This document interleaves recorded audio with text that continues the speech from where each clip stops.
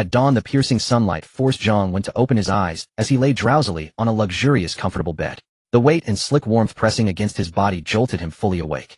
The smooth, fair skin exposed outside the quilt seemed to glow with a hazy radiance.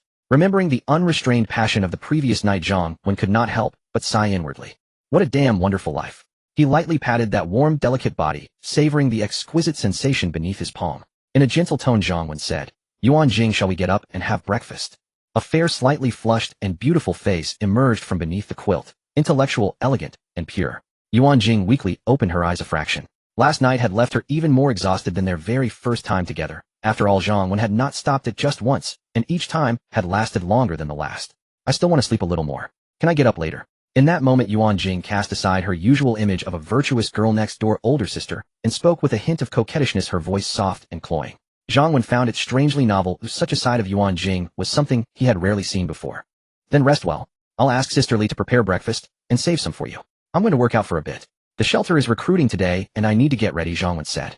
Ruan Jing nodded sleepily, turned over, and closed her eyes once more. This was not some luxurious hotel scene, but rather Zhang Wen's life in the apocalypse. Everything had to be traced back to a few days before. "Damn heavens, are you playing me?"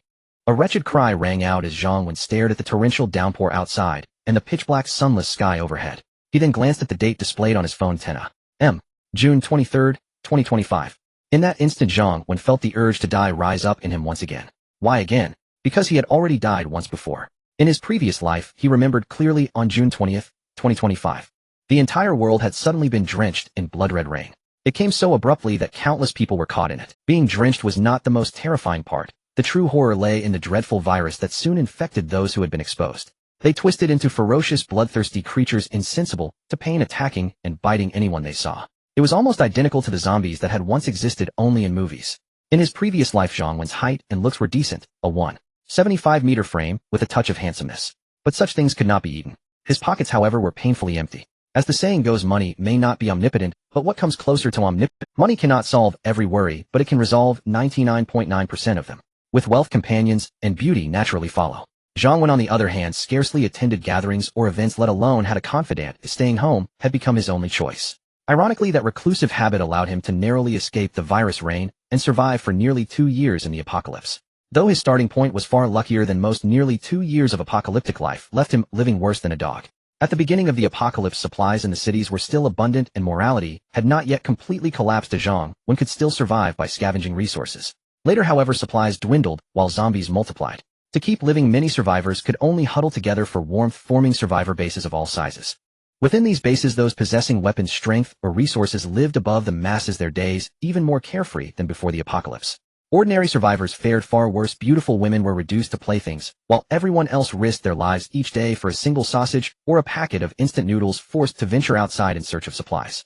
Even then, most of the supplies they found still had to be handed over to the shelter. To stay alive, the survivors who ventured out adopted every ruthless method imaginable. Companions were used as bait. Facing danger, they would abandon one another without hesitation, and some even turned to outright robbery and murder. In those 2 apocalyptic years, Zhang Wen had witnessed far too much.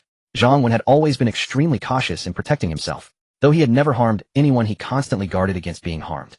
He would never have thought that despite all his vigilance, his refusal to blend in and bully newcomers would lead others to join forces and shove him to the front lines as zombie bait, a disposable pawn.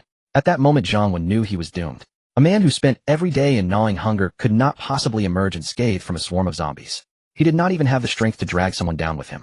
Though he hated his betrayers enough to wish them dead, when death truly descended, Zhang Wen felt little resentment, only a profound sense of release. He had once thought his pre-apocalyptic life struggling on the margins was already painful enough. Yet the damned apocalypse made existence 100 times more bitter than before. To die early did not seem such a bad thing. What he never expected was to be reborn. This privilege, usually reserved for protagonists in novels, had somehow fallen. Yet unlike the rebirths in apocalyptic novels, Zhang Wen's second chance came without a protagonist's essential spatial ability, without billions in assets to stockpile millions of tons of supplies. More tragically, he had not returned to the time before the apocalypse. There were no years, or even months, to prepare a secure shelter, hoard abundant food, or acquire weapons capable of mowing down hordes of enemies. None of that existed. Because the apocalypse had begun on June 20th, Zhang Wen had been reborn on June 23rd. The 3rd day after the world had already fallen. He remembered that today at noon, the blood-red rain that had fallen for 3 full days suddenly ceased, just as abruptly as it had begun. Once the rain stopped, survivors would finally be able to venture out in search of food. In his previous life, Zhang Wen had also gone out to scavenge right after the downpour ended. Because he had never owned a refrigerator, Zhang Wen cooked for himself, but stored little food at home. He had finished the last of it yesterday, and had not even eaten breakfast today. Yet none of that was what truly troubled him now. As he had cursed at the beginning, he had finally gained a rebirth only to lack spatial abilities and the chance to return to the time before the apocalypse. Instead, he had been reborn on the third day after the apocalypse began. What good was that? With the apocalypse already underway, what meaning did this rebirth hold for him? Zhang Wen clearly remembered that the apocalypse was nothing like what novels described. No crystalline cores and zombie brains, no awakened abilities for survivors. All of that was nonsense. There was nothing, no powers at all. So what advantage could his rebirth possibly grant him? It felt as though he had none whatsoever. He hadn't come back just to live through the same 2 years of misery again, had he? Or was he meant to hunt down the people who had killed him, take revenge, and then die once more? The problem was that the shelter he had stayed in during his previous life had not even been established yet. Even if he wanted to find them, he had nowhere to look. Moreover, just before he died, he had sworn that if there were a next life, he would never join any shelter again. If possible, he would build one himself. Ding. The host's thoughts have been detected. Activation conditions for the apocalypse shelter system have been met. System initialization commencing. System initialization complete. The host may view system contents simply by silently reciting it in his mind. Kind reminder: the host must choose an initial shelter territory within 1 hour. If this time limit is exceeded, the system will automatically unbind from the host. This is the only mandatory condition for system binding. All subsequent system operations will be decided solely by the host. The system will no longer interfere. Just as Zhang Wen was on the verge of tears, a mechanical female voice suddenly echoed in his mind. My thoughts. System activation. What was I thinking just now? An apocalypse shelter system. Could it be related to my earlier desire to establish a sanctuary? Whatever the case may be. At last I have the standard configuration of a reborn person. It is not a spatial ability, nor does it send me back several years before the apocalypse erupts. But having a system is still quite good. Display the system. Zhang Wen could not wait to understand it. This concerned whether he could live a good life from now on. Information about the system immediately appeared in Zhang Wen's mind. Apocalypse shelter system. Host Zhang Wen. Vitality points 0. Functions 1. Territory unbound. The size of the territory can be upgraded. Level 1 territory covers a radius of 300 meters. Level 2 territory covers a radius of 600 meters. 2. Perimeter wall inactive. The wall of a level 1 territory is 5 meters high and 1 meter thick. The wall of a level 2 territory is 10 meters high and 2 meters thick. 3. Warehouse inactive. A level 1 warehouse has a capacity of 300 cubic meters. A level 2 warehouse has a capacity of 600 cubic meters. The warehouse function is similar to a spatial ring. Living creatures cannot be stored, and it offers permanent preservation. 4. Defense inactive. Level 1 defense includes 4 automatic arrow towers and 1 automatic Gatling gun. 5. Resident management inactive. A level 1 shelter is limited to 30 official residents. For a level 2 shelter. For official residents of the shelter, the host may view their loyalty information above 90, is absolute devotion above 80, is loyal above 60, is friendly. Official residents may not commit any act that harms the shelter director.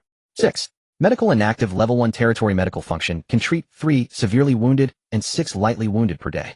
Level 2 territory medical function can treat 6 severely wounded and 12 lightly wounded per day. 7.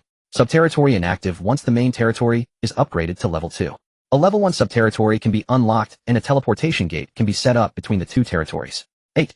Director's Protection Chamber inactive. Each territory may establish 1 Director's Protection Chamber. As long as the Director's blood is left within, if the Director dies, he can be resurrected inside the Protection Chamber. 9. Customization inactive. Custom themes such as basic infrastructure, farms, ranches, weapons factories, and so on. 10.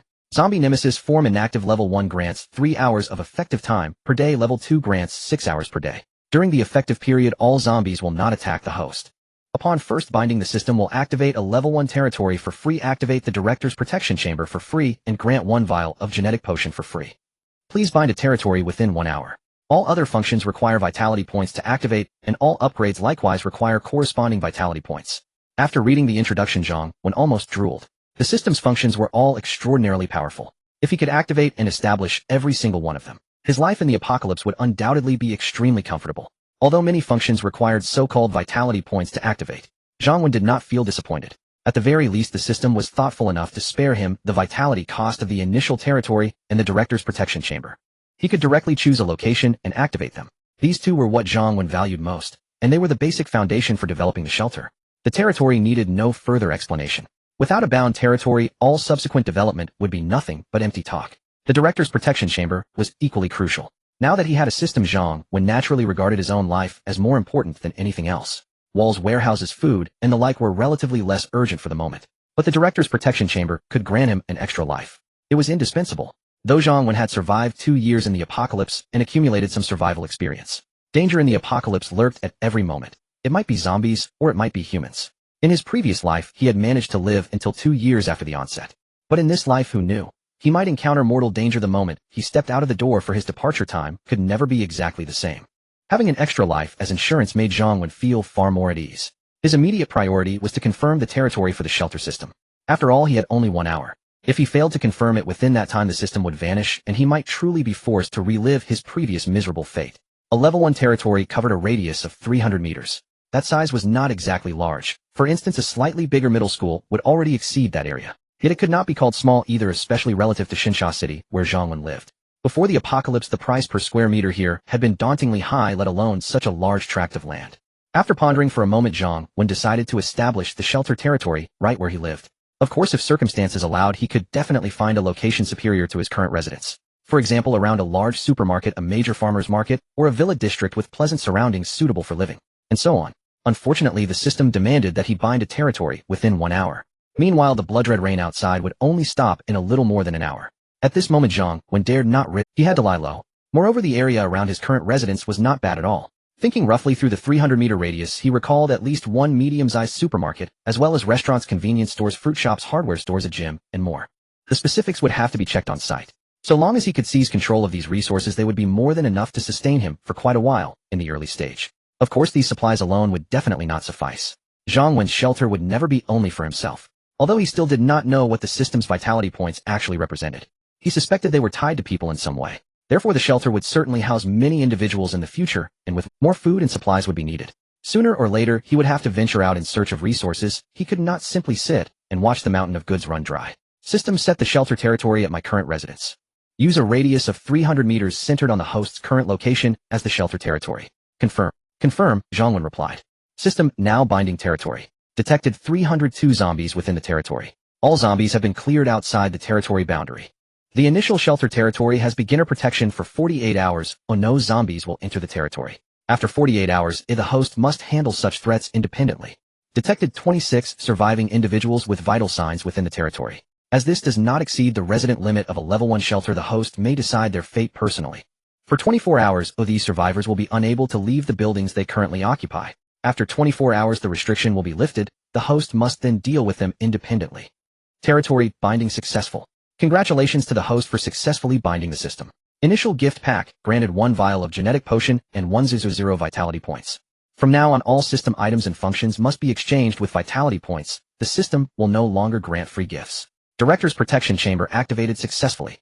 The host should promptly select a location to establish the Director's Protection Chamber. Only the host has permission to enter or operate the chamber. No one else can enter or manipulate it. Yes. Unable to restrain himself, Zhang Wen shouted with joy. The system had finally taken shape. Moreover, when confirming the territory, the system had thoughtfully cleared all zombies from within and even granted him a 48-hour beginner's protection period. It deserved praise. Even though the protection lasted only 48 hours before the walls and defensive weapons were activated, this would greatly facilitate Zhang Wen's situation. He could safely inspect the territory and collect its resources. The system was truly considerate. Compared to the web novels he had read, where systems constantly forced hosts to complete arduous tasks and imposed punishments if they failed, this one was immeasurably better. As for the living humans within the shelter territory, only 26 of them. It once again revealed to Zhang Wen the cruelty of the apocalypse. No wonder statistics later claimed that during the most brutal 3 days at the start of the apocalypse, the world's pre-apocalypse population of tens of billions had been reduced to barely 1/10. Within his own territory, these 26 people would certainly be subjected to selection. Not just anyone could join his ship. First of all, men were out of the question. As for women, what would the criteria be? Anyone he found displeasing, those he found displeasing, those he found displeasing, would all be rejected. My territory, my rules. I am the standard.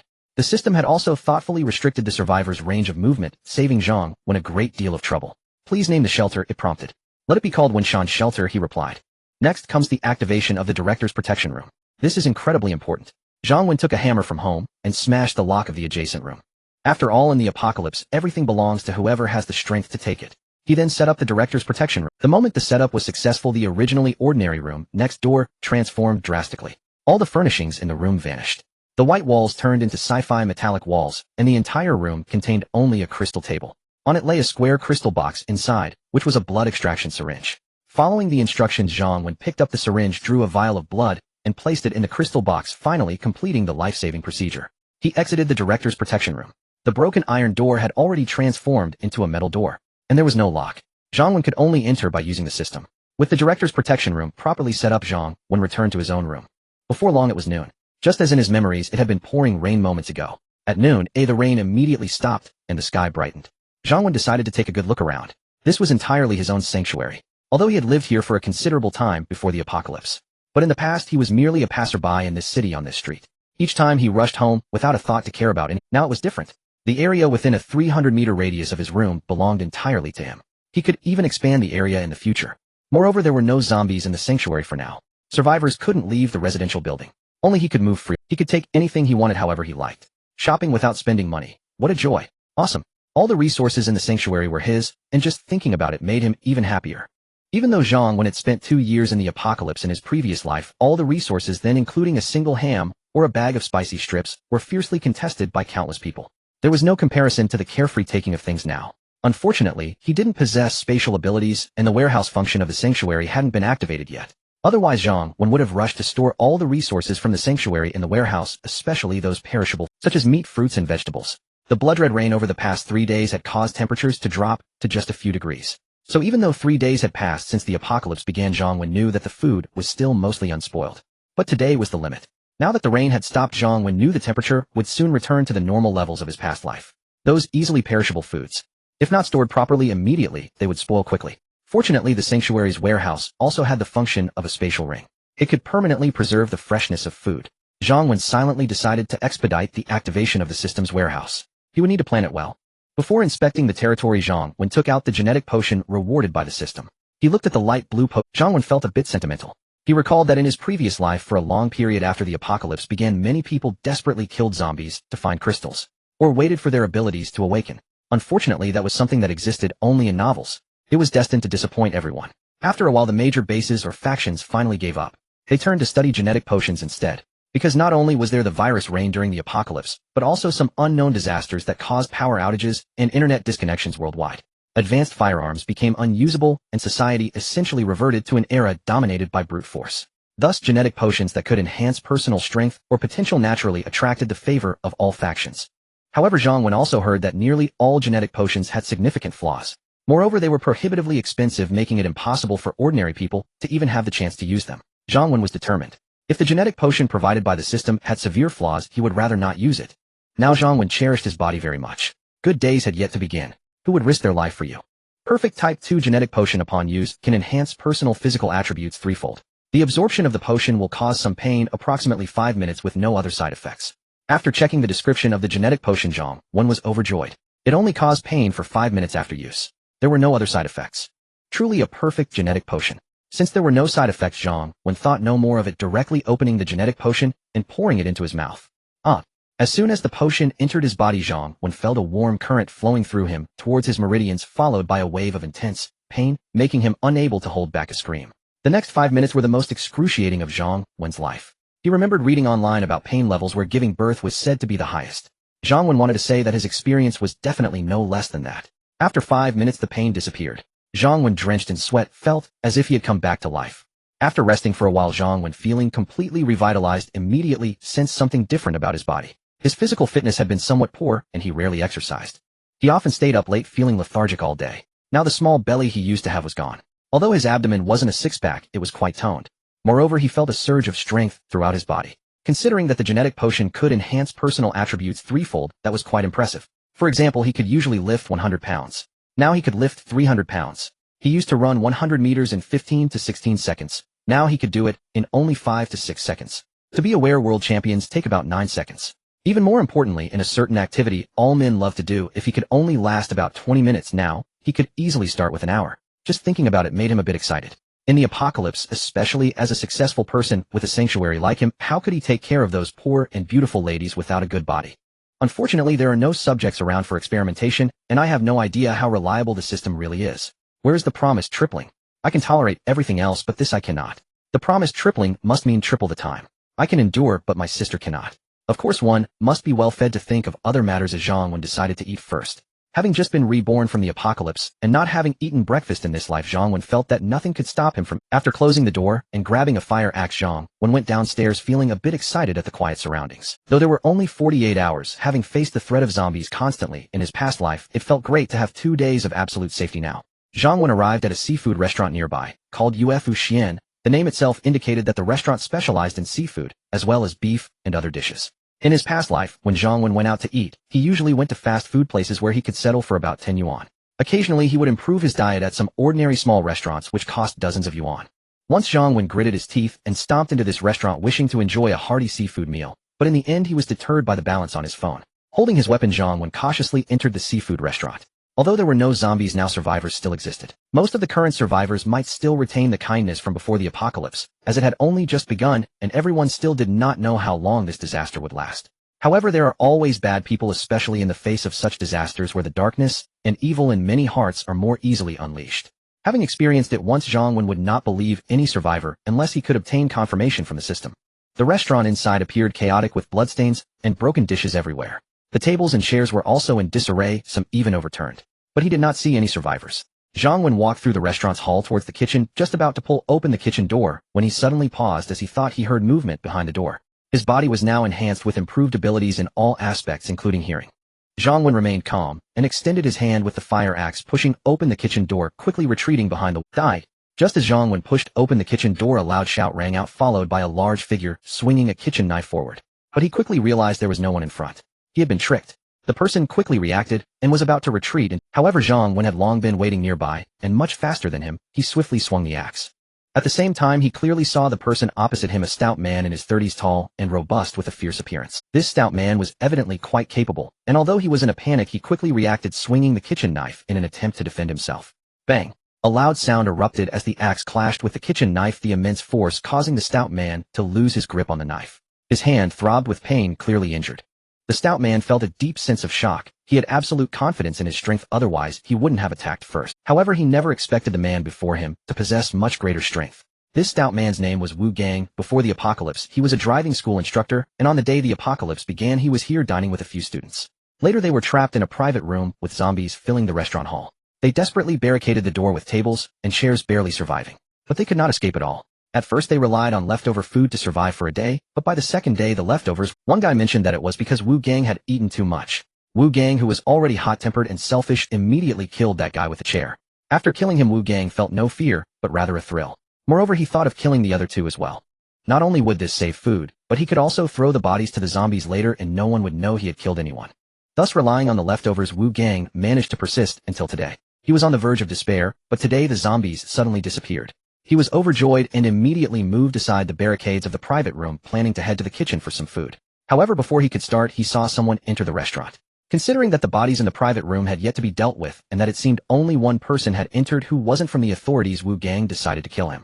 After all, his secret must never be exposed. However, he did not expect the person who entered to be a formidable opponent stronger than himself. "Brother, I'm sorry. I thought it was a zombie that came in, so I acted in haste. It was truly a misunderstanding." Wu Gang, unarmed and at a disadvantage in strength, sought to find an excuse to pacify Zhang Wen. But before he could finish his words, Zhang Wen swung his axe again. Wu Gang, who initially wanted to negotiate, did not expect Zhang Wen to act so decisively, without regard for martial ethics. He tried to dodge, but Zhang Wen was too fast. He was struck in the forehead before he could even react. He didn't have time to scream. Warm blood splattered out, and the stout man fell silent. Had it not been for Zhang Wen's past life experiences, he might have believed the stout man's words. But with his rebirth, he wouldn't believe a single punctuation mark. The excuse of mistaking himself for a zombie was barely acceptable. However, before Zhang Wen knocked his knife away, he had the chance to explain, yet said nothing. Only when he found himself at a disadvantage did he claim it was a misunderstanding. Even if it were a misunderstanding, Zhang Wen had no intention of treating it as such. Wu Gang was a man, and a robust one at that, posing a threat. Moreover, Zhang Wen had seen many people like this stout man. At the beginning of the apocalypse, they might have committed wrongs, but attempted to disguise themselves as good people. After dispatching the stout man with 2 axe strikes, Zhang Wen continued to inspect the restaurant. He confirmed there were no other survivors, but in one private room, he found 3 corpses not killed by zombies, but by human hands. Zhang Wen speculated it was the stout man's doing, but he couldn't be bothered to ascertain the details. After all, they were all dead, and he wasn't a savior here to dispense justice. With no danger present, it was time to eat. Zhang Wen was also extremely hungry. Now there would certainly be no waitstaff or chefs to assist him. Everything had to be done by himself. However, Zhang Wen decided that in the future the chef at the shelter must be someone who could cook delicious food. In the apocalypse, aren't those the few things to pursue? Eating was undoubtedly one of them. Previously, Zhang Wen could barely avoid starving to death, and there was nothing to choose from, let alone taste. In this life, Zhang Wen was determined to live the best life possible. Upon arriving at the kitchen of the tavern, he was delighted to find that many of the seafood kept in fish tanks were still lively, and there was also plenty of beef and chicken in the refrigerator. Zhang Wen remembered that in his last life, over a year after the apocalypse began, there were still not many spoiled foods, especially seafood, various meats and vegetables. They were simply luxuries among luxuries. In the most miserable slums, a pack of instant noodles or half a kilogram of grain could buy a decent-looking girl for a night of dreams. A pack of hot dogs could make her showcase her cherished skills to serve you. And those wealthy individuals, in order to improve their quality of life, spent exorbitantly to acquire some supplies from before the apocalypse. 1 kilogram of meat could be exchanged for 100 kilograms of grain, and a pack of Furong Wang cigarettes could be exchanged for 50 kilograms of grain. If there was fresh seafood and one encountered a generous tycoon, it could be traded for thousands of kilograms of grain. Wasn't it said that food was scarce in the apocalypse?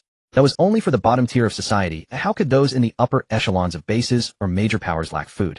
Not to mention that every city had so many supermarkets, vegetable markets, grain bureaus, and so on. How many warehouses of grain, large and small, were there across the country?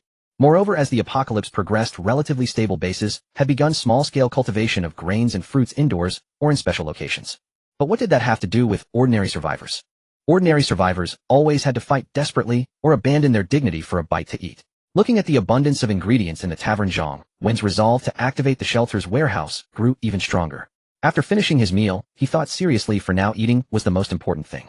Although there was no electricity and water could not be used, the tavern had gas and bottled water. So it didn't take long for Zhang Wen to skillfully prepare a simple home-cooked meal: steamed base, spicy crab, braised chicken legs, boiled beef, stir-fried greens, plus a large pot of rice. Although Zhang Wen did not possess the skills of a tavern chef, the quality of the ingredients combined with his hunger made the meal delicious. This hunger was not just from missing breakfast today, it stemmed from 2 years of longing for food during the apocalypse in his last life. It was a desire ingrained deep in his bones. Thus he rapidly consumed enough food for 4 or 5 people all by himself. Of course, this was also due to the gene serum. Zhang Wen could clearly feel his appetite increasing. Feeling full and satisfied, he silently called upon the system and began to check it to decide what to do next. Apocalypse Shelter System, host Zhang Wen, vitality value 1000, residence 030, functions 1. Territory 1, Shan Shelter, level 1, territory 300 meters. 2. Walls not activated 3. Warehouse not activated 4. Defense not activated 5. Resident management not activated 6. Medical not activated 7. Subterritories not activated 8. Director's protection room established 9. Customization not activated, custom themes such as farms, pastures, weapon factories, etc. 10. Zombie Nemesis not activated. Since the system had officially activated and bound, it was now possible to view more detailed information for each functional option. For example, the number of additional residents displayed as 030. Does this mean the entire shelter can only accommodate 30 people? But aren't there 26 people outside the shelter's territory? Why does it show 0 people? It turned out that the previous statement about the level 1 shelter's residents not exceeding 30 referred to the official residents of the shelter. It's akin to Deep Sand City before the apocalypse, which had a total population of over 10 million, yet only 4 million people had official residency in Deep Sand City. The rest were transient populations. So what is the difference between official residents and non-official residents of the shelter? The distinction is significant. Firstly, the difference lies in the resident management function. Resident management can only oversee the official residents of the shelter. The host can use resident management to check any resident's specialties, loyalty to the territory, and more at any time. Moreover, at any time, official residents cannot take actions that would harm the shelter's director, otherwise they will face automatic punishment from the system. In simple terms, official residents of the shelter can generally be trusted absolutely, because they cannot harm Zhang Wen. Of course, in order to become an official resident of the shelter, their friendliness towards Zhang Wen must be above 60. As for non-official residents, they are the transient population. Zhang Wen cannot manage transient populations through the system. They could also potentially harm Zhang Wen. However, as long as they are within the shelter, the system can display each person's friendliness towards Zhang Wen. Green represents friendliness, yellow represents neutrality, and red represents malice. Also, how is vitality value obtained? Vitality value is generated by all survivors within the shelter. The main factors that determine it are the number of survivors, loyalty, friendliness, and so on. Here, all survivors refer not only to official residents, but also to the transient residents of the shelter. As long as they are within the shelter, they can generate vitality value. The quantity actually depends on how prosperous the shelter is. Loyalty is only applicable to official residents, while transient residents display friendliness. Every midnight, the vitality value from the previous day will be calculated. There is indeed something interesting about this. Official residents of the shelter under the same loyalty friendliness produce vitality value 10 times that of transient residents. What does that mean? For example, within the shelter, if a certain official resident has a loyalty of 60, while another transient resident has a friendliness of 60. The official resident can produce 30 points of vitality value in a day, while the transient resident can only produce 3 points of vitality value in a day. This system is a bit mischievous. It forces him to treat official residents well. Doesn't this greatly enhance the welfare of official residents? However Zhang Wen likes it, that's exactly what he was thinking. After all, he is not an angel, and is not here to save the world. In the future, whoever shows loyalty to him, whichever girl pleases him, then they can become official residents, and live after the apocalypse. It isn't that complicated, it's that simple. If you want to survive, you must invest, and have value. Zhang Wen checked all the activated functions, and the vitality points required for upgrades. Wall requires 200 vitality points to activate, and 2,000 points to upgrade to level 2. Warehouse requires 300 vitality points to activate, and 3,000 points to upgrade. Defense requires 300 vitality points to activate, and 3,000 points to upgrade. Resident management requires 300 vitality points to activate, and 3,000 points to upgrade. Medical requires 500 vitality points to activate, and 5,000 points to upgrade. Zombie killer body requires 600 vitality points to activate, and 6,000 points to upgrade.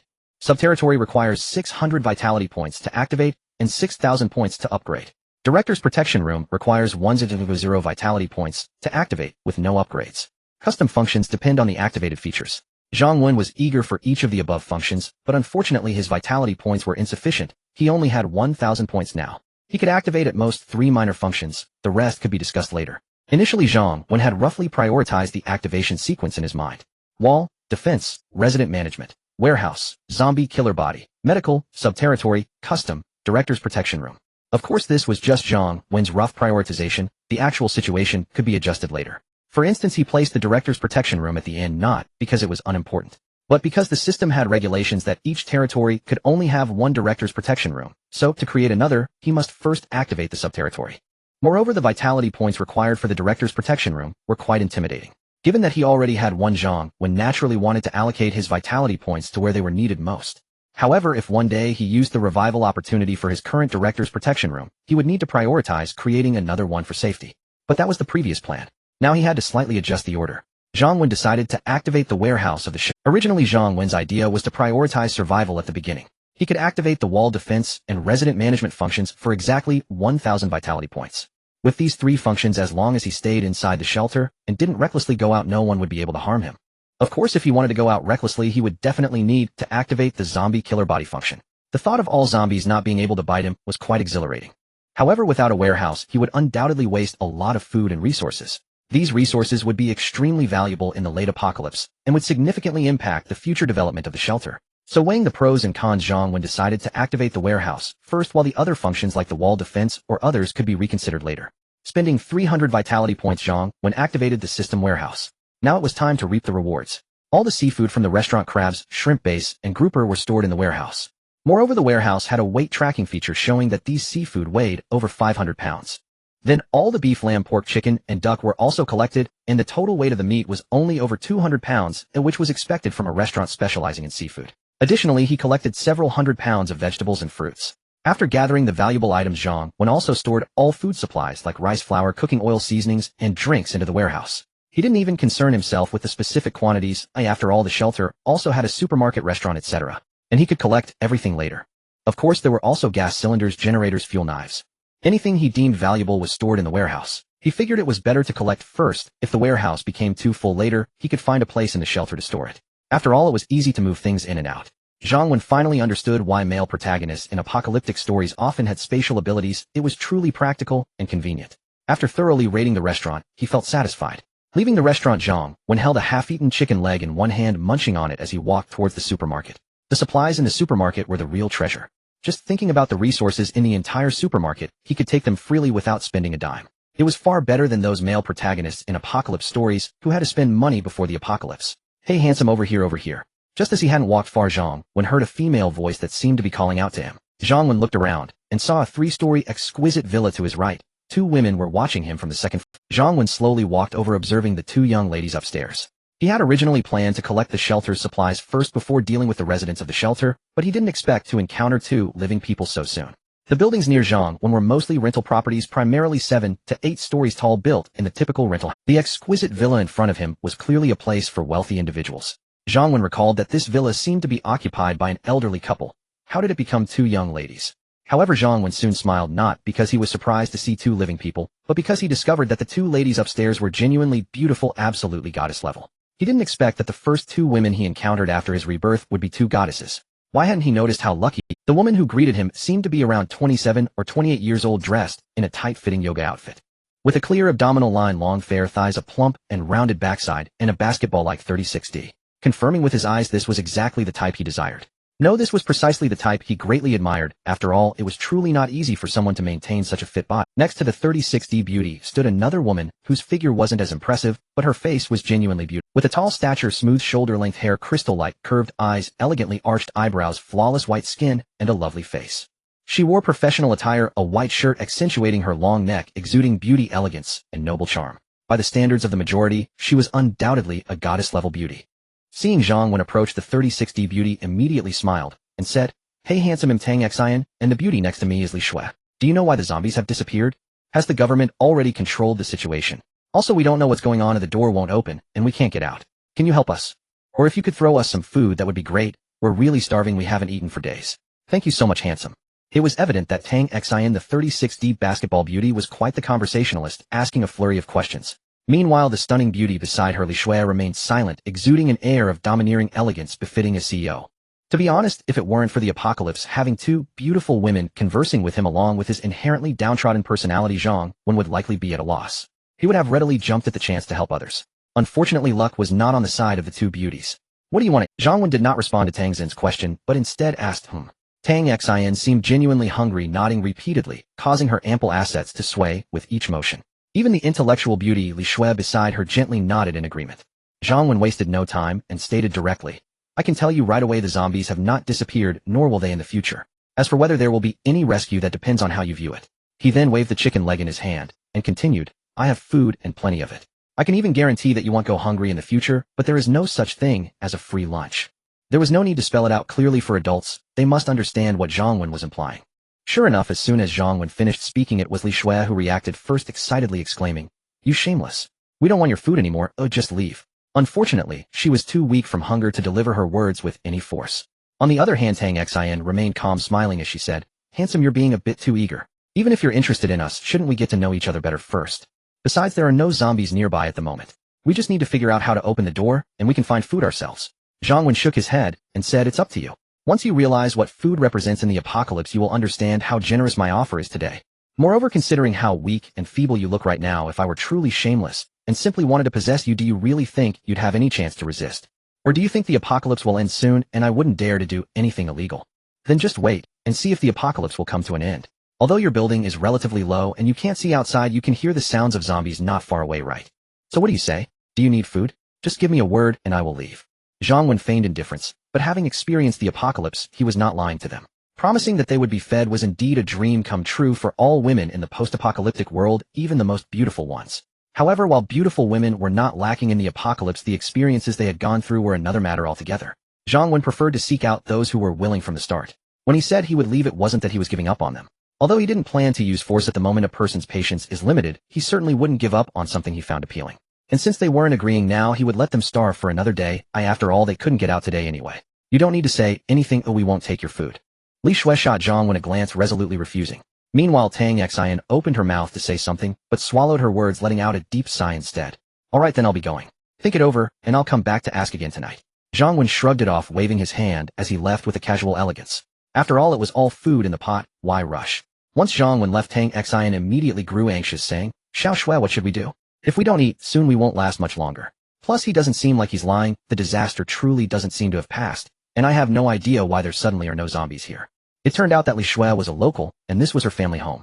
Originally, her parents lived here, but she had bought another villa near her company. Recently, her parents had gone on vacation, and since she had business to attend to in the area, she simply decided to stay at home. Though they had a semi-employment relationship, they had grown quite close over time. Li Shui knew that Tang Xian was not the type of woman who lacked self-respect, otherwise with her looks and figure, she would have long married into a wealthy family. Tang Xian was also starving and left with no choice. Those who have never experienced hunger can never fathom that feeling. It is indeed said online that a person can only survive 3 days without water, but can last half a month without food. However, that merely means one can survive. Truly, after starving for 2 or 3 days without food, one realizes that being alive can be more painful than being dead. Li Shui sighed, looking at Tang Xian, and said, Sister Xian, everyone has their own ideas, and everyone has the right to pursue survival. If there's still no rescue by nightfall, you can decide according to your own wishes without considering me. Tang Xian could only give a bitter smile, thinking that in this apocalypse, where was there still room for personal desire? Zhang Wen left the young lady and arrived at the supermarket, which is a fresh food market located within a residential area roughly a few hundred square meters in size. The supermarket's supplies were relatively abundant, as Zhang Wen had mostly shopped at this supermarket in his previous life. Just as he was about to step inside, he suddenly noticed a vehicle across the street. He smacked his forehead, realizing he had forgotten about it. What he saw was a police car, but that was not the vehicle Zhang Wen intended to drive. Moreover, right behind that police car was a police station. What is most important for survival in the apocalypse? Food and weapons are always the top two. Now that he temporarily had enough food and the defensive functions of the shelter system were not yet activated, it was absolutely necessary to procure some weapons. Even if the shelter's defensive functions were activated, they would only be useful inside the shelter, or outside, he would still need other weapons. Zhang Wen immediately headed towards the police station, and after the incident with Tang Xian and Li Shui, he had also discovered a function of the system. Zhang Wen could display the locations of all living people in the shelter within the system, like a navigation map. This way he wouldn't be like before, where he only realized the two young ladies were calling him after they had already done so. The system showed that no one was at the police station, so Zhang Wen confidently walked inside. The police station was not as chaotic as the seafood restaurant. After all, ordinary people rarely came here. After searching for a while in the police station, he quickly found many standard police equipment in the warehouse. Batons, stun guns, handcuffs, bulletproof vests, tear gas canisters, bright flashlights, first aid kits, walkie-talkies, stab-proof vests, first aid kits, and more. These were all standard police gear, so there were plenty. Zhang Wen thought for a moment. Since the shelter was not yet stable, all dangerous weapons must be collected, and the system's warehouse still had plenty of space. After storing the items in the system warehouse, Zhang Wen donned a set of equipment left behind. He first added a bulletproof vest, which was surprisingly lightweight, much lighter than he had imagined. Next, he wrapped a multifunctional police belt around his waist, attaching handcuffs, a tear gas canister, a bright flashlight, a baton, and so on. He found a mirror to take a look, and to his surprise, he indeed had a bit of an imposing presence, fulfilling a small dream from it. Now all that was left was to procure the most important weapon, as Zhang Wen knew that even in the police station the management of firearms was very strict. After rummaging around for a while, Zhang Wen finally found 492 type handguns along with magazines, and over 300 rounds of ammunition in another location. Fortunately, in his previous life, Zhang Wen had also shot guns before, though only a few times. He was familiar enough with firearms to not be clueless about how to use the one he was holding now. After checking the feel of the gun, Zhang Wen happily secured it to his multifunctional belt. The other guns were stored in the system warehouse. After leaving the police station, Zhang Wen headed straight to the supermarket. The roll-up door of the supermarket was closed, and he tried it. It was not locked. However, he did not rush to pull open the supermarket door. Instead, he took a fire axe he had found earlier in the police station, holding it in his hand, and checked his firearms and ammunition, securing the gun behind him. Is anyone inside? I'm here to rescue people. Zhang Wen swung the fire axe against the door a few times and shouted loudly from outside. Previously, when he checked the distribution of survivors in the shelter, Zhang Wen had discovered that the supermarket had the most survivor markers, with as many as 8 people. So Zhang Wen already knew there were people in the supermarket. Moreover, according to the system display, there were 2 people guarding behind the roll-up door of the supermarket. Thus, Zhang Wen intentionally stirred the pot, and he could also test what kind of people were inside. Sure enough, as soon as his voice fell, there was a commotion inside, and the 2 people guarding the supermarket door moved toward. Zhang Wen immediately pulled open the supermarket's roll-up door. At the same time, he labeled the people inside in his mind absolutely suspicious. Although he was not here to rescue anyone, the people inside did not know that. In the face of such a disaster, shouldn't survivors be excited to open the door and welcome a rescuer? Of course, this refers to the early days of the apocalypse, when most people's thoughts were still hopeful and the nature of most had not yet been extinguished. But by the late stages of the apocalypse, sometimes people could be far scarier than zombies. Trust between people had long since collapsed. The entire supermarket was in chaos, with bloodstains and discarded food everywhere, and several shelves had toppled over. However, today the rain had just stopped, and no one had come out to search for supplies yet. So although it looked chaotic, the supplies in the supermarket were mostly still intact. This supermarket only had 1 floor with residential buildings above, so it was somewhat large. Standing outside, he could only see half of the supermarket. There was still a large area inside. Is anyone there? Zhang Wen feigned ignorance and shouted again. Someone. This time there was no silence. A person ran out into view, where Zhang Wen could see. He was a man in his 30s, short and somewhat thin. After emerging, he sized up Zhang Wen, but did not step forward. Why didn't you answer when I called? And are there others inside? Zhang Wen asked with displeasure. Brother, we didn't hear you before. The young man replied with a smile to placate him, then immediately asked, Brother, judging by your gear, are you a police officer? Has the government come to rescue us? How many of you are there? Do you have guns? Zhang Wen said impatiently. Why so many questions? Are there others in the supermarket or not? Call them all out. The young man kept smiling and said, Brother, don't be angry, I'm only asking. If you had a gun, we'd feel safer, more willing to believe you are with the government and able to save us. I have no gun, nor am I police. I'm from the community outreach. No, a community worker. Our leader noticed there seemed to be fewer zombies in the neighborhood and sent me to contact survivors so we might unite and help ourselves, Zhang Wen said with a smile. The young man, unable to contain his anger, snapped, man, at a time like this your damn leader is still ordering you about worse than Zhou Boppy. Why are you still obeying him? It's so dangerous out there. You should be finding somewhere to hide, he urged. Zhang Wen gave a bitter laugh. I have no choice. I'm in a public institution and must follow my leader, otherwise when this disaster is over I might lose my job. I said, are there people here or not? Call them out so I can take a head count. Zhang Wen had grown tired of words. If they did not come out, he would take action himself. Yes, there are several more, including that leader. Let me confirm. Do you really have no gun? Without a gun we don't feel safe, so some of them are reluctant to leave, the young man said. Zhang Wen feigned urgency. Are you fools? Firearms are tightly controlled. Ordinary clerks like us wouldn't be issued guns. Even if you gave me a gun, I wouldn't know how to use it. Besides, what's the point of guns for killing zombies? Firing would summon a horde at once. You'd die without knowing how. A fire axe is far more practical, isn't that how the movies show it? And for some reason there seem to be far fewer zombies nearby, though otherwise I wouldn't dare come out. The young man grinned and said, leader, don't worry, no guns is fine, I'll call everyone out. Alright, I'll wait. The young man turned and walked into the supermarket. Before long 3 people emerged, including him. At the front was a man in his 40s, tall and burly with a fierce countenance. There was also a man in a supermarket uniform in his 20s, his hair dyed bright yellow. Zhang Wen narrowed his eyes. Each of the 3 carried a weapon, a fire axe, a butcher's cleaver, and a long steel pipe. What are you planning? Why are you all armed? Zhang Wen pretended to be nervous as he raised the fire axe in his hand. Hey young man, don't get the wrong idea. We've kept weapons on us to protect ourselves. The fierce-looking middle-aged man immediately explained. He went on, young man, my name is Li Wenbin. I heard you earlier. It's wonderful that government people have come to save us. Well, cooperate with the government's arrangements. There's someone here who's injured. Come and see how to treat her. From now on we'll follow you. Where is the injured person?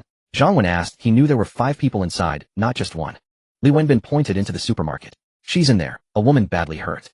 None of us know how to treat wounds, and the supermarket has no medicine. Thankfully the government is here. Oh, please come and check her.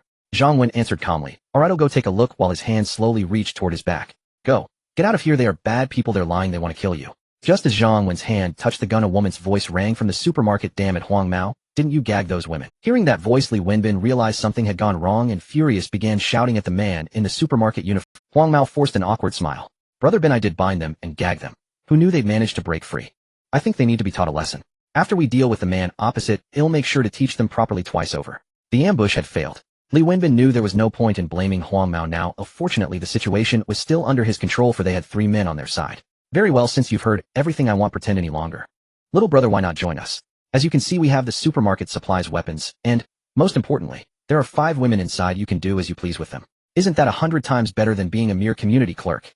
After all, who can say if or when this apocalypse will end, or how long we'll live? Now is the time to seize pleasure. Wouldn't you agree, little brother?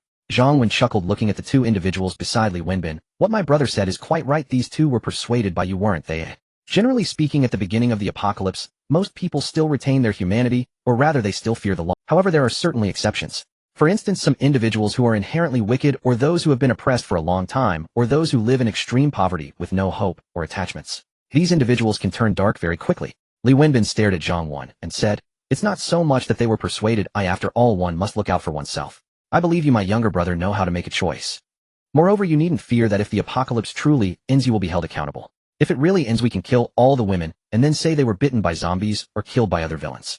In such chaos during the apocalypse with so many dead, who would care how a few people died? Don't you think? That makes a lot of sense.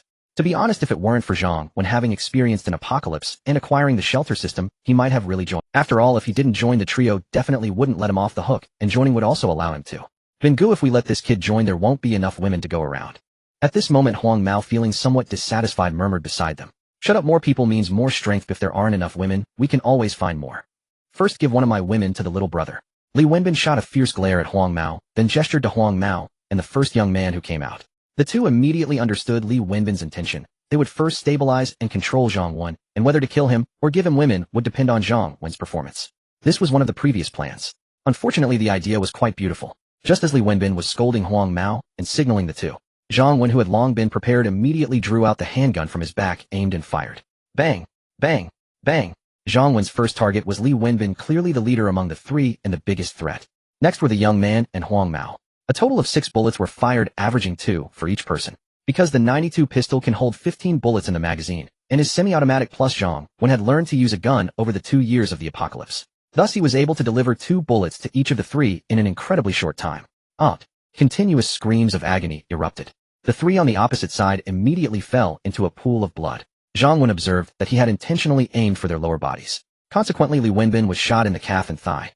Huang Mao was hit by 2 bullets, but only one struck him, hitting his thigh. As for the other young man, he was also hit by only 1 bullet, but it was after striking his heart. He was already done for. It seems my shooting skills are still lacking. I hit only 4 out of 6 shots, and that was at such a close range. Moreover, my accuracy was not good. Zhang Wen deliberately shot at their lower bodies not because he wanted to spare them, but because he didn't want to waste bullets.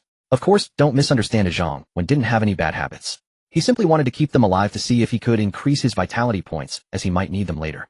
Once their mission was complete, it wouldn't be too late to end their sinful lives.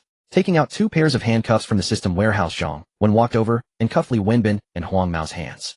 Even though they were injured from gunshots, it didn't mean they were no longer dangerous. Having experienced the apocalypse, Zhang Wen knew one must always be cautious. As for the other young man, he was already lifeless, so there was no need to bother with him. Oh, it hurts so much. Damn it, Lao Zhang said he had no gun. Huang Mao was clearly a cowardly and pain-averse person, continuously screaming and complaining. Meanwhile, Li Wenbin beside him endured the pain, his eyes flashing with a hint of ferocity. Shut up. If you scream again, it'll make you eat a peanut. Zhang Wen, feeling somewhat annoyed by Huang Mao's cries, directly threatened with his gun. The effect was immediate. Huang Mao was so scared that he immediately fell silent. Little brother, I admit my defeat this time. You are not really a street office worker, are you? As long as you don't kill me, I'll give you all my supplies and women and treat you as the boss. How about that? In this apocalypse, even though you have a gun, it's still not enough to be alone. Li Wenbin looked at Zhang Wen enduring the pain and spoke in a calm tone. The dog that barks the least bites the hardest. This principle Zhang Wen understood well. You shut up too, speak only when I... Zhang Wen was already too lazy to waste words with him. They no longer held significant value. To join Zhang Wen's shelter, there were 3 conditions. You must be visually appealing. You must be visually appealing. You must be visually appealing. Of course, the right of explanation lies with Zhang Wen. If today you don't appeal to me, perhaps tomorrow you will. However, it is certain that in Zhang Wen's shelter, he finds all men unappealing. Because in the apocalypse, men's ambitions are much greater than women's, and they are never satisfied. Today you satisfy their hunger. Tomorrow, if they feel capable, they will want you to satisfy their desires for women. The day after. Even among women, not just anyone will do. Although becoming a formal resident of the shelter would generate more vitality points, Zhang Wen wouldn't do things that would go against his principles just for vitality. He would absolutely not accept just anyone into the shelter, let alone allow them to become formal residents. Reborn Zhang Wen would never compromise his integrity. There was no need for that. Ignoring the 2, Zhang Wen entered the supermarket. 5 people. 2 young women in their 20s, a young woman in her 30s, a middle-aged woman in her 40s, and a little girl about 5 or 6 years old. The 2 young women looked ordinary with average figures, only attracting some attention because they weren't wearing much clothing. The middle-aged woman was similar, a very typical housewife. The 30-something young woman, although her looks were only around 80 points, had an impressive figure, at least 90 points. She was well endowed. Of course, she was still a bit lacking compared to Tang Xian and Li Shui, whom he had seen before. Tang Xian had a beauty score of 90 and her figure was at least 99. Li Shui's beauty was 98 and her figure was around 80 or 90, but the specifics needed measuring. After all, at that time Zhang Wen's focus was entirely on studying Tang Xin's figure. It was too eye-catching and naturally led him to overlook Li Shui's figure. On the other hand, the little girl about 5 or 6 years old was incredibly cute, with a round fair face, 2 adorable braided pigtails, and those bright clear eyes that were especially endearing. Zhang Wen did not have any particular obsession in his past life. He quite liked children, especially the thought of having a daughter. Unfortunately, even before the apocalypse, Zhang Wen did not have any children. This is quite normal in the lower tiers of the apocalypse, when one cannot even support oneself, who would want to have children. As Zhang Wen approached, the 5 bound individuals trembled in fear, especially after the gunshots they had heard earlier. Zhang Wen ignored them and first untied the ropes binding the little girl. Of course, his intentions were not out of a service. To begin with, even a little girl along with all the women here, including the men outside, posed no threat to Zhang Wen. After all, he had weapons in hand and had consumed genetic agents. Previously, Zhang Wen had gone to great lengths merely to ensure his safety. The second reason was for another purpose altogether. The little girl, once untied, was quite obedient, though her gaze lingered on the attractive young woman, as if wanting to say something. However, ultimately, under the woman's head shake and gaze, she quietly stayed to the side. Who was it that spoke to remind me earlier? Zhang Wen looked at the group. Although they were still tied up, their mouths were not gagged, so he was uncertain who had spoken. However, Zhang Wen noticed some details. The 2 younger women were only loosely tied up, unlike the well-bound woman. The attractive young woman and the middle-aged woman were tightly bound. Not only were they secured well, but their hair was disheveled, and there were clear signs of injury on their faces and bodies. It was me, the middle-aged woman immediately replied. No, it was me, sir. We were only trying to remind you out of kindness with no other intentions. Please do not harm us. At this moment, the attractive young woman also spoke up. Upon hearing her voice, Zhang Wen recognized her as the one who had spoken earlier. What's this? Do so many people want me to thank you all? Zhang Wen said, perhaps what awaits you is not gratitude. He looked at the 2 women. Sir, it truly was me. Sister Li was also afraid you would harm me, which is why she took the blame. We do not seek your gratitude, we only ask that you do not hurt us. What is your name? Zhang Wen asked the young woman. Ruan Jing, she replied. Briefly explain what happened at the supermarket. Ruan Jing, not daring to defy him, began to recount the events simply. In truth, what happened at the supermarket was quite straightforward. 3 days ago, disaster struck, and with so many people, naturally more perished. The survivors managed to close the supermarket doors, leaving only 13 individuals waiting for rescue. Among the 13, there were 6 men and 7 women. On the first day, everyone was highly tense and lost, and nothing much happened. By the second day, the survivors, having regained their wits, began to harbor some ulterior motives. Especially that Li Wenbin. He secretly recruited the young man and the blonde, and then taking advantage of the others' lack of vigilance, killed the 3 men who did not submit to him. Among the 7 women, 2 were the wives of those 3 men. Li Wenbin and his cohort were uneasy about the women, so after defiling them, they tortured them to death. Speaking of this, Ruan Jing could not help but feel fear as she recounted the scene. However, this also allowed the remaining 5 women to escape a calamity yesterday. Today, Li Wenbin and his 2 companions planned to turn the remaining women into their slaves. Moreover, they had already divided them up. The 2 younger women were to be taken by the blonde and the young man, while Ruan Jing and her daughter would belong to Li Wenbin. The middle-aged woman, Sister Li, was destined to be a servant. The 2 younger women were too frightened to resist yesterday, but Ruan Jing and Sister Li refused to submit, so they faced severe beatings and deprivation of food as punishment. Originally, Li Wenbin had lost patience today and intended to resort to force, but unexpectedly Zhang Wen arrived. Li Wenbin and his 2 companions were terrified and had no idea how many people Zhang Wen had brought or what weapons he possessed. Thus the scene at the beginning unfolded with the young man going out to scout the situation and stabilize Zhang Wen. Li Wenbin and the blonde adapted to the situation, which included the possibility of killing Ruan Jing and the others. Zhang Wen glanced at Ruan Jing, whom she was quite pleasing to the eye. She could be taken into the shelter. Of course, since he intended to formally recruit her, the resident management function of the shelter should also be activated. Naturally, in Zhang Wen's original plan, the priority activation function was also resident management. System, activate the resident management function. Receive, deducting 300 vitality points. Activation successful. Zhang Wen checked the system interface. Apocalypse shelter system. Host Zhang Wen, vitality points 400, residence 030, functions 1. Territory 1, Shan shelter, level 1, territory 300 meters. 2. Walls not activated. 3. Warehouse level 1, 300 cubic meters in size. Current supplies 505 pounds of seafood, 209 pounds of poultry, meat, 600 pounds of fruits and vegetables. 3 handguns, 56 handcuffs. 4. Defense not activated. 5. Resident management 06. Medical not activated. 7.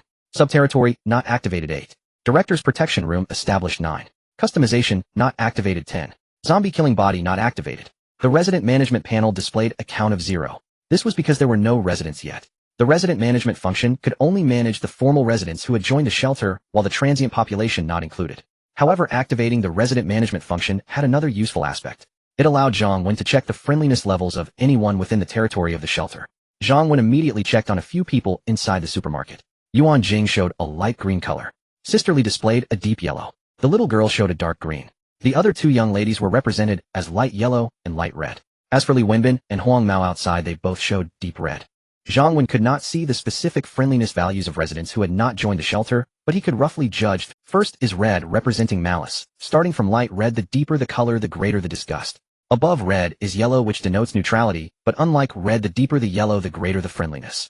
Above yellow is green, representing friendliness, and its expression is similar to that of yellow. Li Wenbin and Huang Mao likely wished to drink Zhang Wen's blood and eat his flesh, hence the deep red was quite normal. The 2 young ladies showed light yellow, indicating they were neutral towards Zhang Wen, capable of betrayal at any time, but possibly having some fondness. The other one was light red, which was worth noting. Although it was merely a hint of malice, it was still malice. Damn it, I saved you, and instead of gratitude you harbor hatred. Of course, Zhang Wen was not particularly concerned about their thoughts, remaining utterly unperturbed. Sister Li's deep yellow represented neutrality, while still being somewhat friendly. This was quite normal. After all, before Zhang Wen arrived, the actions of Li Wenbin and the others were quite cruel, and Sister Li was after all a victim. Before Zhang Wen harmed her, he was still considered her benefactor. Ruan Jing was light green, and the little girl was dark green, both relatively friendly. This was not only due to Zhang Wen saving them, but also had a lot to do with his previous actions, such as untying the little girl. Listen up, I have established a shelter here called Wanshan Shelter. Does anyone wish to join voluntarily? There is only one requirement to join the shelter: obey all of my commands. Of course, with every contribution comes a reward, and what you will receive as a reward is food and a safe environment to survive in this apocalypse. After roughly understanding the situation, Zhang Wen began to speak. Of course, he was merely soliciting their opinions. In truth, he had already made decisions about who could join the shelter and become formal residents. The 4 adult women present did not speak. Instead, a fair little hand was raised. What do you want to say, little one? Zhang Wen smiled at the little girl. It seemed she had received excellent upbringing, surely a good student at school, as she knew to raise her hand to ask questions. Uncle, I'm not called little one and my name is Tong Yao. I want to ask if I can also join. Tong Yao asked cutely with her big eyes wide open. Zhang Wen looked at the little one before him, knowing that many unpleasant events had occurred in the supermarket yesterday, either not in front of her, or her mother had kept them from her sight. Otherwise the little girl would not remain so innocent and naive. After the apocalypse, Zhang Wen had seen too many children who bore severe psychological trauma. Why do you want to join, little one? What can you do at your age? Zhang Wen for some reason felt quite good, and began to tease. Little Tong Yao pouted, clearly a bit unhappy that Zhang Wen still called her little one. Yet she seriously replied, because my mom and I need food. Without food, we will be hungry. Even though I'm still small, I often help my mom at home sweeping the floor and washing dishes. I can do all of that. Alright, you were the first to apply to join and I agree. Zhang Wen nodded with a smile. Meanwhile the system's voice echoed in his mind. Ding, Tong Yao has applied to join the shelter. Do you agree? Indeed, to become a formal resident of the shelter, she must confirm herself, and only then can Zhang Wen agree. Zhang Wen finally welcomed the first formal resident of his shelter. Although she was just a little one, it was undoubtedly a matter worth recording in history. What about you all? If anyone wants to join, just raise your hand like the little one. I will only give you 3 seconds to consider, or the opportunity will pass. Zhang Wen looked at the remaining 4 people and said. In the end, Ruan Jing and Sister Li exchanged glances and raised their hands together. Ruan Jing had no choice, her daughter had already joined. She couldn't refuse to join, letting her daughter withdraw now would surely infuriate Zhang Wen even more. Moreover, she felt more grateful than fearful towards Zhang Wen. Ruan Jing would later realize how wise her daughter's decision had been at that moment. As for Sister Li, although she is quite strong-willed, she is also a person who values emotions deeply. In recent days her relationship with Ruan Jing has been quite good, and they have been helping each other. So when Ruan Jing joined, she naturally followed suit, and she also didn't dare to go out alone. Good, congratulations to you all for making a wise choice, Zhang Wen said to Ruan Jing and Sister Li. At the same time within the system, they were approved to become official residents. Now Zhang Wen's shelter has 3 official residents. Apocalypse Shelter System, host Zhang Wen, vitality value 400, residents 330, functions 1. Territory 1, Shan Shelter, level 1, territory 300 meters. 2. City wall, not activated. 3. Warehouse level 1, 300 cubic meters in size, current supplies 505 pounds of seafood, 209 pounds of poultry, 600 pounds of vegetables and fruits. 3 handguns, 56 handcuffs. 4. Defense not activated. 5. Resident management Tong Yao 6 years old, specialty singing and dancing, loyalty 86. Ruan Jing 30 years old, specialty management, loyalty 80. Sister Li 43 years old, specialty cooking, loyalty 69. 6. Medical not activated. 7. Subterritory not activated. 8. Director's protection room established. 9. Customization not activated. 10.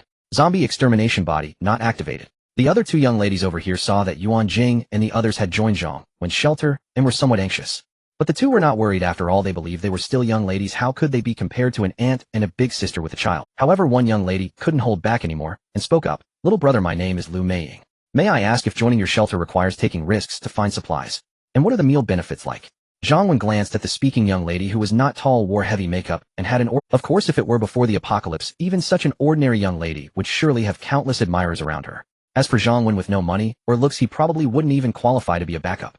However, Zhang Wen's standards had long since become picky, and he was not attracted to such ordinary appearances. Yet this young lady, named Lu Meiying, was the one with a light red friendship level, which made Zhang Wen take a second look at her.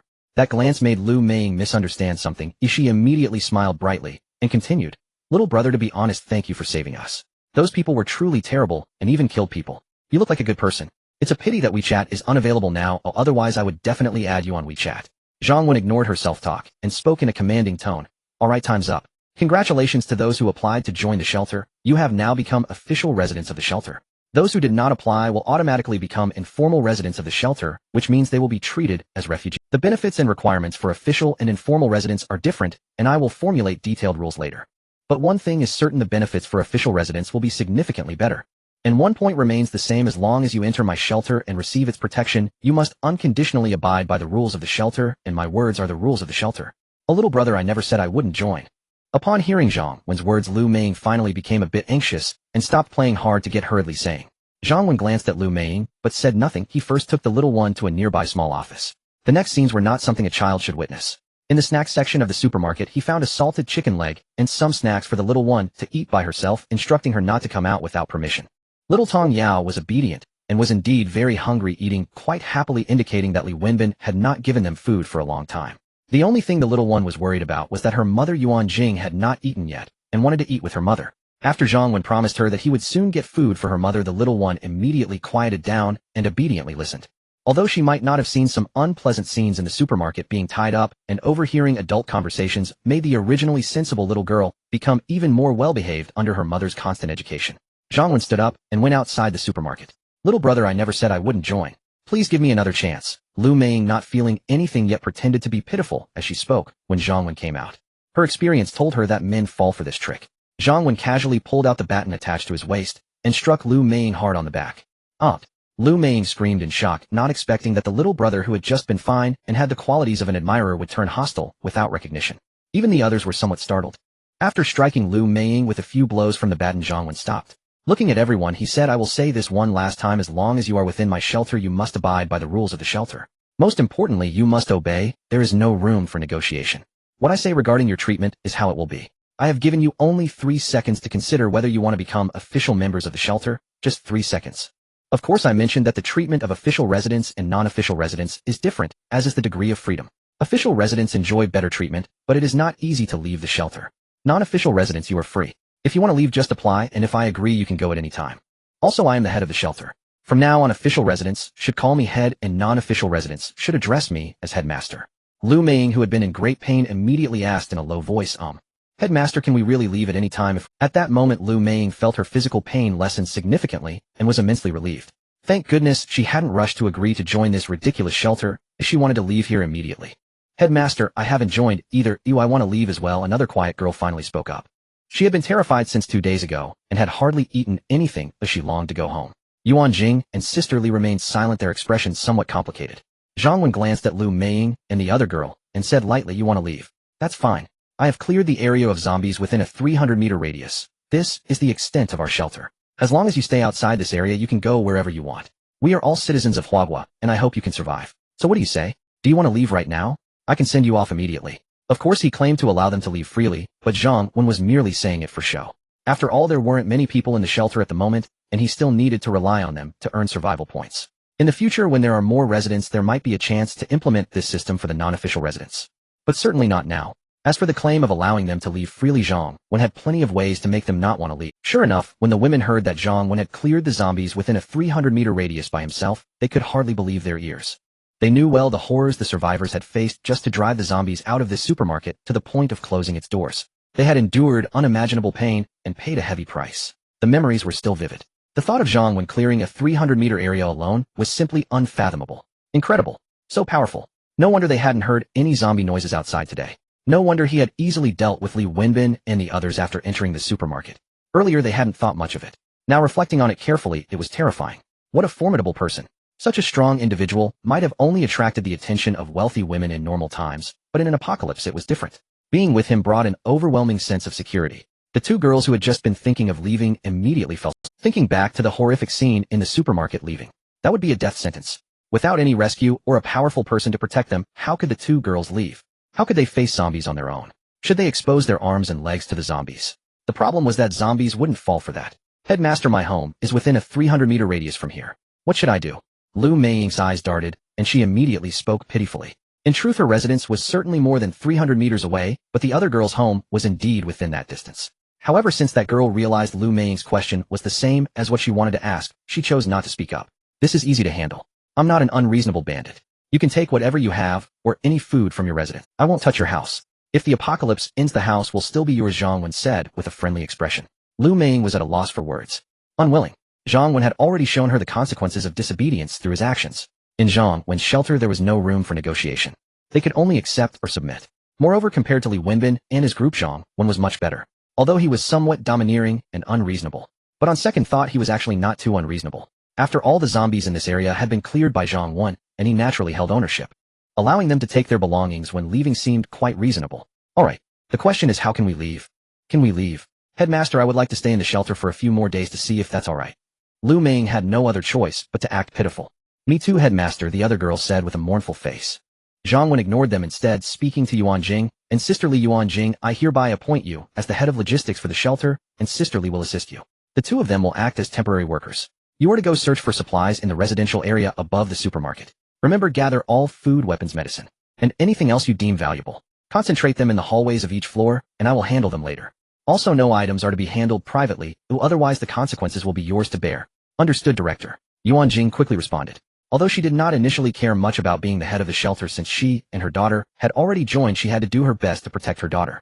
Just as she was about to call Sister Li and the others to action, Zhang Wen said, "Wait, Ruan Jing, come with me to the office for a moment." With that, he headed towards the office. Ruan Jing remained frozen in place until Zhang Wen entered the office, her mind filled with that one phrase, "Go to the office for a moment." What could happen in the office? If it were before the apocalypse, Ruan Jing wouldn't have thought much of it, as it was a lawful society. But in the past 2 days she had experienced too much darkness, leaving her no choice but to think more. While she may not be a goddess in appearance, she could definitely be considered a beauty, and after having a child her figure had improved. Otherwise the previous leader Li Wenbin wouldn't have chosen her. It was just that she had not allowed Li Wenbin to succeed. But Ruan Jing also knew that if it weren't for Li Wenbin's actions towards other women yesterday, if Zhang Wen had come a little later, and if Li Wenbin had tried to force himself, she, as a single woman, wouldn't have been able to resist for long. But what if the director also acted that way? And her daughter was still in the office. How could the director? Xiaojing. Sister Li noticed Ruan Jing's dilemma and was about to say something. Ruan Jing immediately said, "Sister Li, please wait for me. We'll go upstairs to search for supplies later." She didn't want Sister Li to stick her neck out for her and get hurt. She could only take one step at a time. For her daughter, sometimes there was no other way as long as he didn't harm her. All in all, Zhang Wen left a much better impression on her than Li Wenbin. "Mom, come quick. Uncle gave me a lot of food, and you have some too."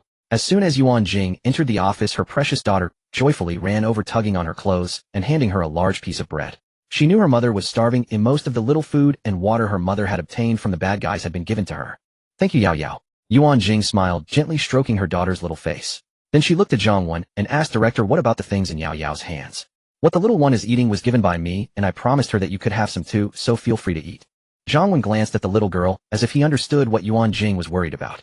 "Additionally, the reason I called you here is that as an official resident of the shelter you have the right and necessity to be equipped with weapons. Therefore I am preparing to give you and Sister Li some weapons and teach you how to use them. In the future you will be responsible for teaching not only Sister Li, but also new residents. Of course this is only temporary. You will still mainly be responsible for logistics.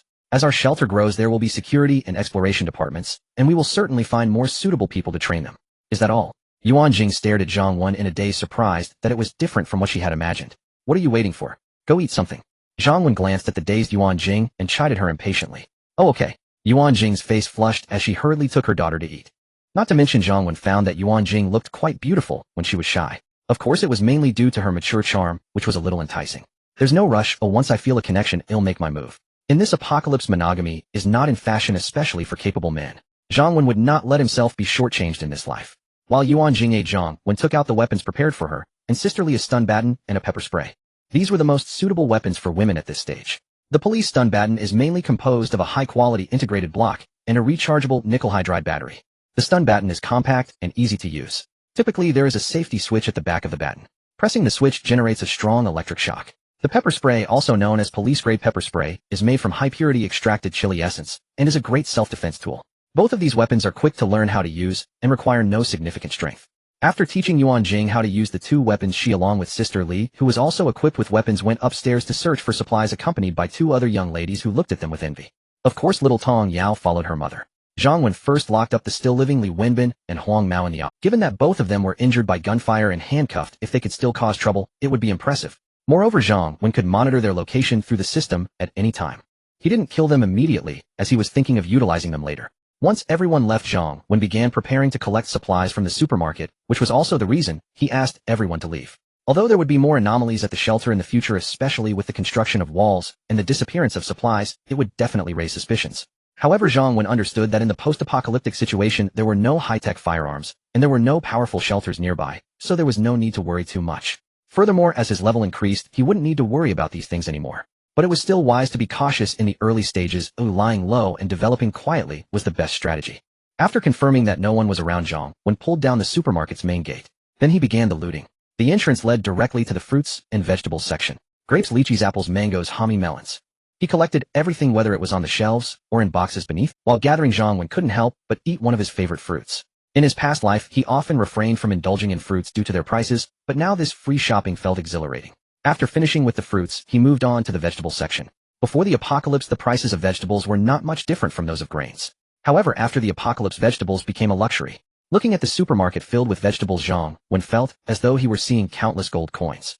Spinach, greens, tomatoes, broccoli, eggplants, cucumbers, etc. Everywhere Zhang Wen passed, the vegetables disappeared. Then he moved on to the food and beverage section. This included various canned meats, canned fruits, biscuits, sausages, instant noodles, candies, chocolates, and beef jerky. The apocalypse was so delightful, there was no need to check labels or prices. There were also various kinds of milk, yogurt, mineral water, and drinks. Sometimes when he collected a box of mineral water, Zhang Wen recalled how he used to struggle for a single bottle during the apocalypse. When gathering a box of instant noodles, he thought about how a single packet could be a generous gift for a beautiful girl in the slums, and he wondered how many gifts a whole box could provide. He thought, what if the system didn't have genetic potions in the future? If not, he would have to exercise every day. Otherwise, he wouldn't be able to frequently deliver gifts to those starving girls. Of course, in this world, Zhang Wen certainly wouldn't be supporting those girls anymore, as his shelter would have many girls needing his gifts. After finishing in the food and beverage section, Zhang Wen felt excited again, because he had arrived at the seafood and poultry section, which were treasures akin to gold. Grass carp, crucian carp, shrimp, beef, lamb, chicken, duck, pork. Whatever he could find he took without waste. Next was the grains and condiments section. Staple foods like rice and flour, the essentials for survival, were all collected. Salt was a precious commodity after the apocalypse, and he had to gather it. There were also cooking oil, soy sauce, pickled vegetables, chili sauce, fermented tofu, sugar. After making around, nearly everything edible was collected by Zhang Wen into the warehouse. Having gathered so much, Zhang Wen wasn't worried about running out of space in the warehouse for now. Although he had only a first-level warehouse with a size of 300 cubic meters, it could hold quite a lot. To do a simple calculation, with a water density of 1 cubic meter could hold 2,000 pounds of water, so 300 cubic meters could store 600 pounds of water. Calculating for pork, with varying fat densities, averaging out 1 cubic meter could hold 1,800 pounds of pork, so 300 cubic meters could accommodate 5,400 pounds of pork. This way he had a rough idea of how much could fit in the warehouse based on its size. Thus the items he had collected so far. After finishing with the supermarket food, Zhang Wen began to gather everyday items that would be useful later, such as shampoo, toilet paper, laundry detergent, shower gel. These items might not be necessities for many in the apocalypse, but to improve the quality of life and live like a human in the apocalypse, they were essential. Zhang Wen's goal in this world was not just to survive, but to live splendidly. There were also supplies like blankets, slippers, pots, and dishes which he would need later. However, to ensure the system's warehouse could hold the most essential supplies, he decided not to collect these items for now. After all, everything in the shelter belonged to him. This supermarket was also his real warehouse. By the way, there were two types of items that, while not necessities in the apocalypse, had high exchange value. That would be tobacco and alcohol. Thus Zhang Wen walked over to the tobacco and alcohol section. White sand, red, double happiness, zong non high pride, furong wang zhonghua. Whether they cost 10 or hundreds of dollars. And the alcohol, matai, wuliangya, luzhou, laojia, along with various red wines. After finishing with the supermarket, Zhang Wen began to collect from the supermarket's warehouse. In fact, aside from vegetables and meat, most of the valuable goods were in the supermarket's warehouse. Because the warehouse stored items in whole packages or boxes, unlike the loose items sold in the supermarket.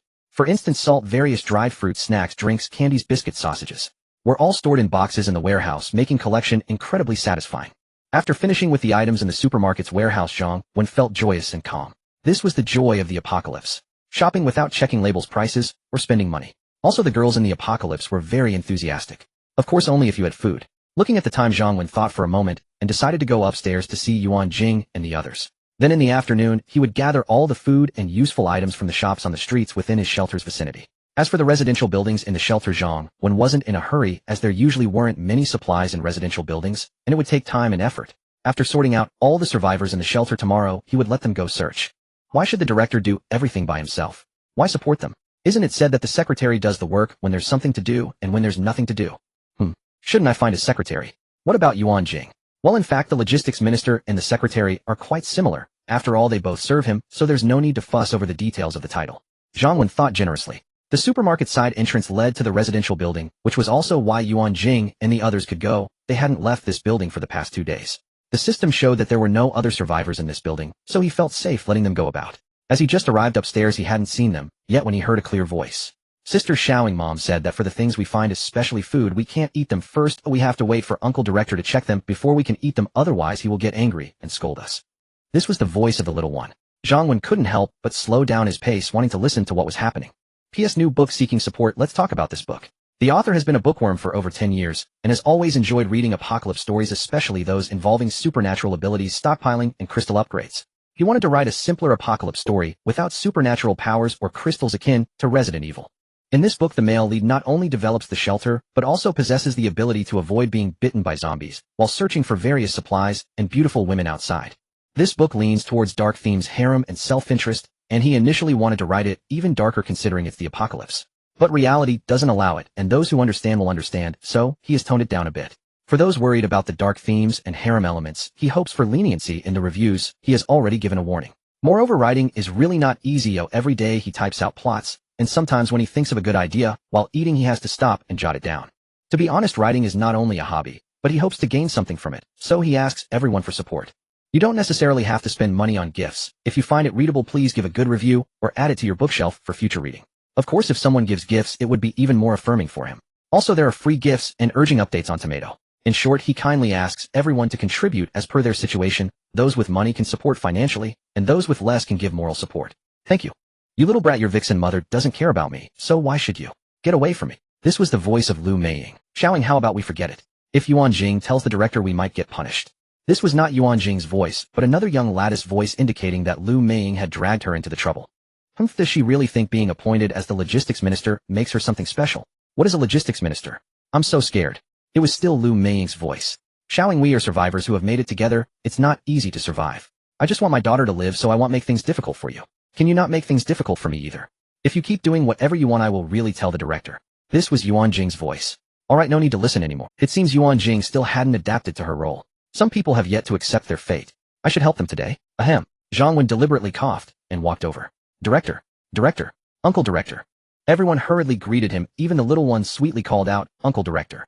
Unfortunately, what followed was not so. I heard everything you just said, and I'd like to make a few comments. Don't worry, since there are little friends present, I will be very gentle. First of all, little friend Uncle Director must give you 100,000 praises for decisively stopping anyone who disobeys your orders. Unfortunately, my abilities are limited, so I'll strive to do better next time.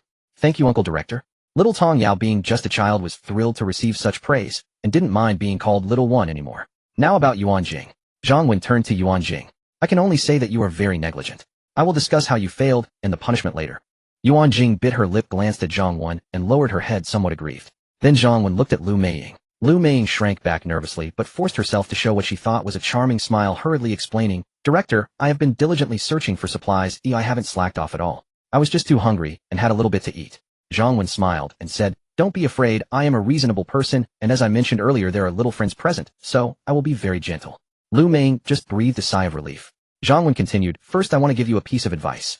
Zhang Wen looked at Lu Meiying and said, Ruan Jing, this logistics minister, is indeed not that impressive. She will be someone you can only look up to from now on.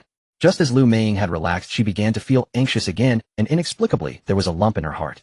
However, Ruan Jing, who had been silent all this, while suddenly felt her eyes misting up for some reason. Now let's talk about the rules of the shelter. I apologize for not explaining them clearly before. They are still not perfect, so we'll briefly outline them now. In the shelter, my word is the rule of the shelter. Apart from me, the next highest status belongs to the official residents of the shelter, followed by temporary residents. There may be even lower statuses than temporary residents in the future. Of course, official residents will have many management positions, but those can be discussed later. What I want to emphasize is that no class in the shelter can defy their superiors for any reason. For example, you cannot defy me or disobey my orders. Sister Li cannot defy Ruan Jing's orders, and you all are in a status lower than Little Tong Yao. If you deliberately create trouble or defy orders, the consequences will be even more severe, including punishment, followed by expulsion from the shelter. Of course, I am a reasonable person, and I will establish a complaint oversight department for serious issues that can be reported. Moreover, I have mentioned that informal residents are free to leave if they wish. However, if you are disobedient, it won't be as simple as just leaving. Director, I didn't know about this rule before. Please let me off this time. Lu Meiying was terrified. If she couldn't tell that Zhang Wen was angry, she'd be a fool. She was already somewhat afraid of him, and immediately pleaded for mercy.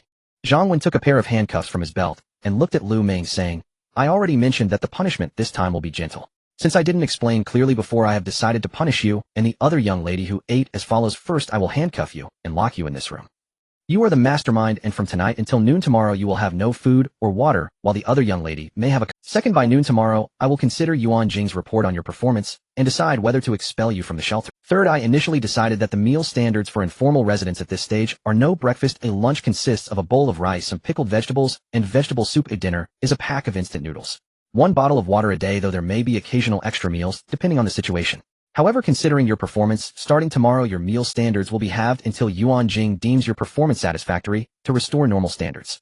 Of course, if you think you can casually ask Ruan Jing for leniency and have her go soft on you, you can try that. Ruan Jing can also try. In that case, she and her daughter might end up being informal residents, just like you. Zhang Wen glanced at Ruan Jing and then slowly said to Lu Meiying, Alright, the punishment has been explained. By the way, the first punishment is unavoidable, but you can escape the second and third punishments. I said that informal residents have freedom, so tomorrow you can apply to leave the shelter. But if the two of them dared to leave, they would have left already. After being starved for another day, would they still have the courage or strength to leave? After saying this, Zhang Wen threw the handcuffs to Ruan Jing and said, "You first find a room to settle Lu Meiying, then come back here to get another pair of handcuffs to settle the other one. In the afternoon, you Sister Li and little one will continue searching for supplies. We will discuss your punishment later. Don't let me down again. The weapons I give you are not for decoration." Ruan Jing silently took the handcuffs and calmly replied, "I understand, I won't let you down again." At that moment she realized a lot. The apocalypse is cruel. It is not that she is cruel to others, rather others will be cruel to herself and her daughter. She has always held on to her past connections with Lu Meiying and the others, adhering to the kindness she practiced before the apocalypse. But if the outcome is a miserable life for herself and her daughter, who would sympathize with her? She does not blame Zhang Wen for his harshness. Zhang Wen saved her and her daughter from the hands of those demons led by Li Wenbin, and she has always been grateful to him. Moreover, Zhang Wen not only granted her the status of a formal resident in the shelter, but also provided her with a leadership position. Although Lu Meiying and even Ruan Jing herself had their doubts before, this shelter and this identity felt almost like a game. However, through Zhang Wen's previous words, Ruan Jing, as long as the apocalypse has not ended and the shelter still exists, her identity remains esteemed, and her life during the apocalypse can be truly fulfilling. Even though Zhang Wen is so harsh on Lu Meiying, why does Lu Meiying not choose to leave? Is she brave enough to leave? Women could be proud before the apocalypse, but in this new world they are destined to be the weak. What if it were her? Would she dare to leave? After giving Ruan Jing a pair of handcuffs, Zhang Wen left. As for how Ruan Jing would fare next, it would all depend on the outcome. If she fails, Zhang Wen will not give her another chance, and will simply replace her. Zhang Wen was willing to give Ruan Jing a chance not only out of human compassion, but also because of her assets like her ample bosom and the ripe sweetness she exuded. Of course, do not mind these details, the real reason is that Ruan Jing has a child. In the apocalypse, mothers with children are the easiest to control because they have attachments. Furthermore, Ruan Jing has a decent character, and her loyalty and her daughter's loyalty to him are high. Such a person Zhang Wen naturally does not mind nurturing as a trusted confidant. After going downstairs, Zhang Wen began his simple yet monotonous task of collecting supplies. 3 convenience stores, 5 fast food restaurants, 2 fruit shops, 1 bottled water store, 1 bakery. These stores were Zhang Wen's primary focus and also the source of his joy. Additionally, there were hardware stores, barbershops, boutiques, and lottery shops. Zhang Wen was more casual about these. Aside from the essential food supplies, he would only take items that piqued his interest, leaving the rest to shine and thrive. As long as they remain within his shelter, he need not worry about their disappearance. Most of the supplies on the streets have been collected, leaving only the residential buildings. There is no rush regarding the residential buildings. Zhang Wen decided to first improve the level and benefits of the shelter so that new members joining could quickly understand their positions. Of course, this also served as motivation for them. After retrieving pens and notebooks from the supermarket, Zhang Wen began planning and writing. First and foremost, the highest rank and best treatment should naturally be given to the director, which is himself. This is necessary. Next is the director's wife. Zhang Wen naturally does not mind providing her with the best life. However, his standards have become quite picky. The prerequisite is that they must have the qualities to be the director's wife. For instance, a young lady like Lu Meiying could meet the age requirement. Otherwise, with her looks, figure, and character, she would not even qualify as a formal resident, let alone a director's wife. Under the director and the director's wife, Zhang Wen plans to establish a management committee for the shelter responsible for its normal operations. After all, if everything had to be managed by him alone, Zhang Wen would not have the energy or interest. He only needs to grasp the overall direction. Enjoying life is the primary task of his life. Zhang Wen plans for the management committee to consist of 5 to 7 members, each responsible for one or several departments, with any controversial issues decided by voting. These 5 or 7 individuals will represent the upper echelons of the shelter, and the necessary condition for selection is that they must be formal members of the shelter with substantial management experience. Naturally, their benefits will also be very high. Below the management committee will be the officials of each department. For instance, the minister and supervisors of the logistics department, the minister and captain of the security department, human resources department. Each department's officials must also be formal residents of the shelter. Next will be the formal residents of the shelter. Zhang Wen plans to divide formal residents into probationary residents, first-class residents, second-class residents, and third-class residents. Those who have just joined the shelter as formal residents will be classified as third-class residents. If they perform well or make outstanding contributions in the future, they can be promoted to second-class or first-class residents. First-class residents who perform well can become officials. What are the benefits of this system? Firstly, the welfare benefits differ for each class of resident, naturally providing them with the motivation to strive. Secondly, if mistakes are made, provided they are not grave principles, if you are a first-class resident and face demotion, you will still be a second-class resident, at least remaining a formal resident of the shelter. However, if you were merely a third-class resident and face demotion, you would lose your formal resident status. It remains uncertain whether you can ever become a formal resident of the shelter again, or when you can rejoin. After all, the shelter will surely have more and more people in the future, and talents will also continue to increase. Of course, Zhang Wen is a person who values the past. Unless it is a particularly serious mistake, he generally will not arbitrarily revoke one's formal resident status. After all, those who can join the shelter as formal residents have been roughly selected by Zhang Wen. Someone like Lu Meiying may never become a formal resident. Another young lady who was with Lu Meiying also has very slim chances. Zhang Wen prefers quality over quantity. Remember, there are only 30 slots available for first-class territories. Below the formal residents are the transient residents, commonly referred to as refugees. Of course, in the early stages when the apocalypse is still unstable, those entering the shelter may not be able to move at all. Only in the later stages of the apocalypse, when large shelters or survivor bases are established, will there be limited exchanges between various shelters, at which point there will truly be a slight flow of population. However, Zhang Wen does not concern himself with these matters, whether they are mobile or remain in his shelter. As long as they are not formal residents, he refers to them as refugees. Refugees are residents who can move. However, if you cannot move on your own, that is not my problem. Of course, once inside Zhang Wen's shelter, one would enjoy the protection of a safe environment, and one cannot just come and go as they please. Thus, they are considered refugees. However, whether one wishes to enter or exit, there are certainly requirements or conditions to be met, which I want to elaborate on here. Zhang Wen intends to categorize refugees into different tiers with roles similar to those of formal residents, providing them motivation and opportunities for advancement. For instance, first-tier refugees can become prospective formal residents if they perform well. After all, the apocalypse is filled with despair, so it's important to offer people a glimmer of hope. Otherwise, why would anyone work for themselves? This summarizes the general structure of the shelter, though there are certainly many areas that need improvement. One might say that the benefits and welfare for each tier need to be thoroughly refined and planned. Why is there a need for refinement and planning? It's a simple truth: the benefits and welfare for each tier are certainly different. Moreover, welfare includes many aspects. For example, housing. Zhang Wen naturally wants to live in the best house within the shelter. The senior members of the committee live in 3-bedroom apartments, the ministers in 2-bedroom apartments, and the staff in 1-bedroom apartments. As for the refugees, if their numbers increase, they might be accommodated in 6 or 8-person rooms. Additionally, there are other benefits. For instance, clothing, shoes, etc. How much will each tier receive? How often will they be distributed? Of course, the most important benefit is food, as surviving the apocalypse is always paramount. Thus, the daily meals for each class of people must differ, and a standard needs to be established. For example, what Zhang Wen previously mentioned to Lu Meiying. The current meal standard for refugees is no breakfast lunch, consisting of a bowl of rice, a bit of pickled vegetables, and vegetable soup, and dinner of instant noodles, along with a bottle of water each day, with occasional extra meals, depending on the situation. Note that Zhang Wen specified this is the current standard. This refers to the early stage of the apocalypse, as during this time the city still has a wealth of resources, albeit with some danger. Therefore, even for refugees, Zhang Wen would not provide inadequate meals. Of course, the meals for formal residents are certainly better than those mentioned above, and significantly so. As for the later stage of the apocalypse, Zhang Wen has already discussed this. In many survivor bases, slums, a pack of instant noodles can attract a beautiful lady to bring warmth. Thus, by that time, regardless of whether one is a refugee or a formal resident, the quality of food will certainly decline. However, in any case, Zhang Wen's own benefits will certainly not decline, and may even improve over time. Moreover, these considerations are based on Zhang Wen's experiences from his past life, but in this life, he possesses such an impressive shelter. If the shelter develops well in the future, perhaps everyone's benefits will improve too. Looking outside, it was already getting dark, and Zhang Wen felt a bit hungry. He thought about going back to cook. Suddenly, he remembered that Sister Li's specialty was cooking, which would save him the trouble.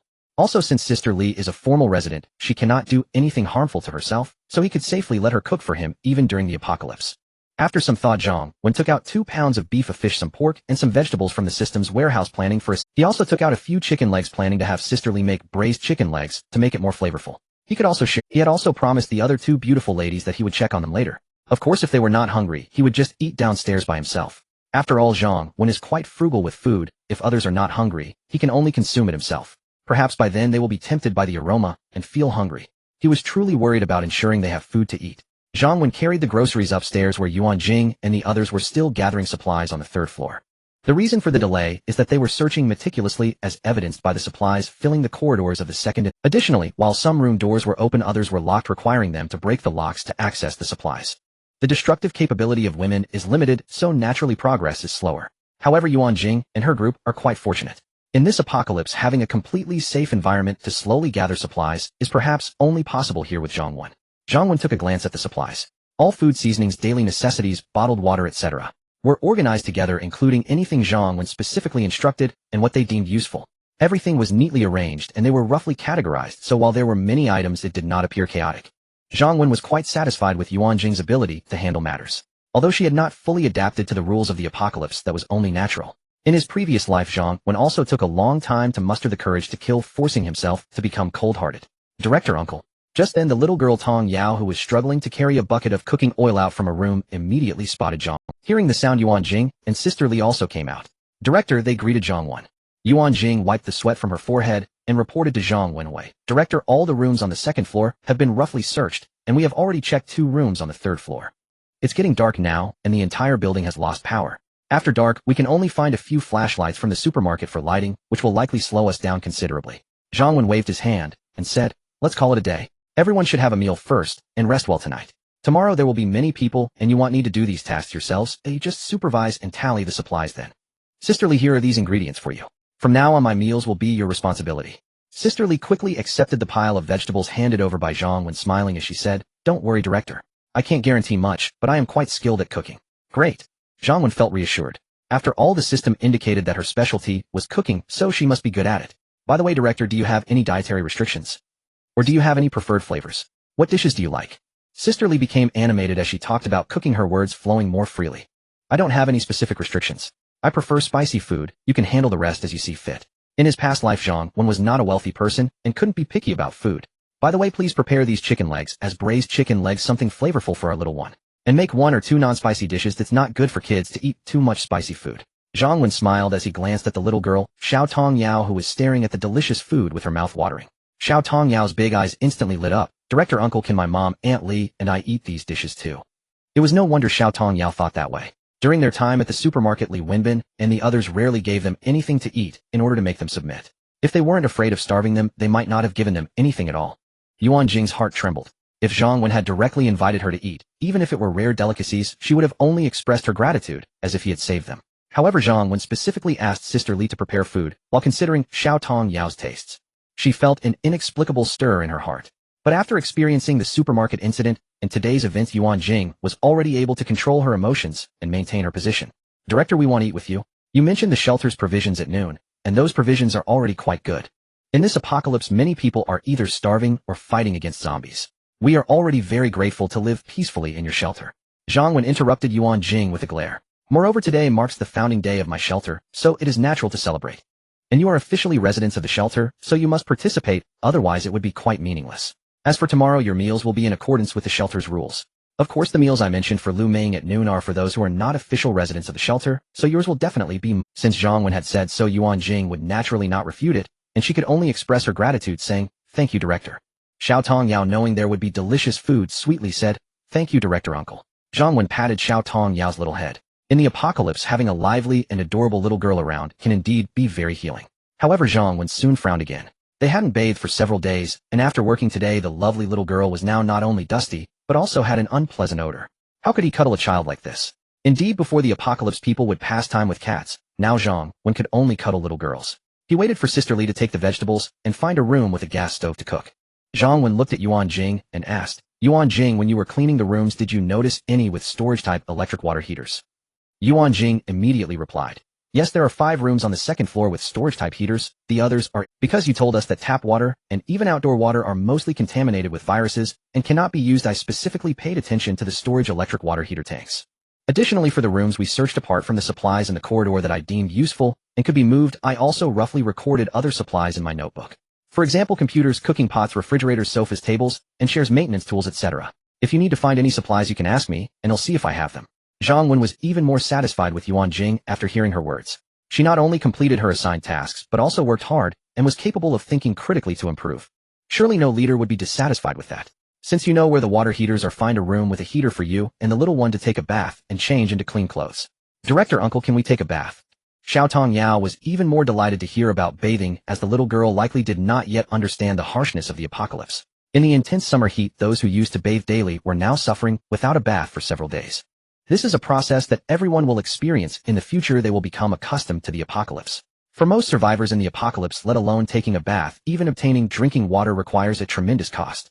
However, as someone who has been through it, Zhang Wen knows that while water is precious in the apocalypse, it is not as scarce as one might think. Rain will still fall, and it won't be tainted by viruses. As long as one survives the early days of the apocalypse and gathers enough containers, when it rains, water will not be in such short supply. However, this also has a condition: you must be in a safe place. This is why later on there were so many shelters or survivor bases. Only by establishing a base and having a secure territory can one store rainwater in large quantities and even grow food. Director, water will definitely be very precious in the future. Using it for bathing is too extravagant. It's better to save it for drinking as it can still be consumed once boiled. Ruan Jing immediately advised. Little Tong Yao, who was already eager to take a bath, was stunned and pouted, but obediently did not complain. She could only cast a hopeful glance at Zhang Wen. The little one naturally knew that the person with the highest status and the most authority to speak now was Uncle Director. Zhang Wen smiled and said that makes sense. Little Tong Yao was utterly dumbfounded, her dream of bathing shower. But Zhang Wen then shot a glare at Ruan Jing and said, it's a pity I'm someone who doesn't play by the rules to hurry up and go. As formal residents of my shelter, especially in high positions, if you all look dirty and smelly, I would have utterly failed. Who would trust my shelter in the future? Ruan Jing wanted to say something, but Zhang Wen didn't give her the chance, and continued, wherever there is water, I will go take a bath too. Moreover, after this bath, you must pay attention to hygiene. Otherwise, even if you are in a high position, you won't be able to bathe every day, or in fact, you might not be able to for a long time. Therefore, in the future, you must pay attention to the image of the high-ranking members of your shelter. Don't engage in dirty work, someone else will do it tomorrow. With Zhang Wen saying this, Ruan Jing had no way to refute, and she thought it made sense. After all, if a shelter's high-ranking members live poorly, the people below would definitely fare even worse and lose confidence. Unless the director of this shelter is an exceptionally selfless person distributing all resources equally, sharing both joy and hardship. But let alone the apocalypse even before it. It's just a beautiful fantasy. Then director will take you first, and then well go wash up. Of course, Ruan Jing also wanted to bathe. Which woman doesn't love beauty and cleanliness? In this regard, the vast majority of women care more than men, but she was just thinking more for the future. Yeah, we can take a bath now? Uncle Director, you are so nice. Little Tong Yao was undoubtedly the happiest. Ruan Jing shot her daughter an annoyed glance. Zhang Wen, on the other hand, was quite pleased at being praised by the little cutie, put him in a good mood. Ruan Jing took Zhang Wen to a room on the second floor, while she and her daughter went to the room across the hall. There was also a storage water heater there. Remember, don't use tap water, and also remove the inlet pipe from the water heater, Zhang Wen cautioned. He was quite satisfied with Ruan Jing, and having spent time together, he had grown familiar. He certainly didn't want anything unfortunate to happen due to negligence. Ruan Jing smiled brightly at Zhang Wen. Got it, director. Zhang Wen looked at the woman blooming like a flower and couldn't help but swallow hard. No, his self-control was truly getting worse. What was the rush? There were two even more beautiful ladies waiting for him. He really had no ambition. However, he hadn't realized before that Ruan Jing looked quite pretty when she smiled. She was not any less attractive than those two beautiful ladies, especially with her mature charm, which was simply tantalizing. Zhang Wen walked into the room. It was a two-bedroom apartment that looked relatively clean with plenty of furniture. Not bad, much better than the small single room he had originally lived in. If he couldn't stay at the three-story villa of Tang Xian and Li Shui tonight, he might as well move in here. As long as he picked up some new sheets and bedding from the supermarket, it would serve as a decent temporary residence. After all, the people from the supermarket must live in this building. Returning alone to his old shabby single room would be rather lonely. Thus, he wasn't in a hurry to take a bath. Zhang Wen immediately went out to fetch the sheets and bedding. While passing by the supplies that Ruan Jing and the others had collected in the hallway, Zhang Wen conveniently stored all the supplies into the system warehouse. After picking up several new sets of sheets, towels, and bath towels from the supermarket, Zhang Wen thought for a moment, and then went to a clothing store, collecting all the men's and women's clothing into the warehouse. Especially the women's clothing, which Zhang Wen had no use for, but some styles looked quite nice and appealing. They could be for Ruan Jing or those two ladies. After all, those he was interested in would not run away within his shelter, so it was good to be prepared. He just didn't see any. Little one, it's not that Uncle Director won't get you new clothes to wear. After retrieving the items, I returned to the room upstairs. I took the things out from the system's storage, as it would be awkward for them to suddenly appear in front of her. Mainly, there were 3 sets of bed sheets and blankets, towels, bath towels, and a few sets of men's and women's clothing. I didn't take out too much, as it was convenient to keep them in the system storage. Director, are you done washing up? Is there anything I can help you with? If not, I'll take Yao Yao upstairs to help sisterly cook. At this moment, Ruan Jing, who had finished her shower, came out from the opposite house with little Yao Yao. Seeing that Zhang Wen's room door was open and Zhang Wen was inside, she walked over. You guys are quite fast. I haven't washed yet. Just in time you came. I just went down to get 3 sets of bed sheets and blankets. Can you help me change a set in this room? I might stay here tonight. The other 2 sets, find 2 rooms for you and sisterly to use, and take these women's clothes to wear. Okay, then I'll take Yao Yao upstairs and come down to organize. This kid is clamoring to see the braised chicken legs. Ruan Jing looked at the clothes, her smile radiant. This feeling of being valued was truly wonderful, especially in such a chaotic post-apocalyptic world. Alright, you can prepare your room as well. I will go shower first. Zhang Wen nodded, then took a set of towels and bath towel. After Zhang Wen finished his shower, he came out. Ruan Jing was facing away from him, fluffing the quilt. At that moment, she appeared extremely virtuous, her temperament gentle and refined. But her figure was excellent. Sensing someone, Ruan Jing turned around. Director, you're done. I'll get everything ready for you right. Ruan Jing looked at Zhang Wen, who was wrapped in a towel, her face slightly flushed and a bit nervous. Zhang Wen swallowed reluctantly, saying, why don't you go upstairs first, and I'll get it done later. Ruan Jing stood up straight, smiling radiantly. It's almost ready. You can rest anytime, Director. Zhang Wen decided to stop pretending and walked over. The delicate softness of the Eastern beauty was vividly embodied in Ruan Jing. As Zhang Wen approached, a faint fragrance wafted into his nose. An atmosphere of intimacy began to permeate the air. Don't you know that being disobedient at this time is dangerous? Ruan Jing did not rebut, merely saying softly, I really appreciate you, director. Thank you is just fine. Zhang Wen didn't want to pretend anymore. If he said there's no need to thank him, that it was what he should do, and he asked for nothing in return. Zhang Wen couldn't help but look down on himself. The fragrant scent of her body was like a catalyst knocking on the door of Zhang Wen's heart. I really didn't mean to threaten you, but I also don't want to pretend any longer. Actually, I had thoughts of hitting on you, but I didn't expect it to happen so soon. I can feel your gaze, Ruan Jing said. Zhang Wen was surprised. Then what about Li Wenbin and the others? Didn't you prefer to suffer hunger and beatings? Though Zhang Wen said this, I can feel how good you are to little Yao Yao, and I don't have a husband, Ruan Jing said. Understanding this, Zhang Wen stopped pretending.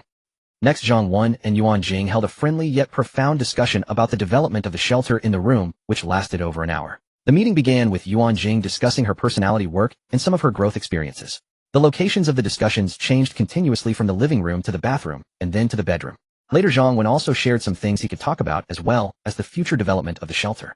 Perhaps this excited Ruan Jing too much, as she almost cried out in despair and screamed, but fortunately Zhang Wen stopped her in time, preventing any disturbance to Sister Li and the others upstairs. No one disturbed them. As time passed, Zhang Wen experienced the benefits of the gene serum. The threefold increase was indeed no mistake. After this exchange, Zhang Wen finally understood Ruan Jing, as she would be an important member of the shelter, and he needed to have a comprehensive understanding of her. At the same time, he felt Ruan Jing's sincerity during the conversation. Finally, the meeting concluded successfully. Zhang Wen did not expect she was still a young girl, which was somewhat cliché. Although Zhang Wen, having experienced the apocalypse, was no longer particularly concerned about such things, he still felt like he had struck a lottery. Previously, however, Zhang Wen did not pay much attention. He thought that. Later, Zhang Wen learned that what Ruan Jing meant by saying she had no husband was not what Zhang Wen assumed, that she was divorced, but rather in the literal sense, she really had no husband. Her parents passed away when she was very young, and her sister raised her. Later, her sister got married and had little Tong Yao. But when little Tong Yao was only 1 year old, her sister and brother-in-law tragically died in a car accident, and little Tong Yao became her daughter. She never told little Tong Yao about this, and never married for her sake. At this moment, Ruan Jing looked at Zhang Wen with gentle and soft eyes. She had never considered. After resting for a while, Zhang Wen immediately felt invigorated, brimming with energy. It seemed that the gene serum was indeed worth having. It was not a counterfeit product. Let's give a thumbs up to the system. He was just thinking about continuing his meeting with Ruan Jing. After all, she was his capable assistant, and it was always good to understand her better. He felt there might have been some parts that were not fully understood earlier. Moreover, after the meeting, Zhang Wen would not be stingy. As the saying goes, you reap what you sow. It's just that the rewards Zhang Wen offered were a bit excessive while the unit was in billions. Additionally, there were other benefits such as work attire during meetings. These were things that Zhang Wen as the boss had to provide, especially the high heels and black stockings. They truly suited her well. Ruan Jing also felt this and immediately pleaded, Director, it's time to eat. Sister Li and the others are still waiting. Of course, Zhang Wen was unwilling to let it go, sternly saying, All right, you still call me director. You must be punished. You need to review the meeting content from earlier. Not a single action can be missed. Imagining the exchange from an hour ago, along with the constantly changing locations, Ruan Jing's body suddenly softened, and her gaze became even more enchanting. Yet she still spoke gently. Zhang Wen, could we keep our relationship private for now?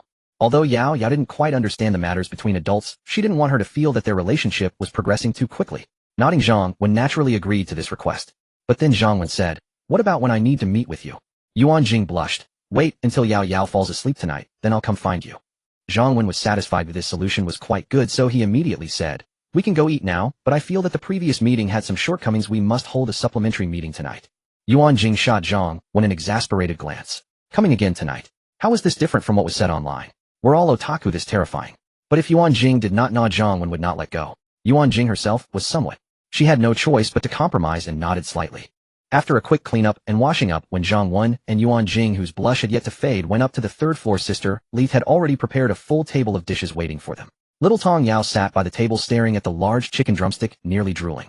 Director, you're here, Sister Li said, looking at Zhang Wen and Ruan Jing with a knowing expression. In contrast, Ruan Jing was much more bashful and found it hard to meet Sister Li's gaze. Uncle Director, Mom, you're finally done with your business. Aunt Li has had the food ready for a long time. Aunt Li said you were discussing something important and didn't let me interrupt you. It was only then that little Tong Yao noticed her mother had come in. She immediately ran over to take credit, as she was very understanding, even though she really wanted to eat the drumstick. But to avoid disturbing her mother and uncle's work, she had been holding back. Ruan Jing's face turned even redder while Zhang Wen remained calm, smiling and saying, Our little princess must be starving. Why not eat first? Yao isn't hungry, though I'll wait for Uncle Director and Mom to eat together. Little Tong Yao said earnestly. Her glances kept darting towards the delicious food, which was very cute. You can eat now. Uncle Director was also discussing matters, and is hungry.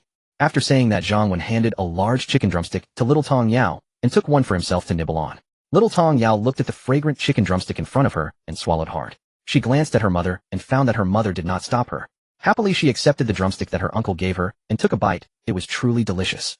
Sister Li's culinary skills were no exaggeration. The food was indeed tasty. This chicken drumstick was both fragrant and tender, melting in the mouth, and the flavor was delightful. It was simply far better than what was sold in restaurants.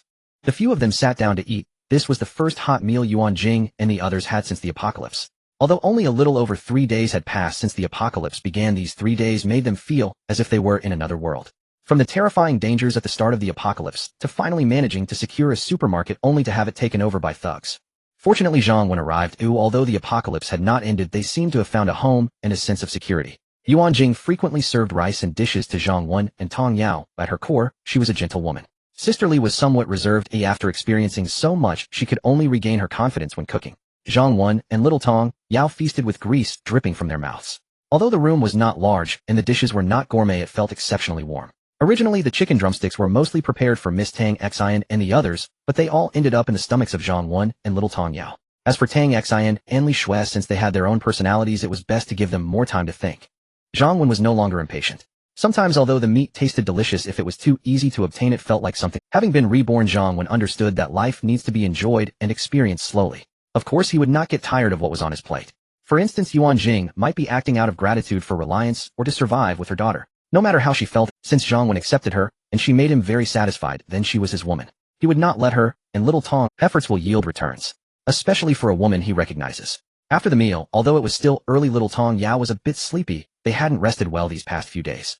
Zhang Wen told the three to rest. After all, there was no electricity or internet, and they couldn't do much. He just received a reminder from Zhang Wen's gaze. When Ruan Jing left, her fair face was flushed. Zhang Wen returned to his room on the second floor. Ruan Jing was still unaware of when she would come over, so Zhang Wen could only think about the matters concerning the shelter to distract himself. Since he had decided to prioritize survival in the beginning, the walls had to be built. In the early stages, with limited vitality, only a stable environment could allow for the peaceful development and construction of the shelter. Of course, once the shelter stabilized, the zombie nemesis feature also needed to be activated. With this function, no zombies would bite him. Although it only lasted for 3 hours a day, it would still be quite enjoyable to go out and gather supplies. It was simply tailor-made for the apocalypse. However, it was crucial to stabilize things first and get the walls built. Thoughts should be put into action. System, activate the wall function. System received, deducting 200 vitality points. Activation successful. Zhang Wen reviewed the system interface again. Apocalypse Shelter System. Host Zhang Wen, vitality points 200, residence 330, functions 1. Territory 1, Shan Shelter, level 1, territory 300 meters. 2. Walls, level 1, wall 5 meters high, 1 meter thick. The walls are made of reinforced concrete, with 2 automated steel doors of varying sizes on the north and south sides, measuring 3 meters by 3 meters and 8 meters by 8 meters. The doors of the walls can be opened manually, and the host can also remotely control the opening and closing of the doors. Note, each side of the wall is equipped with a 360-degree rotating camera that has night vision, ultra-high definition, and stealth capabilities. These cameras can only be viewed and operated by the host on the system interface. The host can use these cameras to monitor the situation within 10 meters around the walls at any time. Additionally, if someone or a zombie enters that range, the system will issue a warning, and the host can choose whether to disable that alert. 3. Warehouse, level 1, 300 cubic meters, current supplies, grains 6. 8 tons, seafood 805 pounds, poultry 2,209 pounds, of vegetables and fruits 2,000 pounds, of medical supplies. 3 handguns, 56 handcuffs. 4. Defense not activated. 5. Resident management, Tong Yao 6 years old, specialty singing and dancing, loyalty 89. Ruan Jing 30 years old, specialty management, loyalty 92. Sister Li 43 years old, specialty cooking, loyalty 71. 6. Medical not activated. 7. Subterritory, not activated. 8. Director's Protection Room, established. 9. Custom, not activated. 10. Zombie Nemesis, not activated. Reviewing the detailed introduction of the walls, Zhang Wen was pleasantly surprised. He initially thought it was just a 5-meter-high wall. Unexpectedly, the system thoughtfully provided 2 automated steel doors at both the front and back. Moreover, it came with 4 cameras, allowing him to monitor the surroundings of the wall at any time. He had to give a big thumbs up to the system for its thoughtfulness. In addition to the walls, the warehouse had also undergone significant changes. The amount of grain food had increased substantially, and other food supplies had also seen a considerable rise. Naturally, what caught Zhang Wen's attention most was the resident management section. Little Tong Yao's loyalty increased by 3 points. The chicken leg reward was quite good. Sister Li's loyalty increased by 2 points. It seemed she truly enjoyed cooking. Ruan Jing's loyalty increased by 12 points. Indeed, the path to a woman's heart is. Zhang Wen felt delighted. After all, don't men love to conquer? If a woman gives herself to you, but remains indifferent and unconcerned, then it is merely a transaction devoid of emotion. Zhang Wen knew that most women in the post-apocalyptic world were like this. He thought he had already grown accustomed to it. That was why he would be so direct with Tang Xian and Li Shui during the day. People in the post-apocalyptic world were straightforward and had no time for hypocrisy. Thus he did not hesitate to be with Ruan Jing, for he knew he could provide her with what she desired. This was merely habitual thing. For example, if a woman from ancient times were to arrive in the present, she would initially find it very difficult to accept the open-mindedness of modern women and would be astonished by their social status. Similarly, a modern woman transported to ancient times would also struggle to adjust her mindset. Zhang Wen had no intention of changing his views, as he had vowed not to compromise himself in this lifetime. Seeing a girl he liked, while he would not resort to force, he would certainly find a way to win her over. Love given enough time would naturally blossom.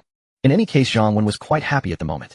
If Ruan Jing could show up right now to share in his joy, he would definitely express his happiness through action. Unfortunately, Ruan Jing had yet to appear. Zhang Wen could only continue to explore the functions of the walls. He called up the system and activated the wall's camera function. Before Zhang Wen's eyes, 4 camera feeds appeared, instantly showing the situation around the 4 sides of the shelter. Although it was nighttime and the sky was already dark, Zhang Wen could still clearly see the walls and the surroundings. The walls constructed by the system were a grayish-blue color 5 meters high and looked quite imposing. Additionally, there were quite a number of zombies wandering around the walls, with the most zombies on the east side, at least over 100, while the other sides had dozens of zombies each. These zombies were mostly those forcibly removed from the shelter by the system. For 48 hours, they would not be able to enter the shelter unless Zhang Wen let them in. After 48 hours, despite the walls, as long as they heard noise or sensed the presence of living people, they would still attack. However, the walls were 5 meters high, and as long as a large-scale zombie tide did not form, there would be no problem. From now on, the shelter must add a rule: no loud noises, including speaking loudly and making commotion. Additionally, there will be an increase in workload. This includes regularly clearing the zombies around the walls to control their numbers. This practice also has its benefits, as it helps to build their courage. After all, the people in the shelter cannot stay there forever, they will eventually have to go out. Practicing against the zombies around the shelter now is quite beneficial. After watching for a while, Zhang Wen exited the system. Waiting and waiting, Zhang Wen realized that her second-hand phone had run out of battery long ago, and she had forgotten to find a few power banks and a new phone today. Otherwise, she could read some novels, which are Zhang Wen's favorite. Tomorrow, she would have them collect all the phone's computers, generators, and so on in the shelter. They need to copy all the novels, movies, and TV shows inside. Also books, chess, playing cards, and more. Although it is not a time for fun and enjoyment, some relaxation every day is still acceptable. Otherwise, if a person remains overly tense and suppressed for too long, their mental state is prone to issues. While thinking, Zhang Wen leaned against the sofa and began to feel drowsy. It is unclear how much time has passed. The door creaked open. Zhang Wen became somewhat alert, but did not open her eyes. Someone approached in the dark, carrying a familiar scent. In the darkness, aided by dim light, the newcomer noticed Zhang Wen lying on the sofa. Upon getting closer, they remarked, asleep. That's good. The person mumbled to themselves, intending to leave. Oh dear. Suddenly feeling embraced. It is still not time for the meeting. In the darkness, the newcomer interrupted Zhang Wen's preparation for the meeting. Then a charming voice emerged. Wait a moment, Zhang Wen.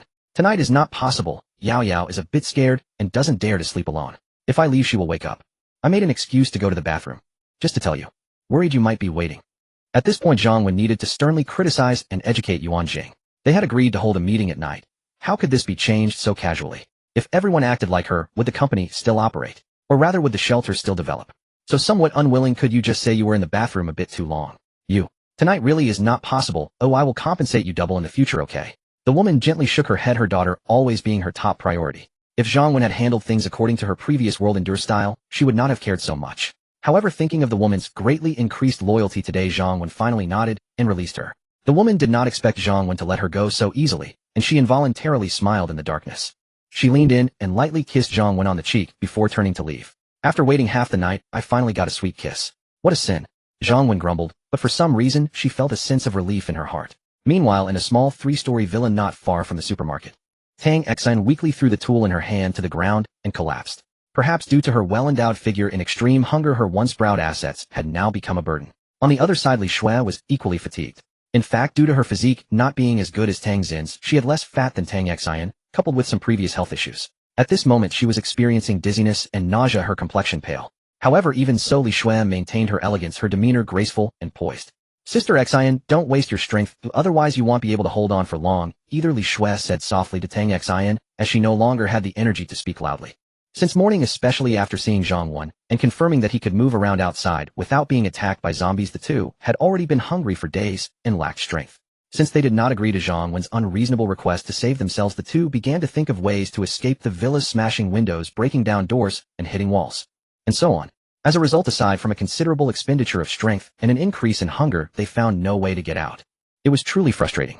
To say they couldn't get in from outside was one thing, but now they couldn't even get out of their own home. After hours of struggle, the two had basically given up.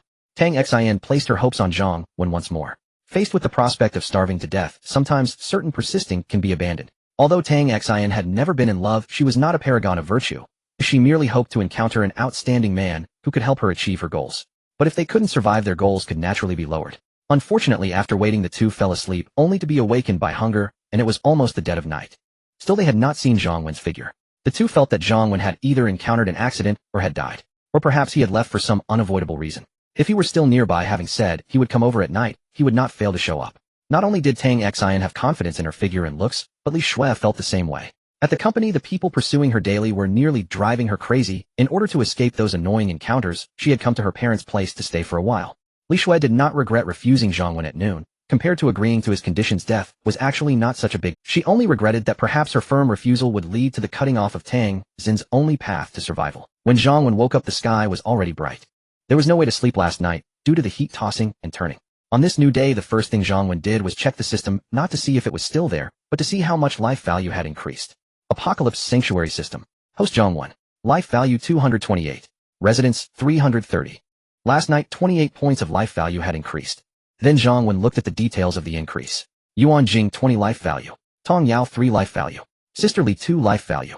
Other survivors 3 life value. The life value generated by formal residents is 10 times more than that of the drifters. This is also the reason why Zhang Wen wanted to greatly improve the treatment of formal residents. Looking at the other survivors, there were over 20 of them, yet they only generated 3 points of life value. It was simply pitiful. However, what surprised Zhang Wen the most was that according to the life value generated by Xiao Tong Yao and Sister Li, even as formal residents, the life value generated in a day was only around 2 to 3 points. Even if Ruan Jing's loyalty was high, it shouldn't exceed 5 points. How did 20 points of life value come about? Zhang Wen looked at the system explanation, which was rather vague. In special circumstances such as emotional excitement, the life value could surge. Special circumstances. What did Ruan Jing do yesterday? Could it be that yesterday he and she had shared a romantic moment? No, he must find an opportunity to verify this again today. It must be noted that Zhang Wen was definitely not doing this for his own enjoyment, but for the development of the sanctuary. After a simple wash, he grabbed some bread and milk from the warehouse and headed to Ruan Jing, who was already waiting for him. Good morning, Director. Good morning, Uncle Director. The three of them immediately greeted Zhang Wen upon seeing him. Looking at Ruan Jing's composed expression, he thought all women are indeed great actors. Director, did you take the supplies yesterday? Ruan Jing asked nervously. Although Zhang Wen had mentioned yesterday that he would handle the supplies placed in the corridor. However, waking up this morning, all the supplies had disappeared, which made the three feel a bit anxious. If it was Zhang Wen who took them, it would be fine, but if it was someone else. Don't worry, I've arranged the supplies, including those from the supermarket downstairs. Zhang Wen comforted them. The supplies from the supermarket were also arranged, and it was done overnight. Even if one didn't sleep, it wouldn't be enough time. Although she felt confused inside, Ruan Jing didn't ask further. Come on, let's have breakfast first. After breakfast, I will arrange your work for this morning. Zhang Wen took out the milk and bread. He needed to have all the survivors in the sanctuary arranged before noon, so breakfast would just be a simple affair. After breakfast, Zhang Wen gave Sister Li some ingredients, including rice flour, potatoes, cabbage, fish, and meat. Sister Li's task for the morning was to cook, starting with enough rice for about 30 people. Then she needed to boil a large pot of potatoes and a large pot of cabbage. These could be made in bulk without worrying about flavor. There should also be a few simple stir-fried dishes that include meat and vegetables. Lastly, a carefully prepared meal, which was for Zhang Wen himself, must meet the standards set last night. Zhang Wen arranged it this way. Sister Li immediately understood that this was what the director mentioned yesterday. The sanctuary personnel would be divided into levels, and their food treatment would be different. But how did the director seem to know how many people could be found back today? However, Sister Li was not one to ask too many questions. She had completely accepted her new identity and immediately went to prepare the ingredients. Zhang Wen naturally wouldn't let Ruan Jing personally search for supplies anymore. So he took out the previous notes regarding the sanctuary's tiered treatment and let Ruan Jing continue to improve them. He also had her copy a few more copies to be posted on the wall for everyone to see. As for the tiering of the sanctuary, Zhang Wen had already roughly determined it last time. However, regarding the treatment, he had only roughly determined the food aspect. The details of other treatments had yet to be refined. Food treatment from low to high was roughly as follows. 1. Drifters. Breakfast none. Main meal 150 grams of rice, 100 grams of vegetable dishes. Other 1 small bottle of water per day. A good behavior may lead to extra rations. 2. Formal residence. Breakfast 1 piece of bread or 2 buns. Main meal 300 grams of rice, 100 grams of meat dishes, 200 grams of vegetable dishes. Other fruit and snacks provided every 3 days, 2 bottles of water daily. 3. Resident officials. Breakfast choice of bread buns or rice noodles. Main meal depends on the day's dishes, unlimited portions of staple food, meat dishes, vegetables, soup, etc. Waste not. Other fruit snacks provided every 2 days daily drinking water. 4. Ministers or higher-ups. Breakfast, lunch, and dinner can be customized according to personal preference, limited to 2 dishes and 1 soup. Other daily provision of fruit drinks and snacks, unlimited drinking water. 5. Sanctuary director's spouse. Meals prepared by a private chef, unlimited quantity. Note: except for the director and director's spouse, the treatment of all others will be adjusted based on performance and the sanctuary's resource situation. Looking at the personnel levels and food provisions set by Zhang Wen after going through so much, Ruan Jing would no longer naively think that this was inhumane. In the apocalypse, those capable would naturally feel that the treatment of sanctuary residents was acceptable, but the treatment of drifters was akin to shooing away beggars, even cruel. However, for the powerless, especially women who cannot deal with the dangers posed by zombies or face alive thugs, having a safe place to stay, something to eat, and water to drink in the apocalypse is already a great blessing. Though at first they may not adapt to the apocalypse and feel that such happiness is too cheap, they will come to understand after experiencing the harshness of the world. For those who do not understand now, Zhang Wen needed them to realize that to stay in the sanctuary, they must follow the rules. Zhang Wen went to deal with the survivors in the shelter. Aside from Zhang Wen, there were 26 others. The supermarket included Li Wenbin and 7 others, while there were 2 people in the nearby villa, Tang Xian and Li Shui, and 16 others whom Zhang Wen had never seen. However, Zhang Wen's territory was not large, and the system provided real-time monitoring of each person's location, making it easy for Zhang Wen to find them. After more than 2 hours, Zhang Wen successfully located the 16 individuals and had a friendly and pleasant exchange with them. Everyone firmly acknowledged that Zhang Wen had cleared the zombies within the shelter's vicinity, and due to his hard work, as long as the apocalypse had not ended, Zhang Wen owned the shelter. Upon hearing that Zhang Wen would provide food at noon, everyone happily agreed to his temporary employment. Among the 16 individuals, there were 10 women and 6 men. Among them was a couple in their 30s, as well as 2 pairs of temporary couples formed in the apocalypse. As for whether the women in these temporary couples were coerced, Zhang Wen couldn't be bothered. After all, Zhang Wen did not consider himself a good person, even though he would not resort to violence regarding matters between men and women, as long as these individuals were not like Li Wenbin, who enjoyed killing and torturing others. Zhang Wen would not harm them indiscriminately. He only needed to show his gun to ensure their compliance. Of course, he did not truly believe they would behave, especially those men. Among the 6 men, 3 had a friendliness level marked in light yellow, 1 in light red, and 2 in shades of deep red. Especially the 2 with deep red. This indicated superficial obedience, while in reality, they were likely looking for an opportunity to harm him. If not for Zhang Wen's personal strength having surged and the weapons and system he possessed, he would not have worried about them causing trouble, and he still found them useful. In his previous life, Zhang Wen would have dealt with them first. However, the main goal now was to keep them useful. Even without them, he might still have to go outside to find others to do that. However, once he had used them, he would certainly kill those who harbored hostility towards him. The apocalypse was not the same as before, as sometimes if you did not attack others, they would attack you. Even if Zhang Wen was not a demon, he would not allow any danger to exist nearby. Therefore, in the future, not only could there be no men around him, but he would also drive away nearby survivors. Both the shelter and its surroundings needed to be under his absolute control. Of course, even if he temporarily kept these individuals for their usefulness, Zhang Wen would not let them be in danger. He casually found an excuse and handcuffed their hands together. After all, there were plenty of handcuffs in the warehouse. Looking at the friendliness levels of the 10 women, 6 were light yellow, 2 were deep yellow, and 2 were light green. Their friendliness was much better than that of the men. This was also why Zhang Wen decided from the start that the shelter would not accept men, even if they were refugees. After all, he had no ambition for domination, he just wanted to enjoy life and be a survivor. Why bother bringing in men to complicate things for himself? He instructed all survivors to gather at the supermarket, although they did not understand why they could not go out now, but could at noon, everyone agreed readily on the surface. After all, some of them had not eaten for a long time, and Zhang Wen promised there would be warm food at the supermarket at noon. Some dared not refuse, and nodded along, seeing the gun Zhang Wen held. At 1130 a.m. Zhang Wen returned to the villa where he had seen the 2 beauties Tang Xian and Li Shui yesterday. Not wanting to damage the beautiful villa's door and fence, Zhang Wen easily climbed up to the 2nd floor balcony with his strength and agility. He pushed the door, which was unlocked. As he entered the living room, 2 pairs of eyes immediately turned to him. Tang Xian and Li Shui were lying weakly on the sofa in the large living room upstairs. They had no strength left to check the balcony after hearing footsteps. In the entire shelter, they might be the 2 who were suffering the most from hunger. This included those at the supermarket like Ruan Jing and the other 16 survivors. Some individuals actually had plenty of food at home, but could not cook, while others had been hungry for a day or 2, but were not too. Only Tang Xian and Li Shui, one being a beautiful CEO busy with her career, and the other, who valued quality of life and disliked the smell of cooking oil, never stepped into the kitchen. Moreover, both of them never ate snacks to maintain their figures, so there was basically no food at home. Under the gaze of the two beauties, Zhang Wen felt no embarrassment. Instead, he carefully appreciated the two beauties. Miss Tang Xian truly had an excellent figure. Zhang Wen had never seen anyone showcase the term curvy so perfectly. And then there was Li Shui with her fair, flawless skin, perfect face, and uniquely aloof aura. Even after experiencing the apocalypse, Zhang Wen had to admit that these two were incredibly alluring. Young man, could you wait a moment before looking at us? Can you find us something to eat first? Otherwise we'll starve to death soon, and you won't have the chance to look at us anymore. Tang Xian said weakly as she lay on the sofa. Zhang Wen increasingly liked this girl. Not only was her figure unmatched, but her personality was also unpretentious. Pretending to take out 2 sausages from his pocket, which were actually from the system's warehouse, he asked, do you want to eat some sausages? Looking at the two. Little brother, you are really quite dirty. By asking us to eat your sausages, what are you implying? Tang Xian glanced at the 2 sausages in Zhang Wen's hand, her eyes sparkling with hunger, but she couldn't help but retort. However, Li Shui beside her truly didn't think much of it, as she simply didn't want to eat Zhang Wen's food, because she knew there would be a Zhang Wen glanced at Miss Tang Xian, naturally understanding the hidden meaning behind her words. But he really was just casually grabbing something to eat. He couldn't believe she could think so much into it. Zhang Wen didn't explain, smiling as he said, so do you want to eat or not? Li Shui was about to say she wasn't eating. Tang Xian had already replied, don't you think we are too cheap? Are we only worth 2 sausages? What do you mean we are only worth 2 sausages? I want to eat his food, Li Shui quickly interjected.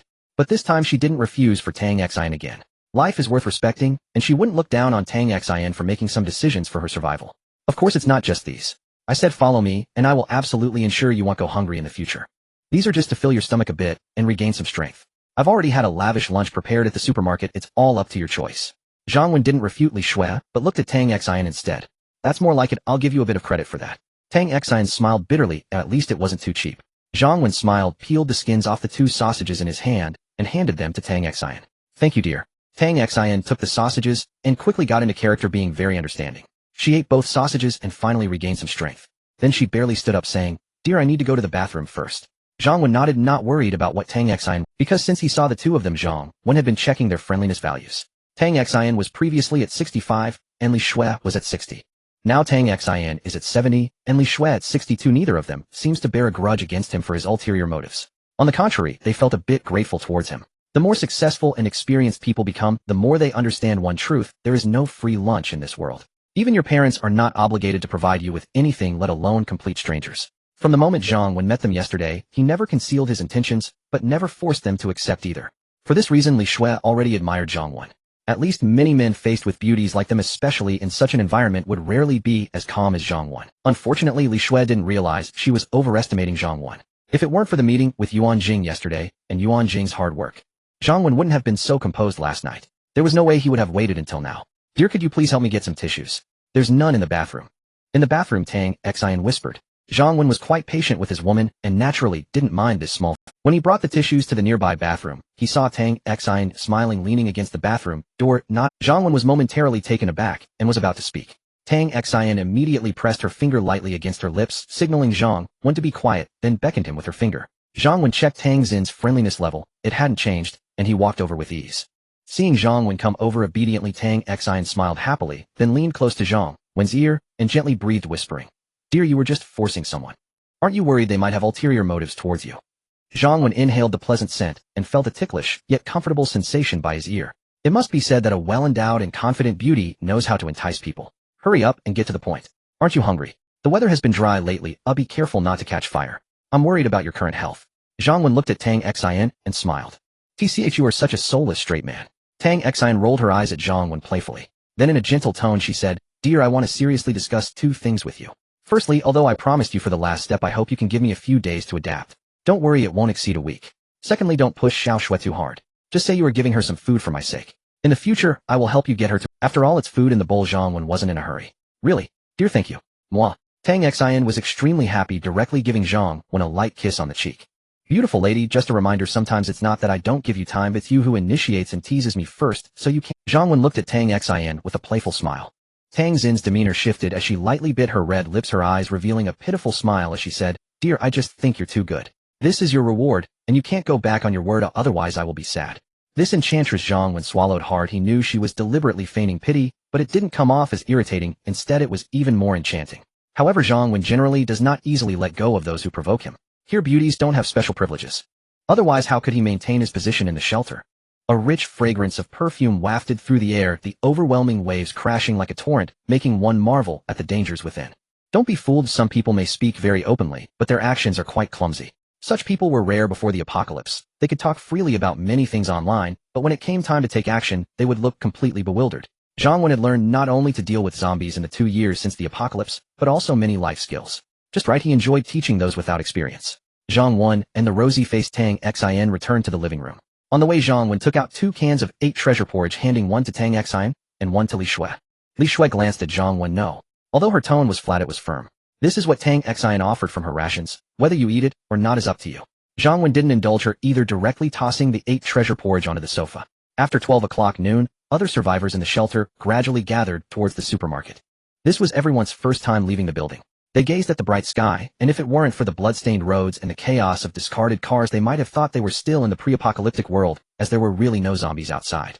Soon all those who had come out saw a towering wall a few meters away. Everyone gasped in surprise. This area was so familiar to them, but just a few days ago such a magnificent wall did not exist. How could such a wall suddenly rise in just a few days? Even before the apocalypse, no matter how advanced the infrastructure, it wouldn't have been possible to build something like this in such a short time. Could it be an invasion by an alien civilization? Was the zombie virus brought by extraterrestrials? Although no one answered their questions at this moment, they began to believe Zhang Wen's words, that living in his shelter was indeed quite safe.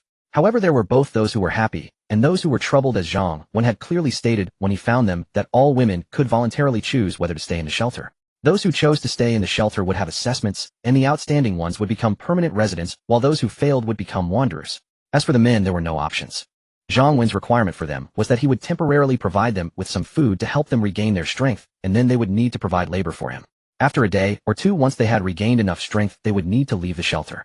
At that time, some of them driven by hunger, and some having heard Zhang Wen say that the shelter's territory wasn't large, plus the fact that Zhang Wen had weapons, naturally no one openly opposed.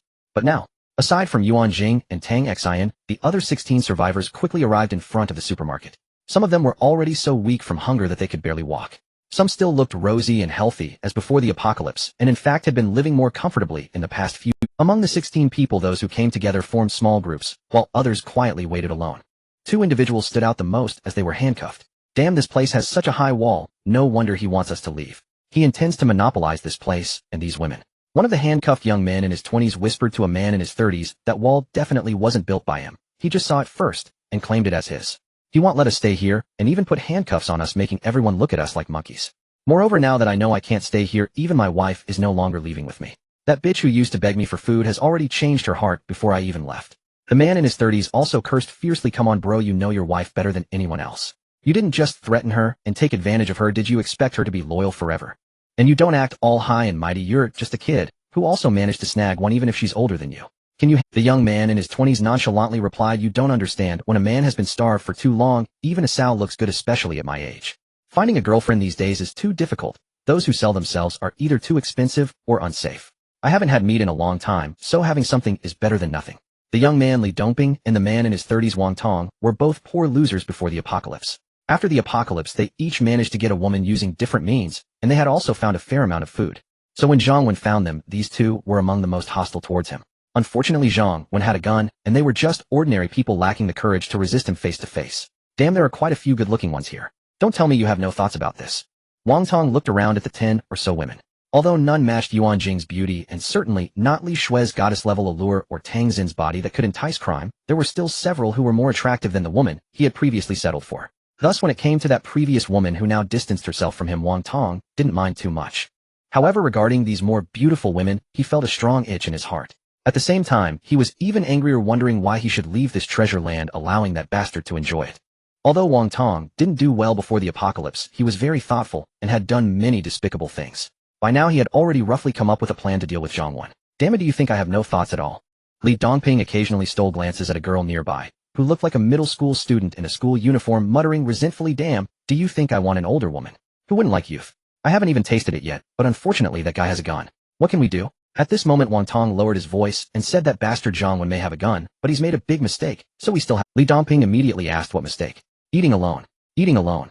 Li Dongping was puzzled. What does that have to do? Wang Tong smiled confidently. If that guy named Zhang Wen had someone under him with strength, it would be fine for him to eat alone. Under the roof, we have no choice but to lower our heads. But besides us it seems Zhang Wen is the only man in this shelter, and he wants to eat alone while driving us men away. Not to mention the two of us, what about that guy next to us who has a wife, and the other 3 men?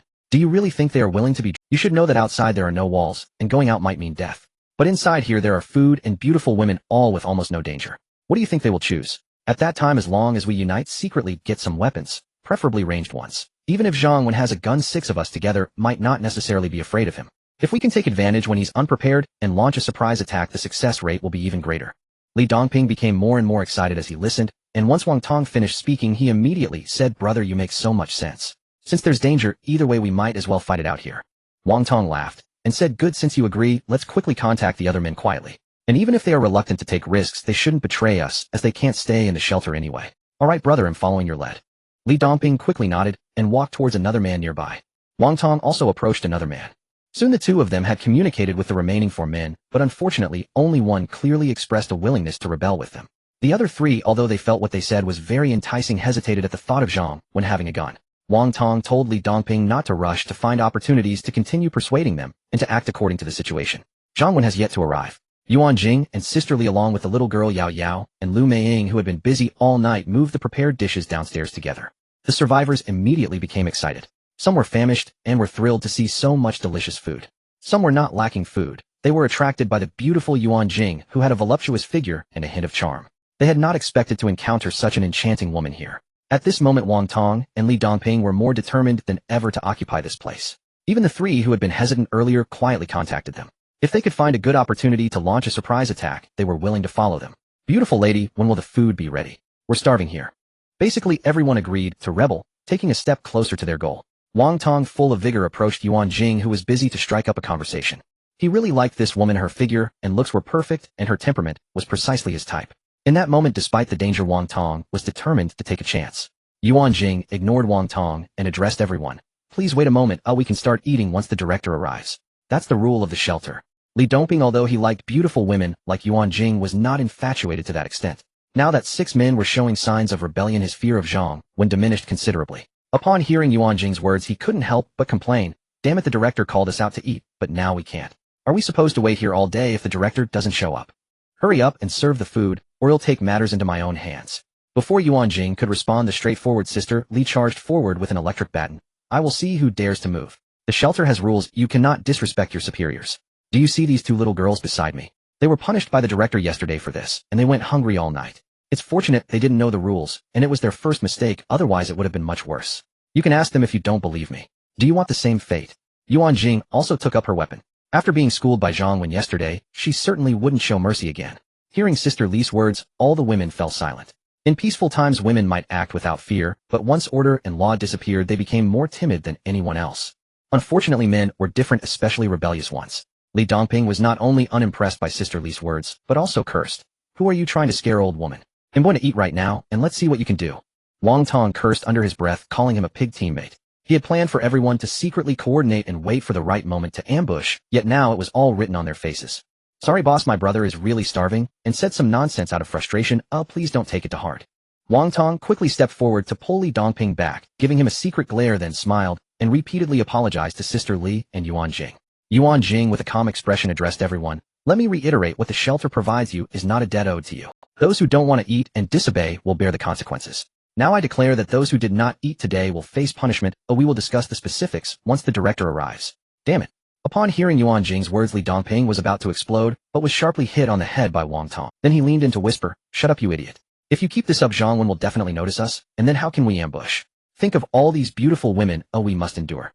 Li Dongping pondered for a moment, and realized there was some truth to it.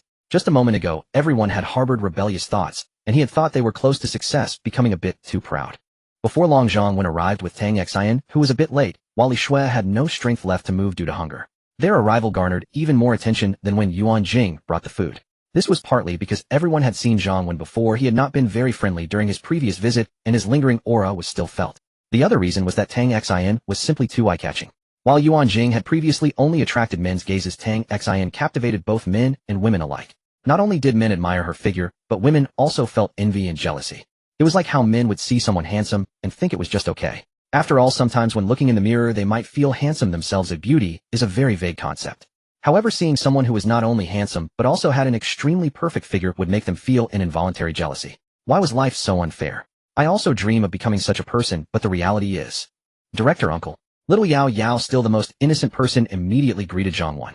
Although Ruan Jing paused for a moment upon seeing Tang Xian by Zhang Wen's side, she quickly regained her composure. She had been mentally prepared for this situation, as Zhang Wen did not look like someone who would be faithful. In the apocalypse, she had learned to adapt and accept. After calmly greeting him, Ruan Jing briefly recounted what had transpired and her punishment of Li Dongping.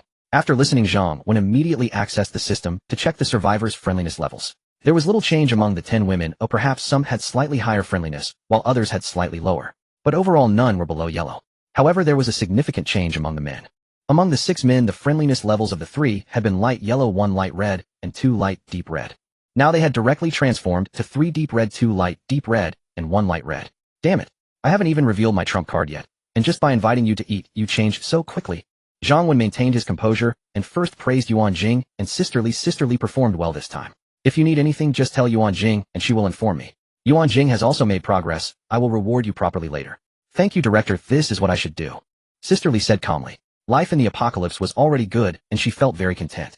Ruan Jing naturally picked up on the underlying meaning in Zhang Wen's words, and her mood was slightly sulky. So she shot Zhang Wen a glance, too lazy to say thank you. Zhang Wen didn't mind, and then looked at the 6 men among the survivors. Originally, he had planned to keep them around the shelter for a few days to let the women have an easier time. Then let them serve as a role model for the women and conduct some drills. As for whether they could survive while being role models, it would depend on their luck and strength. Of course, those few men who were already hostile definitely wouldn't survive. It seemed they were not interested in living longer. Then let them serve as role models for the women in the shelter, and the difficulty would be upgraded. Alright, Ruan Jing, please explain to everyone the level of treatment and the rules of the shelter. Ruan Jing then took out a notebook and began to read. The levels and food provisions were those previously written by Zhang Wen, with some additional provisions added by Ruan Jing, though it was not yet fully refined. But the main idea remained the same. To enjoy good living conditions and privileges in the shelter, one must be. As for the rules, Zhang Wen temporarily established 3. First, the orders of Zhang Wen must be obeyed. Second, one must not defy their superiors. Third, no loud noises are allowed. After Ruan Jing finished speaking, Zhang Wen addressed everyone. I won't lie to you, the initial phase of the shelter has strict assessments for formal residents due to limited resources. Generally, men cannot stay in the shelter during the early phase, while whether women can become formal residents depends on. Of course, even if women cannot become formal residents, they can still stay in the shelter as refugees, and there will still be opportunities to become formal residents later. Pausing for a moment, Zhang Wen continued. I am not a rogue or a bandit. I won't force you to do anything. All women who do not wish to stay in the shelter can choose to leave with them. Now I will give all women 30 seconds to make a choice. Once you've made your decision, we will begin eating. As soon as Zhang Wen's words fell, the women among the survivors immediately began to whisper to each other. Tang Xian, smiling next to Zhang Wen, said, Dear, can I make a choice too? Zhang Wen glanced at her ample bosom and replied, What do you think you're asking for? Tang Xian rolled her eyes at Zhang Wen, saying, How vulgar. Zhang Wen laughed. You know, I do have a rather robust build, and I am quite common in demeanor. Tang Xian felt defeated and chose not to speak to Zhang Wen anymore. Hello, my name is Tang Xian, is dear one. She suddenly walked over to Ruan Jing, extending her hand with a smile. Hello, my name is Ruan Jing, the logistics minister of the shelter. Ruan Jing shook her hand. Boring. Tang Xian could roughly guess Ruan Jing's relationship with Zhang Wen and was thinking of causing some trouble for him. Little did she expect Ruan Jing to respond so calmly. Hello, beautiful aunt. I am Tong Yao. You can call me Xiao Yao Yao. Little Tong Yao, seeing everyone introducing themselves, immediately ran over to join in. Oh, what a cute little sister. Although Tang Xian did not have children herself, she had thoughts of wanting children as she got older, but had never found the right person to fulfill that desire. So upon seeing the adorable little Tong Yao, she immediately began to chat with her. Alright, time's up. Anyone who wants to leave the shelter with them, raise your hand. Zhang Wen looked at everyone and thought, has the time run out? The details are not important. After a few seconds of silence, only 2 women raised their hands. One was the woman from the couple, and the other was Lu Meiying. Zhang Wen was not surprised. Moreover, they were quite naive. Did they think they could come and go freely from their shelter?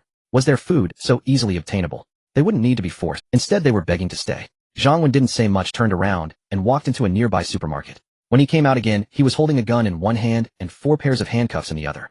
Approaching, Zhang Wen threw the 4 pairs of handcuffs to the ground and addressed the 4 men who were not handcuffed. What just happened made me very angry, but there are tasks for you to do next, and you won't be staying in the shelter for long.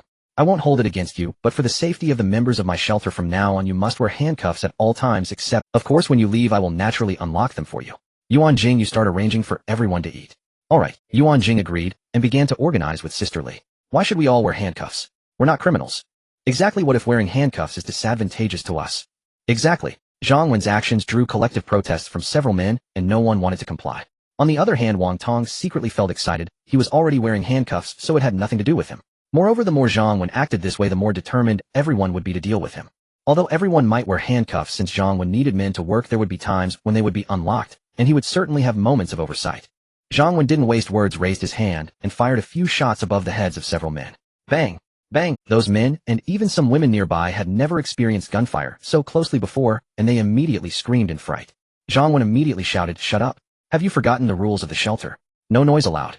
The women who screamed loudly just now will not have lunch today." Of course, no matter how loud their voices were, they could not compete with the sound of the gun. However, Zhang Wen knew that currently zombies could not enter without his permission. Moreover, the shelter is the largest, and what he says is the rule. There are no leading examples for certain matters here. Then, looking at the few men who were frightened silly, he said, "I am informing you to wear handcuffs, not negotiating with you. If I wanted to do something to you, do you think I would need to bother having you wear handcuffs?" The men, unsure if they found Zhang Wen's reasoning sound or were just afraid to resist further, hurriedly picked up the handcuffs from the ground and handcuffed themselves. Zhang Wen then nodded in satisfaction and looked over at the women. Those who shouted earlier stepped forward. No one. At this moment, little Yao Yao with a sorrowful face stepped forward. "Uncle Director, I was the one who shouted just now." Reporting, "There's also me." Another little girl in a school uniform with a round face nervously stepped forward. Zhang Wen looked around. No one else. No one spoke. "Ruan Jing, is there anyone else?" Zhang Wen was naturally skeptical, because although he hadn't been paying close attention, he certainly heard quite a bit. "There's her, and her." Ruan Jing pointed to the other two women. Zhang Wen looked at little Tong Yao and smiled, saying, "Our little Tong Yao admitted her mistake first, as she not only won't be punished, but will also be rewarded with an extra chicken leg for lunch." Little Tong Yao immediately smiled happily. "Thank you, Uncle Director." Zhang Wen then looked at the middle school girl and said to Ruan Jing, "She is second, also admitting her mistake. Reward her with the same meal as formal residents for lunch, and give her an extra 10 points in the assessment for becoming a formal resident." The middle school girl was a bit timid, but still said softly, thank you, Director. "This little man is rather spirited," Tang Xin muttered to herself, while watching Zhang Wen handle the situation. "As for those who did not admit their mistakes, they will have no lunch, and half the food at dinner." Zhang Wen concluded firmly, then said, "All right, everyone, let's eat." Today the rules of the shelter were established, and Ruan Jing did not disclose her relationship with Zhang Wen. Thus, she had Sister Li and Xiao Tong Yao, a few official residents, sitting together to eat. Zhang Wen and Tang Xin were eating together. The others gathered separately to eat. The food available to the survivors, apart from the rice, which was somewhat filling, was not satisfactory. The potatoes and cabbages were not only scant in quantity, but also lacked any seasoning except for a pinch of salt, making them quite unappetizing. On the contrary, Ruan Jing's sister Li and Tong Yao had a mix of meat and vegetables along with soup. Little Tong Yao was gleefully gnawing on a fragrant chicken leg. Meanwhile, Zhang Wen and Tang Xin had an even better meal featuring braised beef and seafood. The survivors struggled to eat their bowls of plain rice while drooling over the delicious food across the table. The women who decided to stay in the shelter silently vowed to work hard to become official residents. The men were also gritting their teeth, secretly vowing to eliminate Zhang Wen, so that all the delicious food and beautiful women in the shelter would belong to them. Only the two punished women had the worst fate, having nothing to eat. They had already been hungry for over a day before arriving, and if they hadn't seen so much delicious food, they might have been able to endure. But now, both hungry and craving, they could no longer hold back. "Report, Director. I want to report. Before you arrived, I heard those men discussing plans to harm you together." One of the women mustered her courage and approached Zhang Wen's table to speak. The atmosphere immediately fell silent. This was a major revelation. "Is what you said true?" Before Zhang Wen could respond, Ruan Jing had already stood up and walked over nervously. If it were last night, she wouldn't have been so anxious at that time. She was simply grateful that Zhang Wen had saved her. Although she might have felt sad if something happened to Zhang Wen, things were different now. Zhang Wen was her man, and also the support for her. She absolutely would not allow anyone to harm him. Zhang Wen, however, did not react much. In fact, he had already had his "Director, it's true. At that time I heard a little, but later they deliberately lowered their voices, and we couldn't hear the specific plan, so we didn't dare to tell you." Another woman who had been deprived of food also came forward to testify. Zhang Wen slowly finished the rice in his mouth. Looking at the few men who were too scared to eat, Zhang Wen said, "Don't you have anything to say? Don't wait until you end up as wrong." "Director, I have nothing to say." "Director, they are just talking nonsense." "Director, it wasn't my idea." Everyone was frightened, and none of them were particularly brave. Some denied it, while others hurried to shirk responsibility, which meant there was indeed some truth to it. Thus the concept of a pig teammate emerged. At this moment, Ruan Jing took out her weapon and approached Zhang Wen, saying, "Zhang Wen, we have no intention to harm anyone, but we cannot allow any threats to remain in the shelter." Zhang Wen glanced at Ruan Jing and smiled. She was growing quite quickly. "Director, please don't kill me. I will leave the shelter immediately." "Director, I report it was all Wang Tong and Li Dongping who threatened us to harm you. We didn't agree to it." "Exactly, it was all Wang Tong and Li Dongping's idea." "Director, it was all under Wang Tong's instructions." Li Dongping immediately softened. He had no room for resistance now. He did not want to die. As for the mastermind Wang Tong, he had no words to say and no excuses to make. What could he do when faced with he had mentioned being Loki, yet someone else overheard him. It must have been that pig Li Dongping. And previously, he felt exhausted and didn't want to speak anymore. Let it all be destroyed. Rest assured I won't kill you all, Zhang Wen finally spoke. For the men, this was like music from heaven. Ruan Jing looked at Zhang Wen somewhat puzzled. After spending time together, her man didn't seem like the type to be easy to talk to. Zhang Wen smiled and shook his head at Ruan Jing, signaling her not to rush. Moreover, the two women who are willing to leave with you today, including you all, can leave the shelter. I won't need you to work anymore. At this moment, not only Ruan Jing, but even Sister Li and Lu Ming looked at Zhang Wen. When did the director become so? Lu Ming even thought, should I leave or not? The reason she wanted to leave before was that Zhang Wen was not the type of loyal dog she wanted, and she had offended Zhang Wen. There would be no good days for her in the shelter. However, in order for you to survive after leaving the shelter, and to provide some in-off-world survival experience for those who remain in the shelter, you all need to cooperate and conduct a practical drill. Are there any objections? Director, I will definitely cooperate. Me too. Although it was strange to conduct some sort of drill, no one dared to say no in order to survive. Zhang Wen rewarded the two punished young women with a little food. Rewards must be clear, and one cannot solely rely on oppressive punishment. Once everyone finished eating, Zhang Wen took out 3 pairs of handcuffs. He had the 2 punished young women cuff the 6 men, securing 1 leg of each man, and having 2 of them share a pair of handcuffs, resulting in 3 groups. Since they were wearing handcuffs, and the ones coming up to operate were 2 obviously unimportant women, even taking them hostage was ineffective. Thus, although they were somewhat apprehensive about Zhang Wen's intentions, no one dared to resist. After cuffing their legs in pairs, Zhang Wen ordered the 2 women to use the keys to unlock the handcuffs on their hands. Now everyone was confused. They had their handcuffs removed, yet were cuffed at the feet. What sort of operation was this? They had their hands freed, and their feet restrained. Did this mean they were expected to work with their hands next? Of course, Zhang Wen did not need to explain. Zhang Wen then had Ruan Jing lead people to lock all the entrances of the residential buildings in the shelter, as well as the doors of the storefront and supermarket. Next, Zhang Wen began to set up the practical drill location. He chose the area in front of Li Shui's villa for the drill. There was a spacious flat area, and watching from the villa's balcony the view was excellent. Zhang Wen brought everyone over. Then he looked at everyone and said, "Now I will announce the details of this drill. This is a practical drill that all people in the shelter must participate in. Of course, the main focus of this drill is the people who are about to leave the shelter. The outside world is very dangerous. The goal of this drill is to help you adapt to the outside world in advance and enhance your survival skills after you go out.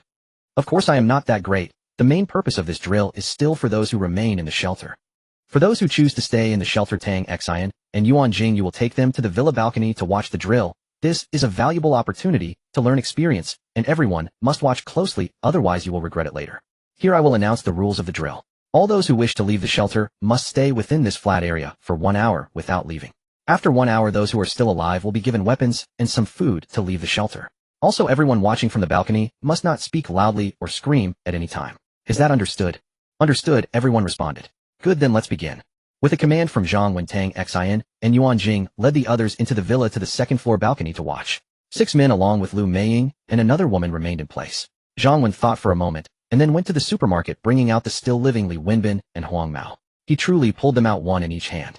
This left everyone who witnessed it secretly amazed by Zhang Wen's immense strength. It turned out that the director not only had a gun, but also such terrifying power.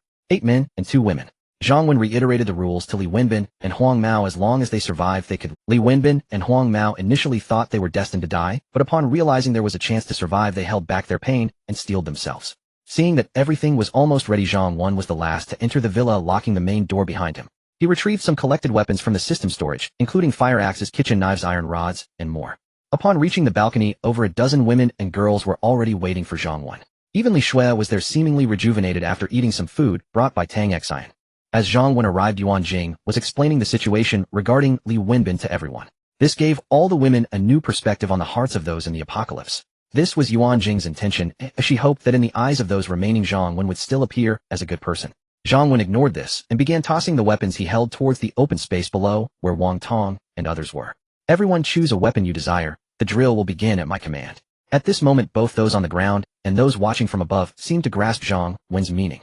Was the director asking them to kill each other, and the survivors could leave? Because the survivors would undoubtedly be the strongest, better equipped to survive outside, right? However, now that things had come to this point, regardless of what those above thought, those below were certainly hoping to survive until. Thus they immediately began to scramble for the best weapons. However, some were injured and others were hindered by handcuffs, making it difficult for them to fight fiercely. Once everyone had a weapon, Zhang Wen proceeded to make some adjustments within the system. First Zhang Wen used the surveillance camera on the wall to check the density of the zombies, then opened a small door to let in about 20 zombies before promptly closing it again. After the zombies entered the shelter and sensed the living's blood, they rushed over. Those below, prepare yourselves, the real combat drill will start soon. Zhang Wen did not want the people below to perish too quickly, so he immediately reminded them. Those below thought they were about to start fighting each other and nervously watched everyone else. Now everyone was an enemy. Interestingly, 2 women stood leisurely at a distance, not wishing to participate. After all, who would dare to attack? Lu Meng even thought this approach was quite good. The last one standing would surely be formidable, and going out with him would pose no danger. Roar!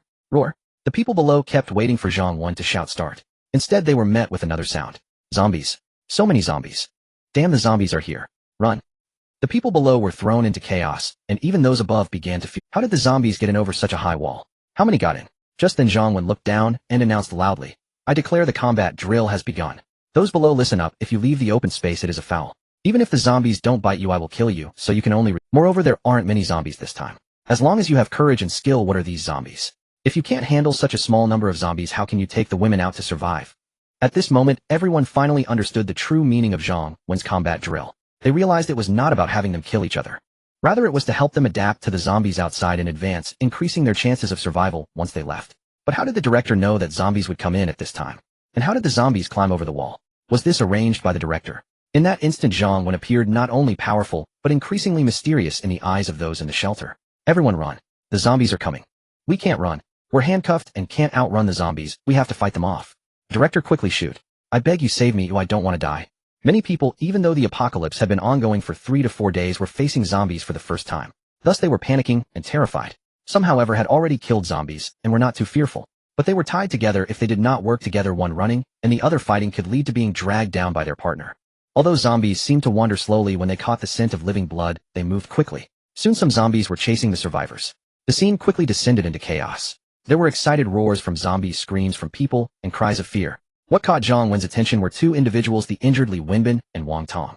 These 2 were the calmest among the group, exhibiting a fierce determination as they fought the zombies without mercy. Unfortunately, one was injured by a gunshot, limiting his abilities. The other was hampered by his incompetent teammate Li Dongping, who was only focused on escaping. Of course, this was also Originally, Zhang Wen had considered conducting a drill in a few days to allow these people to leave the shelter. But the difficulty of the drill he initially planned was not this great, and most people would still be able to survive. The number of approaching zombies increased, leading to casualties. However, this also compelled some who only thought of escaping to resist with their weapons for the sake of survival. Unfortunately, they had never faced zombies before, had no practice on how to kill zombies, and in the chaos their lethality was quite limited. Just a few minutes passed. Out of about 20 zombies, 7 or 8 had been killed, but 4 survivors had already died, and the number of injuries was still unknown. Zhang Wen looked at the women upstairs, all wearing faces of sheer terror, and said, everyone pay close attention. This practical drill is not meant to frighten you, but to help you experience the apocalypse, the zombies, their attack methods, and their speed. Even though you are temporarily safe in the shelter and may not encounter zombies in the short term, it does not mean that you will always remain in the shelter. If you do not adapt now, they will become your downfall in the future. Seeing everyone force themselves to muster some spirit, Zhang Wen continued, in the final lesson of today's practical drill, I will personally demonstrate how to kill zombies.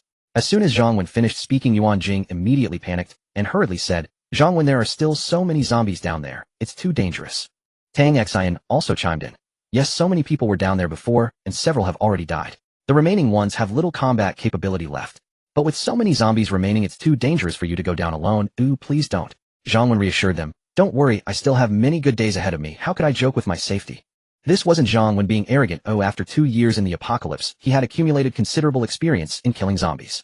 Moreover, his strength had increased several times, so he truly faced little danger. Additionally, while there seemed to be many zombies now, many were busy feeding and had no intention of attacking new prey, making this moment even safer. Ultimately, there are no absolutes in this world. But Zhang Wen had 2 lives. That was his true confidence.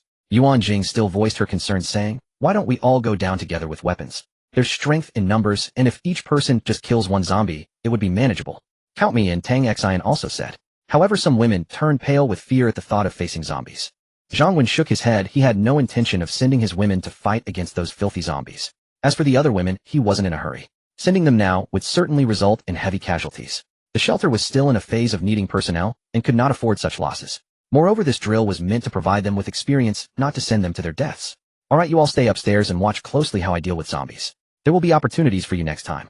Zhang Wen would not allow Ruan Jing and the others to refuse, and directly turned to head downstairs. The reason he had to personally take action was also one of the purposes of this practical drill.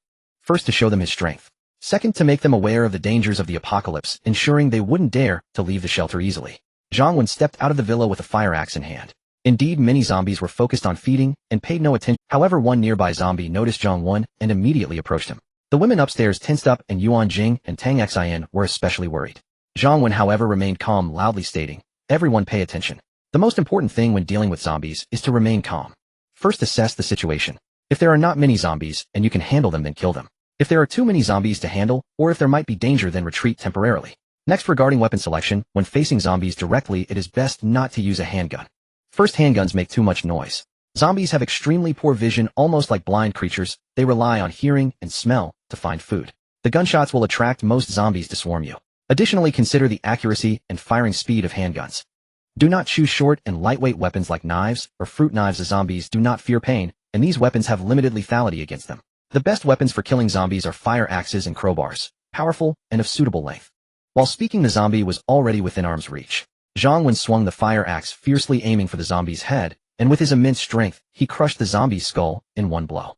Zhang Wen then continued, "The only vital point to kill a zombie is its head, so do not panic when killing zombies. If you panic, you might subconsciously attack randomly or lack accuracy. When attacking, ensure your strikes are powerful, otherwise your weapon might get stuck. If your weapon gets stuck, do not panic. First, confirm whether the zombie is dead. If it is dead, try to see if you can pull your weapon out. But if you find it hard to get the weapon out, do not hesitate and abandon it immediately."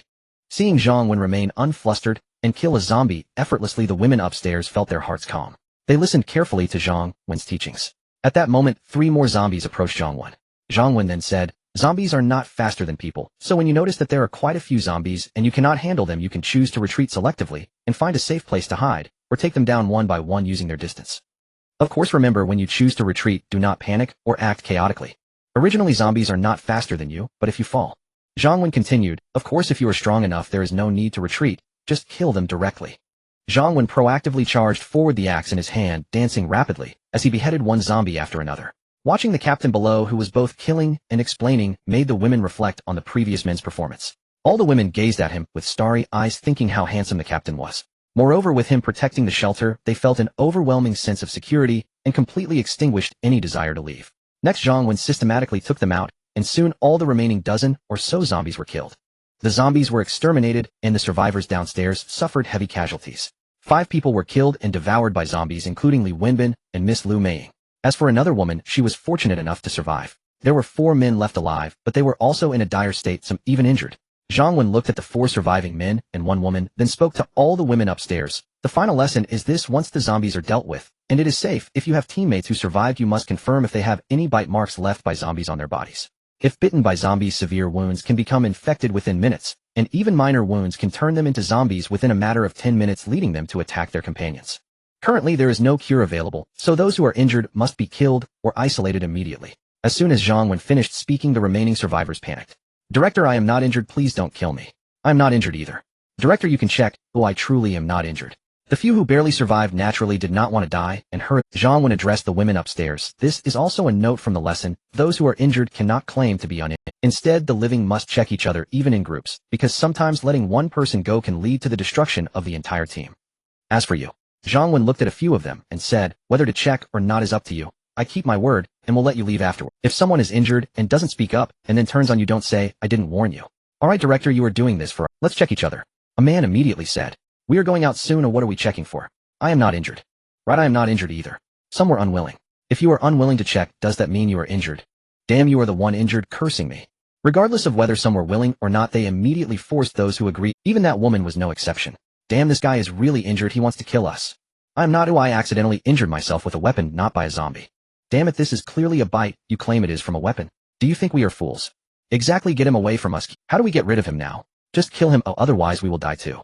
Zhang Wen ignored how they dealt with it, and looked. Those like Li Wenbin, Huang Mao, and Wang Tong, who were either bound to die, or the most malicious troublemakers, were already. "That's fine, but saves me from acting." Zhang Wen lost interest in the remaining people. When the time comes, he would just throw them out, and their survival in this apocalypse would depend on their own luck. Moreover, there was a reason for letting them leave instead of killing them outright. "Ah!" A scream echoed, then it quickly fell. "All right, prepare yourselves, as shortly I will give you the keys to the handcuffs and inform you how to leave." Zhang Wen said this and intended to return to the villa. At this moment, the surviving woman suddenly ran up to Zhang Wen excitedly saying, "Director, I beg you let me stay in the shelter. I will do whatever you ask, and I will definitely listen to you." Zhang Wen looked at the woman before him. Her looks were average, but her figure was somewhat plump, yet she fell far short of Zhang Wen's standards. What intrigued him was that it seemed the woman had a husband and he had survived. Indeed, among the 3 surviving men, Zhang Wen noticed one with a furious expression, yet he dared not vent his anger. Actually, it didn't matter whether to keep the woman or not, keeping her could serve as a warning to the others in the shelter. However, Zhang Wen was not prepared to agree immediately to avoid giving the woman false hope. Also, to prevent the other women in the shelter from overthinking, believing they had made the wrong choice, thinking that they could gain favor by playing the victim or agreeing to some flesh trade. Zhang Wen took the woman into the villa and then went to the balcony. Pointing at the woman he brought, Zhang Wen said to Ruan Jing, "You must have heard about her wanting to stay in the shelter. The management committee of the shelter has not yet been established, so you residents should discuss this matter first. And then Ruan Jing, you decide directly, I won't interfere." Then he said to Tang Xian, and Li Shui, you two come check if I am injured. In the future, when people from the shelter kill zombies, there must be at least 2 people checking whether the participants are injured. Tang Xian rolled her eyes at Zhang Wen. "With the powerful and swift actions you just displayed, and with a dozen pairs of eyes watching, you still need to check for injuries. Surely you must be thinking of something nice. Otherwise, why choose me and Li Shui? Isn't it obvious?" However, Tang Xian also understood that Zhang Wen was also trying to establish rules. Everyone must undergo a check, including the director. Although Li Shui's feelings for Zhang Wen had increased, they were still not at an intimate level. Though reluctant to go, she was still dragged up by Tang Xian. After enjoying a few minutes of full-body checks by the 2 beauties, Zhang Wen was in a good mood. On Ruan Jing's side, after some discussion and deliberation, a decision was made. Of course, although it was called a discussion among the residents, just look at the current official residents of the shelter. Ruan Jing's sister Li and Xiao Tong Yao. What else needed to be discussed? Just say it was Ruan Jing's decision. In fact, Ruan Jing had already started to understand Zhang Wen's temperament, although he might not be interested in this woman, and it was fine to keep her or not. However, the shelter was still short on people, and since Zhang Wen brought her up, it indicated he intended to keep her. He just wanted Ruan Jing to decide, which could also help establish his authority. Moreover, Zhang Wen did not wish for nothing to have happened before. Thus Ruan Jing said, "Director, after our discussion we decided that she wants to stay with 2 conditions. First, she must discuss it with her husband, as they are still married in principle. Second, even if she can stay, the initial benefits and treatment will definitely be lower than others, or whether to restore her status to that of others will depend on her performance." Zhang Wen smiled and said, "Just say you decided, I won't interfere." Ruan Jing gave him a charming glare, thinking, "I believe you not a chance. If I directly agree without any penalties, how could you not care?" Upon hearing Ruan Jing's request, the woman immediately shouted to her husband downstairs, "Husband, I want to stay in the shelter. Take care of yourself from now on." Her husband could no longer hold back and shouted in pain from below, "Wife, how can you do this? We agreed to go out together. We are husband and wife. How can you stay behind alone?" Thinking of how Zhang Wen was the only man in the shelter, he feared what might happen to his wife if she stayed. The man was in even more pain. When Wang Tong contacted him earlier, he had considered the idea of having multiple wives, but when it came to his own woman, he still could not accept it. The woman remained indifferent and said, "It's too dangerous outside. I am a woman and cannot help you. I might even drag you down. Just go on without me." The man remained unconvinced, fantasizing while assuring her, "Wife, don't worry, I just killed a zombie. When we get out, we will find a safe place to hide." The woman did not let him finish and cried, "Husband, just consider that I am sorry. I'll repay you in the next life. I beg you to let me go. I want to live." This time the man had nothing to say. Even those upstairs who had originally looked down on women fell silent. Indeed, women just want to survive to keep living. Is there anything wrong? If you were her, after experiencing the death of so many due to the zombies, would you still have the courage to go out with a man? At the beginning, the woman chose to leave the shelter with her husband, indicating that she still had the heart to share hardships with him. Unfortunately, reality is cruel. Not everyone can remain true to their original intentions when facing death. During the hottest time around noon, there are the fewest zombie activities. Zhang Wen kept his word, allowing the 3 surviving men to leave the shelter. Letting them go was not only to demonstrate his integrity. It was also to show those who remained in the shelter, and it had a small additional purpose. Whether they could survive depended on themselves. I hope they won't let themselves down. After all, they had shared a meal together, hadn't they? Then Zhang Wen returned to the villa. He called Ruan Jing, Tang Xian, and Li Shui together.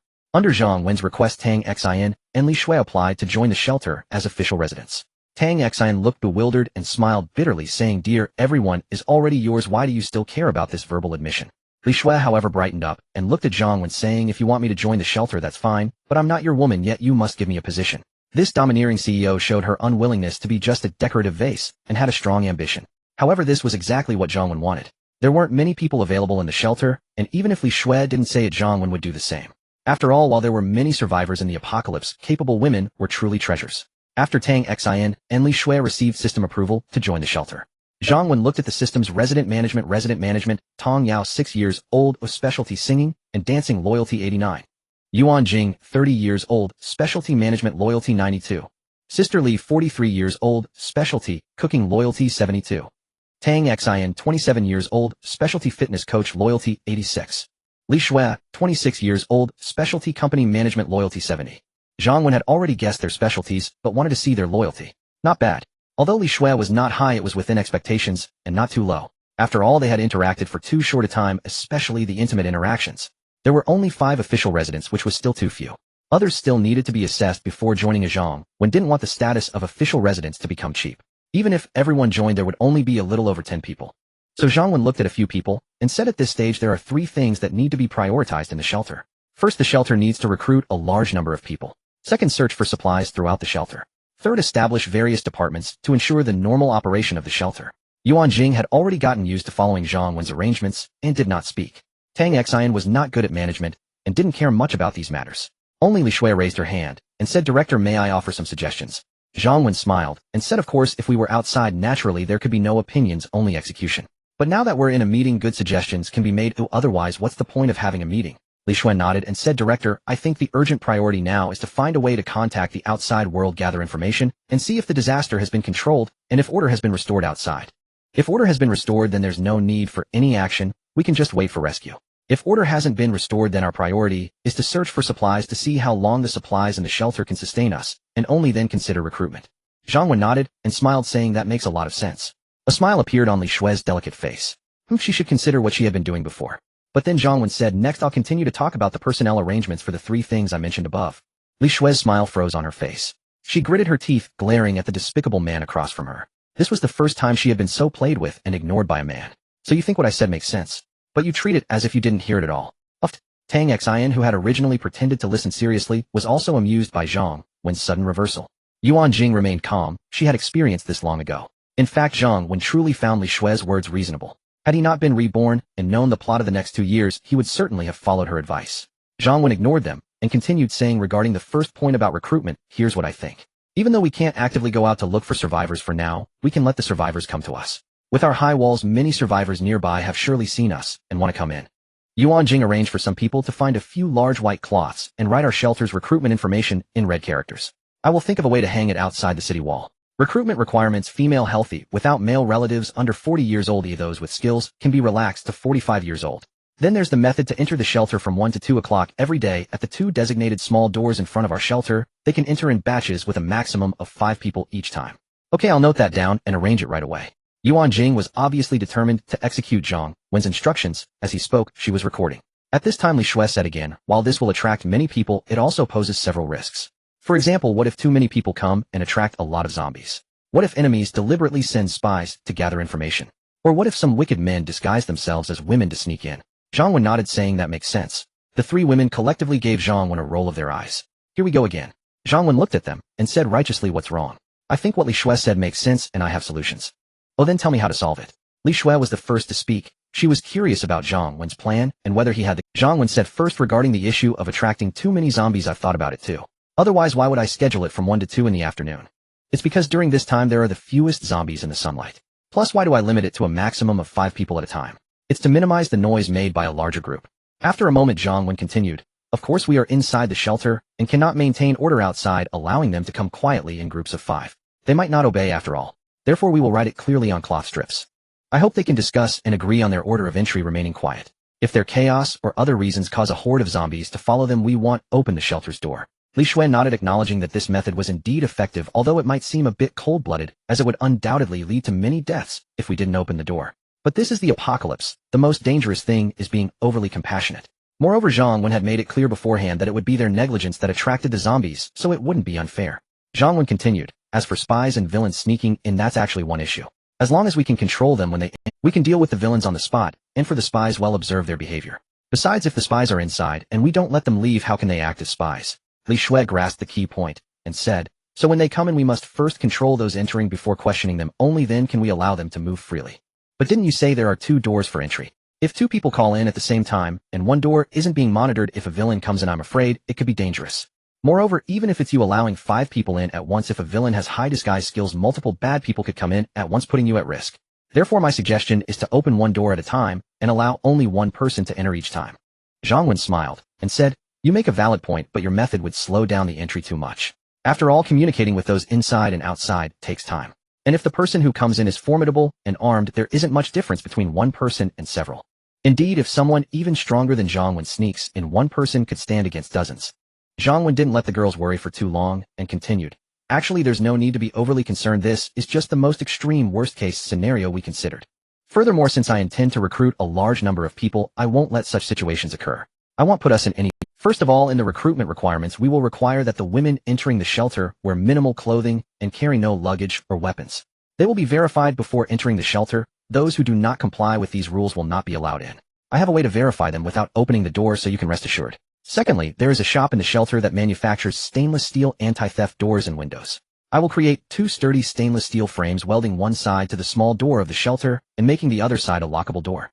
Each woman allowed in will first enter this stainless steel frame through the small gate in the wall. If we do not unlock it, they will have no way to exit. At this point, we can conduct a thorough inspection of them again. If any anomalies or weapons are found, we can temporarily handcuff them before allowing them to exit. Zhang Wen did not tell them that he could use the shelter's cameras to clearly see their numbers and whether they were male or female. Moreover, once they are inside the shelter, he will be able to see their friendliness levels, as long as they are in that stainless steel frame. Regardless of whether they are spies, male villains disguised as females, or others with ulterior motives, if their friendliness level is abnormal, Zhang Wen will nip the danger in the bud. Zhang Wen's cautiousness stemmed not only from the fear of being caught off guard, but mainly for the sake of the girls. After all, he had 2 lives, but they did not. Zhang Wen may not care about the lives of other women in the shelter, but Ruan Jing and Tang Xin had already secured a significant place in his heart. In his past life, Zhang Wen could treat those sisters he cared for equally, with just food, never addressing emotions. But in this life, he did not want to lose Ruan Jing and the others. Hearing Zhang Wen's thoughts, Li Shui and the others couldn't help but marvel at his exaggerations and wild ideas. Yet they had to admit that while it might be troublesome at first, it would be worth it for long-term recruitment.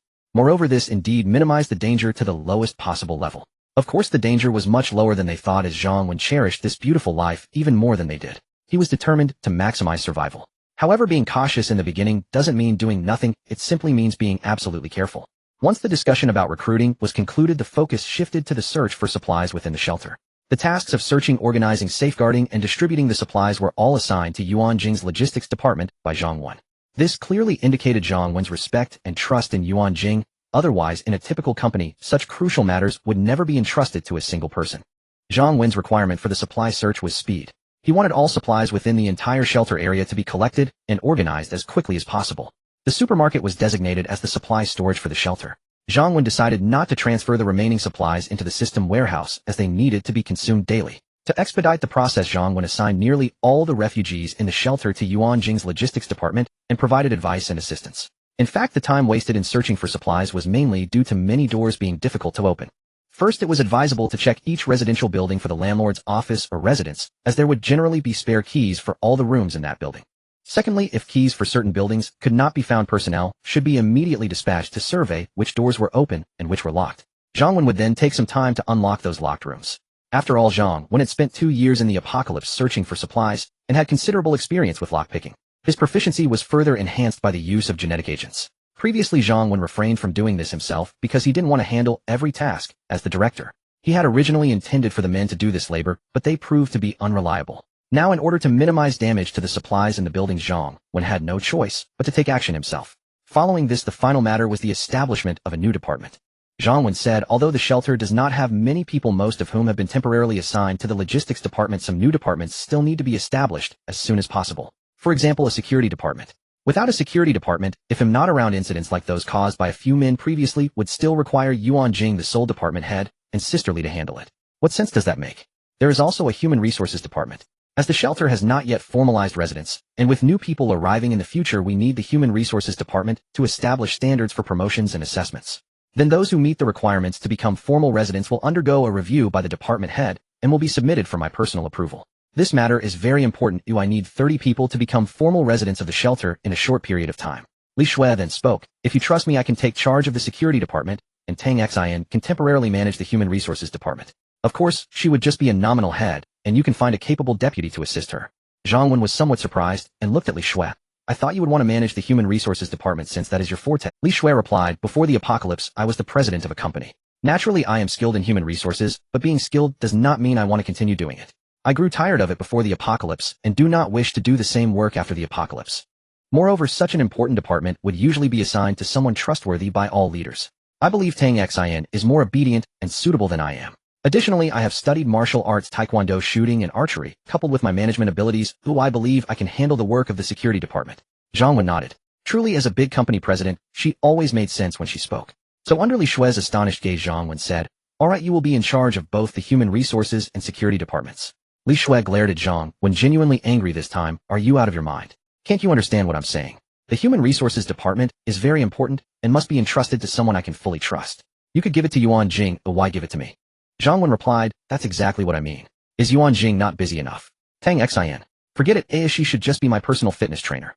I think she would prefer that job more." "Oh darling, you understand me well." Tang Xin couldn't help but send Zhang Wen a flying kiss, genuinely uninterested in managing anything related to human resources. Li Shui, who had been with her for so long, knew this as well, otherwise she wouldn't have suggested finding a capable deputy for her. "Then you." Zhang Wen suddenly pulled out something and placed it in front of Li Shui, interrupting her. "Aren't you still managing the security department? This weapon is for you. This is why I still want you to manage the human resources department." Li Shui looked at the handgun Zhang Wen placed in front of her, somewhat incredulous. Did he really trust her that much? She understood the implication of Zhang Wen's words. "Because I trust you completely, I can even give you a gun. What else could I possibly be concerned about regarding you managing the human resources department? Additionally, since you understand shooting, you can teach Ruan Jing and Tang Xin another day. I will also provide them with guns. Currently, I only have 4 guns, 1 for each of us." Zhang Wen glanced at Li Shui and continued. At this moment, not only Li Shui but also Ruan Jing and Tang Xin, who initially felt a bit jealous about Zhang Wen providing Li Shui with a gun, were deeply moved. The meaning behind Zhang Wen's words was unmistakable. The reason he gave Li Shui a gun was not that he favored her more, it was simply because she could use a gun. As long as you learn to use a gun, you will receive one. The total of 4 guns represented absolute trust in all of them. In reality, Ruan Jing and Tang Xin had no particular interest in guns, as they were not boys who naturally liked weapons. What they cared about was Zhang Wen's opinion and their status in his heart. Now they were satisfied. The meeting concluded, the shelter's present development and the tasks to be completed now had clear objectives. Aside from Zhang Wen, there were 17 survivors in the refuge. Of them, 5 were formal residents and 12 were displaced refugees. 3 among the refugees had been punished. There was also the woman who had once planned to leave with her husband, but ultimately chose to stay. Those 4 would certainly not be granted formal resident status in the short term. That left 8 others. Zhang Wen's instructions to Ruan Jing and Li Shui were as follows. This afternoon, put them to heavy labor as much as possible and devise a few tests to assess them. If they pass the evaluations, make them formal residents today. Ruan Jing and Li Shui could not fathom why Zhang Wen was at once so rigorous about vetting formal residents and so urgently eager. It was not a matter for complaint, and they did not oppose. Ruan Jing and Li Shui let a dozen women off to work. Li Dajia still took charge of cooking for everyone, but that was only temporary. As a former private chef, she could not be expected to prepare meals for all forever. Once the population grew, in a few days, one's own meals, the formal residents' meals, and the refugees' provisions would each have assigned cooks to manage them. Tang Xin had no pressing tasks, so she volunteered to care for Xiao Tong Yao, and at the same time took the child along to exercise. Zhang Wen felt a twinge of curiosity. Feigning worry about leaving the child in her care, he insisted on following to see for himself. Li Shui clearly had once been an avid fitness devotee and had long employed Tang Xin as her private trainer. At home, there was even a private gym with professional equipment. Tang Xin, clad in snug yoga attire, guided Xiao Tong Yao through some simple yoga poses. Her physique was so striking that even modest movements sent Zhang Wen's thoughts reeling. Tang Xin offered Zhang Wen a coquettish smile. "Darling, would you like to join? He'll teach you. After all, I'm your personal trainer." This siren was not only well-formed, but also beautiful, every expression entranced. Her lithe silhouette, especially while exercising, was all the more captivating. The notion of Tang Xin coaching him up close stirred dangerous imaginings. He told himself, if I do not venture into temptation, who will? Yet he restrained himself and murmured, "He'll come train with you tonight." With considerable self-discipline, he left that single sentence behind and turned away. For now, the shelter's development must remain his first priority. Once the refuge was truly strong and stable, there would be no harm in daily workouts with her. Stepping out of the villa, he passed several busy women from the shelter. Everyone who saw Zhang Wen greeted him with deep. After the morning zombie incident, their reverence stemmed not merely from his title as director, but from admiration for his demonstrable prowess. Zhang Wen soon arrived at the stainless steel door and window fabrication shop. He intended to fashion a stainless steel frame to isolate any newcomers. That idea was born of lessons learned during 2 years of the apocalypse. He had even acquired the skills to work stainless steel and install fittings in that time. In the shop, he first located a cutting machine, an oxywelder, a power drill, a small generator. The shelter wall's small gate was 1. It measured 1.8 meters by 1.8 meters, as Zhang Wen planned to make the frame roughly 2 meters by 2 meters, so the small gate could be fully enclosed. He would process the stainless steel in the shop first, then go down to the wall, and secure the fabricated pieces with expansion bolts and the like. It did not need to be finely finished, only solid and secure, so Zhang Wen aimed to complete it in 3 or 4 hours. Having taken the gene serum, even several consecutive hours of physical labor would not leave him overly fatigued. While Zhang Wen was pouring sweat for the shelter's sake, Ruan Jing and Li Shui led a group of women into action, as well producing the recruitment notices he had requested. They searched for the residential building keys and moved supplies. Head Yuan, we've removed the supplies you asked for from this room. There is quite a lot of food here. Please inventory it, and once counted, I'll move it to the supermarket for storage. With more people around, Zhang Wen no longer wished to rely on the system warehouse to collect every item they found, so supplies were now uniformly to be stored at the supermarket. Ruan Jing assigned 8 women to search and transport supplies. These were precisely the women Zhang Wen had designated for assessment. For others lacking even qualification for evaluation were given other tasks. Of the 8 women, 3 had worked in factories before the end of the world, 2 were corporate white-collar workers, 1 a restaurant server, 1 a housewife, and 1 a middle school student. The woman reporting to Ruan Jing now was a corporate white-collar in her 20s named Zhang Ying, pleasant in appearance, a minor beauty by any reckoning. Before Ruan Jing's arrival, Wang Tong had taken a liking to a few of the prettier women. Zhang Ying had been one of them. After some contact, Zhang Ying proved bright and vivacious, yet serious when at work. Ruan Jing was rather as head of personnel, Li Shui bore primary responsibility for this assessment. She heeded Zhang Wen's directives and devised various examination tasks for the women. She silently hoped they would pass. Life would be much easier if they did. Ruan Jing felt deeply grateful that she had met Zhang Wen at her most perilous and helpless moment. As one of his first followers, he had shown her the greatest trust and privileges. Those who joined later would not be so fortunate. Although Zhang Wen repeatedly emphasized his urgent need for 30 people to become formal residents, he still refused to relax the standards of evaluation.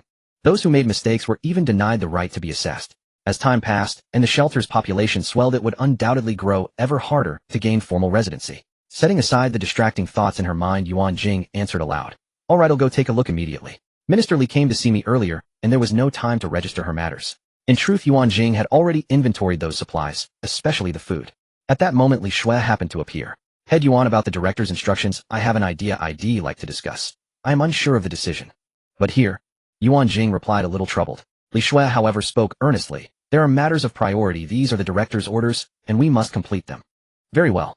Ruan Jing nodded, then turned to Zhang Ying. Shall we move these supplies to the supermarket? Be sure to tell the people organizing supplies there to keep them separate from the items already registered. Oh, I will go to the supermarket later to complete the registration, then they can be stored. All right, Head Yuan. Zhang Ying wasted no time and immediately began moving the goods. Unfortunately, what Zhang Ying did not see was that after she carried the things downstairs, Ruan Jing and Li Shui did not discuss the tasks assigned by their superior, but were instead talking about her. Ruan Jing curiously looked at Li Shui and asked, Shui, why did you design different exams for each of them? Some are about moving heavy objects, some you are deliberately making things difficult for, and some you are having them carry food. Li Shui smiled and said, Sister Jing, our superior said that the wind is like rain. Oh, we need to conduct a strict assessment while completing it today. Just relying on conversations or having them complete a certain task won't reveal anything at all. Therefore, we can only tackle them one by one with targeted measures. For instance, this girl named Zhang Ying, I found out that her hobby is snacking, especially fond of certain snacks. Among the supplies just now there were those snacks. She found these supplies, so she knew them well, and since you didn't register at all, depended on her own choice. Ruan Jing felt a bit speechless. This was quite a test for someone who had been starving for a few days. Fortunately, she didn't have to participate in the assessment herself. Otherwise, with the questions Li Shui posed, it might have something to do with her own daughter. She might not even pass the test. Zhang Wen spent the entire afternoon finally installing 2 stainless steel frames at the wall. Looking at his masterpiece, he felt quite satisfied. He even thought about installing one at each of the 2 main doors of the shelter. But after some thought, he gave up. Firstly, the workload was a bit too much, and secondly, it wouldn't be of much use. The main door of the shelter would definitely be used for vehicles once the shelter stabilized. At this stage, a small door was enough for a few people's passage. Of course, while installing the stainless steel frames, Zhang Wen also had someone bring a ladder and other tools to hang up several large recruitment ads made by Ruan Jing and the others on the outer sides of the walls with the small door. Now everything was ready, just waiting for the ladies to come knocking tomorrow. Since the apocalypse had just begun, Zhang Wen wasn't worried about no one showing up. After all, at this time, most men and women had not yet sold themselves into servitude. They also lacked strong defense. More importantly, there was still plenty of food outside, giving them the strength to fight for a safe shelter. Returning to the small villa, Sister Li was already preparing dinner. Li Shui happened to return as well, while Ruan Jing was still busy at the supermarket. How did their assessments go today? Zhang Wen looked at Li Shui, who was dressed in high heels, black stockings, and looking exquisite. When did this woman change into this outfit? Isn't she just teasing me? Although I really like this style, I wasn't prepared to make it. After all, I had promised Tang Xian something. But if you come to tempt me, then you are definitely in the wrong. Don't blame me for being. Here are the results. Li Shui did not provide any further explanations and handed Zhang Wen a piece of paper. The first thing that caught his eye was an elegant and flowing script. Then came the content. Zhang Ying, a white-collar worker before the apocalypse, age 25, overall score 86. Du Xiaoya, a middle school student before the apocalypse, age 17, overall score 75. Wang Ying, a restaurant waitress before the apocalypse, age 26, overall score 74. Wu Shuahua, a factory worker before the apocalypse, age 35, overall score 50. 8 people participated in the assessment. 2 scored above 80. 5 scored between 60 and 80. 1 scored below 60. Li Shui did not mention what the assessments entailed or how the scores were determined. Zhang Wen did not ask either. On one hand, he trusted Li Shui's ability, and on the other, he viewed her assessment merely as a reference. No matter how high the assessment scores were, if the system showed that their friendliness was insufficient, Zhang Wen would not let them pass. Fortunately, thanks to the training during lunch, this group of people had significantly improved their friendliness, meeting Zhang Wen's requirements. Sister Li. Zhang Wen called towards the kitchen. Director, are you looking for me? Sister Li quickly ran out to ask upon hearing his voice. Tonight's meal should be adjusted to accommodate 7 additional formal residents, and just prepare for 5 more for the refugees. Zhang Wen instructed. Okay, Director. Sister Li responded, and went back to the kitchen to busy herself. Li Shui glanced at Zhang Wen. Are you sure we have enough food in the shelter? Zhang Wen smiled and replied. If it's not enough, we can just go out and find some. Don't worry, I said I wouldn't let you go hungry. You? Li Shui was left speechless, realizing she was particularly prone to anger in front of Zhang Wen. Perhaps it was because no one at her previous company ever dared to speak to her like that. What exactly are you hiring people for? To dominate the world. Zhang Wen looked at the beautiful woman in front of him and couldn't help but tease. Has anyone ever told you that when a woman becomes curious about a man, she is not far from falling for him? Li Shui shot Zhang Wen a glance and replied, falling for you. Really? Have you read too many romance novels? That's all nonsense. If you don't want to talk, then forget it. Zhang Wen looked at Li Shui and said, I think what the novels say makes some sense. After all, I'm quite curious about you. I think I have already fallen. I believe this applies to both men and women. Li Shui fell silent. Zhang Wen did not hide his intentions regarding her and Tang Xian during their first meeting. Tang Xian had already agreed to his proposal. Not long after, as night began to fall, Ruan Jing returned to the small villa with all the women. Of course, except for Ruan Jing, they certainly did not qualify to sleep in the villa. Only Zhang Wen, Tang Xian, Li Shui, Ruan Jing, Xiaotong Yao, and Sister Li could stay in the small villa. Sister Li originally should not have qualified, but she was a special case. As Zhang Wen's personal chef in the future, she needed to stay together, otherwise it would be troublesome to run around cooking. Ruan Jing did not refuse when Zhang Wen discussed this with her at noon. Although she knew that moving in meant her relationship with Zhang Wen would be publicly known, she was already indifferent to it. As for the other women, they were temporarily arranged to stay above the supermarket. Currently, they were brought over to eat, as there was no chef available to cook for them there. Once everyone had arrived, Tang Xian and Xiaotong Yao also came out. Sister Li set the sumptuous dinner on the table, dividing it into 3 tables. The first table was for Zhang Wen and Ruan Jing's group, featuring steamed seafood, braised shrimp, stewed beef, stir-fried seasonal vegetables, along with juice beer and a fruit platter. The second table had 8 set meals, each containing rice, a meat dish with options of stir-fried meat, braised fish chunks, or kung pao chicken, vegetables, and a small bowl of tomato egg soup. Each plate even had a bottle of water and an apple beside it. The last table only had 5 servings of plain rice with a bit of boiled cabbage on the side. 2 of the servings had only half a bowl of rice. Following Aunt Tang Xian, Xiaotong Yao, who had been exercising all afternoon, was already starving, nearly drooling at the sight of the first table's delicacies. After all, Aunt Tang Xian had said that she couldn't engage in high-intensity exercise yet, so she could only guide the little one. Xiaotong Yao felt she could eat a lot of delicious food today. Besides, the women who had been busy all day and hadn't eaten much at noon were also starving. Looking at the first table filled with visually appealing and aromatic dishes, even though they were salivating, they knew that those were not for them. However, the attentive noticed that the second table seemed to have quite a few servings. Could it be that they also had a share? Now being able to eat the food from the second table made everyone immensely satisfied. Zhang Wen stood up, holding the list that Li Shui had just given him, and addressed everyone. Before we eat, I want to announce something. Today, Minister Li Shui and Minister Ruan Jing conducted assessments for new members of the shelter who had not made any mistakes. I will read out the scores first. Zhang Ying 86 points. Wang Yue 82 points. Wang Kiki 76 points. Du Xiaoya 75 points. Wang Ying 74 points. Lu Xiaoju 67 points. Huang Mingqi 65 points. Wu Shuahua 50 points. According to the temporary rules I set, anyone scoring above 80 points in this assessment and passing my review can become a formal resident of the shelter. Zhang Ying, Wang Yue stepped forward. Immediately, 2 relatively beautiful young ladies excitedly walked out. They hadn't expected to pass the assessment so suddenly. How it felt like winning the lottery. It was simply like a dream. Zhang Wen looked at the 2 and asked, do you want to become formal residents of the shelter? Director, we are willing, the 2 young ladies replied excitedly. Zhang Wen was speechless, but felt like a marriage proposal. However, since the system required it, he immediately agreed, and the system chimed in with a passing sound. Du Xiaoya, step out. Calling the 2 excited young ladies back to the line, Zhang Wen called out again. Director Du Xiaoya cautiously stepped forward. As the only student in the shelter at the moment, and still a middle school student, having already communicated at noon. As Zhang Wen couldn't help but remember her. Do you want to become a formal resident of the shelter? Huh, me. Du Xiaoya was somewhat bewildered upon hearing Zhang Wen's question. She thought she hadn't scored 80 points. Did she miss here? What do you mean, huh? I mentioned at noon that because you voluntarily admitted your mistake you would get an additional 10 points in the assessment. Now hurry up and answer, Zhang Wen said impatiently. Thank you, director. I am willing. Only then did Du Xiaoya recall what had happened at noon and quickly responded excitedly. The system prompted that one more person had been added. Now the women who hadn't been called were enviously looking at the three. The three would have good days ahead. At least they wouldn't have to worry about hunger or thirst anymore. Moreover, the dinner was right in front of them. There was a huge difference between formal residents and the homeless. The women who had been busy and hungry all day couldn't help but feel envious. However, no one dared to voice any objections. Zhang Wen then continued, for those who did not pass, you are unfortunate, because starting tomorrow the shelter will be recruiting a large number of people from outside to take in survivors. The initial quota for formal residents in the entire shelter is 30, and future assessments will become stricter. Before those who did not pass can feel sad, Zhang Wen added. However, some of you are also fortunate, because you were among the first batch to join the shelter, so I will treat you specially this time. Anyone scoring above 60 points in today's assessment can become formal residents. However, you will have a 1-month observation period. The HR department will monitor your performance at all times and assess you. If your performance is unsatisfactory during this period, or if your score is below 80 points after 1 month, you will be eliminated automatically. After finishing dinner, Ruan Jing and her companions went to arrange for the women to sleep. Zhang Wen followed Tang Xin to the gym to work out. Although he had taken gene-enhancing drugs, he still needed to persist in exercising. Before the apocalypse, Zhang Wen was just an ordinary office worker. Due to the immense pressure from work and long hours of sitting, his body had always been in a subhealthy state. He occasionally thought about exercising, but he never managed to stick with it for various reasons. Sometimes he felt that exercising was too exhausting, and after 2 days he couldn't continue. Of course, more often than not it was related to his economic conditions. After working all day, he was exhausted, and he had no mood to exercise. But now it was different. If he wanted to live more comfortably and freely in the apocalypse, he had to exercise.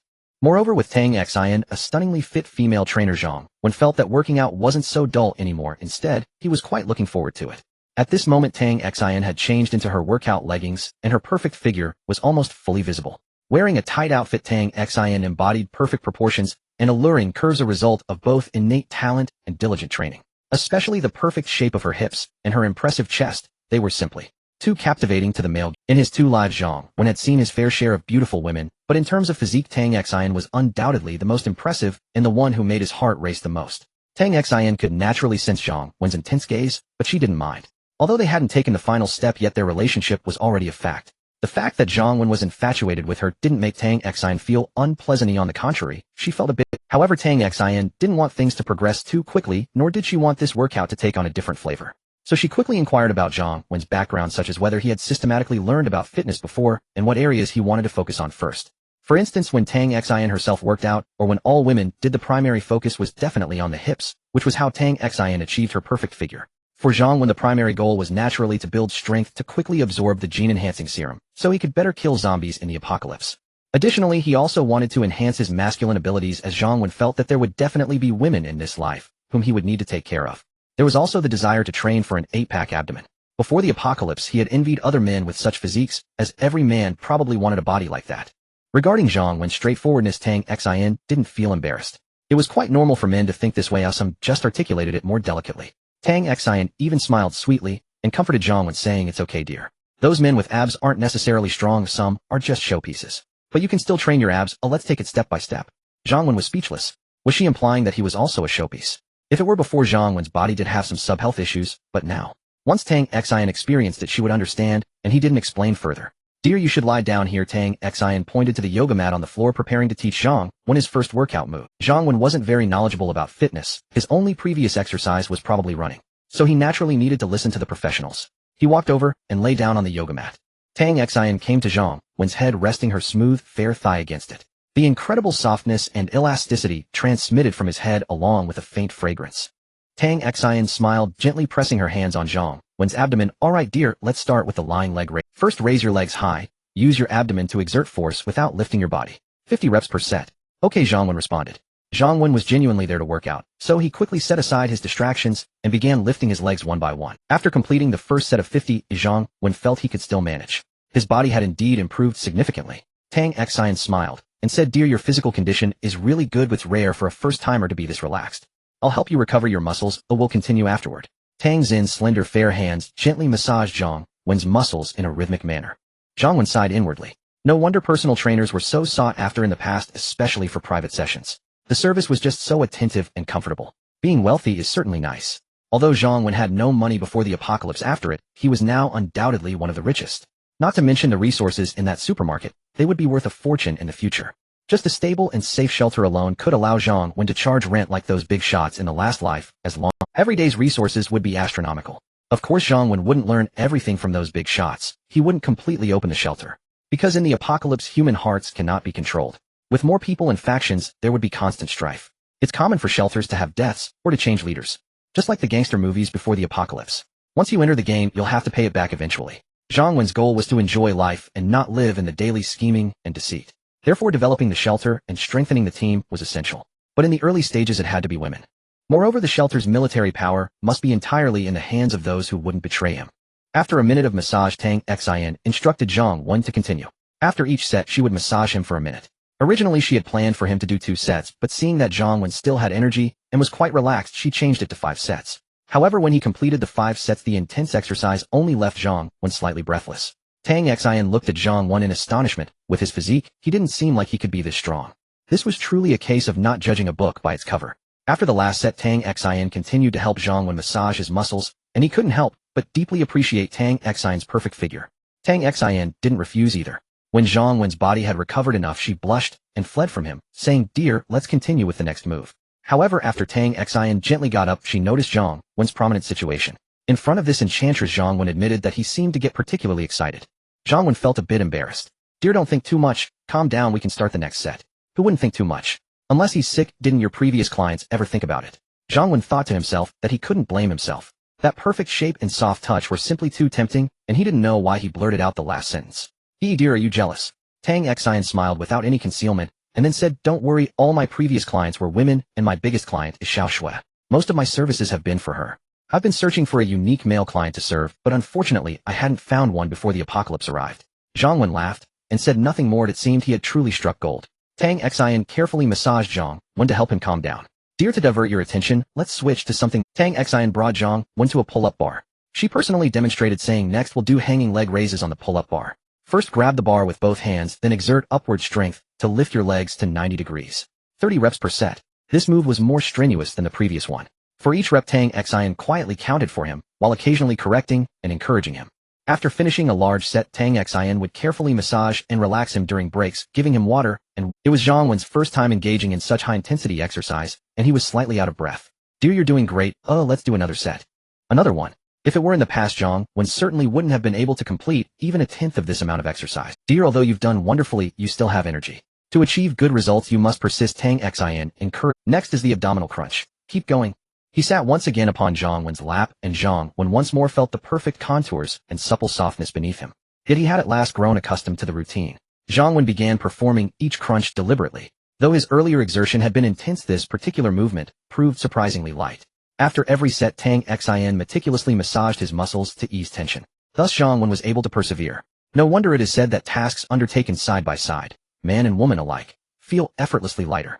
Had Zhang Wen trained alone, even with sufficient stamina, he would have lacked both the will and the resolve to persist for long. A few half-hearted attempts, or perhaps 2 days of sporadic effort, would have been all he could manage before abandoning the endeavor entirely. The final exercise concluded. Tang Xin gently massaged Zhang Wen's fatigued muscles. Each time he caught sight of her flawless figure, accentuated by form-fitting yoga pants, he marveled silently at the sublime artistry of creation.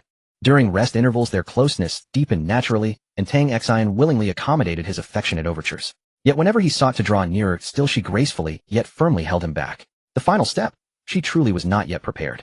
Zhang Wen, for his part, felt no urgency. Within the sanctuary of his shelter, she was safe, utterly and irrevocably his.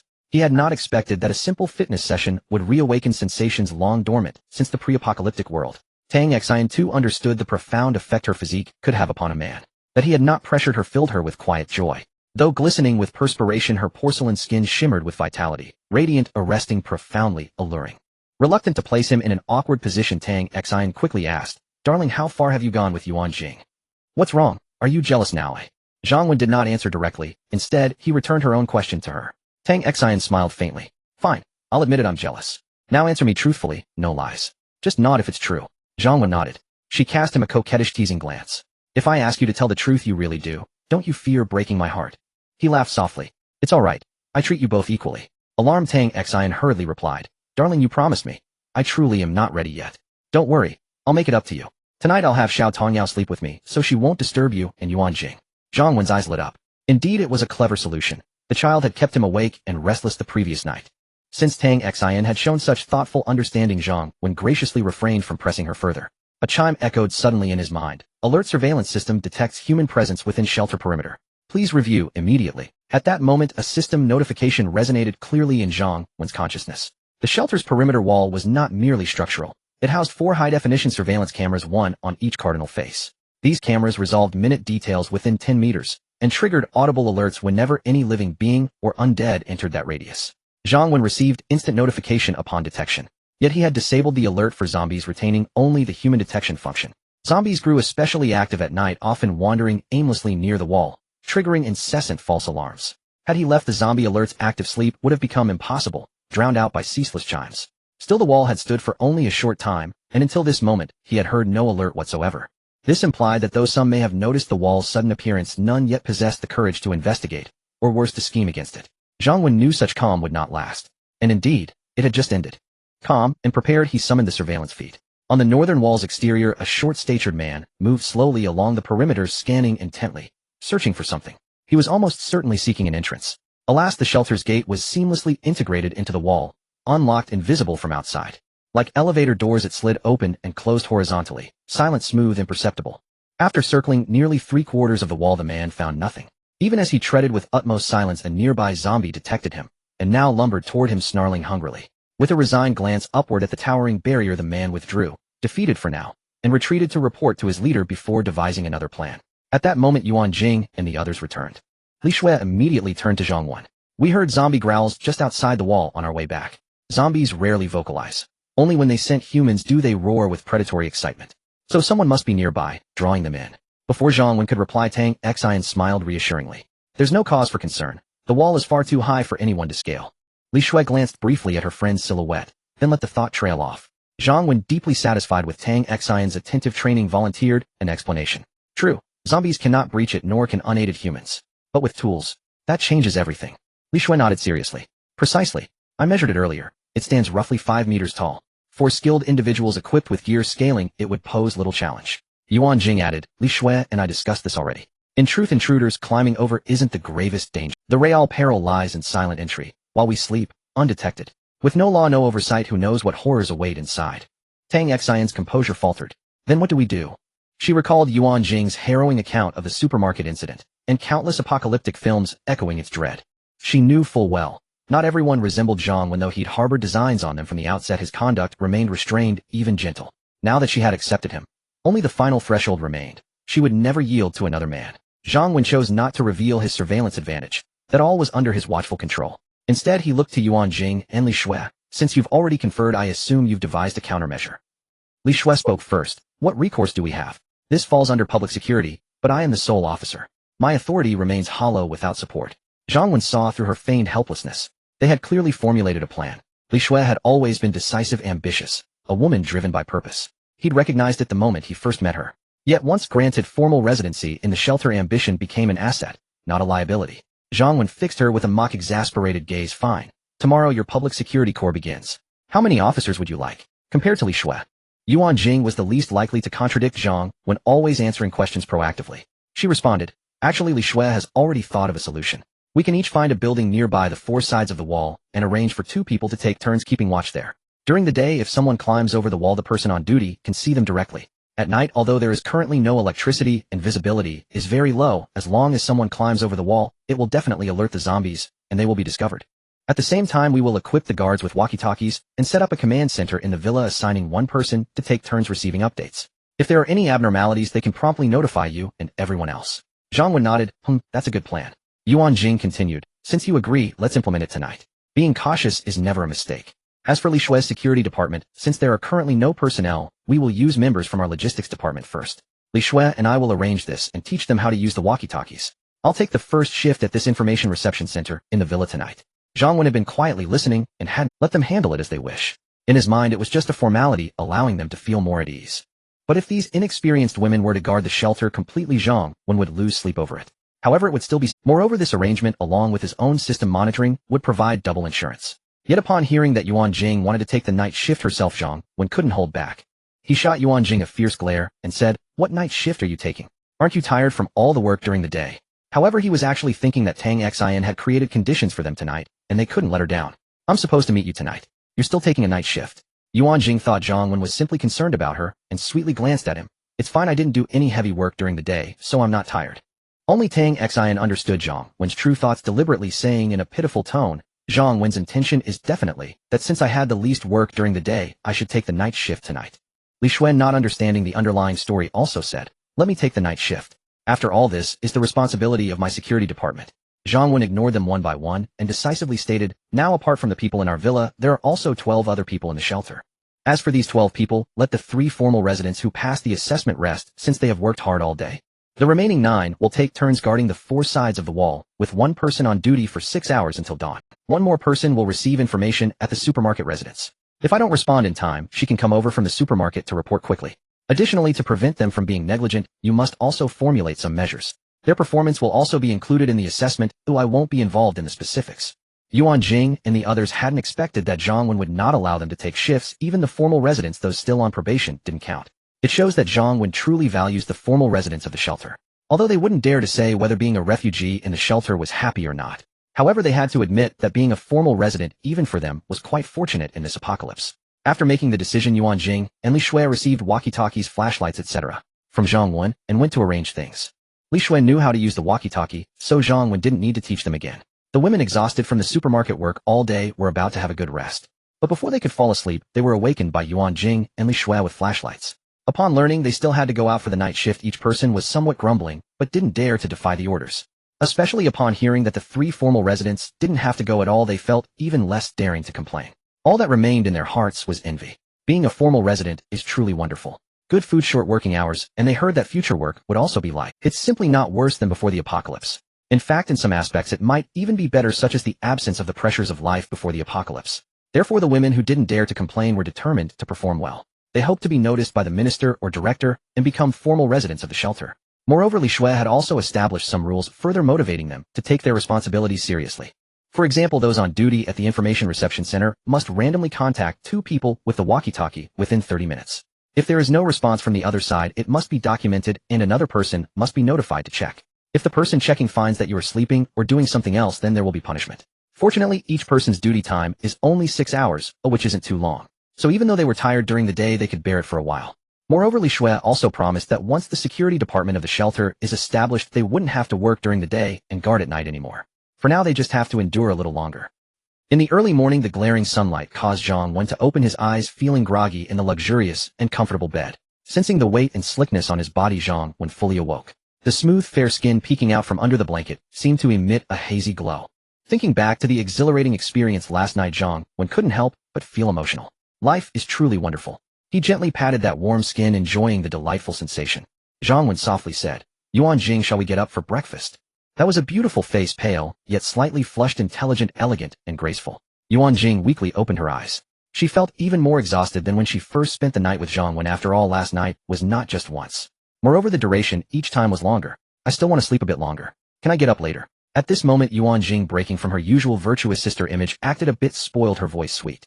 Zhang Wen was momentarily intrigued, as he rarely saw such a side of Ruan Jing before. "Then you rest well. I'll have sisterly prepare breakfast and keep some for you. I'll go work out for a bit. Today the shelter is recruiting, so I need to prepare as well." Ruan Jing nodded sleepily and flipped over, closing her eyes again. And this is also the scene at the very beginning of this story. When Zhang Wen arrived at the gym, Li Shui, Tang Xin, and even Xiao Tong Yao, who followed Tang Xin to sleep, were already working out. After yesterday's recovery, Tang Xin and Li Shui had both improved significantly. "Good morning, Uncle Director." Xiao Tong Yao, seeing Zhang Wen, was always the first to greet him sweetly. "Good morning, little one." Zhang Wen smiled. The little one immediately pouted her lips as Uncle Director called her little one again. "Humph." Zhang Wen smiled. Indeed, cute children are adorable in every way. Just like this beautiful woman before him. No matter when he sees her or what she is doing, she always appears so stunning. She is captivating. Zhang Wen originally planned to find Tang Xin to review the fitness routine she guided him through yesterday. Of course, it had to be a session for both of them. However, the gym is crowded in the morning and there are little ones around. Never mind. Another day. Tang Xin smiled and asked, "What do you want to practice this morning?" Mainly legs, I suppose. If you don't work on your legs while exercising, you'll regret it sooner or later. I have to keep that in mind. Zhang Wen planned to get serious about his workout, focusing on legs in the morning, and let Tang Xian devise a plan for him. Leg workouts are essential, especially for men. Particularly for men surrounded by many women. Although Zhang Wen wasn't afraid, he couldn't afford to be careless. Tang Xian chuckled, "Darling, I'm afraid your legs might get weak later." Zhang Wen looked at her saying, "Who do you look down on? Just add you in, and I can still work out without my legs giving out. How about we try it now?" Tang Xian quickly smiled sweetly, and said, "Alright, I know you're impressive. During workout time, I'll show you a demonstration first." She walked over to a piece of gym equipment. First, she turned her back to the machine, spreading her legs shoulder-width apart, puffing her chest, and keeping her back straight against the backrest. This move is called the hack squat, facing the machine, suitable for women to exercise their glutes. Doing it this way is suited for men to work on their legs. Keep your body straight, slightly lift your glutes, and then. Tang Xian demonstrated a set, and asked Zhang Wen, "How's that? Did you see it clearly?" Zhang Wen nodded, and whispered, "I saw it quite clearly. Your figure is really good, simply perfect." Tang Xian shot Zhang Wen a look. Although she was pleased to be complimented on her figure, she still playfully retorted, "Who told you to look at my figure? You were supposed to watch my movements." "Then do it again." "Oh, I will definitely watch carefully," Zhang Wen said with a smile. Tang Xian giggled, "Do you think I'm foolish? Just follow the demonstration I just did, and I'll correct you afterward." As the intensity of the workout increased in the morning, even Zhang Wen's current physical condition was drenched in sweat. Tang Xian carefully wiped his sweat with her towel and massaged his leg muscles for a while. After the workout, everyone gathered in the living room. Aunt Li had prepared breakfast. Once again, there were 3 separate tables with different breakfasts. Ruan Jing had not yet gotten up, and Tong Yao needed to wake her mother for breakfast. Zhang Wen instructed Aunt Li to notify the others, including the woman on watch, to come for breakfast. Originally, the refugees had no breakfast. However, they had worked hard yesterday, so they deserved a reward. Zhang Wen felt he was truly a considerate leader. He was self-touched for a minute. As they hadn't arrived yet, Zhang Wen checked the system to see how much vitality value had been added yesterday. Of course, he first checked their loyalty, mainly for the people in the villa. Tong Yao, 6 years old, special skills singing and dancing, loyalty 89. Ruan Jing, 30 years old, special skills management, loyalty 95. Aunt Li, 43 years old, special skills cooking, loyalty 80. Tang Xian, 27 years old, special skills fitness coach, loyalty 89. Li Shui, 26 years old, special skills company management, loyalty 82. A loyalty of 80 generally indicates absolute loyalty, while 90 usually signifies diehard loyalty. Thus 90 is a watershed moment. Among all the women, only Ruan Jing and Zhang Wen had intimate interactions resulting in loyalty above 90. However, the loyalty of the others had also increased, especially Li Shui, whose loyalty had risen significantly. Zhang Wen was quite satisfied. Additionally, there were the newly joined official residents from yesterday. 3 passed directly with the highest loyalty. Zhang Ying, 85, Wang Yu, 83, Du Xiaoye, 88. He hadn't expected that the middle school student would have the highest loyalty, or perhaps the surprise he gave her yesterday played a part. Of course, what Zhang Wen was most concerned about was still the vitality value. Apocalypse Shelter System host Zhang Wen vitality value 302, residents 1230. Yesterday, the vitality value increased by a total of 74 points, roughly as follows. Ruan Jing, 16 vitality points. Du Xiaoye, 15 vitality points. Tang Xian, 5 vitality points. Zhang Ying, 5 vitality points. Li Shui, 4 vitality points. The other 7 official residents, 26 vitality points. 5 refugees, 2 vitality points. As previously speculated, even with increased loyalty, the vitality value generated by official residents generally does not exceed 5 points a day. Most of them are around 3 or 4 points. However, he hadn't expected that last night, apart from Ruan Jing, he would receive another surprise. Moreover, that middle school student also gave him a surprise. Based on Zhang Wen's own estimation, today's vitality value would definitely not exceed 300 points. Zhang Wen initially felt a bit regretful that the defensive feature might only activate tomorrow. He hadn't expected a small blessing to come rather suddenly. The generation of vitality value, besides individual differences, is influenced by loyalty and other factors. Of course, for a surge to occur, the primary influence is still emotion. Only with strong and intense emotions can a person generate a large amount of vitality value on that day. It seems that in the future, apart from treating official residents, well, he must occasionally surprise them a little. Only then would they occasionally bring him little surprises. After all, moving forward, Zhang Wen not only needed to activate the defensive feature, but also wanted to activate the zombie slayer body and medical functionalities as soon as possible. These features require a significant amount of vitality value. Additionally, the customizable options like farms and weapon factories are all quite appealing. However, among the customizable options, the one Zhang Wen coveted the most and desired the most wasn't the farm or those. What he wanted most was the environmental infrastructure. This environmental infrastructure has 3 main functions: waste treatment, biogas power generation, wastewater purification. In simple terms, with these functions, the shelter would have water, electricity, and waste management. Essentially, the shelter could return to the quality of life before the apocalypse. Of course, this function isn't cheap. Level 1 activation requires 600 vitality points, and the daily generation of electricity and water would be enough for 30 people. Isn't this just matching the number of official residents in the shelter? It doesn't even account for the refugees. Naturally, the system calculates based on the average values before the apocalypse for the 30-person usage. For instance, before the apocalypse, a person would roughly use 60 kilowatt-hours of electricity and 3 tons of water per month. However, after the apocalypse, it certainly cannot be the same. Therefore, for the 30-person capacity, after satisfying all the needs of the small villa, he would slightly lower the treatment for the official residents. Taking in an additional 300 refugees wouldn't be a problem. After all, for electricity and bathing water generally in apocalypse survival, where would these resources come from? Being able to occasionally give them a bath. Having a light on at night to go to the toilet would be quite good. Zhang Wen genuinely coveted this function. However, he would definitely prioritize activating the defensive feature and the zombie slayer body first. In the early stages, it wasn't yet time to lie back and enjoy, he had to stay vigilant. If it really doesn't work, we can postpone the medical function further.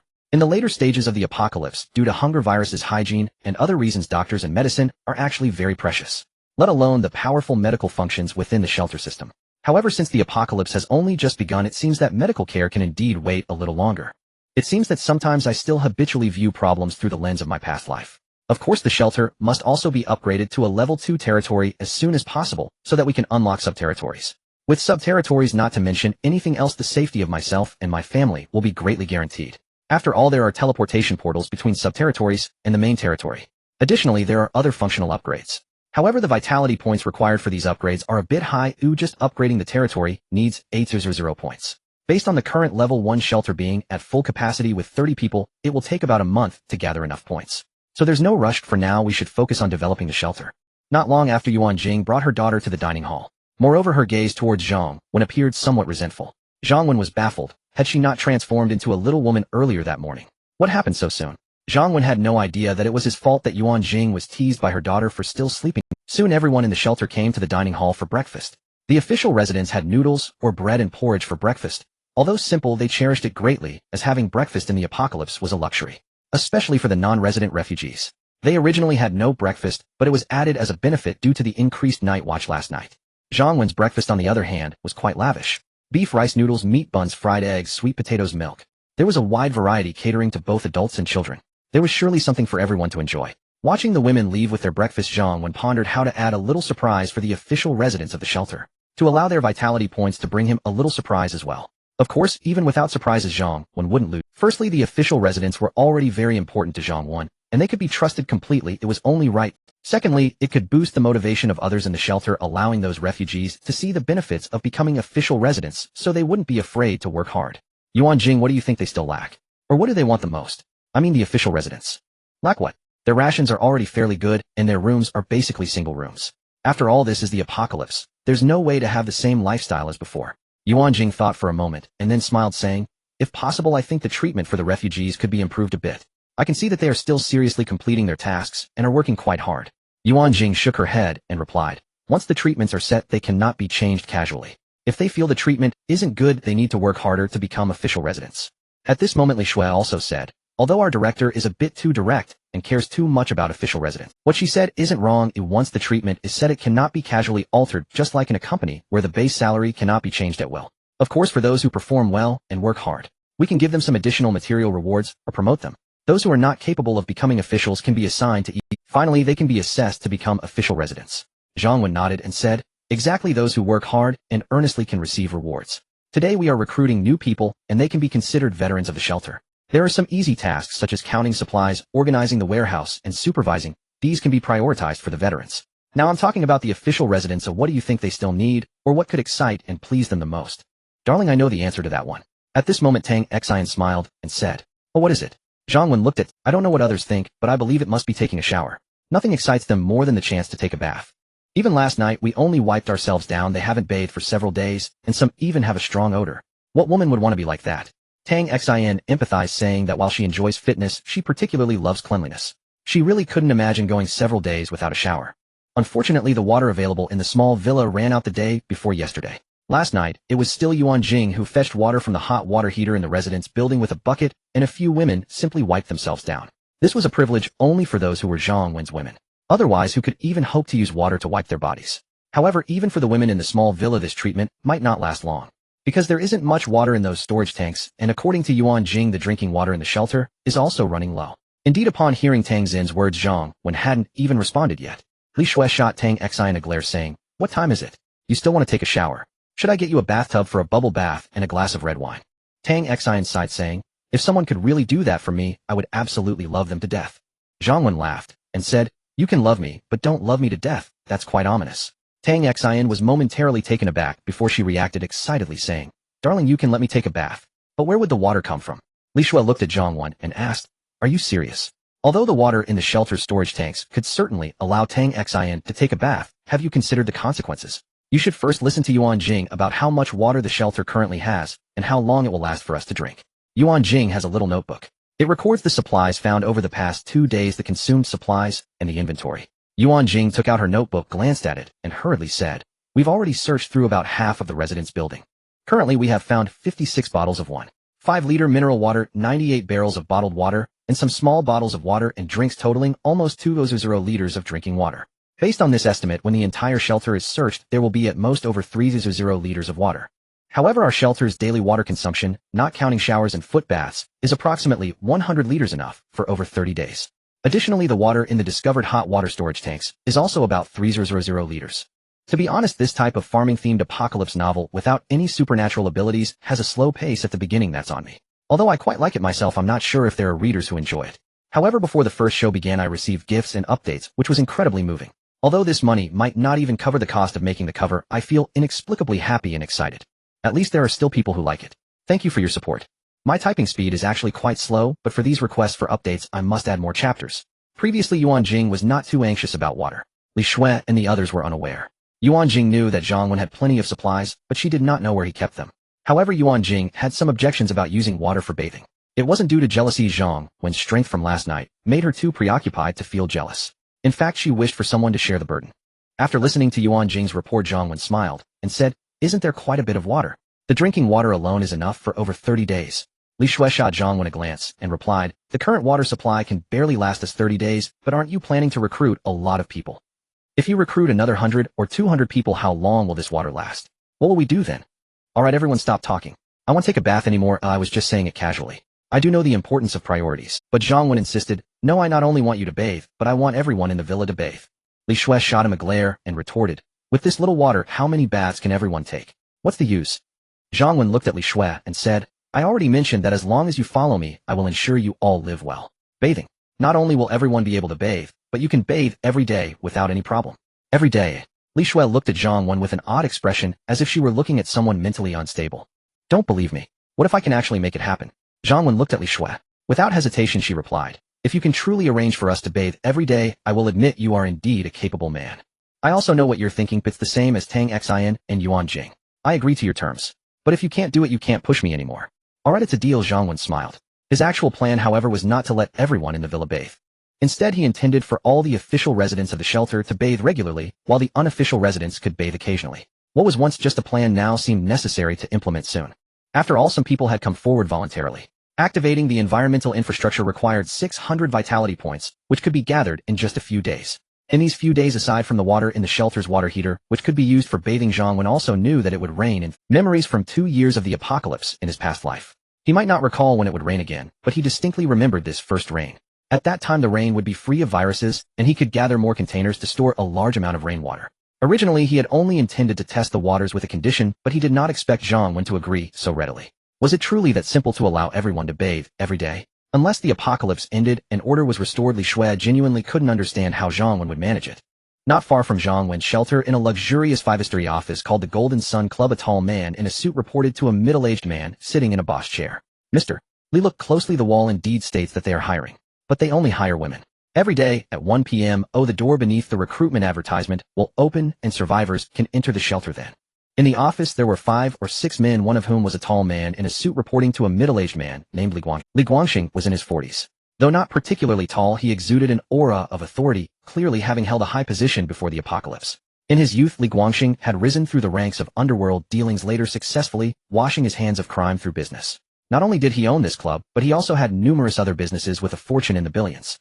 Additionally, for his own safety, he had maintained several bodyguards at this club and frequently visited it. After the apocalypse, Li Guangxing, relying on his reputation and weapons, had cleared out the zombies within the club and continued to control it. Although he had lost more than a dozen bodyguards, only 5 remained. However, Li Guangxing was not upset. Instead, he was quite excited. Although he had money before, the increasingly strict order made him feel quite stifled. He could neither do anything out of line nor stop worrying about past matters being settled. This apocalypse seemed tailored. With his weapons and subordinates, the more than 20 survivors in the club were like his slaves. Moreover, due to the self-service buffet provided before, there was an abundance of food. The only thing he was dissatisfied with was that to expand his force he needed a safe rear base, and it was clear that the club was. Until yesterday morning, he had not gotten out of bed after being served by 2 women. His subordinates reported that a very tall wall had suddenly appeared not far away. Initially, he thought it was just an illusion brought on by his subordinates after tiring from the women, or perhaps a mirage. But when Li Guangxing saw the wall with his own eyes, he was also somewhat shocked. If it were a prosperous time, a wall about 5 meters tall would not be worth his attention. He could easily afford to build hundreds of. But this was the apocalypse. Moreover, with the increasing number of zombies and no sounds of machinery being operated nearby, how had this wall appeared out of nowhere? But with the apocalypse upon them, it was evident that no one cared about this bizarre occurrence. After the initial shock, all Li Guangxing wanted to know was what lay beyond the wall. An alien base, or merely a wall with nothing else changed. If that were the case, then inside the wall would be his ideal. To clarify the situation, Li Guangxing sent one of his clever subordinates, particularly skilled at lockpicking, to investigate. If he could sneak inside the wall, he would know what the situation was within. However, much to Li Guangxing's disappointment, the subordinate returned to report that the wall had no door and he could not get in. At that moment, Li Guangxing did not think much of it and was not too disappointed. He decided to send someone near the wall today to find a safe tall building so he could see what was inside. However, he could only act during the day, which was somewhat dangerous. Initially, he had already decided who to send and how to coerce and entice him into cooperation. Unexpectedly, things changed again. An advertisement for recruiting had appeared on the wall, and it was only hiring women. More importantly, the wall had a door. Thinking of this, he glared fiercely at another young man in the room who was not very tall, saying, "Wu Di, didn't you say there was no door on the wall?" The young man named Wu Di shrank back in fear and hurriedly explained, "Mr. Li, last night, I really circled the wall carefully for over half a lap. Perhaps it was too dark and I had to pay attention to the zombies, so I didn't notice it. Please give me another chance. Now that I know the exact location of the wall's door, I will definitely sneak in tonight." Li Guangxing picked up a cigarette from the table, lit it, and pondered for a while. He then said, "It's too late tonight, and it's not convenient to scout the situation at night. We must take this base quickly. Once we are inside, we can do whatever we want, and it will be very safe. Therefore, we must send someone in during the day, and you can rendezvous at night. If their forces aren't strong, we can all move in together and completely take over." But Li Zong, their recruitment ad says they are only hiring women. The tall man who reported first couldn't help but interject. "Li Zhuang, I've often told you when doing things, think more, don't just resort to violence." Li Guangxing glanced at the tall man and said, "Then Li Zong, what do you suggest we do?" The tall man named Li Zhuang respectfully asked, but couldn't help but complain inside, "When you were threatening people with a gun, why didn't you say not to resort to violence?" Of course, this was just a thought in his mind. Li Guangxing commanded a strong authority and was quite generous to his subordinates. They could eat whatever they wanted and have fun with women. Thinking of those beautiful massage girls who usually looked down on him, they would let him do as he pleased for just a bottle of water or a loaf of bread. Li Zhuang naturally wanted to quickly occupy the base inside the walls so that they could safely enjoy themselves every day. Since they are only hiring women, we will naturally send women in. Li Guangxing spoke. "Aren't those 2 sisters from our club still alive? I heard they have a good relationship. We can send one of them. If she fails to complete the mission, the other can be fed to the zombies." Li Zhuang quickly nodded. What Li Zong said is true. Among those women, it seems like only those sisters have connections. Should I go tell them now? "Don't rush, Zhao Xiaobing. You should also mix in with them at that time," Li Guangxing said, looking at another man in the room. The man named Zhao Xiaobing, who was initially just watching the excitement, suddenly stood up in shock after hearing Li Guangxing's words. "Li Zong, if I, a man, go in, I will be discovered immediately, and I might not even be able to get through the door. Not only might I not get through the door, but there could also be danger." Therefore, Zhao Xiaobing was naturally unwilling to go. "Do you know what the most powerful thing about our club's girls is?" Li Guangxing glanced at Zhao Xiaobing, then continued, "It's their attire. Each one dresses provocatively, and if they don't wear makeup, who would choose them for service? You boy are already quite fair-skinned with not a single hair on your legs. If they do your makeup and you wear a wig, they will find it difficult to discover that you're cross-dressing. We don't know how many people will be recruited inside the walls or how long it will last, so we must seize this opportunity and quickly understand the situation. Of course, Xiaobing, you don't need to worry too much. You are all my trusted subordinates. I will definitely not let you take risks without support. I will not only give you a gun, but will also have my brothers ready outside at all times. Once you blend in after your makeup, you can hide from them. It would be best if Wu Di meets you at night. If they are strict in their checks and you get discovered, you can either shoot or take a hostage. Then you retreat to the wall and open the door. I will lead my brothers in to kill." Li Guangxing laid out his double insurance plan, and the few people in the office felt it made a lot of sense. Moreover, although Li Guangxing treated them well, he would definitely not allow them to handle guns. Now that he had even armed Zhao Xiaobing, it was evident that he placed great importance on this operation. Zhao Xiaobing thought for a moment, dared not refuse, and for the sake of better days ahead, he decided to go all out. There was no choice but to take the risk. If he didn't agree now, he might not even have a chance to agree later. They had followed Li Guangxing for quite some time and knew his ruthless nature. If he had shown some restraint before the apocalypse, after it the inner demon in his heart had been completely unleashed. Meanwhile, on the other side of Zhang Wen's shelter many nearby, people saw the advertisement for the shelter. In a residential building with 8 or 9 floors, room 802. Two young ladies were lying on the bed with expressions of pain. They were university students who had just started working from the same school and had a very good relationship. When the apocalypse struck, Lu Wan took a leave of absence due to feeling unwell and stayed at home. Her classmate Wang Yu brought her lunch, allowing them to escape disaster. After starving for 2 days, they could no longer endure it yesterday. Because Lu Wan was unwell, she gave her only bit of food to Wang Yu, letting her go out to find food. There was a convenience store downstairs, and when Wang Yu finally made it to the convenience store, she discovered that the goods had already been nearly cleaned out. The few remaining items were being frantically snatched by several men, and it looked like there would be nothing left. She had no choice but to rush in to grab some supplies. Just as she took a loaf of bread, a man saw her and swung a stick at her. The young lady was frightened and screamed as she fled. Now one of them was unwell, the other injured, and they had been starving for 2 days. It was truly a tragic situation. When they saw the wall not far away suddenly displaying a hiring advertisement, both of them were tempted. However, Wang Yu was seriously injured and felt she might not be able to go. She handed the loaf of bread which she had painstakingly brought back after being beaten to Lu Wan, saying, Pang, you eat the bread. Oh, later, I'll tell you how to avoid the zombies in this building. As long as we get out of this building, it's not far to that wall, and there aren't many zombies, you can definitely get through safely. Lu Wan refused. I don't have the strength to go anywhere, you should go instead. This bread was also a risk for you to find. Wang Yu smiled bitterly. Let's not kick it back and forth. I want to go too. Not to mention whether there is food inside, but my hand hurts badly, it might even be broken. Just being a sick person, not to mention whether I can get there. Even if I go, would they be willing to take care of a sick person like me? If I were beautiful, it would be one thing, and maybe I could use my looks to seduce someone to take me in. Unfortunately, I only have. At this moment, Lu Wan took the bread just as Wang Yu let out a sigh of relief. Lu Wan divided the bread in half and handed one half to Wang Yu. After all, we are both sick cats. Not going is death, so it's better to give it a shot. If they don't want you, I will leave with you. Wang Yu looked at her friend and finally uttered a word, okay. Lunch was finished. In the afternoon, Zhang Wen assigned tasks. Li Shui, along with 6 others, was responsible for welcoming guests at the northern gate. Zhang Wen and Ruan Jing also had 6 people receiving guests at the southern gate. The process was quite simple. Whenever someone entered beneath the walls, Zhang Wen would first confirm the situation outside with the camera, and then notify Li Shui via intercom whether to open the door. After letting the people in, Zhang Wen would check their friendliness levels again. He would then notify Li Shui via intercom whether to release them from the stainless steel frame. Although Li Shui did not understand how Zhang Wen could know when someone was coming from so far away, especially if they posed any. But nowadays, besides offering suggestions to Zhang Wen, she would not challenge his authority. For safety, apart from Zhang Wen and Li Shui carrying guns, all other official residents were also equipped with stun batons. Moreover, everyone was wearing bulletproof vests. Additionally, next to the 2 small doors, Zhang Wen had constructed a simple defense using vehicles and other objects, providing places to hide in case of danger. Safety measures were taken to the utmost. At 1 o'clock, the northern camera showed 4 women around their 20s or 30s, while 3 women appeared on Zhang Wen's side. Zhang Wen glanced and saw no issues. He then took out the intercom. Li Shui opened the small door of the shelter and let the people outside in within a minute. Closed the door after a minute. Anyone not inside should stay out. Okay, received. Li Shui's pleasant voice quickly came through the intercom. Zhang Wen also arranged for his side to open the door. Although he could control the shelter's door to open and close automatically, there was no need to reveal all his cards in front of so many people. Soon 3 women entered the stainless steel frame of the shelter. The same occurred on Li Shui's side. Zhang Wen checked the friendliness levels of the 7 individuals in the system. All were above light yellow with no red.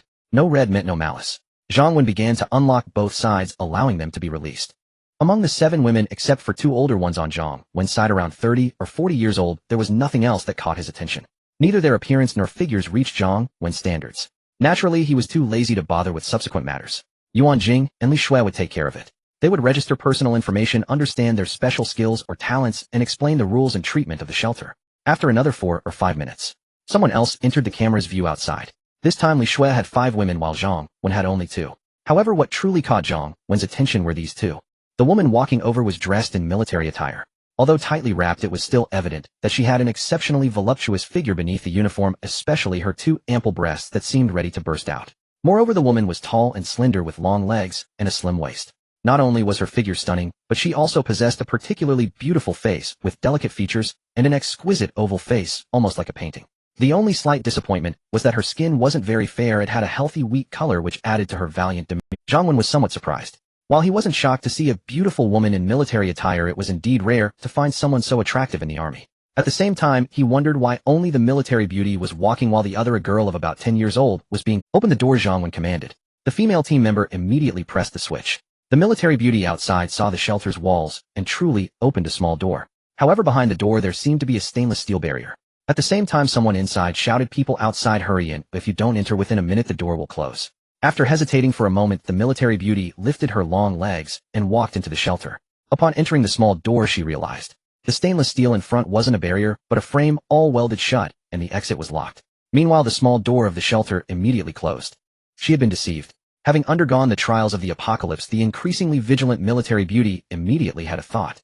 At the same time, one hand quickly drew a military dagger hidden at her waist. She took a combat-ready stance. Zhang Wen first checked the friendliness levels of the women who had entered from both sides. On Li Shui's side, none of the 5 had red friendliness and no issues were found. On this side, the military beauty had a deep yellow friendliness level when she first stepped into the shelter. Now it had turned light yellow. The little girl on her back was similar. This indicated that they had a relatively high friendliness level towards the shelter initially. However, upon realizing they had been deceived, their wariness increased.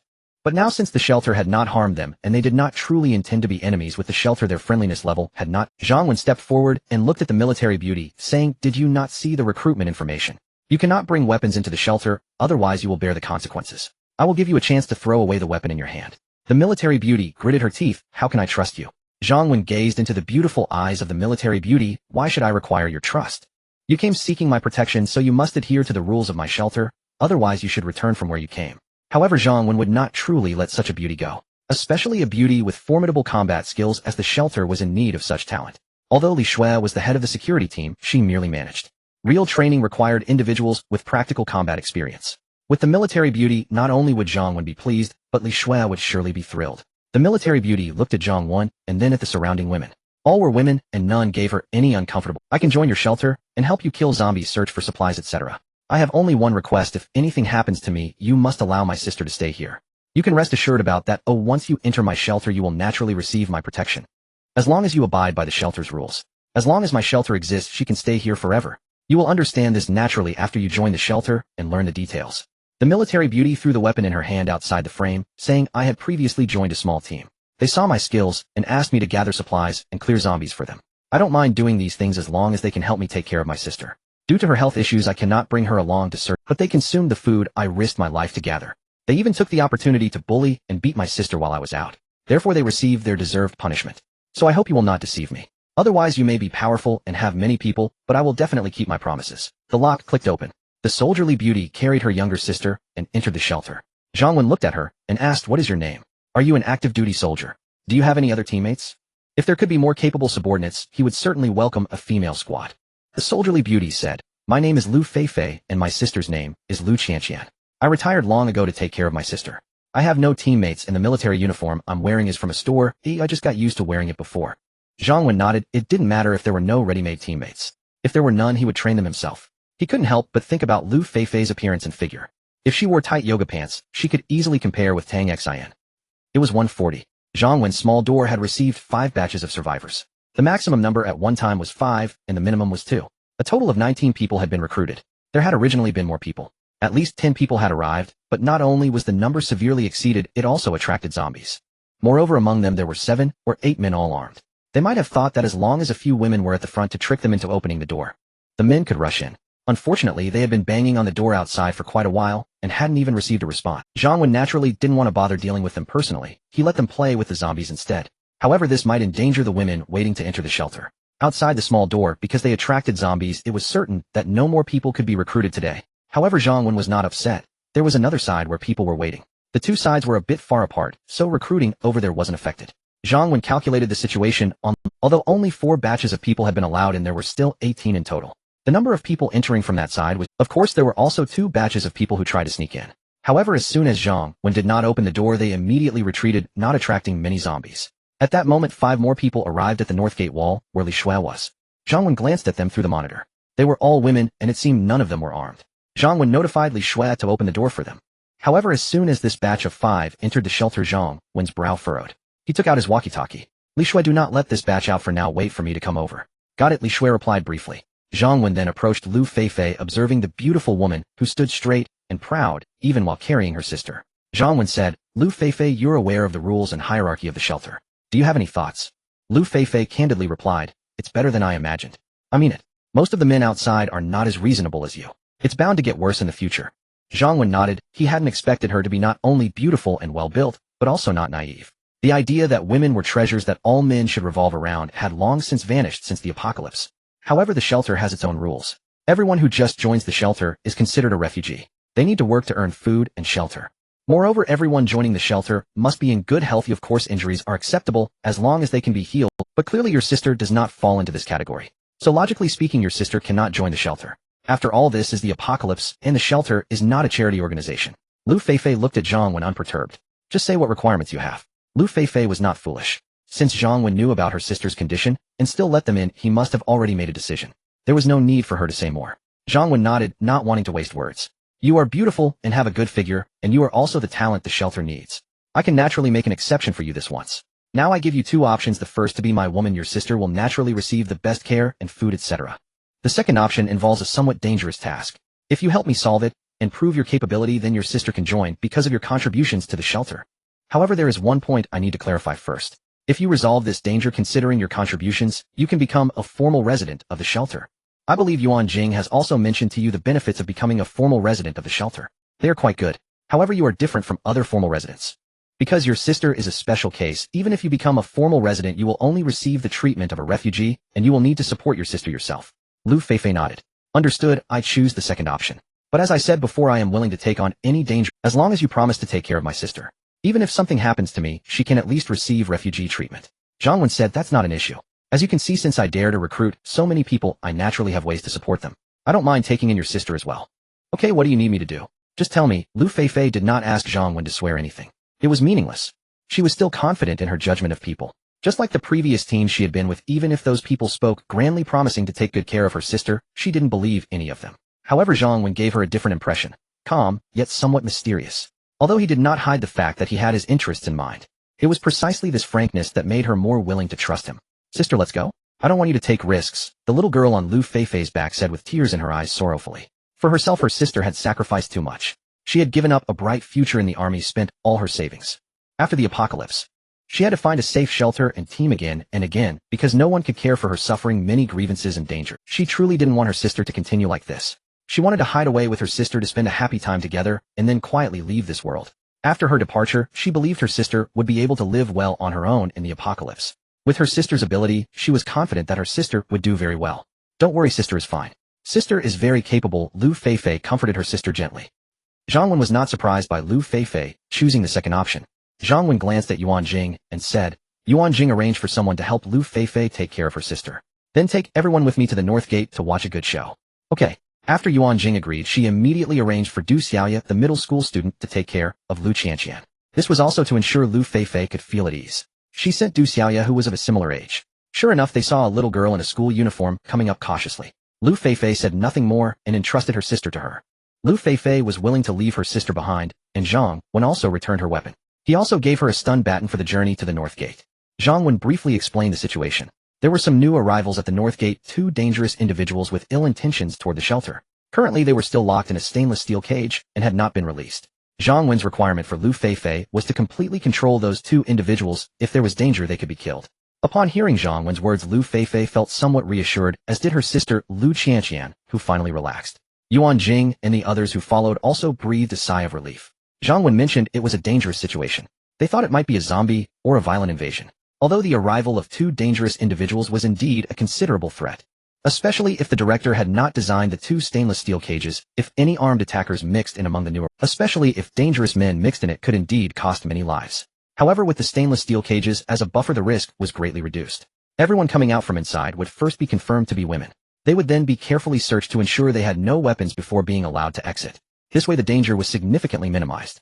Meanwhile, at the north gate of the shelter, 5 women stood inside a stainless steel cage. The 5 of them looked at the beautiful and elegant woman in front of them, who was merely wearing light makeup with complex feelings. Previously, they had seen several groups enter the shelter smoothly. If they did not meet the entry requirements, the shelter would not open at all. But when it was their turn, this beautiful woman told them the director must arrive to decide whether they could come out. Immediately, the 5 women became anxious. Since they had been allowed in, why couldn't they exit the cage? They had seen earlier groups entering the shelter. Why were they any different? One girl named Wang Yue with a sorrowful face said, "Is it because my hand is injured that you don't want me?" If that's the case, I have nothing to say. Let them in, and I will leave myself. At this moment her classmate Ruan immediately said, if she can't go then I will leave too. I'm not feeling well either, I'm a patient. Wang Yu shot her a glare. Pang, what nonsense are you talking? You are just a little cold, you'll get better soon, they will want you. Ruan disregarded her, and said, they said when we came that if we stay together, and if we leave together. Wang Yu couldn't help but whisper, Pang, really don't cause trouble, oh it's not easy for us to come here. I don't have the strength to mess around anymore, a leaving here is death. Ruan did not respond, but wore a stubborn expression. The two girls' conversation was overheard word for word by Li Shui, who was not far away. She really thought that Zhang, when suddenly halting the entry of people, might be due to these two injured individuals. She genuinely admired these two young girls. The three who entered with Wang Yu and Ruan were also feeling tense. Upon suddenly hearing the conversation between the two older girls, they immediately felt relieved. Especially the two among them thought to themselves that it seemed their choice was not wrong. Following these two injured girls into the shelter, indeed the gazes of others were drawn to them. This way they did not attract. This idea was truly good. However, there were downsides as they were also implicated and had to wait for the director. Director. Zhang Wen arrived, and the women inside the shelter hurriedly greeted him. This was the rule. At any time when seeing the director, one must respectfully greet him. Clearly the newcomers had been briefly taught this rule. They quickly followed and greeted him. Some bolder girls, or those who considered themselves attractive, secretly observed the only man in the shelter. He was also the most powerful man, thinking of how to seize the opportunity to become a phoenix from the ashes. Mainly before the apocalypse, they either had some assets or were spoiled by countless admirers. They had not yet adapted to this feeling of being reduced to the lowest tier. However, most women had started to learn to adapt after a few days of being tempered by the apocalypse. Zhang Wen casually nodded at them, then looked at the 5 people locked in the cage. The friendliness of the 2 girls was deep. One woman's friendliness was light yellow. The remaining 2 women were one light red and one deep red. Zhang Wen walked closer to Lu Feifei. He leaned close to her ear and quietly described the appearances of the 2 women to her. Lu Feifei carried a very pleasant fragrance, and the proximity made her well-defined figure even more noticeable. Zhang Wen couldn't help but feel his heartstrings tremble. Even his breath was heated. This was the first time Lu Feifei had such close contact with a man. Enduring the warmth of the breath and the man's scent by her ear, she also felt a peculiar sensation in her heart. Especially since this man openly admitted to having thoughts about her. Although Zhang Wen only whispered a few words in her ear, she felt as if time had stretched for a century. It was a feeling she had never experienced before. Finally, after Zhang Wen finished speaking, Lu Feifei immediately fled, a faint blush tinting her healthy sun-kissed. Lu Feifei approached the exit of the stainless steel cage and instructed someone to unlock it, allowing the people inside to come out. The woman responsible for unlocking glanced at Zhang Wen. Upon receiving Zhang Wen's nod, she promptly stepped forward to unlock it and instructed the individuals inside to line up and exit one by one. Lu Feifei stood aside, seemingly indifferent. However, she was constantly monitoring their every move. Although Zhang Wen, the director, had clearly pointed out which 2 individuals were dangerous, she did not believe that Zhang Wen was necessarily accurate. As the 5 began to walk out, Wang Yu and Ruan were the most nervous. They had always thought that it was the shelter that did not want them. But why then could they not simply leave? Even the 3 behind them were thinking the same, believing it was Wang Yu and the others' problem. However, one among them still maintained a quiet vigilance.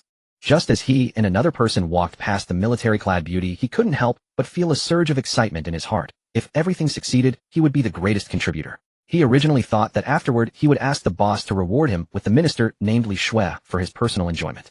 He had never seen such a beautiful and graceful woman in his life. Previously he had believed that the few beautiful women at the club were the most stunning he could find.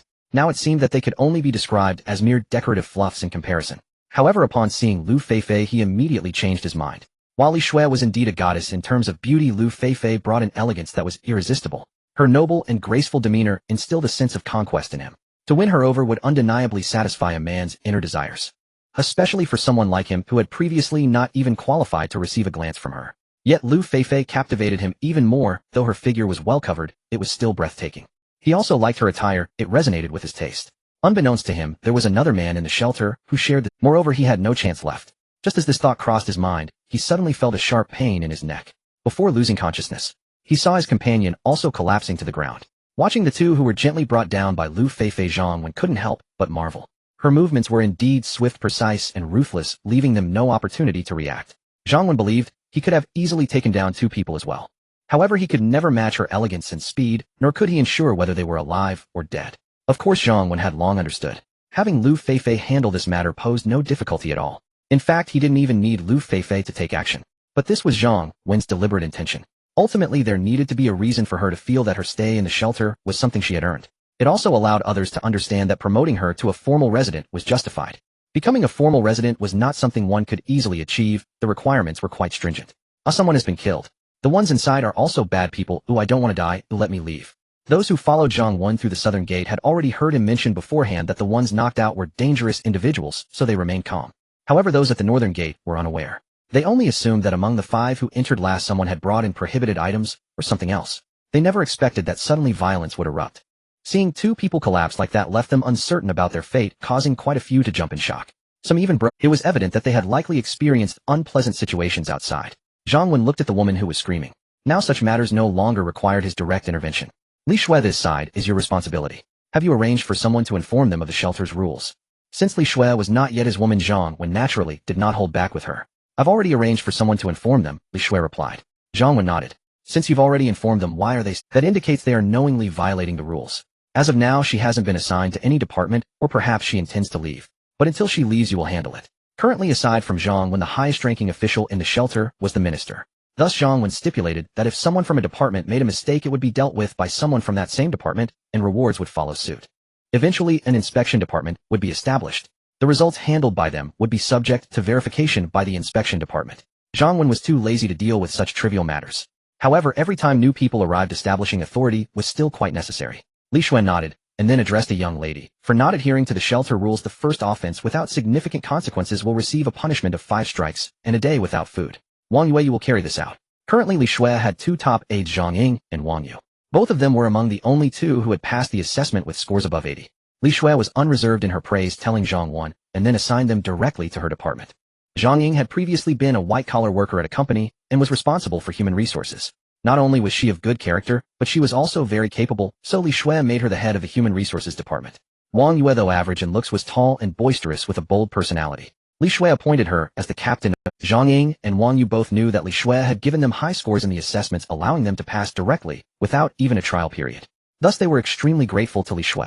There was no other option. The benefits of being a formal resident in the shelter were. These privileges were primarily brought about by Zhang Wen, the director. The person they were most grateful to was Li Shui. This is also why Li Shui told Zhang Wen at the beginning that the Human Resources Department was very important, especially in such an apocalyptic world, to have him assign his most trusted people to manage it. Otherwise, if someone in charge of the Human Resources Department wanted to rebel, it would certainly give Zhang Wen a headache. Yes, Minister, Wang Yu replied, lifting the baton and approaching the woman who was crying loudly. The woman had actually been under too much mental stress these past few days, instinctively shouting those words. Afterward, she felt quite foolish herself. If the shelter truly housed bad people, her shouting like that would have led to her demise the fastest. After enduring the punishment of 5 strikes, the woman dared not make another sound. Lu Feifei approached Zhang Wen as if explaining to everyone on his behalf, saying, "They are not dead. Ooh, I merely knocked them out. They will wake up in a little over half an hour."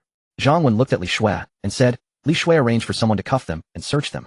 He'll interrogate them after they wake up." The security team was equipped with police gear. They had plenty of handcuffs and pepper spray at their disposal. So Li Shui directly asked Wang Yu to carry it out. Director, this woman is disguised as a man, as she has a handgun behind her waist. After Wang Yu and her team cuffed them, they were surprised to find that one of the blonde-haired women had her hair fall off at the slightest touch, revealing short hair underneath. Although she had makeup on her face, a closer inspection revealed that she was indeed a man, and they quickly found the handgun. This even startled Li Shui. She hadn't expected that while they had only discussed this possibility initially, someone had actually infiltrated disguised as a woman. Moreover, the fact that they were armed only added to the mystery surrounding Zhang Wen. Just how did he know that this group? Zhang Wen glanced at the time. The recruitment period had arrived. There were no more people outside. He then began to arrange. Alright, Li Shui, you take these 2 and escort them back to confine them. Make sure to bind them tightly to avoid any injuries later. Then look after Ruan Jing. Ruan Jing, take the newcomers to the supermarket to arrange accommodation. Find 2 who can cook, as they will be responsible for their meals in the future. Additionally, provide them with a meal at noon today. You and Li Shui should decide how to allocate these people. Quickly fill up the personnel in each department, then assign them tasks. By the way, the security department's personnel must be trained according to military training methods. Considering their physical condition, the initial training intensity can be halved. However, it will still be quite strenuous. They may also have to undertake relatively dangerous tasks. Therefore, those who voluntarily join the security department will receive benefits. For instance, bathing priority to become formal residents, access to meet recreational activities, and so on. If too many people sign up, Lu Feifei will assess them and select the best. Ruan Jing and Li Shui nodded, understood. Zhang Wen glanced at Lu Feifei. Lu Feifei, for now you will be assigned to the security department as an instructor. You will be responsible solely for training and not for personnel management. Report any issues directly to me. Lu Feifei nodded, having no objections. She actually preferred to be a simple soldier. Just train every day and execute tasks when assigned. She didn't care about being in charge. Alright, let's leave it at that for now. After arranging everything, Zhang Wen was about to leave. Director, can we also stay in the shelter? I have an injury on my hand and can't do heavy work right now. I'm also sick. At this moment, two weak voices. Zhang Wen looked at the two young ladies who were carefully and expectantly sizing him up. They were not very old, seeming like fresh. One girl had an average appearance. The other had a more attractive face, but was somewhat overweight. For Zhang Wen, people with minor injuries were really not a big deal. Sustaining injuries in the apocalypse is quite normal, as long as they're not bitten by zombies. Furthermore, not to mention minor injuries. Even Lu Feifei and Lu Qianqian's severe disabilities. Once the medical functions of the shelter activate, they can be treated as well. Of course, there was no need to disclose this to the people below right now. Li Shui was about to speak up for the two girls, as she genuinely admired them. However, Zhang Wen had already spoken. You can stay, and Ruan Jing can temporarily assign you some lighter tasks. However, the shelter is not a charity organization. If you do less work, your food and benefits will naturally decrease. Upon hearing that they could indeed stay, the two young ladies, this was directly stated by the director, which made it undeniably effective. The two young ladies were overjoyed.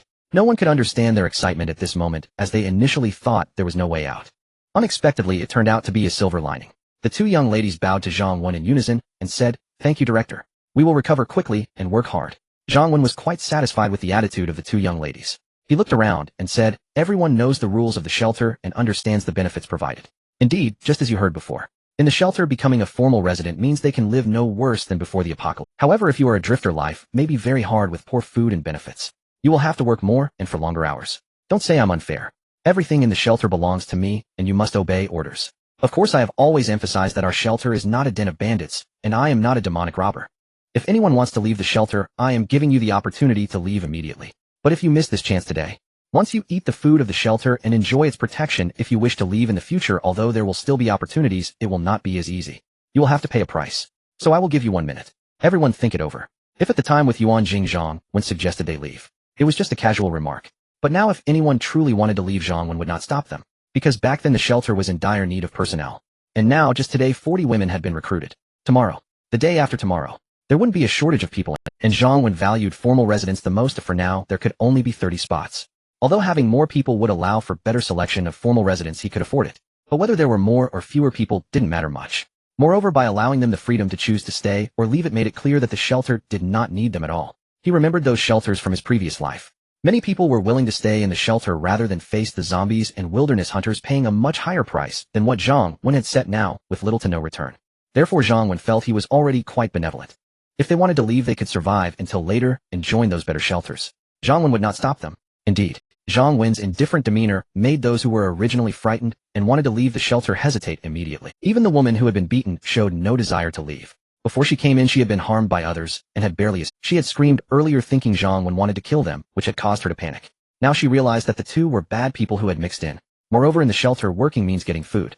The director also allowed them to choose whether to leave, which only made her trust the shelter more. She didn't want to leave at all. She had already seen reality. It was the apocalypse. If one still thought about gender equality, or even prioritizing women or fairness in everything, then they clearly had not yet experienced the harshness of the apocalypse. After making the women busy, Zhang Wen felt quiet. The shelter originally had over 10 people. With the addition of today's 40, there were now over 50 people in the shelter. He could easily secure 30 formal residents. However, just earlier, Zhang Wen only allowed Lu Feifei and Lu Qianqian to become formal residents. Beautiful women like Lu Feifei, combined with her fighting prowess, had to be kept under control. As for the others, he would assess their performance before making decisions. Of course, for the sake of survival value, Zhang Wen would also select personnel quickly, but there must be a 1-month assessment period. In the evening, inside the shelter's seafood restaurant, this establishment has now been renamed the Wenshan Shelter Canteen. It has been requisitioned by Ruan Jing to serve as the shelter's dining hall. Aside from the residents of the small villa who still dine there, everyone else is now eating here. Wow, look, they're having stir-fry. I wish I could have that. Oh, I love spicy food. I don't like spicy food, but they have fruits. I'm so envious. I haven't had fruit in ages. Don't be envious. They are official residents. It is said that there are only 30 spots for official residents in total, and we have 40 people just today. It's clear how difficult it is. Yeah, I really envy them. I heard they got in just because they joined the shelter a day earlier than us. At that time, there was not much competition, and many were selected. Although some are still in the probation period, their treatment is the same. True, but we are not that bad. Coming in today is better than those who come tomorrow, the day after, or even later. Exactly. Look over there. Those few tables are the members selected for the security team today. Indeed, they are, and most of them are newcomers like us. It is said that they have also become temporary official residents. Look at them. They have more meat than the official residents over there. I'm not envious of them, didn't the director say? The training for the security team is modeled after the military, very tiring and potentially dangerous. You're just sour grapes in this apocalypse. What isn't tiring or dangerous? We are not part of the security team if our work is tiring too and the working hours are long. And don't think I don't know you applied for the selection, but just didn't get chosen. So I don't mention her, I went to. Unfortunately, the security team only recruited 15 people, and many were eliminated. Yeah, joining the security team might be the quickest way to become an official resident. The shelter originally had over 10 official residents. Now that more than 10 have been taken, there are hardly any spots left. It will be incredibly difficult for us to become official residents in the future.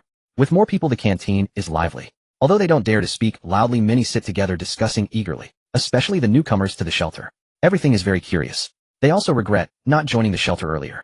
At this moment, Ruan Jing's top aide Wang Ying, responsible for logistics and supply management, rushed in, a round-faced girl with short hair. Big news, big news.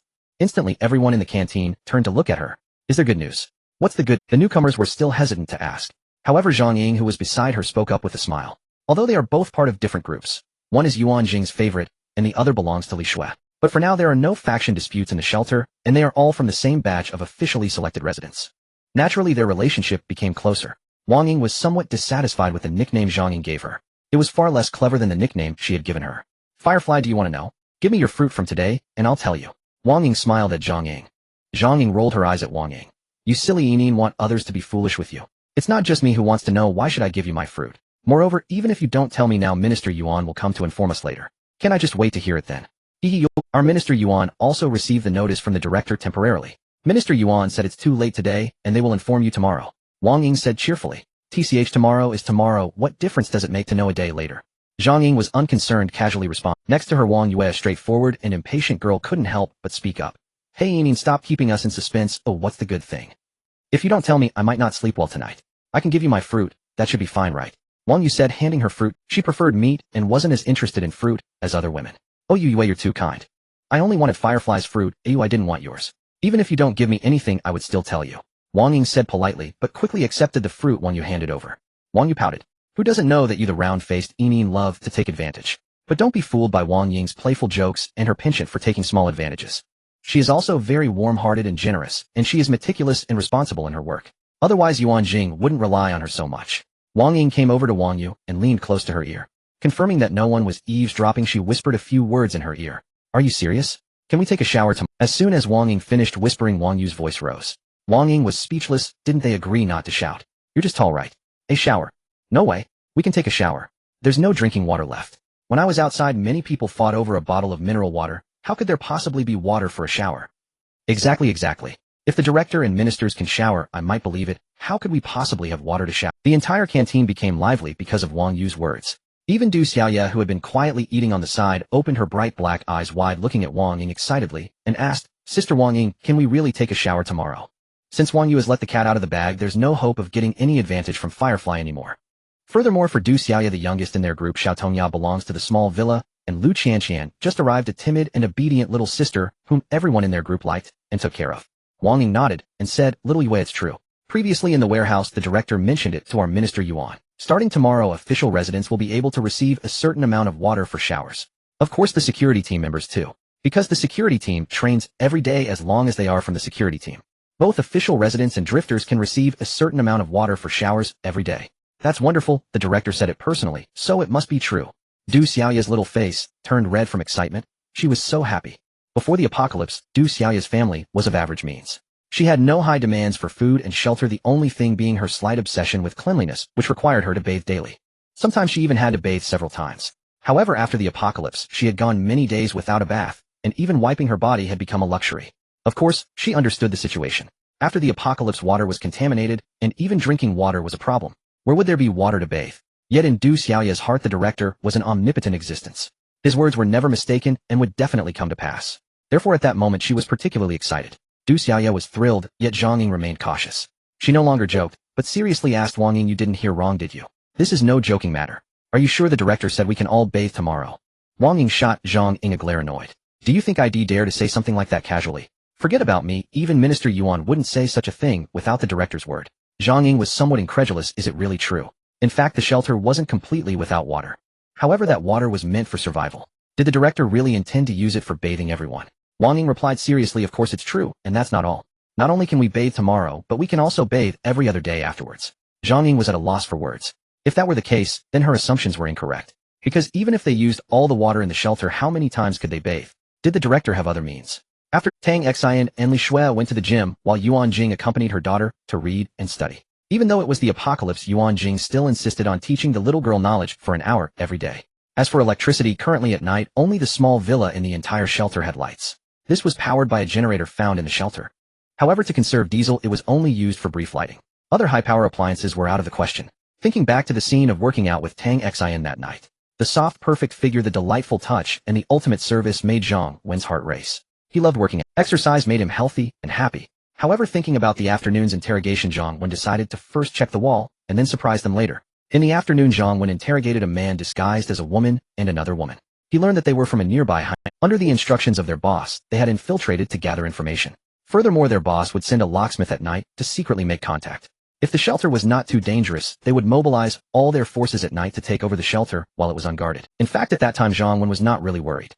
The door of the shelter was not locked at all. No matter how skilled a locksmith was, it wouldn't help. The walls were so high that it would be difficult for them to get in easily. Even if they managed to break in with tools, there was no one in the shelter who could ambush him. The system would alert whenever someone approached the shelter, and once inside, he could accurately know their location. Moreover, a skilled fighter had recently arrived at the shelter. Without needing to take action himself, Lu Feifei could handle them. However, after dinner, Zhang Wen changed his mind. Waiting passively for the enemy to come in and retaliating after being attacked was not his style. And although he wasn't afraid what if someone from his side got hurt, that would also be a loss. Therefore, Zhang Wen decided to ensure that they could not enter the shelter at all. He left the small villa and arrived at the wall. Zhang Wen silently thought, system activate defense functions now. System received, deducting 300 points of vitality. Shelter defense function activated successfully. Defense construction in progress. With the system's notification, a faint rumbling sound echoed in the darkness. Zhang Wen had not personally witnessed the specific construction process of the wall before, but this time he finally saw it. He observed as many discarded materials were telekinetically delivered around the shelter. Wood, stone, and steel were fused together by an inexplicable force. Soon 4 towers, slightly taller than the walls, emerged around the shelter. The outer walls of the towers seemed forged from steel, incredibly solid and heavy. At the very top of the towers there was a dark opening from which arrows could be shot outward. Simultaneously, in the central area of the shelter, a tower, even taller than the arrow towers, appeared, gleaming with a metallic sheen. It resembled a giant beast that had suddenly emerged, lurking in the darkness, mysterious and unfathomable. The top of the tower was pointed, and slightly below the top was a platform surrounded by 4 small openings within which a Gallo machine gun quietly awaited. Fortunately, it was night, and the entire shelter was shrouded in darkness. Otherwise, this sudden scene would have startled everyone. Not to mention others, even Zhang Wen himself found it somewhat unbelievable. It was also very magical. Zhang Wen opened the system interface. Apocalypse Shelter System, Host Zhang Wen, Vitality 2, Residence 2730, Functions 1. Territory 1, Shan Shelter, Level 1, Territory 300 meters. 2. Walls, Level 1, Wall 5 meters high, 1 meter thick. The walls are made of reinforced concrete, and each side of the wall has 2 automated steel doors of varying sizes. They measure 3 meters by 3 meters and 8 meters by 8 meters. The doors of the walls can only be opened manually, but the host can also remotely control the doors through the system. Note, on all 4 sides of the wall there is a camera capable of 360-degree rotation, equipped with night vision, ultra-high definition, and ultra-secret features. These cameras can only be viewed and used by the host in the system interface. The host can monitor the situation within 10 meters around the wall at any time using these cameras. If anyone or zombies enter that range, the system will issue an alarm prompt, and the host can choose whether to turn off the prompt. 3. Warehouse, Level 1, 300 cubic meters in size, current supplies 8 tons. Other details omitted. 4. Defense Arrow Towers 4, a Gallo machine gun, 1 arrow tower, maximum effective range 300 meters, maximum firing rate 100 rounds per minute. Note, you can set the number of arrows shot each time with a minimum of 1 and a maximum of 5 arrows. Gallo machine gun, maximum effective range 1000 meters, maximum firing rate 6600 rounds per minute. Note, minimum firing rate 2000 rounds. Arrows, 1 vitality point can be exchanged for 100 arrows. Machine gun bullets, 1 vitality point can be exchanged for 2000 bullets. 5. Resident Management. Lu Feifei, 26 years old, Specialties Combat Shooting Loyalty 70. Lu Qianqian, 10 years old, Specialty Computer Loyalty 65. 6. Medical, not activated 7. Division of Territories, not activated 8. Director's Protection Room, established 9. Customization, not activated 10. Zombie Slayer Body, not activated. In order to avoid being called out for mere numbers, Zhang Wen had not checked the system for a long time. After deducting 300 vitality points, this time only 2 points of vitality remained. However, Zhang Wen was not worried at all, because now there were officially 27 residents. Even if each person contributes an average of 3 vitality points per day, there would still be an income of 81 points a day. It should be noted that among these 27 official residents, except for those who joined yesterday, The new arrivals today, having passed the selection assessment, became members of the security team. Zhang Wen also allowed them to temporarily become official residents. The benefits of doing so are: first, Zhang Wen urgently needed vitality points, so he did not have much time to carefully select. Second, as Zhang Wen mentioned, the security team would undoubtedly face exhaustion and danger in the early stages. Therefore, better incentives were needed to encourage everyone to apply. Just like the dangers of the Russia-Ukraine war before the apocalypse, jobs with risks must offer better treatment. Moreover, aside from Ruan Jing and Tang Xian, the earliest official residents, there are also Zhang Ingwang Yue and Du Xiaoye who passed the assessment. Those who joined later are still in their probationary period as official residents. They will need a month of observation and assessment before becoming permanent. This way, Zhang Wen can meet his own needs for vitality points. At that time, those who are not qualified can be eliminated at any time. Aside from the number of official residents which saw the most significant change, Zhang Wen also checked Lu Feifei and Lu Feifei's loyalty. One was 70 and the other was 65, which was not particularly high. However, Zhang Wen was not concerned.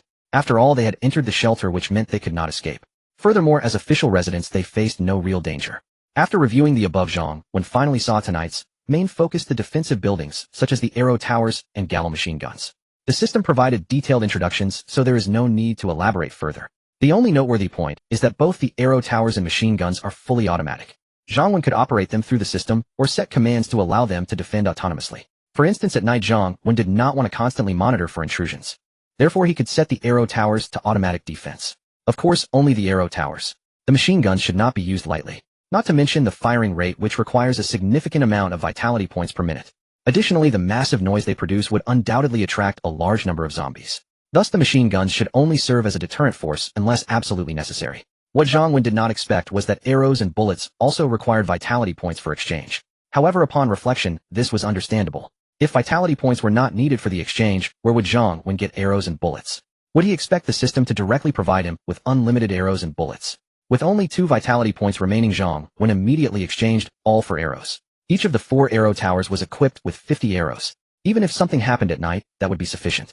As for the machine gun bullets, that could wait until tomorrow. Closing the system, Zhang Wen took out a piece of white cloth he had brought, which had writing on it. He pulled out a dagger, pierced the cloth, then opened the small gate in the wall and threw it outside. The bait had been set. Whether the fish would bite was not something Zhang Wen was overly concerned about. Just as he was about to re-enter through the small door, suddenly he felt a sense of alertness, sensing a gust of wind rushing by his ear. Zhang Wen quickly ducked down to evade it. Thanks to his enhanced vision, even in the pitch-black night, he caught a glimpse of a shadow through the faint light. Zhang Wen immediately recognized who it was. Furthermore, upon checking the loyalty, he understood that it might be a misunderstanding. However, Zhang Wen did not make a sound. Instead, he dashed toward the shadow.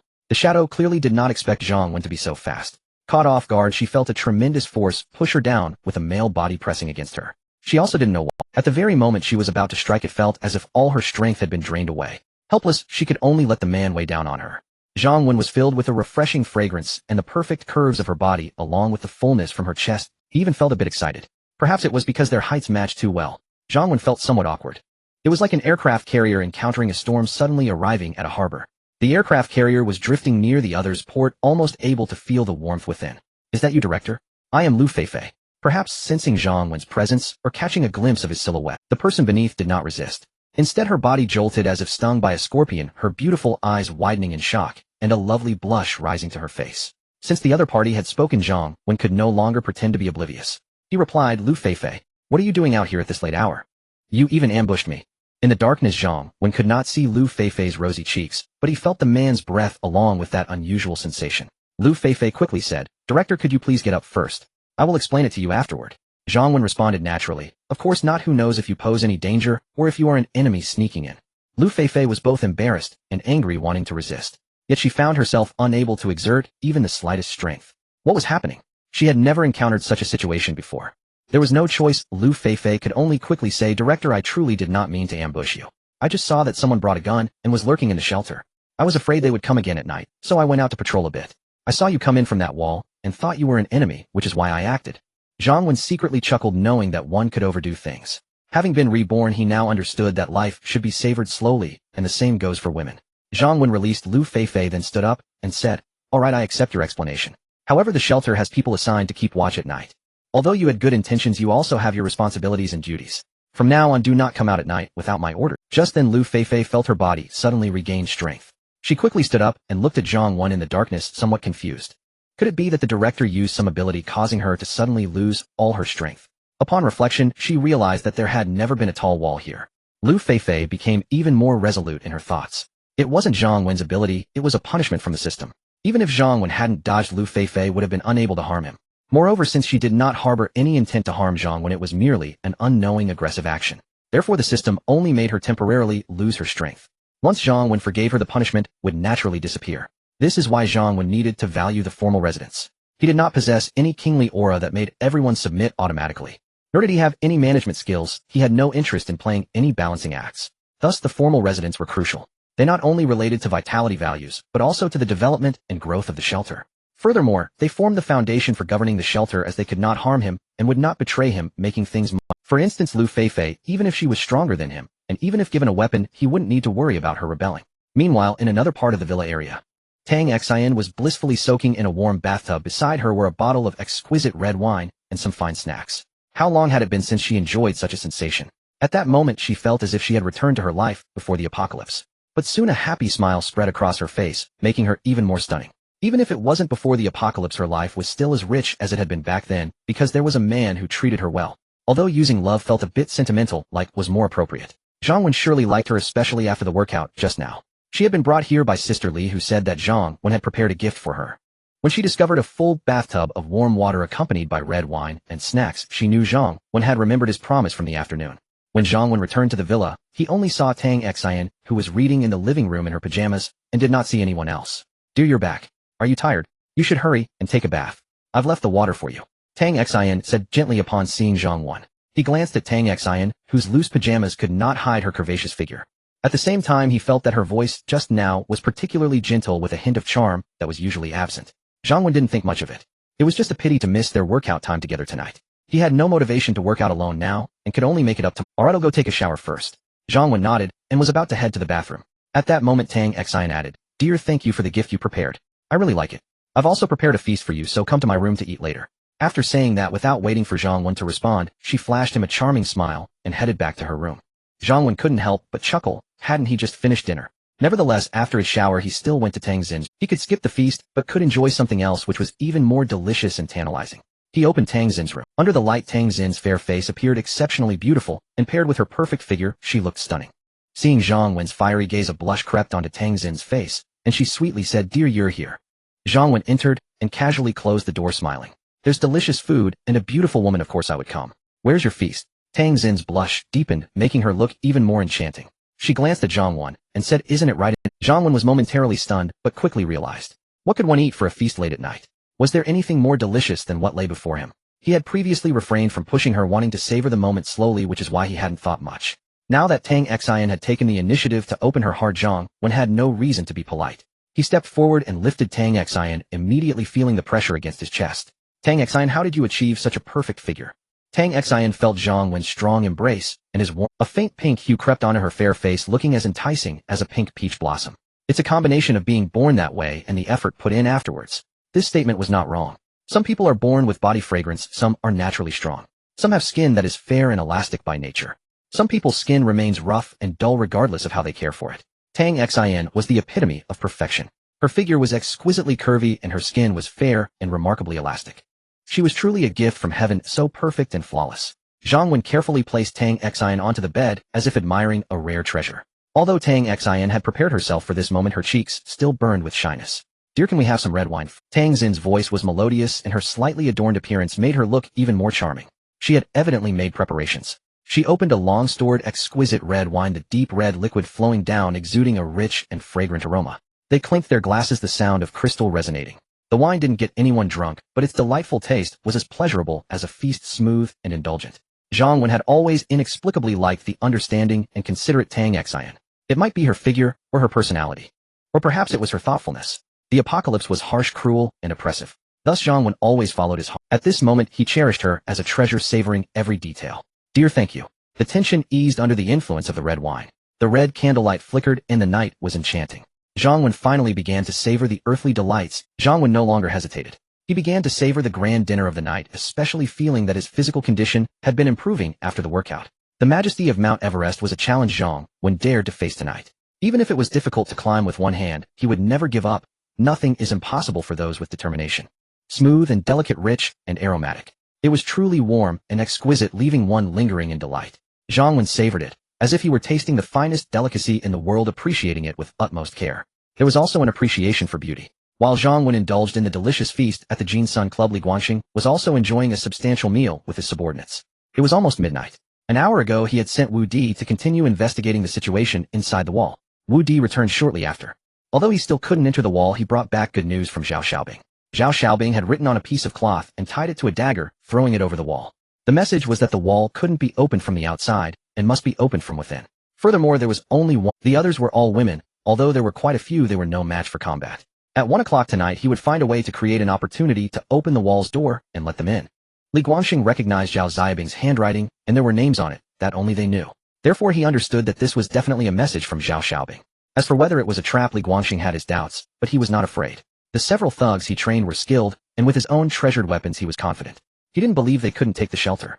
To instill a sense of desperation, Li Guangxing shared all the quality. Even a few men who were not his trusted subordinates received a share. Even if there were traps, he could let those men charge. He and his trusted subordinates would wait in the back, catching them off guard. At 1230 a.m., Li Guangxing rallied his men, promising that as long as they occupied the shelter behind the wall, all the food and women inside would be rewarded based on merit. Everyone would live a life even more comfortable than before the apocalypse. Then 10 men from the club began to set out fully armed. Li Guangxing had 3 guns.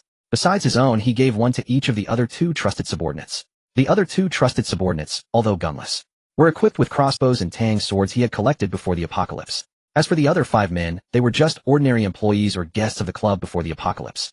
Naturally, they did not earn his trust, and were given only ordinary knives or iron rods.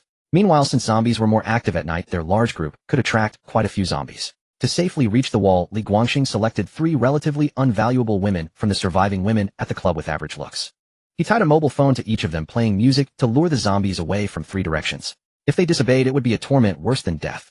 Once the nearby zombies were attracted away, Li Guangxing led the men from the club to exit quickly. Everything proceeded according to plan, incredibly smoothly. Listening to his subordinates offering eager flattery, Li Guangxing envisioned himself growing stronger after entering the wall. Soon the group arrived not far from the wall. Li Guangxing made the final arrangements.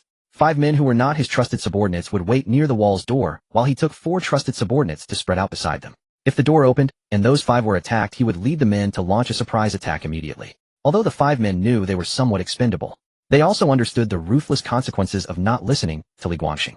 Moreover, thinking about the beautiful life after success, they could only brace themselves for the challenge. Soon they each spread out according to plan. However, before they could approach the wall, several screams echoed in the air. There were enemies lying in ambush, but they had no idea where the enemies were. Li Guangxing reacted quickly, shouting loudly, "There's an ambush, they have archers. Everyone get down. They can't aim well in the dark." Unfortunately, very soon Li Guangxing felt a sharp pain in his chest. Before he died, he still couldn't understand how the enemy's archers could shoot so accurately on such a dark night. Even Olympic champions couldn't be this accurate, could they? He never expected that despite his confidence he would be wiped out without even seeing the enemy. A night passed. As the sun rose high, Zhang Wen finally awakened. Even though he had a heart for beauty, last night Tang Xin was simply unforgettable. Last night Zhang Wen had worked hard for most of the night to enjoy that exquisite meal, feeling the softness beside him and the faint fragrance. Zhang Wen felt relaxed, having a stunning girl by his side, without any worries. Waking up naturally was truly comforting. Last night was truly a taste of the joy of the wealthy. Although Tang Xin lacked experience, she had a natural talent absolutely perfect. It left Zhang Wen unable to restrain himself. No wonder the wealthy before the apocalypse particularly liked girls with good figures like yoga or dance enthusiasts.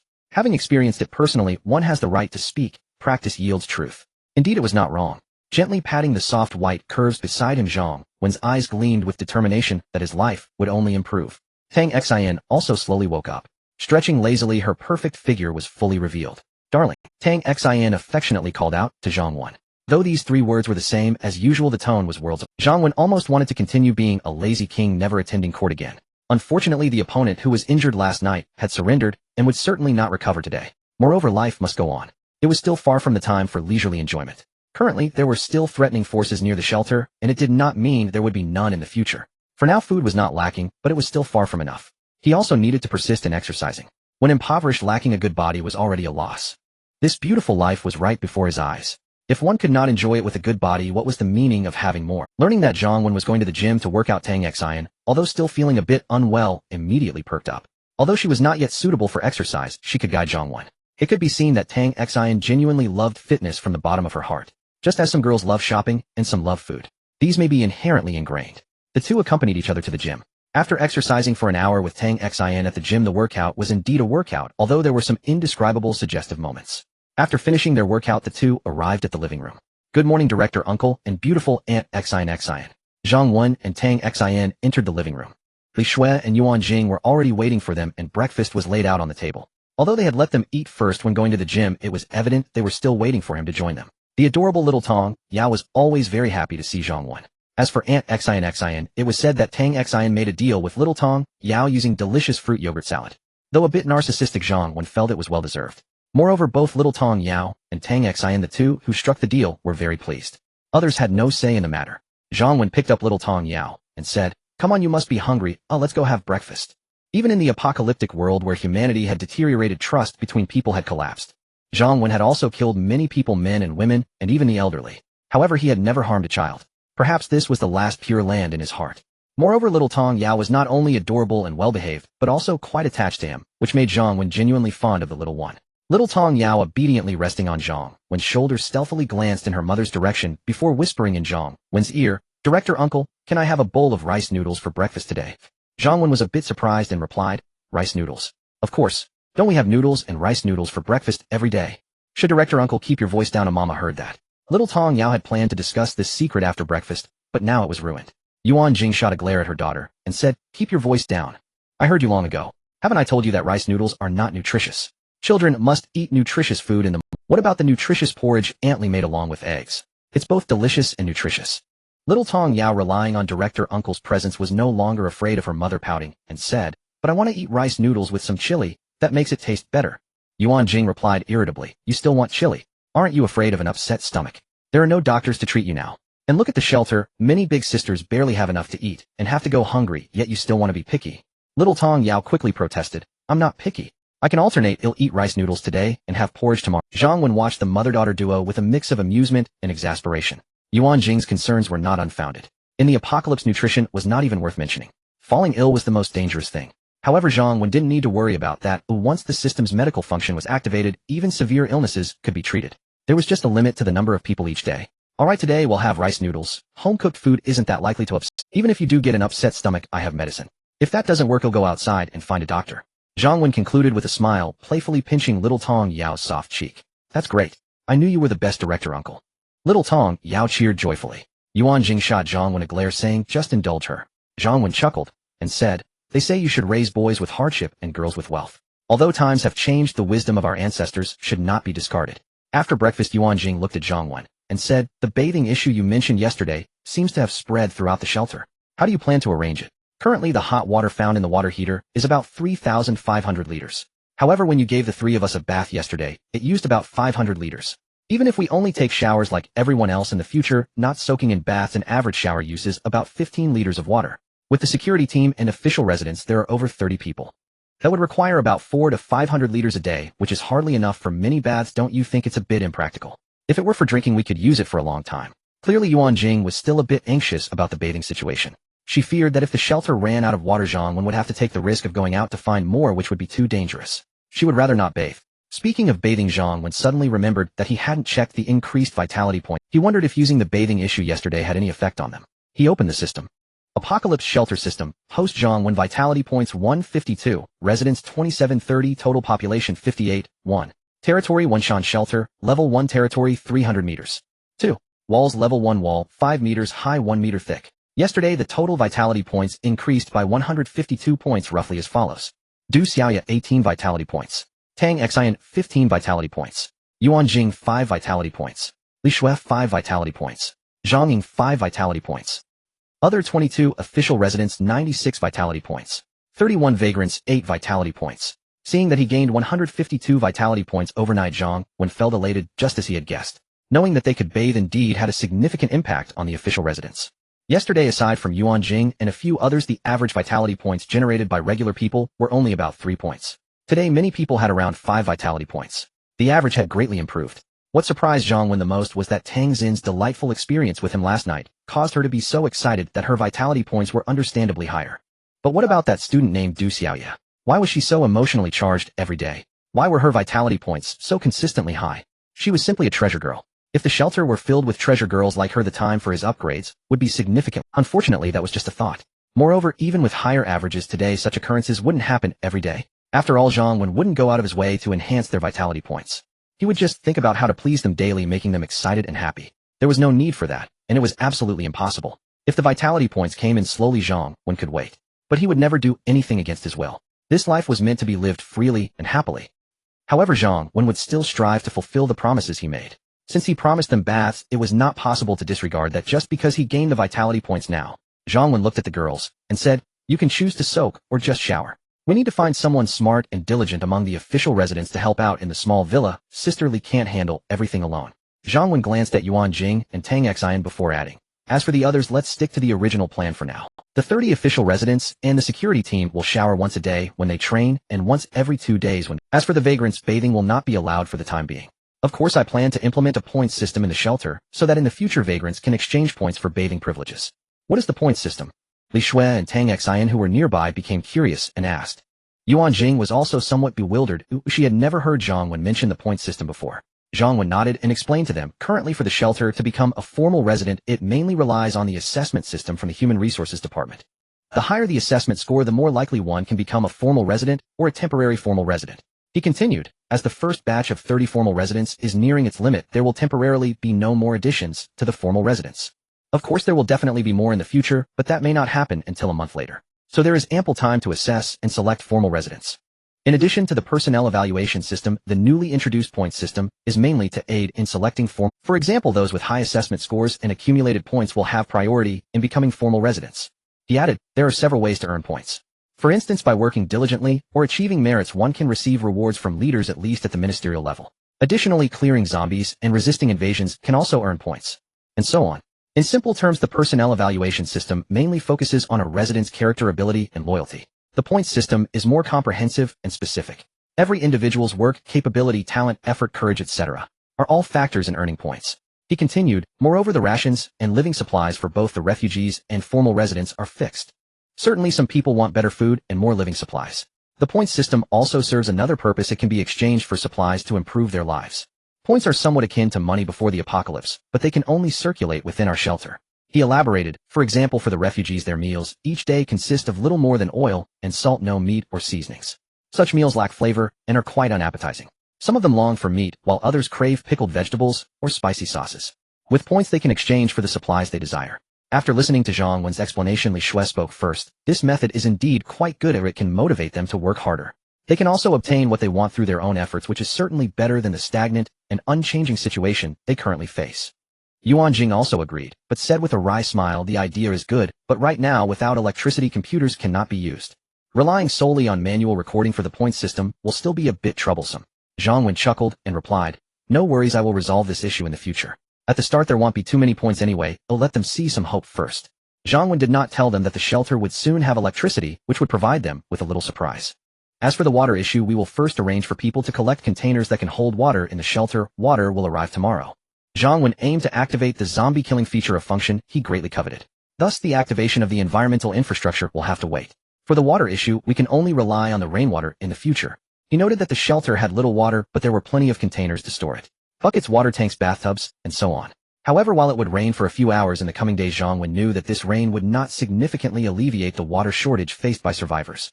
There are mainly two reasons for this. First, most people learned from the news before the internet was cut off that this disaster was mainly caused by rainwater. All rainwater and tap water have become unusable. Second, some individuals are trapped and cannot access the. Of course, how others fare is none of Zhang Wen's concern. The two factors mentioned above are not an issue for him.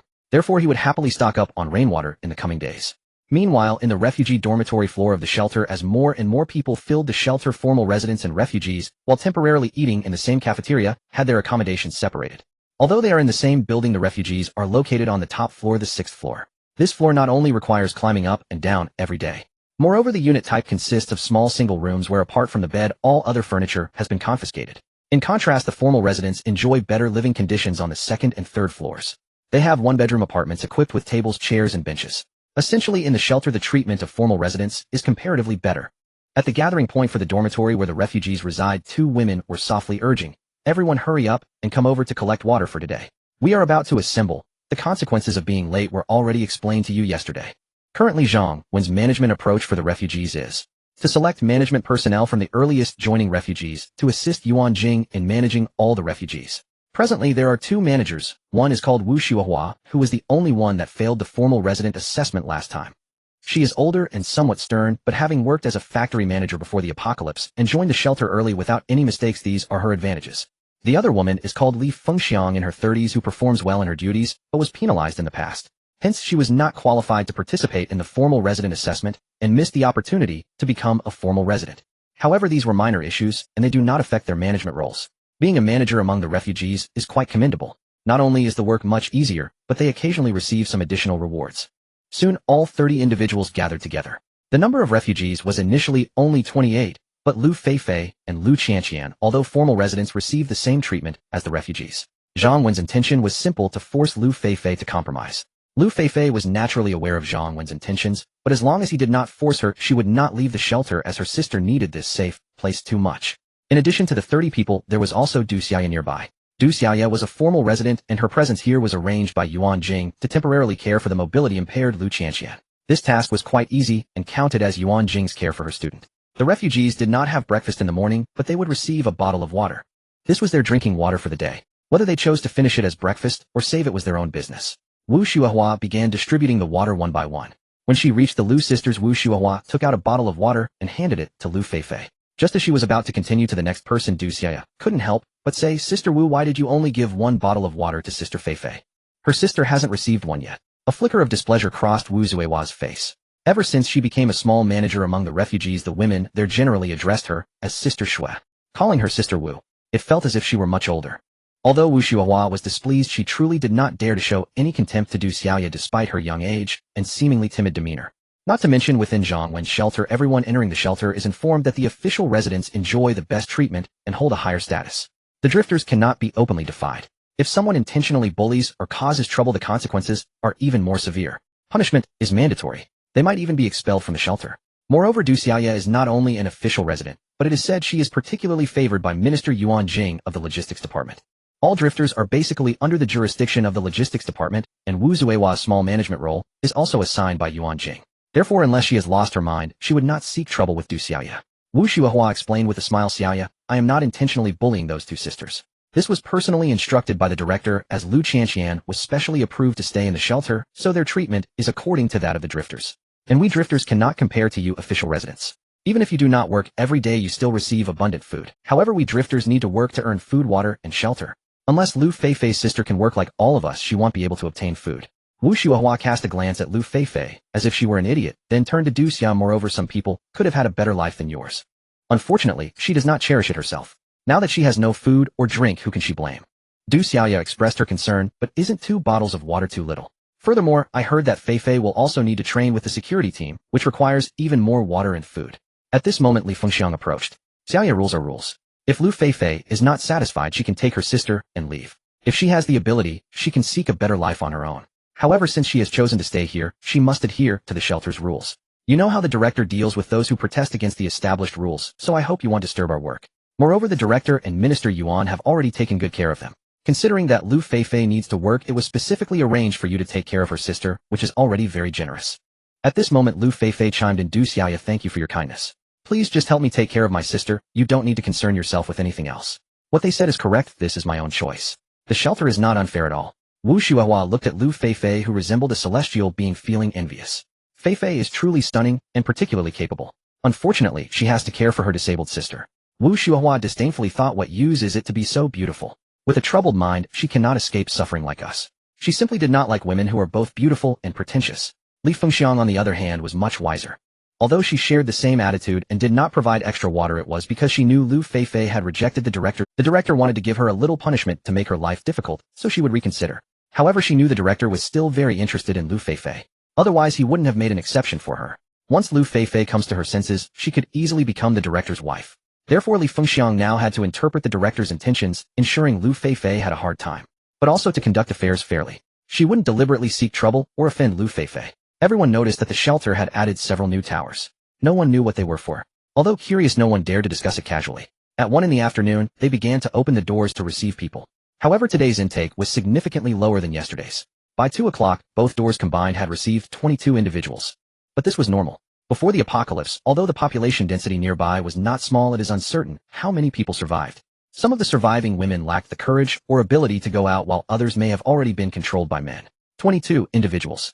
Zhang Wen did not think this was too few. In fact, if he wanted to, he could have had 30 official residents long ago. Even adding more drifters to work would have been sufficient. However, why does Zhang Wen continue to recruit? To do good. To save people. This is not the case.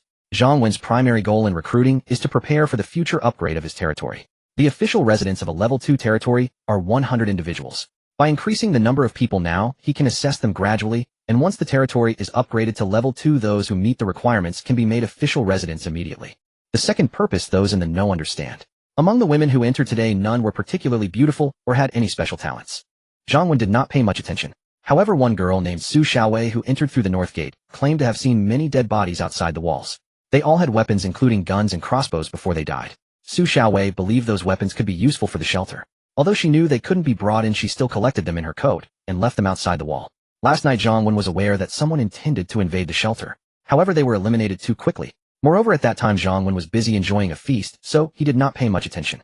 Although the shelter now had defensive capabilities, ordinary weapons were actually not very useful inside. However, just because they are less useful doesn't mean they should be disregarded. Especially guns and crossbows must be kept firmly in one's hands.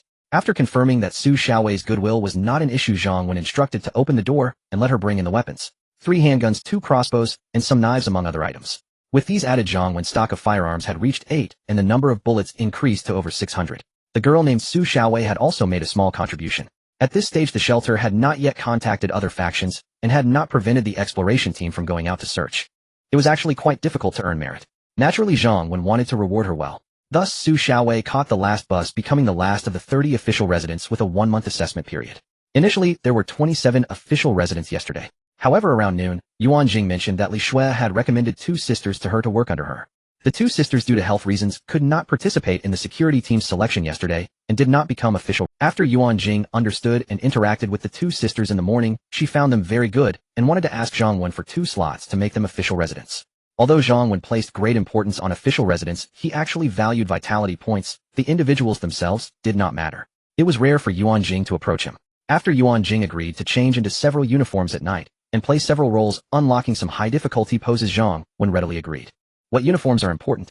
Zhang Wen mainly trusts her and Li Shui's judgment. Truly, no deception. Ruan Jing told Zhang Wen that the 2 young ladies had indeed been seen by Zhang Wen before. They were the ones who asked Zhang Wen yesterday if they could join the shelter. Zhang Wen remembered this matter. However, he recalled that the 2 girls appeared somewhat ordinary, and he had forgotten what they looked like. But the fact that Li Shui specifically recommended them to Ruan Jing, and that Ruan Jing went out of her way to secure spots for them, was noteworthy. Zhang Wen was still a bit curious about them. After all, at noon, there were officially 29 residents. With Su Xiaowei joining, the number perfectly reached 30. Of these, only 7 were actual official residents. The remaining 23 were still in their evaluation period, and whether they could pass depended on their performance. When he heard that Su Xiaowei had become the last official resident due to her contribution of weapons, he realized that today's newcomers included 22 individuals, Su Xiaowei herself included. They all had not quite grasped the situation yet. They thought that being an official resident simply meant being able to stay openly in the shelter. However, those who had entered earlier than them had not become official residents. They were almost envious to the point of tearing up. Some had failed their evaluations. Others had not been selected by the security team. But if they had brought useful supplies into the shelter back, then their lives would have been much better now. Currently, the total population of the shelter was 80. There were 30 official residents, and the number of drifters had reached 50. It would be difficult to become an official resident in the future. During dinner time, the newcomers finally experienced the vast difference because of a word from the director Zhang Wen. They realized how much Su Xiaowei, who had entered with them, had surpassed them. The drifters' dinner generally consisted of leftover rice from lunch. If it was instant noodles, they were usually uncooked and could only be eaten dry. After all, water and fuel were quite valuable in the shelter at the moment. On the other hand, the official residents. They had steaming white rice along with meat, vegetables, and soup. For the many new women who had gone a week without sufficient food after the apocalypse. Without the sounds of zombies, without the oppression of men, with warm meals.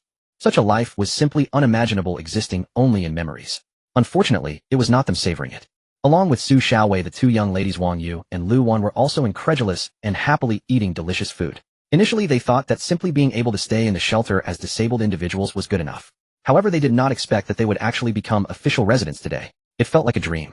The 2 of them had known since yesterday how fortunate it was to become official residents in the shelter. But it was also very challenging. It was said that those who had stayed in the shelter the longest had a slightly higher success rate, but even so, several individuals had not succeeded. As time went on, it became increasingly difficult to enter. Among the 22 newcomers today, there was only one spot available. There would be no spots for newcomers in the future, unless an official resident in their evaluation period made a mistake or failed.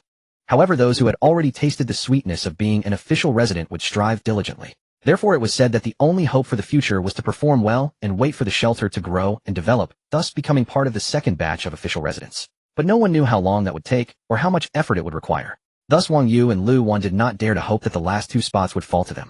According to Zhang Ying from the HR department, it was actually Minister Li Shui who personally recommended them to Minister Ruan Jing. Minister Ruan Jing then personally approached the director, and now they could also call him the director. The two young ladies were deeply moved by Minister Li Shui and Minister Ruan Jing. Besides the three of them, today's new official residents were also excitedly enjoying their meals. Other official resident young ladies were distracted, their faces filled with anticipation. Even many drifters were paying attention, wondering if the director would really. Just then Ruan Jing walked into the cafeteria. "Hello, Minister Yuan." "Hello, Minister Ruan Jing." The current shelter was no longer what it was during Lu Mei. Now no one in the shelter dared to look down on Ruan Jing. The logistics minister was responsible for the food and supply distribution for everyone. Ruan Jing looked at the cafeteria, filled with women and their heartfelt respect for her. She felt a bit emotional. She still remembered Zhang Wen, who had said something to Lu Mei back then. This logistics minister Ruan Jing is truly nothing remarkable. She is just someone you can never aspire to, and she was glad that her daughter had made the decision for her and sister Li to become official residents. Otherwise, if she had joined later or entered the shelter later, it would have been a completely different scene. And then her matters with Zhang Wen. That's another story.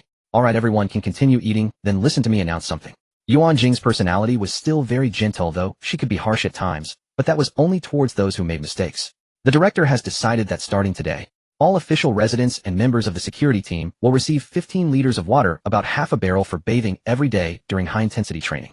When there is no training, they can bathe every other day. As soon as Ruan Jing finished speaking, a young lady immediately exclaimed joyfully, "We can really take a bath. Thank you, director. Thank you, Minister Ruan Jing. Long live you all." "That's great. Long live the director. After days of itching all over my body and head, I can finally take a bath." The women were incredibly excited. Some of the more cheerful young ladies even flattered the director and Ruan Jing, but they were absolutely sincere. No one could understand what it felt like for a woman in the summer to go days without a bath. Moreover, they were working and training every day drenched in sweat. Ruan Jing smiled and waved her hand. "Long live is enough. Neither I nor your director are interested in that. Just remember to go to the bathing room after you finish your meal. Also, you don't need to prepare anything today. Their buckets, basins, towels, shower gel, etc. will all be provided new. After bathing, you can take these supplies back and use them again next time you go to the bathing room." "Understood, Minister Yuan." The young ladies immediately replied in unison. Some were so anxious that they couldn't even finish their meals, eager to take a bath. However, they only thought about it. They did not dare to run off before finishing their meals, as wasting food was taken very seriously in the shelter.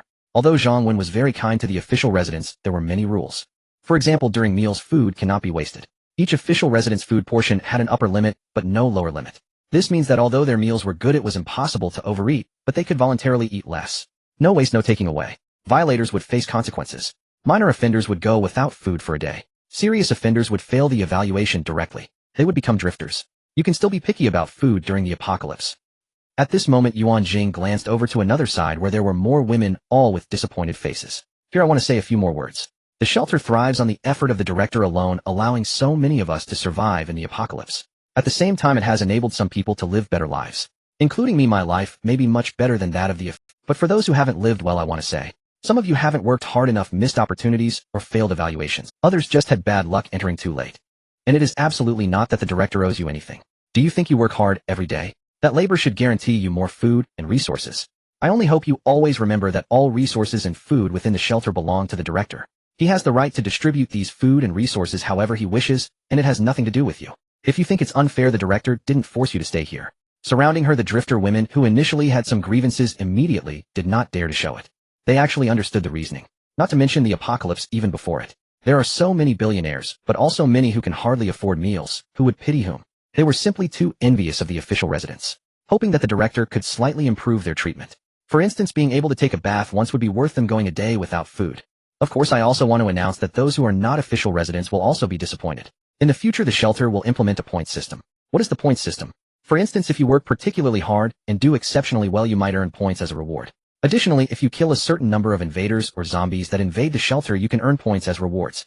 Even if you have good suggestions or inventions that are useful to the shelter, you can earn points as well. With points, you can exchange for food supplies, bathing, and even medicines. Not only that, while the official residents are currently full, more will definitely be added. In the future, the scores from personnel evaluations and individual point rankings will become important criteria for whether you can become an official resident. Suddenly, this announcement from Ruan Jing revealed hope in the eyes of all the drifters, not to mention whether they could become official residents. Just the idea of earning points to exchange for food and resources they couldn't enjoy was enough to excite them. It felt like life had a glimmer of hope. Time flew by, and in the blink of an eye 2 days had passed. Early in the morning, Zhang Wen rose from the warmth of his bed, while Ruan Jing had already gotten up and left, but the lingering fragrance she left behind still filled the room. Thinking back to the events of last night, Zhang Wen still savored the experience. Tang Xin had been resting for the past 2 days, so it was mainly Ruan Jing who kept him company at night. Since the day before yesterday, Ruan Jing had agreed to some of Zhang Wen's private conditions to make Wang Yu and Lu Wan official residents. Last night, Ruan Jing fulfilled her promise, donning black stockings and high heels complemented by a specific occupational uniform. What surprised Zhang Wen was that the usually virtuous, gentle, and dignified woman could also be so alluring. No wonder men love their wives so much. They are refined in public, skilled in the kitchen, and at home they are. He also understood why many people before the apocalypse preferred ladies in high heels and black stockings.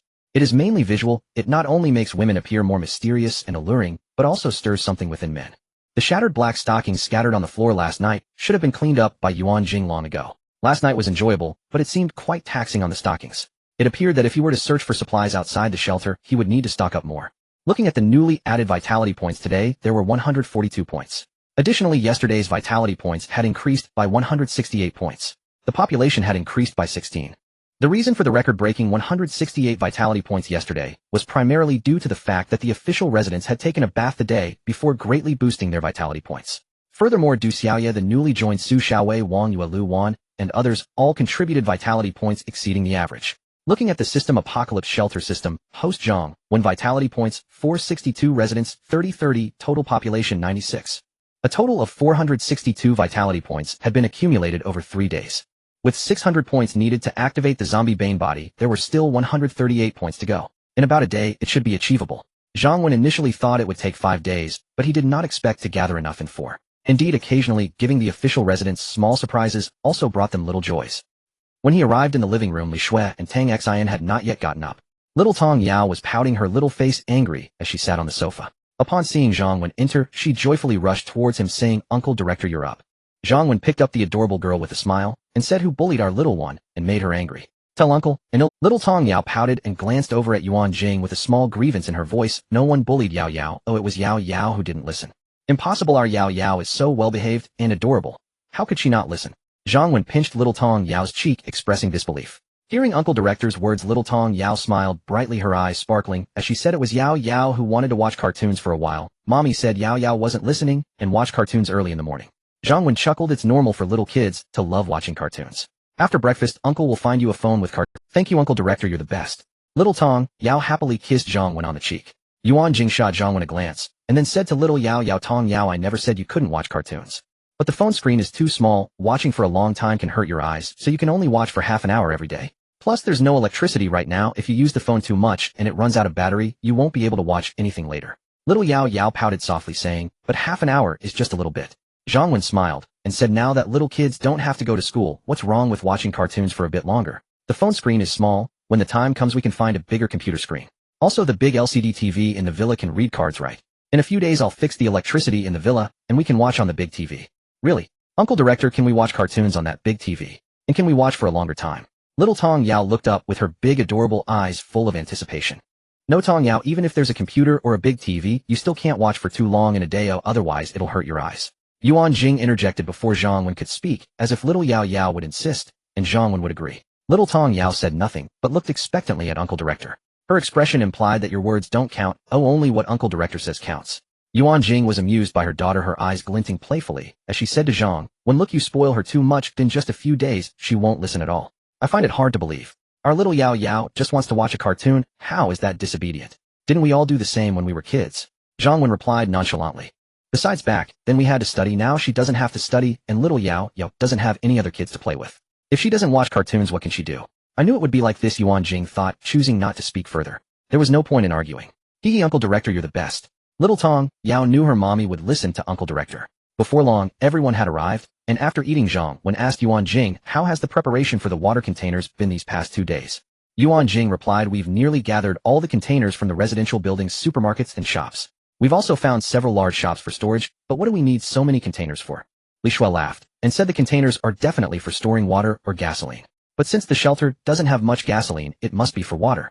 Ruan Jing, somewhat puzzled, responded, but we've nearly finished searching for water in the past 2 days. We don't lack containers for storage. Furthermore, let's not even mention the toxicity of tap water. Even if it's not toxic, the water supply has been cut off. Li Shuai smiled and said the tap water is gone, but there's still another way to get water. Another way? Ruan Jing couldn't think of it immediately. From the sky, Li Shuai simply said. Ruan Jing suddenly realized you mean rain. But this world disaster started erupting after it rained. Everyone knew that the rainwater carried the virus, so what use was it to have rain? Li Shuai's beautiful face also showed a hint of confusion. That's something you'll have to ask our esteemed director. He must believe that this rainwater is free of viruses. Of course, without discussing whether the rainwater carries viruses, I'm more curious about how you know it's going to rain today. Li Shuai looked at Zhang Wen with curiosity. Zhang Wen chuckled and said, Li Shuai, shouldn't you be more concerned about whether the rainwater contains viruses? You didn't forget our bet, did you? If this rainwater is free of viruses and can be used, you lose. Tang Xian fanned the flames from the side, saying, don't worry, I'll keep track of your bet as the referee. Li Shuai's face turned slightly red as she shot Tang Xian an annoyed glance. Which side are you on? Just so you know, that's your man, and if you lose he might come after you. However, Li Shuai was mentally prepared and no longer rejected Zhang Wen. She smiled and said, let's wait until all your words come true before discussing further. Zhang Wen also smiled. Being stubborn was of no use. After today, he would be reaping the fruits of victory. After dinner, they each went about their tasks. Especially Ruan Jing, who had a lot on her plate. For instance, the supermarket was now being used as a logistics warehouse. Daily there were supplies coming in and out, and she was managing the cafeteria, resident dormitories, and the refugees. Moreover, Zhang Wen planned to implement a point system, and she had to work with Li Shuai to refine some details. Of course, despite the many tasks, she had the most subordinates, and she had promoted several capable managers such as Wang Ying, Wang Yue, and Lu Wan, all of whom were quite competent. Thus, Ruan Jing didn't need to handle everything personally, as she just needed to understand the situation and confirm it. What truly pained her was that with the increasing number of people in the shelter, the amount of household waste was also gradually rising, making future disposal a bit troublesome. Time soon passed to around 10 o'clock. Zhang Wen, who was exercising with Tang Xian, was called outside by Ruan Jing and Li Shuai together, leaving Tang Xian, who had a blush on her face, secretly swearing. Next time during exercise, she would definitely not let him get away with any tricks again. Fortunately, Ruan Jing and the others hadn't come in earlier, or she would have been laughed at. Zhang Wen followed Ruan Jing to the balcony. It's really raining, Ruan Jing said, looking at Zhang Wen and pointing at the raindrops falling outside her beautiful face, showing a bit of excitement and nervousness. Zhang Wen had already predicted half of it. If this rain truly had no viruses, that would be wonderful. No more worrying about water shortages, they could bathe whenever they wanted, and Ruan Jing would have no objections. If Zhang Wen knew Ruan Jing's thoughts, he would tell her, dear, you are overthinking. It's true that it has rained, and there are no viruses. In the long aftermath of the apocalypse, rainwater would be one of the important sources of water. However, relying solely on rainwater to not have a water shortage was impossible. First, in Zhang Wen's memory, after this rain, for some unknown reason, the frequency of rain would drastically decrease, sometimes not raining for 3 to 4 months. Secondly, although the rainwater in the future would not contain zombie viruses, it would have more bacteria than before the apocalypse, especially after being left for a period of time, which would breed even more bacteria. Using this rainwater for bathing or laundry would be fine. However, if used for drinking, a small amount might be okay, but drinking too much could lead to various diseases. These were the painful lessons learned by many in the past life who traded their health for survival in the apocalypse. In the apocalypse, starving was not the scariest. The real fear was falling ill, which often meant death. Looking out from the villa's balcony, Zhang Wen saw that the open space in the shelter was filled with hundreds and thousands of It was quite a spectacular sight. All of these had been arranged in advance by Ruan Jing. Although she was unsure how Zhang Wen knew it would rain today, she was a very traditional woman, and her heart and soul were now devoted to Zhang Wen. Moreover, she understood Zhang Wen's strong personality. He had his own ideas on major issues that were not to be contradicted. Thus, even if some of Zhang Wen's instructions were unreasonable, she would still carry them out. Zhang Wen looked at the containers below. They could actually collect more rainwater. For example, once these buckets and basins were full, they could be poured into the empty bottled water or storage tanks. However, this time it rained. Apart from Zhang Wen, everyone subconsciously believed that the rainwater contained zombie viruses, and no one dared to venture out in the rain to try. Li Shuai said at this moment, it looks like this rainwater can collect around 7,000 to 8,000 liters, but everyone is worried about whether it can be used. Ruan Jing replied, yes, all the survivors have struggled through great hardships to survive. They definitely don't want it. Zhang Wen smiled and said it's simple to prove whether the rainwater has zombie viruses. However, you need to inform the people below that although this rainwater has no zombie viruses, it still contains many bacteria. It can be used for daily water, but not for drinking. Otherwise, if someone becomes ill because of it, they must bear the consequences. Ruan Jing responded, it's great if it can be used as daily water. Drinking water can actually be controlled as the daily consumption isn't much, but daily water is terrifying. Li Shuai looked at Zhang Wen curiously and asked, how do you plan to prove it? Will you find someone to be the test subject? Ruan Jing hesitated, saying, isn't this a bad influence? Now everyone was very disciplined and working diligently. How recently no one had made mistakes. After being with Zhang Wen for a while, Ruan Jing had indeed changed a lot. She now believed that this was not cruel, but rather a concern for influence. Zhang Wen chuckled, did you forget? There is still a prisoner in the shelter. A few days ago, a person named Zhao Xiaobing disguised as a woman mixed into the shelter. There was also a woman with him. After Zhao Xiaobing confessed, Zhang Wen directly judged him guilty and fed him to the zombies. However, that woman was also somewhat coerced. Zhang Wen did not kill her, but he would not easily let her off. He was just waiting. Zhang Wen went to the living room to get the walkie-talkie and asked Li Shui to contact the security team. If that woman was willing to stand in the rain for half an hour, she could save her life. Li Shui thought for a moment and complied. She still preferred to trust Zhang Wen. Even if Zhang Wen was wrong, that woman was still considered an enemy. Although she felt some sympathy for her situation, it was needless to say what would happen to her and the others if their group had at that time no one would sympathize with her. Having struggled in the market for so long, Li Shui had seen her fair share of dark and naive individuals, so she had no discomfort. If it were Tang Xine, it might have been different. Whether before or after the apocalypse, she had not experienced much darkness. Her only hobby was working out. This was also why Zhang Wen did not let her manage the shelter. As long as he was there, her maintaining this purity of spirit was. Soon Li Shui notified the security team, and they immediately went to the room where the woman was held and found her. Zhang Wen's command was to let the woman choose for herself. If she was willing to be the test subject, she would have a chance to live. If not, the security team would enforce it. The woman was somewhat clever. Although she was scared, she could only choose to comply. If she refused, she would undoubtedly die, so at least there was hope for survival. Thus, under the watchful eyes of the entire shelter, the woman slowly walked into the heavy rain. Half an hour later, the woman returning showed no immediate abnormalities. To be safe, the security team handcuffed her and isolated. They also arranged for people to observe outside to see if she had turned into a zombie. Another night has passed, and a bright sunny day has dawned. Yesterday it rained, and the shelter stopped accepting new arrivals. Of course, it also rained, and no one dared to venture outside. Moreover, the women around the shelter, who could come, have mostly arrived. Continuing to recruit new arrivals would yield little effect. However, yesterday's vitality points increased by 143, reaching a total of 605. Finally, he can activate the zombie exterminator ability. Zhang Wen has awaited this day for a long time. He can finally go out to enjoy himself more safely. Of course, at level 1, there are only 3 hours of safe time each day, so he still needs to be cautious. But 3 hours each day is still enough. There are still many things he can accomplish, at least filling up his system storage first. With provisions at home, one can remain calm. Although survivors have already been active outside for many days. But at most they only search for less crowded and remote convenience stores. Places like large supermarkets and vegetable markets are swarming with zombies. Who would dare to seek death? In these places he can roam freely. The more zombies there are, the safer he feels. Because the areas with more zombies have fewer survivors. In the past, Zhang Wen only engaged in zero-cost purchases. In the future, he can conduct zero-cost purchases throughout the entire city. How refreshing. He just deducted 600 vitality points to activate the zombie exterminator ability. Ruan Jing rushed in with excitement. Zhang Wen, that woman from yesterday really hasn't turned into a zombie. She's doing just. Zhang Wen had already known the result and smiled as he asked, how much rainwater did we collect yesterday? Ruan Jing happily replied, about 8,000 liters, enough for us for a long time, and we can collect more next time it rains. Zhang Wen didn't want to dampen her spirits, but there wouldn't be that much rain in the future. While 8,000 liters seems like a lot if calculated based on pre-apocalypse consumption of about 3 tons of water per person per month.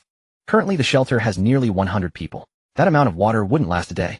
Zhang Wen thought for a moment, and said, since we have enough water, let's give everyone in the shelter a bath tonight, and let them change into new clothes, otherwise the whole shelter will smell terrible. After all, if most of the women are dirty and smelly, Zhang Wen and the others would also have to suffer every time they face them. Although giving 100 people a bath requires a lot of water, Ruan Jing, feeling somewhat extravagant, agreed, without a second. By the way, how's the points system and exchange list coming along? Ruan Jing took out a notebook and handed it to Zhang Wen. It's almost ready, and the exchange list is nearly organized. Basically, it covers the major categories you mentioned. Take a look and see if there are any issues. Zhang Wen took the notebook, glanced through it, and made a few adjustments to the lower-priced exchanges. Alright, let's leave it like this for now. Have someone copy it and post it in the cafeteria. Okay, he'll arrange that right away. After discussing business, Zhang Wen pulled Ruan Jing's curvy body closer. I didn't see anyone last night. I even prepared another color of stockings for you. Be careful during the day. Oh, don't let Yao Yao see you. Although they had been together many times and learned a lot of colorful knowledge under Zhang Wen's guidance during the day, Ruan Jing still felt shy. Ruan Jing shyly escaped from Zhang Wen's embrace. Yao Yao said she hasn't slept with her mother for many days and wants to sleep with me. Zhang Wen replied helplessly, what about Tang Xine? Ruan Jing giggled, I originally asked Tang Xine to find you, but Yao Yao is also quite clingy with her at night, so we ended up sleeping together. Zhang Wen felt like the legendary little cotton-padded jacket had sprung a leak and fell silent for a moment. I felt that what you said last time made a lot of sense. What children eat for breakfast, what cartoons they watch, these are all very bad behaviors, and we must resolutely stop them. Huh. Ruan Jing really couldn't hold back this time. She didn't expect Zhang Wen to have such a cute side. After laughing, she gave Zhang Wen a charming glance. What does a child know? You're still sulking over it. Zhang Wen certainly wasn't genuinely sulking, it was just a joke. Just then a loud noise rang out like the sound of fire. Zhang Wen immediately became furious. Who the hell is looking for death? Setting off firecrackers in the shelter. Fortunately, the sound of the firecrackers didn't last long and soon fell silent. Still uneasy, Zhang Wen quickly accessed the system to check the surveillance around the walls. Thankfully, although the loud sound of firecrackers did attract many zombies, the sound was short-lived. Many zombies hadn't even gathered by the walls yet. Then due to the loss of sound attraction, they gradually dispersed. However, the number of zombies around the shelter walls had still increased by 1 or 2 times compared to before. Ruan Jing was startled and quickly expressed her concern. Isn't the sound of firecrackers going to attract zombies? Zhang Wen reassured her it's fine. The firecrackers didn't go off for long, so they definitely won't attract many zombies. Let's go see who doesn't want to live. It's not surprising that Zhang Wen was furious. The shelter has clear rules against making noise. Just loud yelling has resulted in punishments for several people. Zhang Wen intentionally exaggerated the situation to make them remember. It seems they haven't learned their lesson. Or do they think their punishments are too lenient? This time, no matter who it is, Zhang Wen intends to make them wish they were dead. Zhang Wen and Ruan Jing walked quickly. Soon they arrived at the scene just a short distance from the southern wall. At this moment, a crowd had already gathered there. Everyone move aside who was looking for death just now. Zhang Wen shouted. The women watching, seeing the director and Minister Ruan Jing approaching, immediately parted to give them room. Zhang Wen and Ruan Jing walked forward. Zhang Wen saw a young girl limping towards them, her face covered in soot. Li Shui and Wang Yue, along with some members of the security team, rushed to the scene. Wang Yu, why are you here? Ruan Jing recognized the girl before Zhang Wen could speak. However, she found it hard to accept. Wang Yu was the person Li Shui had recommended to her. Later, she was given significant trust, as Li Shui held high hopes for her, and another girl named Lu Wan. They had become official residents, and it was the first time she had asked Zhang Wen for something. How could it be Wang Yu? Was it you who set off the firecrackers? At this moment, Zhang Wen spoke up, but his tone was very cold. Director, it wasn't me. Wang Yu noticed the director and the minister seemed to misunderstand and hurriedly tried to explain. All right, let me speak. Li Shui intervened at this point, stopping Wang Yu's words. She knew that Zhang Wen was undoubtedly very angry at this moment. The words of the involved party might not be heard. Li Shui continued. I have already understood the situation. The firecrackers just now were ignited from outside the wall and thrown in. Quite a few people around saw it and can testify to that. Hearing Li Shui's words, Ruan Jing felt relieved. Otherwise, she knew that regardless of the reason today, no one, despite Zhang Wen being easy to talk to regarding small matters with the women in the villa and being quite trusting, he let them handle many things. However, when it came to matters of principle, Zhang Wen was unyielding. No one could challenge his authority, not even his women. The women in the small villa understood this well. They could offer suggestions, but they would never go against his decisions. Or Li Shui continued. Wang Yu was with a few people here retrieving containers to hold water. Suddenly a lit firecracker was thrown in, and it was not far from them. In a moment of urgency, Wang Yu took the clothes she held and covered the firecracker. Then, because her hands and feet were injured and not yet healed, she sat down on it. Ruan Jing, having heard this, couldn't help but laugh and cry. This silly girl, wasn't there water right next to you? Why not just use the water? Li Shui smiled and said, that's why I said in a moment of urgency. She still reacted quick. Others nearby hadn't reacted yet. How could firecrackers suddenly appear? Ruan Jing asked with concern. Was the injury serious? Li Shui shook her head. I just checked. Wang Yu's injury is not serious, and the firecracker's power wasn't too great. Wang Yu hurriedly added, Minister, I'm fine. After saying this, she cautiously glanced at Zhang Wen, who had been a bit intimidating earlier. While they spoke, Zhang Wen also assessed the loyalty of this girl named Wang Yu. 88, very high? Zhang Wen naturally believed their words. Other things might be lies, but the loyalty displayed by the system couldn't deceive anyone. It seemed this little girl had been wronged. This meant that it was outsiders who intended to harm them. Otherwise, who would throw fire? Zhang Wen smirked coldly, just as he had intended to go out and take a look today. It's a matter of reciprocity. If you send firecrackers to my shelter, how could I not send you more firecrackers? All right, Li Shui arranged for the security team to temporarily enhance the patrols around the shelter. Also pay special attention to Lu Feifei's training in this regard. Okay, I will. Li Shui nodded. Zhang Wen then turned to Ruan Jing. Ruan Jing, give Wang Yu a first-class merit for this incident. Let her pass the assessment for official residence directly and reward her with 1,000 points. Okay. Ruan Jing had no objections. Now the shelter was her home, a place she could devote her life to protect. If it hadn't been for Wang Yu's intervention this time, she couldn't even imagine what would have happened if a large number of zombies had been attracted. So she didn't care much about the material rewards. Besides, Wang Yu was someone she had always had high hopes for.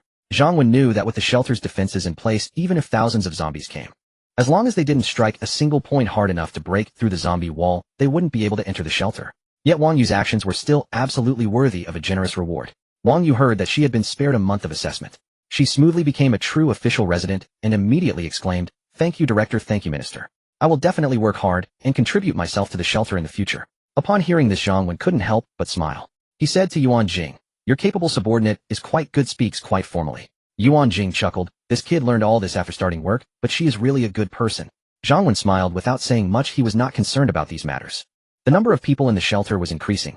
For now, the only ones that could truly capture his attention were the few in the small villa and the Lu Feifei sisters.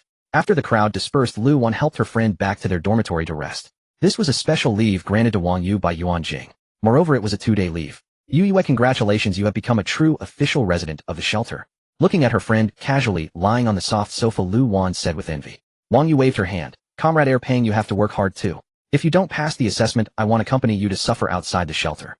Lu Wan scoffed. Good for you, Yue, just as you are enjoying life, you've changed your heart. Men really aren't good for anything. Wang Yu smiled mischievously. Indeed, after all, I'm not a man. Lu Wan laughed, and then asked, Yue, how much do you think the 1,000 points mentioned by the director can be exchanged for?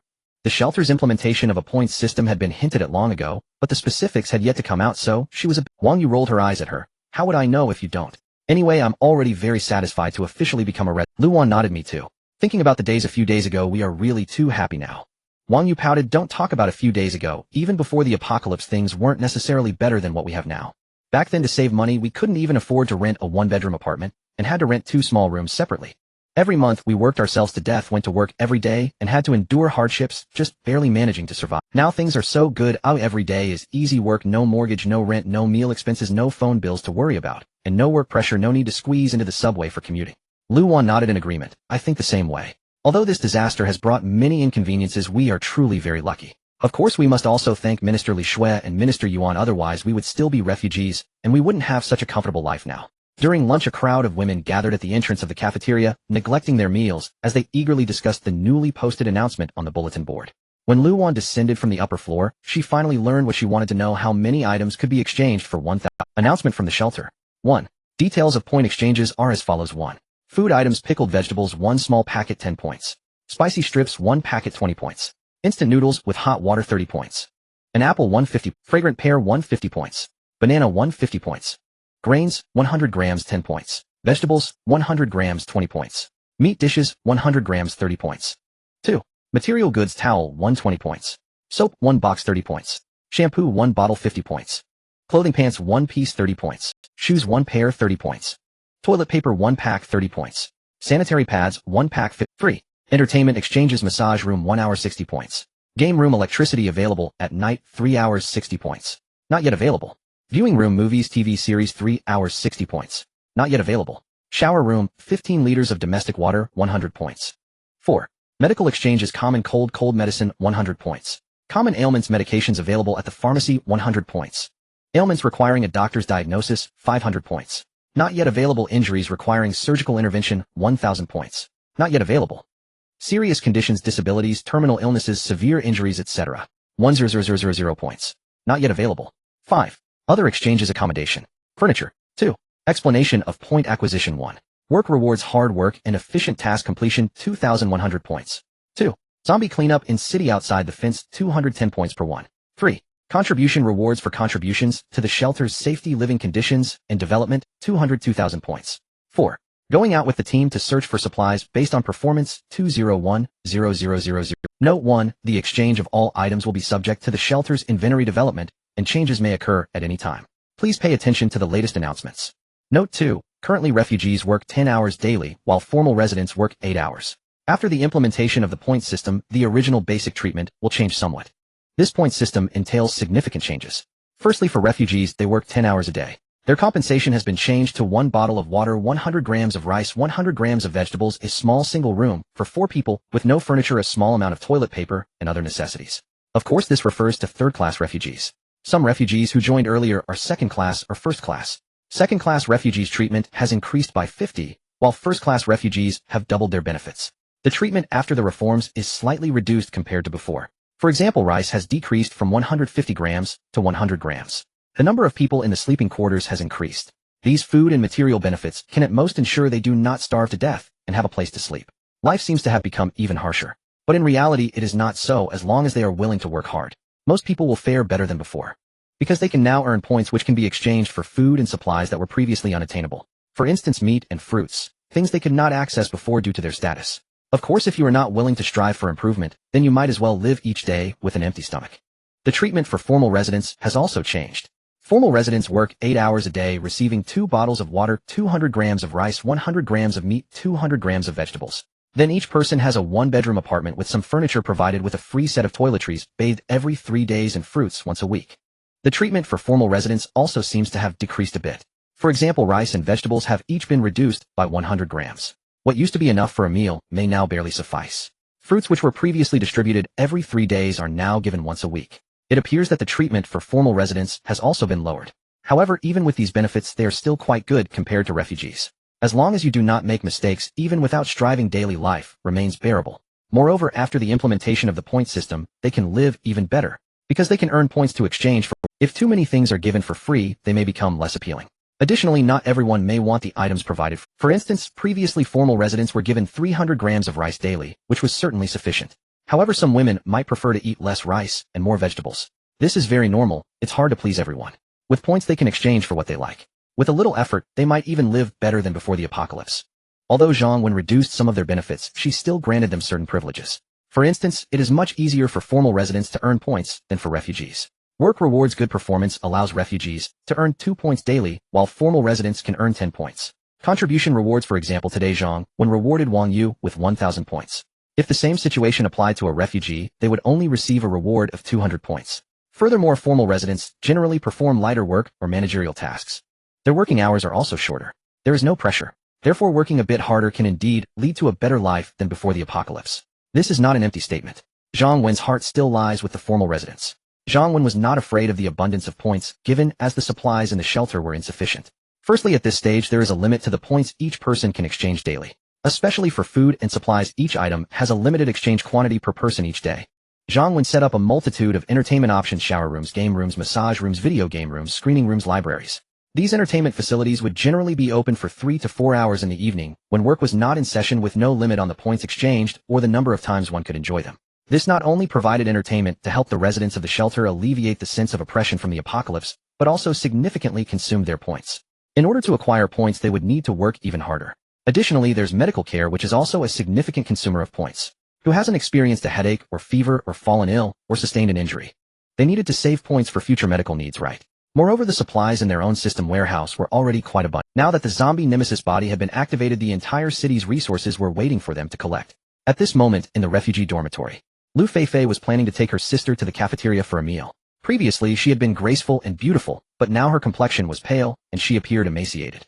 At this moment, Li Fengxiang stopped Lu Feifei and said earnestly, "Feifei, it's not that I'm criticizing you, but if you continue like this, your body won't be able to endure it.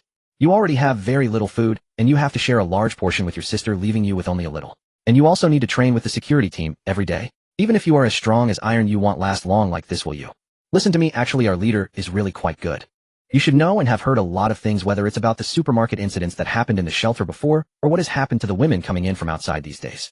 You should understand that many men outside are worse than beasts. So being favored by the leader is also your blessing. How good would it be to follow the leader? No worries about food and drink, and no dangers. Currently, among the women in the shelter, aside from those few in the small villa who wouldn't want to climb into the leader's bed, but the leader has never even looked at them. Listen to me, whether for yourself or for your sister, this is the best choice." Lu Feifei paused for a moment and replied flatly, "Sisterly, thank you for your kindness, but I know what I should do." Li Fengxiang sighed. These days she had to persuade Lu Feifei almost every day, but the outcome was always the same. If before, Li Fengxiang was concerned about Lu Feifei due to her own interests, wanting to please the leader while also befriending this formidable woman who was valued by him. But as they interacted more, Li Fengxiang found herself somewhat liking and admiring these two sisters. The elder sister's indomitable spirit and the younger sister's meticulous care. The younger sister's cleverness and understanding. It's a pity she couldn't persuade Lu Feifei. Her abilities were limited and she couldn't help them. Alright then, I won't say more. Let's hurry down to eat. Li Fengxiang sighed again and turned to leave. Lu Feifei entered her dormitory, where only her delicate and slender sister was present. She had already gone to eat. "Sister, you're back? You must be thirsty, have some water first." Lu Qianqian's eyes brightened when she saw her sister enter, and she immediately handed her a bottle of mineral water. Where did this water come from? Lu Feifei asked her sister, noticing the bottle they were given each morning had already been mostly consumed. However, this bottle of mineral water was unopened. "Sister, Li Fengxiang gave it to me. I said I didn't want it, but she just placed it down and left." Lu Qianqian spoke softly, lowering her head, slightly afraid to look at her sister. She knew her sister had always been reluctant to casually accept others' gifts. "Alright, since it's from Sister Li, you can drink it. He'll repay her later." Lu Feifei looked at her understanding sister, her eyes slightly moist, feeling guilty for making her suffer. But there was nothing she could do. Outside the shelter, although she had the ability to obtain more food, she couldn't guarantee her sister's safety. But inside the shelter, although food was a bit scarce, at least her sister was safe. Sister, you've trained all morning, you should drink first. Lu Qianqian opened the bottle cap and handed it to Lu Feifei. Lu Feifei knew her sister's disposition and didn't hesitate, taking a large sip. Indeed, a bright smile appeared on Lu Qianqian's face. Let's go, sister, we'll take you to eat. There was a rule in the shelter that aside from water, snacks and fruits, food could not be brought back to the dormitory and had to be eaten in the cafeteria. On the other side, after Li Fengxiang left, she thought for a moment. She still decided to report to the leader Zhang Wen. Although the leader seemed not to have shown much concern for Lu Feifei in the past few days, she felt he was still quite interested in her. Seeing Lu Feifei becoming increasingly thin and pale, she might not be able to bear it any longer. Reporting to the leader might help the two sisters, and perhaps also win the leader's favor and earn a reward. However, as a refugee, even though she was a minor manager, she had no way to contact Zhang Wen directly. The small villa was not far, but it had long become a restricted area of the shelter. Even formal residents could not go there without permission. However, Li Fengxiang had her ways. As a small manager among the refugees, she naturally knew quite a few people, especially those from the logistics department. She knew managers like Wang Ying, Wang Yue, and Lu Wan, and had even exchanged a few words with Minister Ruan Jing. In the end, Li Fengxiang found Wang Yue, who had been favored by Minister Ruan Jing and had achieved great merit today, making her words more influential. Moreover, Wang Yu was also quite easy to get along with. So Li Fengxiang found Wang Yu in the cafeteria while she was eating and explained the situation to her. Wang Yu actually entered the shelter on the same day as Lu Feifei and the others. She was a fan of Lu Feifei. Lu Feifei's beauty, strength, and resilient character made her admire her greatly. So she quickly contacted Minister Yuan using the intercom. In the shelter's management, intercoms were basically provided. However, generally one should not report to higher-ups directly. At the small villa where Minister Ruan Jing was preparing to eat, she briefly summarized the situation to Zhang Wen. She knew Zhang Wen had taken an interest in Lu Feifei and was not jealous. Rather, she was quite willing to facilitate this. Yet it was little Yao Yao who first expressed her concern, saying, "Director uncle, didn't mommy say that it's very dangerous outside the shelter? There are monsters that eat people everywhere. Please don't leave. Yao Yao doesn't want you to be in danger." Zhang Wen smiled, reassuring her, "Don't worry, little Yao Yao, director uncle is very capable. I will bring you back delicious food and fun things." At that moment, the women finally realized that Zhang Wen was not joking. Yuan Jing, who was the most frightened, nervously said, "Zhang Wen, we still have plenty of supplies that can last us for quite some time. Please don't take the risk." Tang Xian also chimed in, "Darling, what if something happens to you? What will we do?" Li Shui furrowed her brows for a moment, and then asked, "Are you planning to go out and take revenge on the ones who set off firecrackers today?" Zhang Wen cast a surprised glance at Li Shui, who was indeed smart and beautiful. Although there were many things to be done outside, the main purpose of this outing was revenge. Of course, with him gone, there was no need to worry about the safety of the shelter. Situations like today would likely not happen again. Previously, to recruit people, Zhang Wen had turned off the automatic defenses during the day. Only people who approached the shelter at night within 50 meters would trigger the automatic attack from the arrow tower. Now Zhang Wen planned to take down the recruitment notice and replace it with a sign indicating a distance of 100 meters from the shelter. From now on, whether it was day or night, the arrow tower's defenses would be activated and the attack range would be changed to 100 meters. As for whether it would harm innocent people, Zhang Wen couldn't be bothered to care too much. As long as they weren't people from the shelter. Even if you had no ill intentions, if you brought trouble upon yourself or had bad luck and didn't see the warning, you could only blame yourself. Zhang Wen nodded, acknowledging Li Shui's words. Li Shui said, "Actually, there's no need for that. We can strengthen our patrols and place more containers filled with water so we don't have to worry about someone throwing firecrackers in again." Zhang Wen replied, "That would prevent firecrackers, but what if they come up with other bad tricks? Should we stay in defense? Of course, I'm not just going out for them. I'm also looking for supplies, weapons, medicines, fuel, and skilled survivors, etc." Li Shui took a deep breath, saying, "Have you thought about us? No one can guarantee safety outside. If something happens to you, what will Yuan Jing and Tang Xian do? And what about me? We made a bet, and you already won. Are you going to leave me a widow before I even enter your door?" Zhang Wen laughed at Li Shui, who had previously remained silent about their bet. "Now you're trying to tempt me. You will see tonight. Don't worry, I won't let you be a widow. Just wait for me to return safely after I clean up tonight. I only go because I'm confident, otherwise wouldn't it be better for me to stay in the shelter?" Zhang Wen comforted Li Shui, also speaking to the other women. The women fell silent. They knew once Zhang Wen made a decision, it was hard to change. In the shelter's cafeteria, Lu Feifei brought her sister to the cafeteria and noticed that it was different from the usually quiet place. Today the cafeteria was lively, albeit without loud noises. Almost everyone was gathered in small groups whispering about something. Lu Feifei and her sister arrived at the dining area for the refugees. In the shelter, although both formal residents and refugees temporarily ate in the same cafeteria, strict areas were designated for separate dining. Moreover, food couldn't be casually exchanged. Otherwise, the good treatment Zhang Wen previously extended to formal residents would be meaningless if they generously shared their food with the refugees. This is also why Lu Feifei has been living such a miserable life. Otherwise, she would be a trainer for the security team now. Although she lacks management authority, the security team still respects her. If it weren't for this rule, many from the security team would have shared some food with her. Naturally, the restriction on sharing food applies only between formal residents and refugees. There are no limitations on food sharing between formal residents or among refugees. The reason Zhang Wen didn't separate them for dining was to inspire the refugees to strive harder by letting them see what they could aspire to. Lu Feifei settled her sister and then collected her lunch. As usual, she divided more than half of her food for her sister, completely ignoring her sister's sulking demeanor. Some people are just pretending to be noble. With just that little food, they still want to give a bit more to others, trying to make themselves seem great.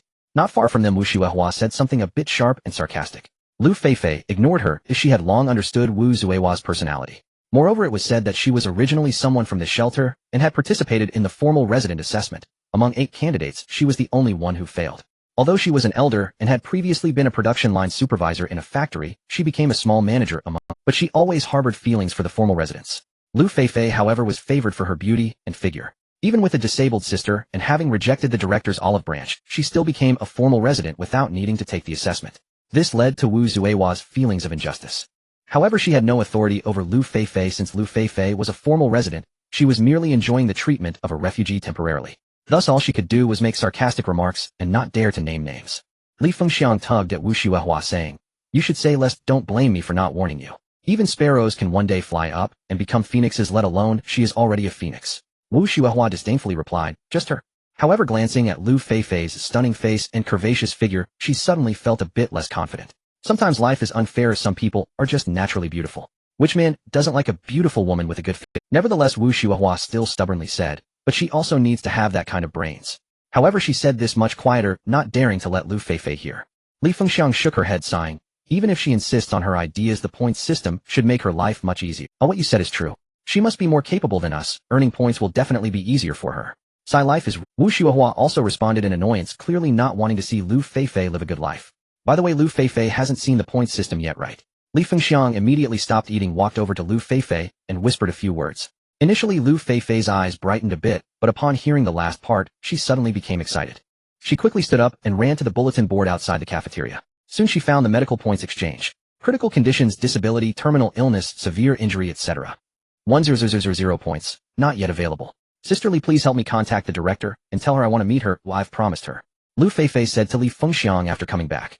Unexpectedly, just as Zhang Wen was preparing to find Lu Feifei in the afternoon, she actually softened her stance. At that moment, Zhang Wen clearly told her that it wouldn't take long if the shelter could indeed cure her sister's disability. Lu Feifei took her sister to the small villa. Many women in the cafeteria looked at them enviously. A beautiful woman, after all, is always an asset no matter when. Only Wu Shuehua was terrified. Lu Feifei was going to the small villa, and she would surely become the director's wife. Her status would be immeasurably higher than hers. After frequently mocking her these days, what good outcome could she expect? However, Li Fengxiang comforted her a few words. Although they hadn't known each other for long, she still understood Lu Feifei somewhat. She was neither a materialistic person nor a petty person. Wu Shuehua was just talking. Lu Feifei wouldn't go out of her way to take revenge on her. From now on, they would no longer inhabit the same world. Soon Zhang Wen brought Lu Feifei and Lu Qianqian to the small villa, where Lu Qianqian finally got to see the place everyone longed for in the shelter. The original inhabitants of the shelter had come to this small villa. After Lu Feifei and Lu Qianqian entered, the area around the small villa was designated as a forbidden zone. It was no longer a place they could step into. Although the small villa was not a large estate, its decor was still quite luxurious. Moreover, whether it was the house or the surroundings, there were dedicated personnel, cleaning it to a level even cleaner than during the apocalypse. It was very comfortable to live in. In the small villa, Ruan Jing and Li Shui had both been seen. There was also a beautiful woman whose figure was even more exaggerated than that of her sister. Although she had never met her, Zhang Wen had mentioned her when he came. That was Tang Xian along with Ruan Jing's daughter Xiaotong. Feifei, you haven't eaten yet, have you? We just finished eating. From now on we are family, so there's no need to be formal. Hurry up and eat with Qianqian. Ruan Jing genuinely had a good impression of Lu Feifei, because she herself was raising a child and understood how difficult it was for Lu Feifei. Family. Lu Feifei pondered. Among those who were most enthusiastic and happiest about the arrival of the Lu sisters were indeed Zhang Wen and Ruan Jing, but it was Xiao Tongyao who was the most excited. At that moment, Xiao Tongyao eagerly exclaimed, "Director Uncle Mommy, is this Qianqian's sister? Can I play with her in the..." Xiao Tongyao was currently being taken care of by Tang Xian during the day, and Zhang Wen doted on her. He had found her many books, toys, and delicious snacks. Of course, there were also her favorite cartoons. Whatever she wanted, the shelter had, and Zhang Wen would provide it for her. So now Xiao Tongyao liked Director Uncle more and lacked nothing. The only thing she was missing was probably a playmate.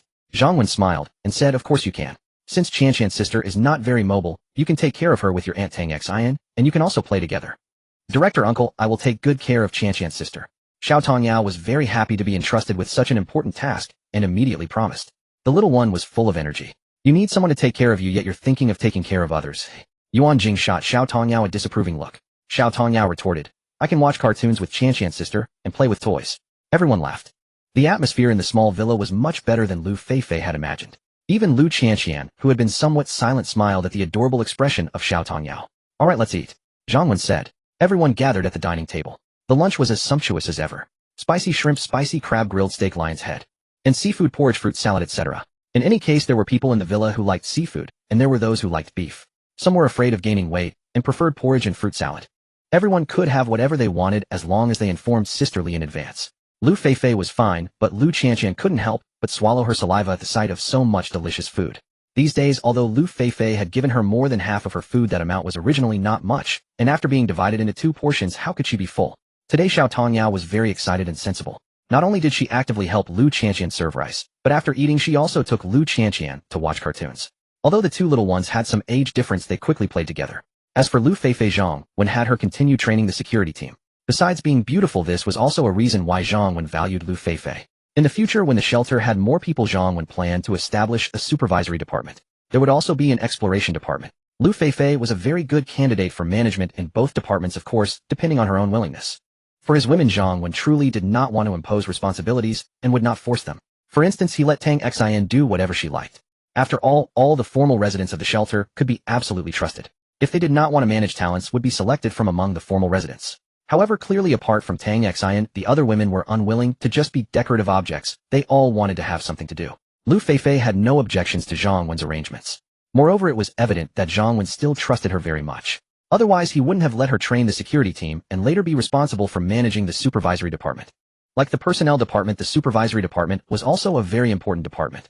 During dinner that night under Zhang Wen's instruction, Ruan Jing accidentally revealed the astonishing news that Zhang Wen intended to leave the shelter to seek the enemies who wanted to attract zombies with firecrackers at noon and to find more food and supplies. Aside from Zhang Wen's system warehouse resources, the other supplies found were not many. Now the shelter had nearly one. Relying solely on that food, they could not last long. The women in the shelter who didn't know about Zhang Wen's system warehouse had also worried about their future lives. However, whether it was the newcomers or those who had originally been in the shelter, it was difficult for them to muster the courage to go out again. So that night in the cafeteria, the point system returned to life again after the lunch rush. The women were discussing animatedly. Regardless of whether they were formal residents or refugees, they felt both admiration and emotion.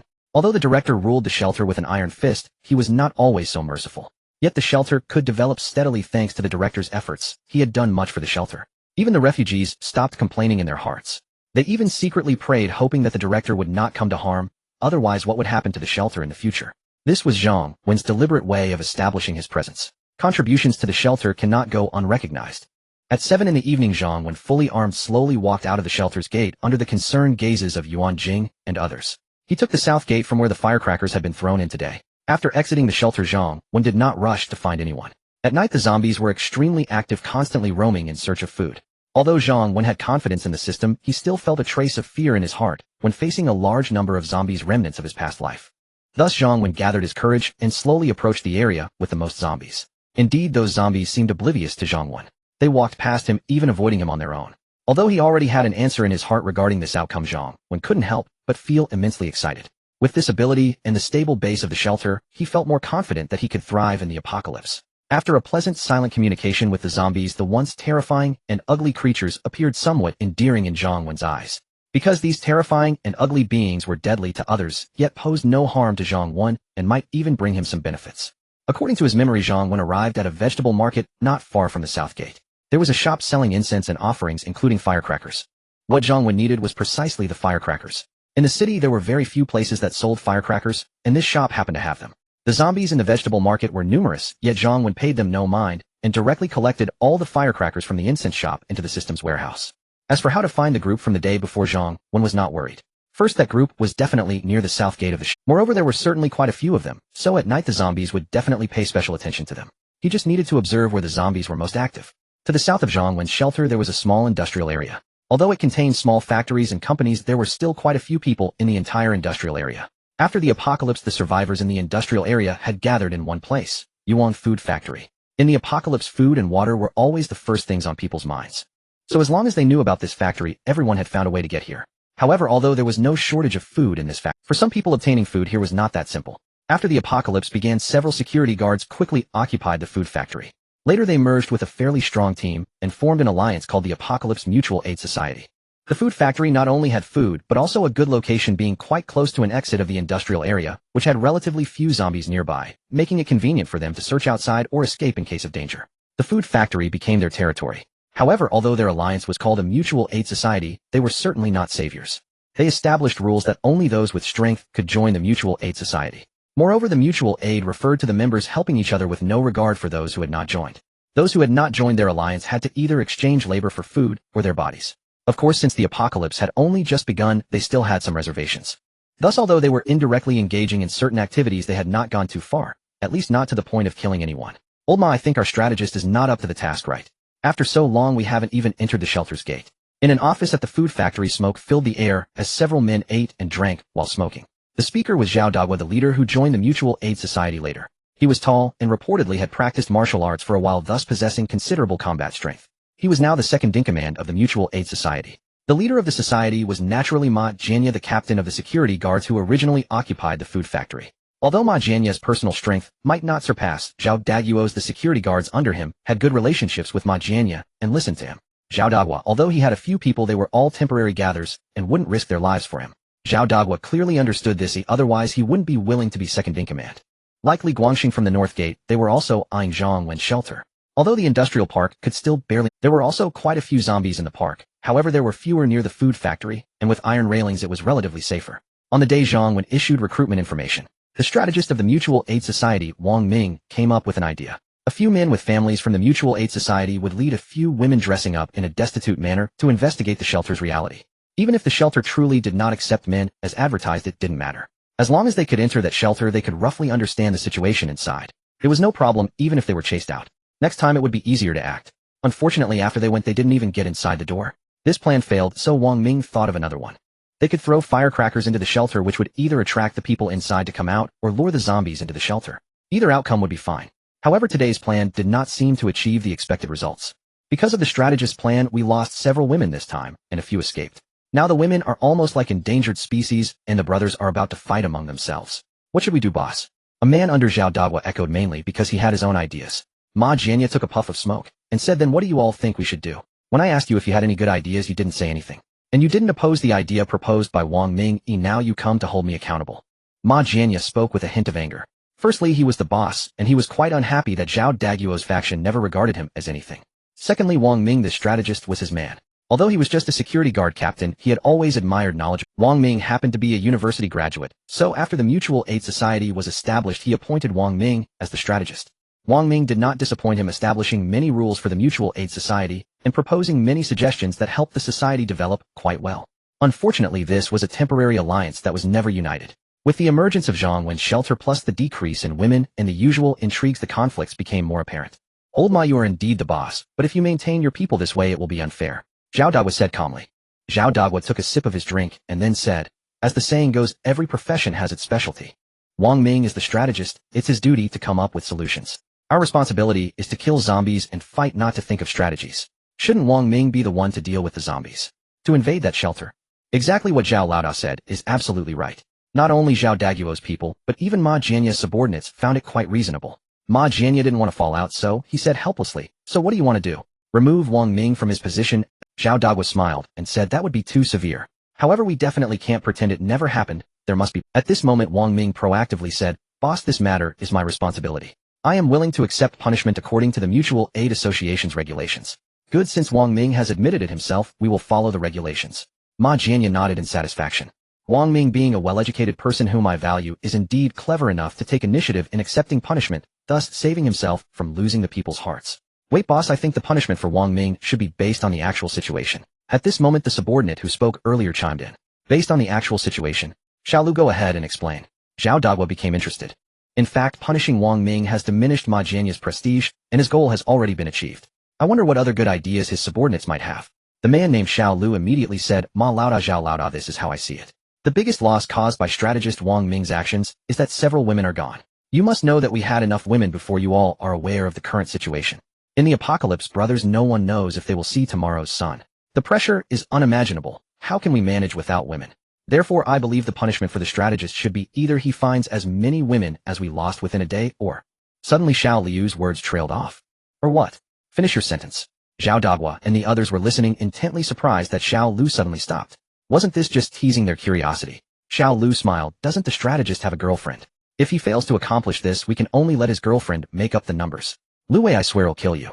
Wang Ming, who had been silent and focused on the bigger picture, immediately understood Xiao Liu's implication. He grabbed the wine bottle on the table and wanted to rush forward. He was willing to join the Mutual Aid Association and had already done many things that made him feel guilty to gain favor.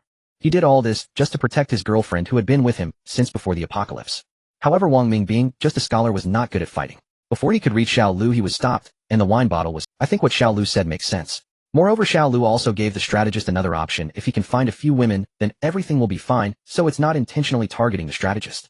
Holma, what do you think? Zhao Dagua smiled and asked. Ma Jianya thought of Wang Ming's girlfriend's beautiful face and felt. Ma Jianya remained expressionless, pretending to be somewhat troubled, and did not speak. Alright, I propose we settle it this way. If the strategist can bring back 5 women by this time tomorrow, then this matter will be over. Zhao Dagua waved his hand and confirmed. Wang Ming glanced at Ma Jianya, and since the latter did not voice any opposition, his face turned pale. After leaving the shelter for over an hour, Zhang Wen discovered a few survivors, but did not find any survivor groups. Zhang Wen was not in a hurry. After all, there were 3 hours of invincible zombie time every day. If he didn't find them today, he could continue tomorrow. Roar, roar, roar. Roar, roar, roar. Upon reaching an industrial park, Zhang Wen heard the excited roars of zombies. This sound generally indicates the presence of survivors. Zhang Wen cautiously approached the industrial park. He saw that in the pitch-black night, the entrance of a fence in the park was lit by a flashlight, and a white cloth banner was hanging on the fence. Mutual Aid Association is recruiting, no gender restrictions, women preferred. Our association has food from a factory and welcomes survivors to join in a safe living environment. Damn, who copied my idea? This is competing with me. However, Zhang Wen was not in a hurry. He was certain that no forces would be allowed to exist near his shelter. This Mutual Aid Association Zhang Wen had never heard of in his past life clearly did not develop further. Moreover, could this Mutual Aid Association be the one he was looking for? Using the cover of the zombies, Zhang Wen climbed over the wall and entered the park, then arrived at the security room at the entrance. He found only a young man inside who was sulking. Zhang Wen observed for a while, confirmed there were no other people, and did not see that he had a gun. Moreover, there were still no zombies inside the park, so the man was not overly vigilant. Zhang Wen quickly opened the security room door, pointing his gun at the young man. The young man was startled by the sudden appearance of someone, especially when he saw the gun. He became even more frightened. He quietly said, "Brother, take whatever you want. Just don't shoot or the zombies will go crazy and you won't be able to escape." Zhang Wen looked at him and asked, "Are you a member of the Mutual Aid Association?" The young man hurriedly replied, "Yes, brother, my name is Wang Ming and I am the strategist of the Mutual Aid Association. If you're here to join us, we will absolutely welcome you and offer you the best treatment." Zhang Wen initially thought he was just a guard, but unexpectedly he was a strategist. He asked with a hint of sarcasm, "How many people does your Mutual Aid Association have? What is the position of a strategist? Do you need to personally guard the entrance?" Wang Ming's face showed a hint of displeasure, clearly reluctant to answer this question. But fearing that he might anger Zhang Wen, he immediately said, "Brother, our Mutual Aid Association has more than 30 members, and our strength is definitely among the top in the vicinity. As for my position as a strategist, I naturally do not need to guard the entrance. I just want to rescue a few more survivors." To rescue a few more survivors. Zhang Wen did not express his opinion. The apocalypse had just begun, so it was not impossible for a good person to exist. "Let me ask you a question. Has your Mutual Aid Association sent someone to the nearby shelter to set off firecrackers?" Zhang Wen spoke casually, asking. He was certain that even if they were the ones responsible, Wang Ming would definitely nod. However, Zhang Wen would not easily let go of any forces with major suspicions. Even if they didn't do anything, just establishing a power around his shelter would be a mistake. "Brother, it was our leader and the second-in-command of the Mutual Aid Association who ordered someone to do that." To Zhang Wen's surprise, before he could continue with his next action, Wang Ming admitted it. This left Zhang Wen somewhat speechless. "Why did you admit it so readily? Aren't you afraid your boss will come after you?" Zhang Wen gazed at the man before him, curiosity still flickering in his eyes. "They're not good people," Wang Ming replied simply. "Not good people?" Zhang Wen gave a faint smile. "Truth be told, I'm not either." Before Wang Ming could grasp Zhang Wen's meaning, Zhang Wen had already understood his intent. The man must have seen his firearm and harbored deep resentment toward his boss, seeking to manipulate him into becoming a weapon of vengeance. Yet what followed left Wang Ming utterly stunned. Zhang Wen calmly unlocked the iron gate from the inside, unleashing a torrent of zombies surging into the compound. "Are you insane?" Wang Ming roared, bolting from the guardhouse at full speed and sprinting toward the food factory. The zombies already inside the compound surged after him. Unhurried Zhang Wen trailed behind them, then retrieved a 5,000 crack firecracker coil from the warehouse. Upon reaching the food factory, Zhang Wen lit the fuse and hurled the coil inside. Crackling, pop, crackling, pop. The high-quality firecrackers erupted with thunderous force, their deafening roar echoing far across the silent night. Huh. It was as if a switch had been flipped. The sound instantly drew every nearby zombie who stampeded toward the source in frenzied haste. Wang Ming had barely dashed into the food factory, and before he could locate Ma Jianya and report, his mind reeled once more.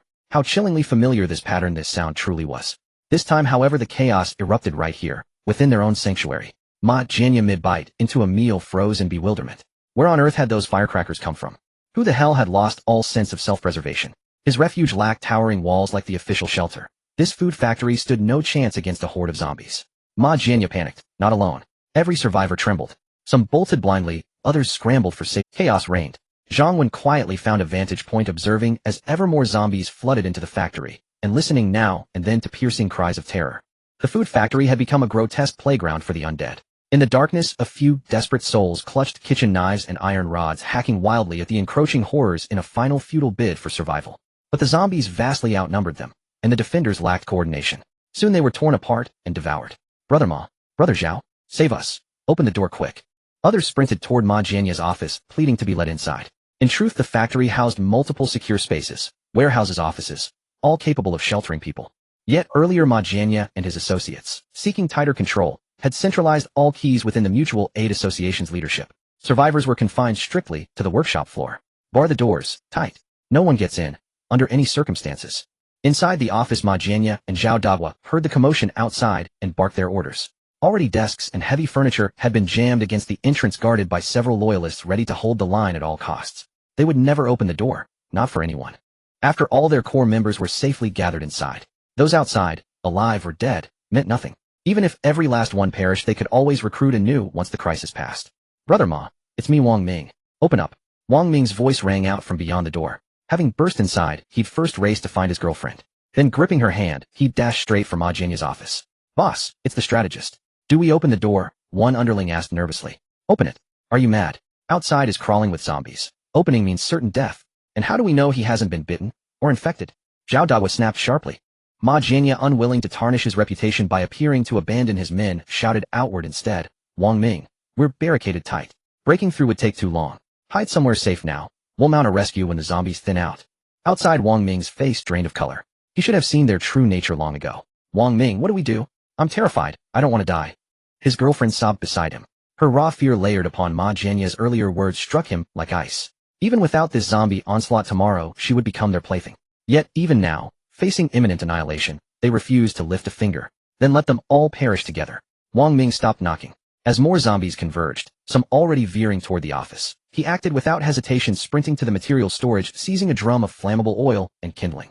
Then he pulled out his lighter. Meanwhile, Zhang Wen waited just outside, intending to enter once the zombies had largely cleared the premises, searching for survivors.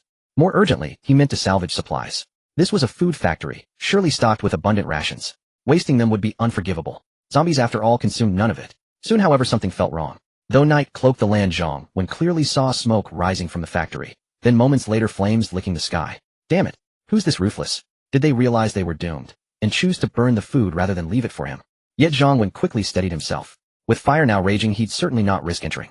Let the rations burn. In his past life, each loaf of bread might have spelled survival, but not this time. This lifetime offered far more ample stores already secured within the shelter, and crucially his newfound immunity to zombies. Food scarcity held no terror for him now. Watching the inferno swell, Zhang Wen turned and walked away. Anyone escaping the blaze would be broken powerless, no longer a threat. He checked the time. 2 hours elapsed, still 1 hour remaining of his zombie immunity window. He paused, reconsidering. There was no rush to scavenge. Instead, he resolved to survey the shelter's perimeter, mapping terrain and vulnerabilities with care. Tomorrow he would devise a plan to establish additional safety buffers around the shelter, reinforcing its defenses. Henceforth, no outsider would dare approach the shelter's vicinity to ignite firecrackers or commit similar provocations. That possibility must be eradicated entirely. His vision was clear. The area within the shelter's walls would constitute the inner district. Beyond the outer walls, extending 80 to 100 meters, would lie the outer district. The outer district would fall under Wenshan Shelter's sovereign jurisdiction. There he would install fences, barricades, warning signs, deterring entry entirely, while declaring unequivocally trespassers would be met with lethal force. Finally, between 100 and 500 meters beyond the shelter's outer walls, he would designate the affiliated zone. The affiliated zone would operate under the shelter's governance and protection, a controlled extension of its authority. All survivors in this area. They cannot form factions and must register to be issued an ID card. Incoming survivors must go to the designated floor to wait for the shelter's registration confirmation. Those who do not follow the rules will bear the consequences. Zhang Wen will conduct regular inspections of the territory, how any illegals will have to be eliminated. The purging in the apocalypse will not be as gentle as before. With a flashlight in hand, Zhang Wen circled around the shelter, formulating a rough plan in his mind. He then returned to the south gate of the shelter, stopping by the market on his way back to gather some food. Unfortunately, a lot of the meat at the market had gone bad, and some vegetables were also rotten. However, the fish kept in the tank were still edible, and certain vegetables like potatoes, tomatoes, and cucumbers had a longer shelf life and were not spoiled. Additionally, the market still had plenty of grains, frozen products, and seasonings that were intact. Of course, the market was quite large, and Zhang Wen's time to deal with the zombies was limited. He couldn't gather everything at once. Zhang Wen was not in a hurry. After all, there were many zombies in the market, so he did not fear anyone stealing his things. He collected the edible fish as well as grains, cooking oil, and salt from a grain store into the warehouse. Zhang Wen returned to the shelter. It was already close to 10 o'clock at night. Normally, everyone in the small villa would be asleep by now, but tonight no one had gone to bed. Director Uncle, you're back. As Zhang Wen walked into the villa, the sleepy little Tong Yao instantly perked up, happily running over to jump into his arms. Why aren't you asleep yet? Zhang Wen laughed as he picked up the little one in his arms. Everyone was worried because Director Uncle didn't come back, and I was worried too. Little Tong Yao tightly hugged Zhang Wen and said, "You're so good. Director Uncle is fine. He's out looking for lots of delicious food and fun things to bring back for you tomorrow. Now be a good child and go to sleep." Zhang Wen smiled and patted the little one's head. Children at this age were indeed the most adorable. Ruan Jing came over to hug little Tong Yao and asked with concern, "Was there any danger tonight?" Zhang Wen shook his head. There wasn't much danger. That group wanting to invade the shelter is done for. I've already filled the bathtub with water for you to take a bath. Now hurry and go wash up and rest. I'll take Yao Yao to sleep now," Ruan Jing said, as the little one should have gone to bed long ago. It felt wonderful to come home to someone waiting and having bathwater prepared. This was an experience Zhang Wen had never had before. After Ruan Jing and little Tong Yao left, Lu Feifei also took her sister to bed. "Darling, since you're fine, we'll go to sleep too. Women who stay up late age easily. I certainly cannot afford to stay up late, or I might be abandoned. Sigh, in this apocalypse, everything is fine except the pressure from competition among good men." Tang Xian glanced at Zhang Wen with charm. Zhang Wen looked at Tang Xian, noticing her creamy white fitted outfit, slender waist, and full curves. With bright eyes and white teeth, she was remarkably alluring. Moreover, she seemed even more enchanting than when he first saw her. At the same time, she was quite understanding, which made her truly memorable. If the topic of work came up in the villa, Zhang Wen would certainly believe she felt pressure, but being afraid of being abandoned. Only a fool would believe her. Unless Zhang Wen was also a fool. Thus Zhang Wen stopped Tang Xian and said earnestly, "I was moving rice outside earlier. It was too heavy, and I pulled a muscle. I might need some help with the bath." Li Shui sensed something was off and decided not to ask further. "I'm going to sleep first." Zhang Wen nodded, but did not forget his promise to Li Shui before going out, saying, "Okay, you go ahead. I have something to do tonight. I'll come find you for a meeting to discuss it." Li Shui did not respond, but her pace quickened. However, she heard Tang Xian's laughter from behind. "Darling, you really are quite greedy." After a night passed, Zhang Wen woke up from the soft bed. He first checked the system. Yesterday, the vitality value increased by 165 points. It was another bountiful day. It seemed the people in the shelter were quite excited about his outing last night. Apocalypse Shelter System, host Zhang Wen, vitality value 170, residents 30, total population 96, functions 1. Territory 1 Shan Shelter, level 1 territory 300 meters. 2. Walls level 1 wall, 5 meters high, 1 meter thick. 3. Warehouse level 1, 300 cubic meters in size. 4. Defense arrow towers 4, 198 arrows, gallo machine gun 1, no bullets. 5. Resident management 30 people. 6. Medical not activated 7. Sub-territory not activated 8. Director's protection room established 9. Custom not activated 10. Zombie Slayer body level 1, zombies ignored for 3 hours a day. The vitality value now stands at 170 points. After some thought, Zhang Wen used 5 vitality points to exchange for 500 arrows. Then he used another 5 vitality points to exchange for 100 rounds of gallo machine gun bullets. No need for too many, just enough will do. In case of emergencies, he could exchange more at any time. Although using vitality points to exchange for gallo machine gun bullets seemed more economical than arrows. However, that was not the case. Even if Zhang Wen exchanged for machine gun bullets, he would not use the gallo machine gun's automatic attack function lightly unless absolutely necessary. Not only was the sound of the gallo machine gun too loud, attracting large numbers of zombies, but its maximum rate of fire was 600 rounds per minute, meaning 100 rounds would last just over a minute. Whereas arrows were more convenient to use. Of course, this was under the condition of not facing large-scale zombie or survivor invasions. In the case of a group attack, he would definitely have to use the gallo machine gun. This slightly strengthened the shelter's defenses, making the rear even more secure. Closing the system, he glanced at the person beside him, the owner of the snow-white delicate arm, Li Shui, who possessed stunning beauty. No wonder there was a period before the apocalypse when urban soldier king novels were so popular, featuring a domineering, beautiful CEO. Not wanting to wake the still sleeping Li Shui, Zhang Wen got up to work out in the gym. At the same time, he instructed Ruan Jing to arrange for someone to transport the food he had purposely left at the south gate of the shelter back to the warehouse at the supermarket. Moreover, today, everyone had new tasks. At the southern gate of the shelter, a group of women gathered here, engaged in animated discussions. Wow, the director is amazing. I heard that last night the director dealt with the group of enemies trying to invade us and unexpectedly brought back so many supplies. Isn't that obvious? You arrived a few days late and didn't see how the director exterminated the zombies. It was like chopping watermelons. Dozens of zombies were wiped out in an instant. Exactly, the director is the most handsome. Okay, stop dawdling. Hurry up and get to work. Move these food supplies back to the supermarket warehouse. I heard there's an urgent new task to complete today. Li Fengxiang immediately interrupted the conversation. After receiving the order from Ruan Jing, Wang Ying came over with a group of women to move the food. Of course, this kind of work is usually done by the refugees, and Li Fengxiang is responsible for managing them. Wang Ying came to check how much food there was. Last night, Zhang Wen collected a lot of rice and other supplies at the vegetable market, and when he returned to the shelter, he released several bags of rice and flour. After all, he claimed to have dealt with the enemies trying to invade the shelter, but the people in the shelter couldn't see it, so his influence was still somewhat limited. Only by letting them see tangible food would be the most uplifting. Supervisoring, do you know what new tasks we have today? After assigning the tasks, Li Fengxiang curiously asked. Although her position as a small manager among the refugees was far inferior to that of Wang Ying, the logistics supervisor. However, these people still didn't have much authority and were relatively easy to talk to, especially since they were already familiar. Wang Ying smiled and said, "Sisterly, didn't you say yesterday that you really wanted to eat bananas, but now you have too few ways to earn points?"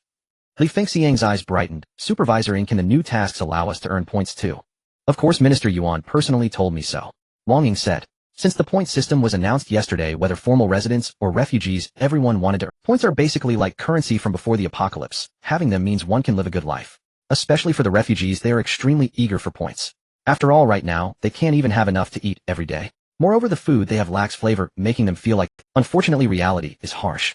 The rules announced by the shelter yesterday state that there are several ways to earn points. 1. Work rewards for diligent and efficient task completion, 2,100 points. 2. Zombie extermination in city outside the fence, 210 points per zombie. 3. Merit rewards for contributions to the shelter's safety, life, and development, 2,000 points. 4. Going out with the team to search for supplies based on performance, 201,000 points. A whole day passed yesterday. Apart from Wang Yue, who was rewarded 1,000 points for her merits. Others, 3 formal residents performed well and were rewarded with points ranging from 10 to 20. Additionally, 5 refugees who worked diligently were rewarded with 5 to 10 points each. At the moment, in the shelter, merit zombie extermination and searching for supplies have not yet been initiated, so there are no ways to earn more points. Only work performance can earn points. However, relying on work performance means there is a daily limit on the number of people. The number of people who can receive rewards each day is capped at no more than 1/10.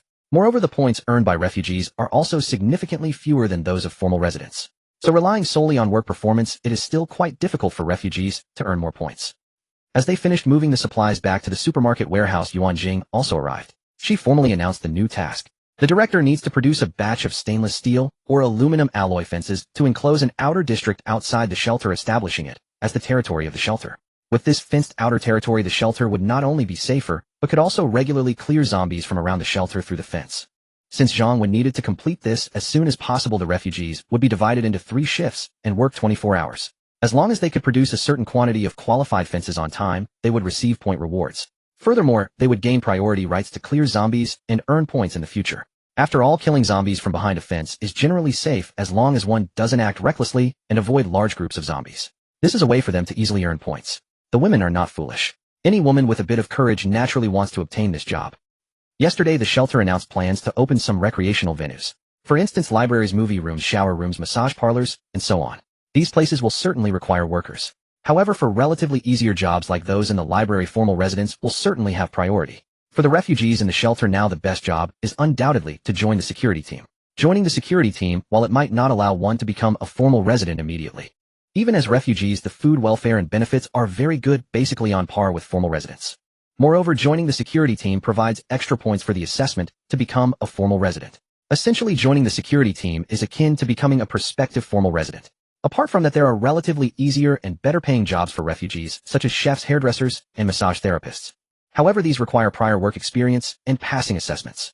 The remaining refugees are engaged in relatively laborious jobs, such as transporting supplies, waste management, and kitchen assistance. The new job of processing fences might also be quite tiring. But there are points. Compared to other tiring jobs, it is definitely better. Due to the limited equipment for processing fences, Ruan Jing selected only 24 refugees, dividing them into 3 shifts with 8 people in each shift. As for the refugees who can obtain this job, Ruan Jing, or rather the shelter, has always had its own rules. First, it is definitely those who perform well, and secondly, it is the older ones. Of course, this older refers to those who joined the shelter earlier. Those who joined the shelter first, regardless of their tasks, enjoy preferential treatment or priority. This might have been passed down from Director Zhang.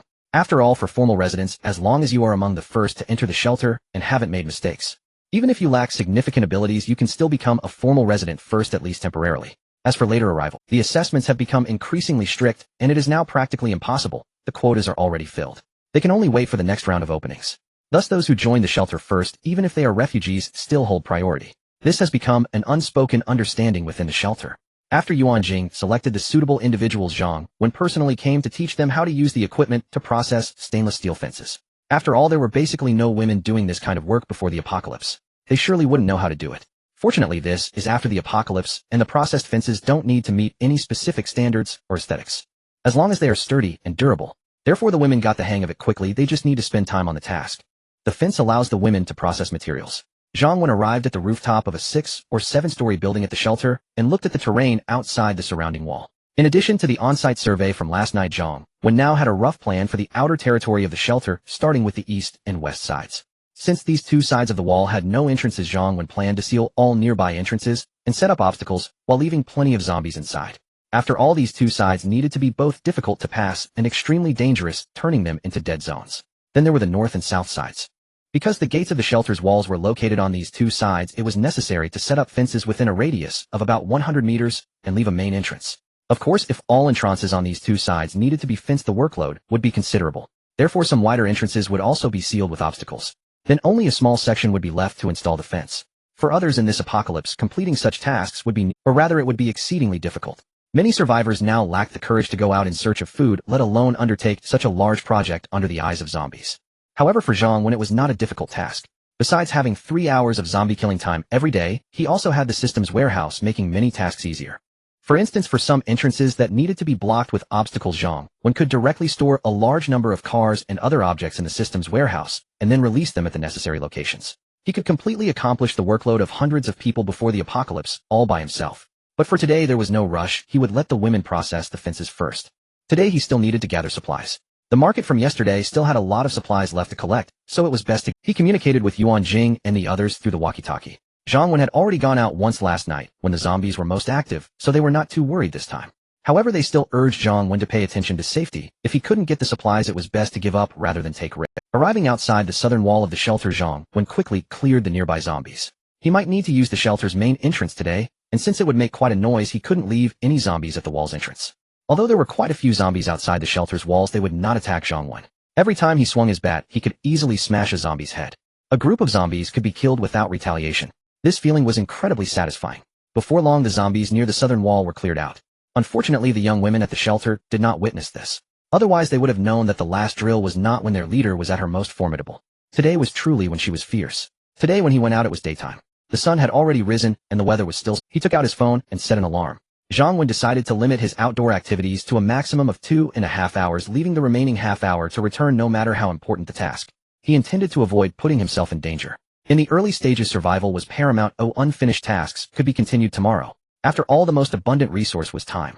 After thinking for a moment, Zhang Wen decided to check the east and west sides first. He took out a large loudspeaker recording device from the system's warehouse. Then he recorded a few sentences. Zhang Wen first arrived at the eastern side of the shelter, which was mainly a small residential area with about a dozen buildings. Zhang Wen played the pre-recorded message. Attention all residents, this area will be completely overrun by zombies. Everyone must leave by 10 a.m. tomorrow. This shelter is also recruiting. We require women under 40 years. Those who meet the criteria should wait at the first floor of building 10 by noon tomorrow. The loudspeaker's voice echoed throughout the residential area. This not only attracted the attention of zombies, but also left the surviving residents bewildered as they watched the man with the loudspeaker walking and broadcasting. Where did this madman come from? They were always cautious when going out, fearing attracting zombies, yet he seemed unbothered by drawing their attention. Zhang Wen walked around the residential area before turning off the loudspeaker. It was not that he suddenly had a change of heart and wanted to save people. Rather, Zhang Wen remembered that during the previous recruitment the focus was likely on the people from the north and south sides. The east and west sides should still have some surviving women. The shelter needed to upgrade in the future, which required a significant population. Naturally, Zhang Wen did not want to waste this opportunity. As for the other people in the residential area, including the men, Zhang Wen did not mislead them. After tomorrow, those who remained in this area would basically have no way out. Zhang Wen simply wanted to ensure the safety of his shelter's territory and eliminate the surrounding risks, not necessarily to kill all the men. If they listened and voluntarily left the vicinity of his shelter, they might have a chance to survive. If they did not comply, then they could wait here to die. Holding the loudspeaker, Zhang Wen went to the west side and shouted the message again.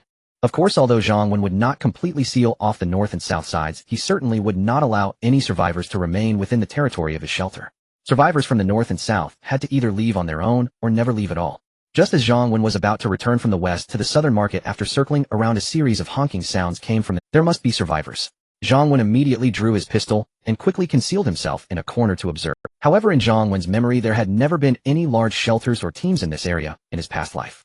Unless one had a safe shelter like Zhang Wen along with sufficient strength and enough food, it would be impossible to support a lot. Those nearby were basically small survival teams of 1 or 2 people or 3 to 5 people. Therefore, soon a black SUV slowly drove by while honking, attracting the nearby zombies who followed closely behind. Not long after the car passed, 2 electric motorcycles approached. Each motorcycle carried 3 people. One motorcycle had 1 man and 2 women, while the other had 3 men. Clearly the SUV was also from their group. It was responsible for luring the zombies away, while the 2 motorcycles focused on searching for supplies. After so many days in the apocalypse, the supplies in areas with fewer zombies had already been nearly depleted. The 2 electric motorcycles stopped outside the convenience store, and the people sitting behind them quickly dismounted. However, the 2 men riding the motorcycles stayed on. After the other passengers got off the bikes, they turned the motorcycles around and positioned them at the entrance of the convenience store, ready to leave at any moment. The 4 disembarking individuals each carried a backpack, and they rushed into the convenience store. This store still had plenty of food since there had been many zombies at the entrance earlier. Seeing so much food, they were filled with excitement. According to the original plan, the 2 women were responsible for collecting food near the entrance, while the 2 men took care of the items inside. The group hurriedly stuffed food from the shelves into their bags, not bothering about what they were collecting. As long as it was food, they stuffed it into their backpacks. In the apocalypse, no one was picky. Xiao Xi and Xiao Shui, zombies are coming, hurry up and retreat, shouted the man on the motorcycle carrying the 2 women, noticing a horde of zombies approaching. He waved toward the 2 women inside the convenience store and called out softly, Lao Hei to Shan, hurry up and retreat. The man on the other motorcycle also shouted anxiously toward the store.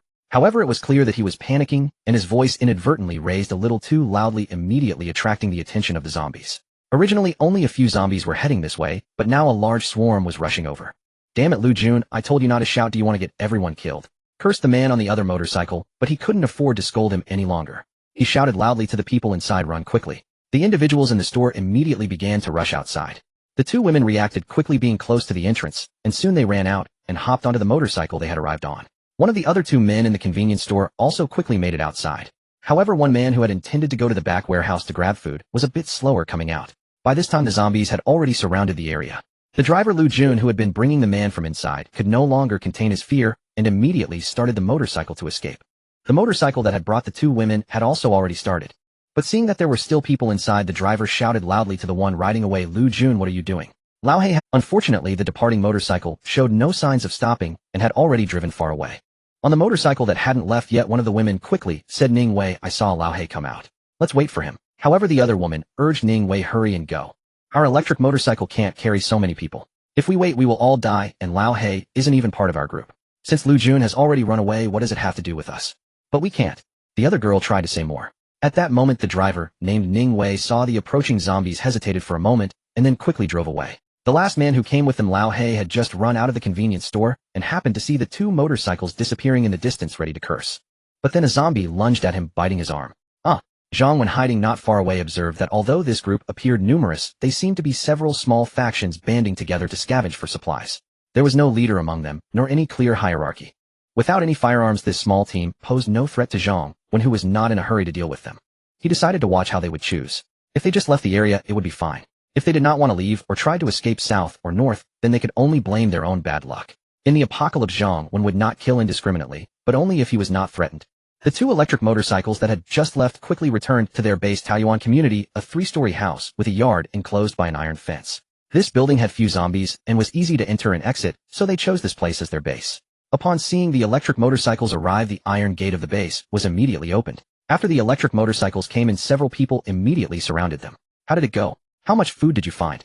Lu Jun, why is there one less person on your bike? Where's Lao He? This base had a total of 11 people. In addition to the 6 from the 2 electric motorcycles, there was also a young man who had driven a car to lure the zombies away. There were also 4 people left in the shelter. One was a middle-aged man in his 40s, a minor leader from the street office. There were also 2 women in their 40s, one of whom had a young boy of about 10. The 11 people clearly divided into 3 small teams. The 4 individuals left in the shelter often relied on their age and their previous power and influence to issue orders without working. The others were not fond of them. For example, when everyone went out together to search for supplies, they claimed they couldn't keep up due to their poor physical condition. Moreover, they needed someone to stay behind, so the 4 remained at the base. The other team consisted of Ning Wei and the 2. Before the apocalypse, they were all teachers from a training institution, so naturally they banded together for warmth. The last 4 were also young men of similar ages. They had formed some friendship through their shared struggle for survival. Lu Jun, where is Lao He? Asked a bespectacled young man, unable to hold back his curiosity. He was the one who had driven the car to attract the zombies, just as he had returned. Damn it. At that moment, the youth who had come back in Lu Jun's vehicle got off the bike and swung his fist at Lu Jun. Deshawn, what are you doing? Why are you hitting Lu Jun? The bespectacled young man hurriedly intervened. Damn it, are you crazy? Why are you hitting me? Do you think I wanted to leave Lao He behind? What?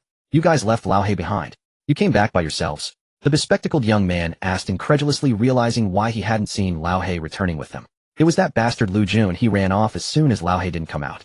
If I hadn't run fast, I would have been left behind too. The youth named Deshawn said angrily. Damn it, Deshawn, you were great then, but when the zombies were almost on us, why didn't you say to stay and wait for Lao He?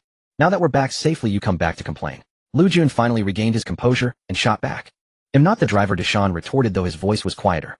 Lu Jun cast a disdainful glance at Deshawn and then said, there are other drivers besides me. After we leave, another vehicle will still be there. Why is it that I alone am to blame? At this moment, another driver, Ning Wei, immediately became furious. Lu Jun, what do you mean? Do you want to shift the blame? Lu Jun replied, I never said that. Anyway, it's not solely my fault for leaving Lao He behind. Ning Wei angrily retorted. We agreed before departure that when searching for supplies we should make as little noise as possible using gestures or speaking softly. You brought the zombies upon us with your loudness. He then added, moreover, Lao He was originally in your vehicle. Our car already has 3 people, and we need to carry supplies. There's simply no room left. How can you still blame me?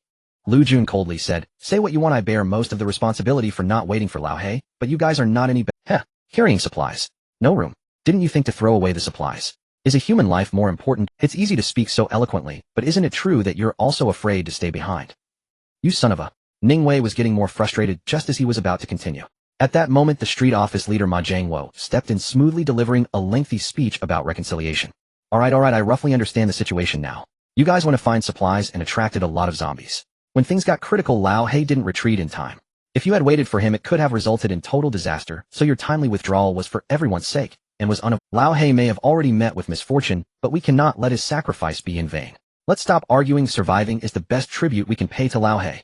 Lu Jun and Ning Wei fell silent after this incident. They not only grew to dislike each other, but also felt even more displeased with Ma Jiangwo and the other 4 who stayed at the shelter.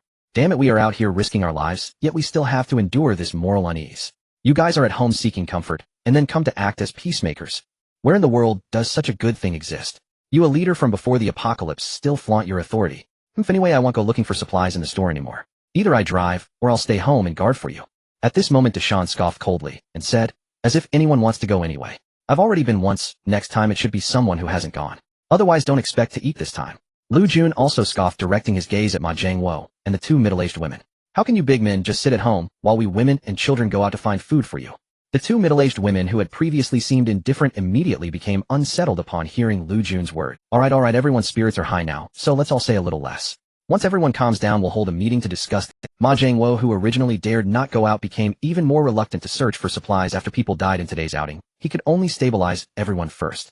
Mom, but didn't the speaker just say we shouldn't stay here? At that moment, a little boy beside one of the middle-aged women said, what speaker? Now everyone was attracted to this conversation. Oh, nothing much, just earlier a madman was shouting with a loudspeaker saying that tomorrow zombies will occupy this place, and that everyone here must leave immediately. He also said that they are recruiting for their shelter, but only women under 40. Ma Jiangwo casually dismissed this. Ning Wei responded, when he mentioned the shelter, is he referring to the one behind that wall? Ma Jiangwo said, that should be it, but how would they know there would be a large number of zombies here? They are simply trying to intimidate us, wanting to monopolize the supplies here after we leave.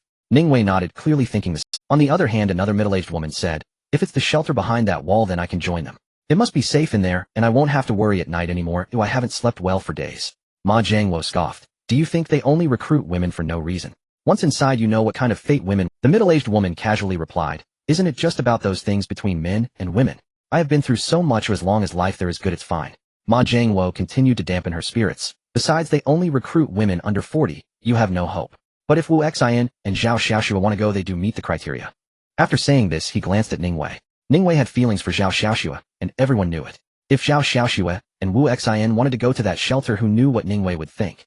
How about we leave here and find another base further away? Deshan suggested. In fact, not only did Ningwei like Zhao Xiaoxue, but he also had feelings for her. After all, Zhao Xiaoxue had a sweet appearance and was a dance teacher with a great figure. Of course, Wu Xian wasn't bad either. He initially planned to perform well to win Zhao Ziox's heart. If Zhao Xiaoxue didn't fancy him, he would then aim for Wu Xian. After all, proximity brings advantage. But if these two moons went to another place, how could he showcase himself? Plus, there was the warning from those at the shelter.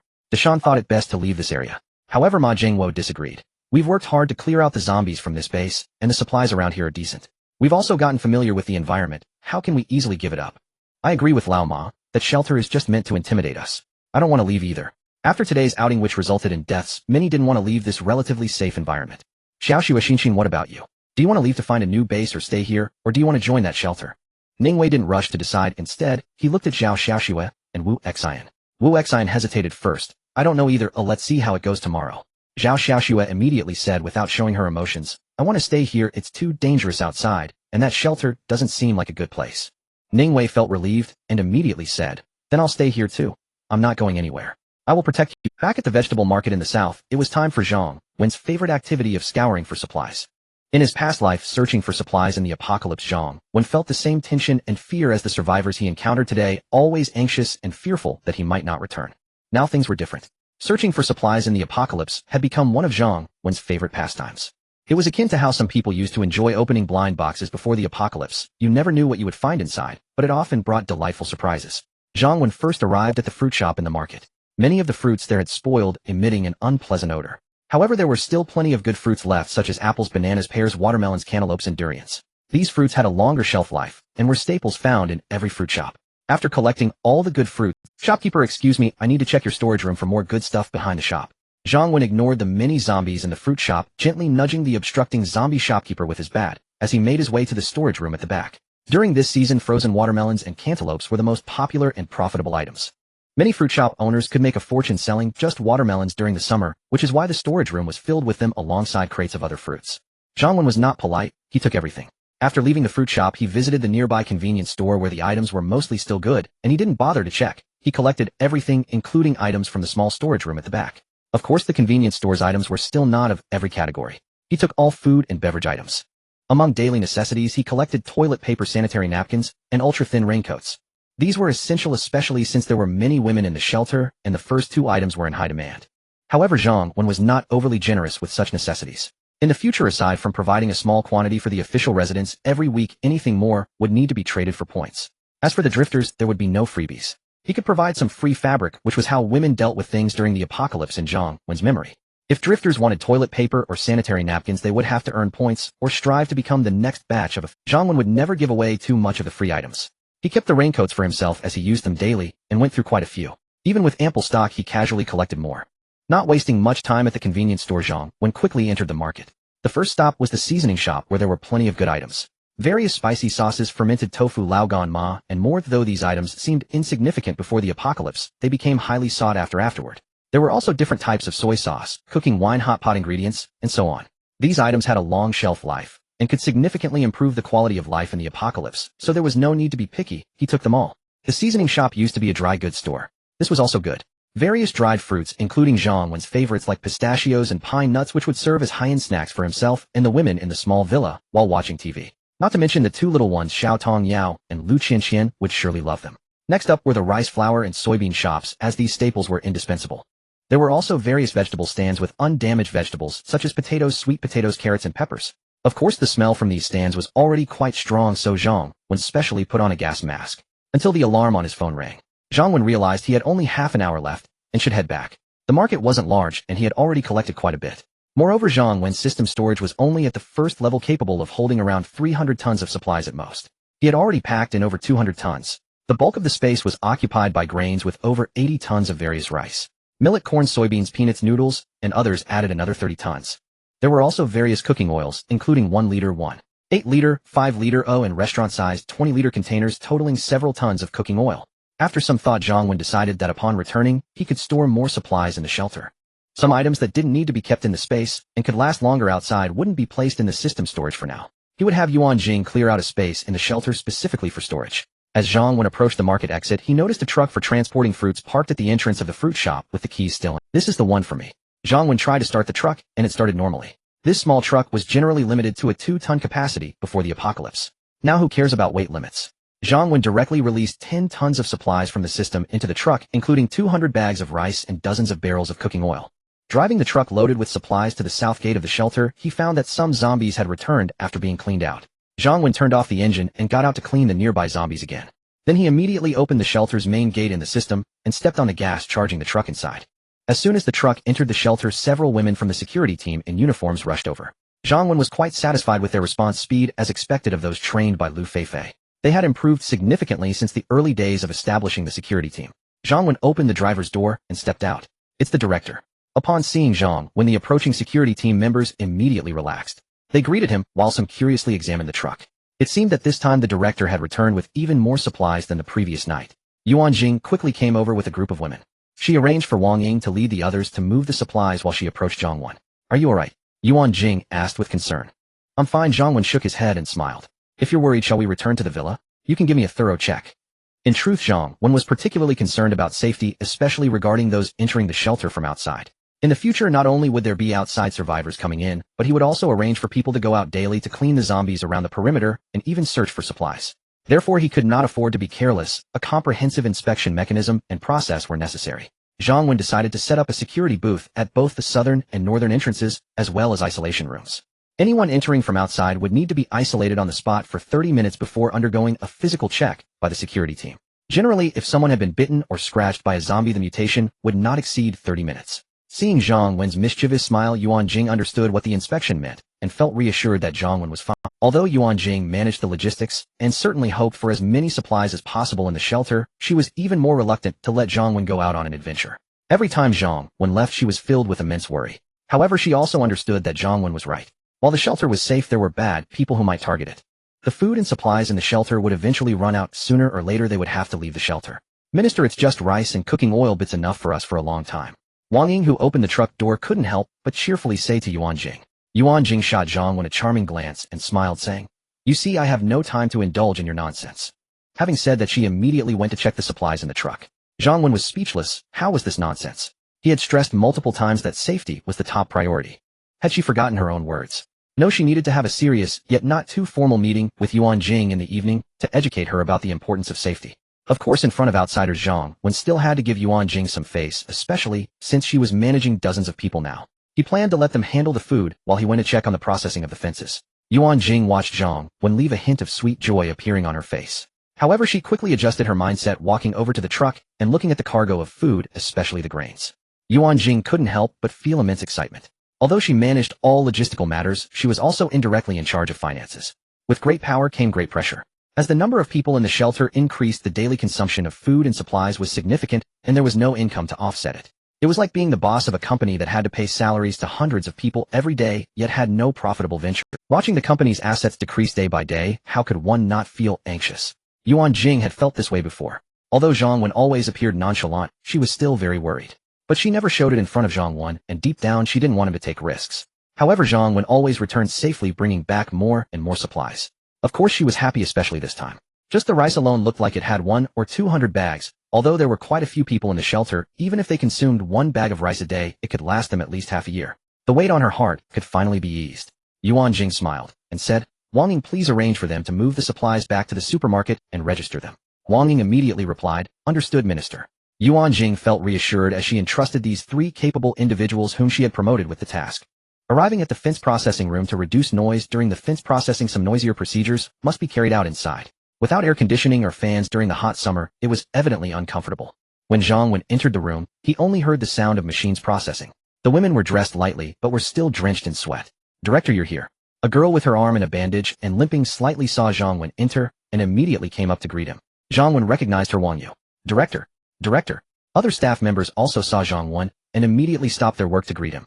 This was the rule of the shelter. One must show sufficient respect to their superiors. Wang Yue, didn't Ruan Jing give you time off? What are you doing here? And who is in charge here? Zhang Wen frowned slightly as he looked at Wang Yu. He had always treated the formal residents, especially those with loyalty and ability, quite well. Not just with food, but also with housing, daily necessities, work, entertainment, etc. Their working hours were much shorter than those of the refugees. Having devoted their loyalty and provided value, Zhang Wen did not mind giving them a better life. Thus, he did not want to overburden someone like Wang Yue, who was injured, yet had contributed. Moreover, the shelter wasn't lacking in manpower considering the large number of refugees. Report Director, I applied to Minister Yuan to oversee this place myself. My injury is not severe, it's just that my previously injured hand won't heal immediately, but as long as I don't do heavy work, you'll be fine. Wang Yu respectfully responded. Upon hearing this, Zhang Wen smiled and said, so it was voluntary. However, you have already officially become a resident, and as long as you don't make mistakes, you can remain a formal resident forever. There's no need to rush to prove yourself. You should rest when needed. Wang Yu immediately became anxious and said, Director, I'm not trying to show off, though I just feel that the shelter has provided me with such good treatment, yet I've been injured since I came in, and haven't contributed anything, so I want to do what I can. Zhang Wen was surprised that she was so anxious, but didn't dwell on it, asking, Alright, since you're in charge here, tell me, how many fences have you processed? Yes, Director, Wang Yu replied, then said, the fences being processed are 3 meters high, and we have processed it. Zhang Wen was quite satisfied with their speed. After all, it was their first time doing this work, and the environment was indeed not ideal, making it quite laborious. Report Director, we originally arranged for 24 refugees to work in 3 shifts with 8 people in each shift working 8 hours each. However, because Minister Yuan said the fences were urgently needed, I consulted with her and changed their work hours to normal working hours. Those who volunteered for overtime would earn extra points, and the more laborious processes would be rotated among them. Additionally, because it was too hot to work in this room, I made some mung bean soup to help cool them down, which greatly boosted everyone's work efficiency. Wang Yu reported seriously. Not bad. If you have any good ideas, feel free to share them with Ruan Jing. Zhang Wen nodded in satisfaction. Not only this time, but in the future as well, sometimes as long as they could quickly complete the tasks assigned to them, a little point reward was not a big deal. Of course, this was limited to urgent or dangerous tasks. For normal work, it was not feasible to grant rewards casually. Yes, Director. Wang Yu's face turned slightly red, feeling very excited about receiving the director's approval. Alright, you all continue your work. I'm leaving now. Zhang Wen estimated that they should be able to start modifying the surroundings tomorrow. Tomorrow they would first modify the west and east sides, completely sealing them off. The day after tomorrow, when the fences are nearly done, they would install fences on the north and south sides. By the way, working here is indeed quite tough. Please tell Ruan Jing that anyone who works for 12 hours will receive an additional 50 points worth of fruit as a reward. Zhang Wen was in a good mood and didn't mind a little small favor. Understood, Director, Wang Yu nodded. Thank you, Director. Director, you're the best. Director, you're the most handsome. Upon hearing this, the refugees immediately felt a surge of joy. Before the apocalypse, none of them would have deigned to look at these fruits worth 50 points. After all, 50 points could only be exchanged for an apple or a banana. However, they hadn't eaten fruit in a long time. Besides, for the official residents of the shelter it might be easier, but for them as refugees, earning 50 points wasn't so simple. Today not only was there overtime work that earned points, but the director also generously rewarded them with 50 points, which naturally made them very happy. Zhang Wen returned to the small villa where Tang Xin was playing with Lu Qianxian and Xiao Tongyao on the sofa. Li Shui was also there today, needing to rest due to her injury. Upon seeing Zhang Wen enter, a rare blush flashed across her face, making her look even more radiant. Director Uncle, you're back? Let me show you my treasure. Xiao Tongyao, spotting Zhang Wen, immediately ran over to grab his hand and darted away. Treasure.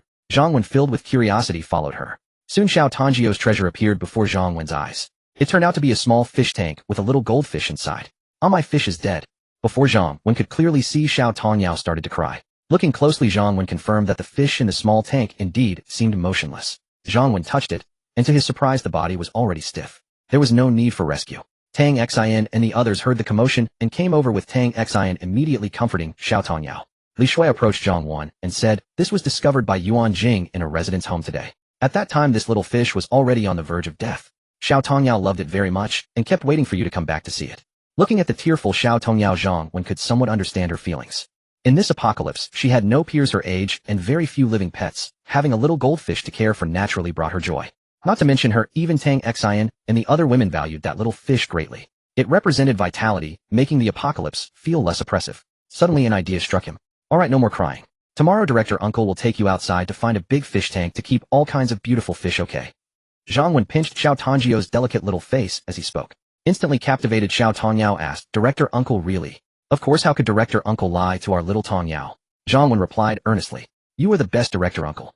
Xiao Tongyao exclaimed joyfully and immediately leapt into Zhang Wen's embrace. Tang Xian shot Zhang Wen a glance, thinking he was just trying to comfort Xiao Tongyao, which while temporarily alleviating her sadness, wasn't a long-term solution. However, Tang Xian said nothing as Xiao Tongyao was still young and might forget soon enough. That evening in the shelter's cafeteria. In the refugees' dining area, all the refugees gradually returned to eat.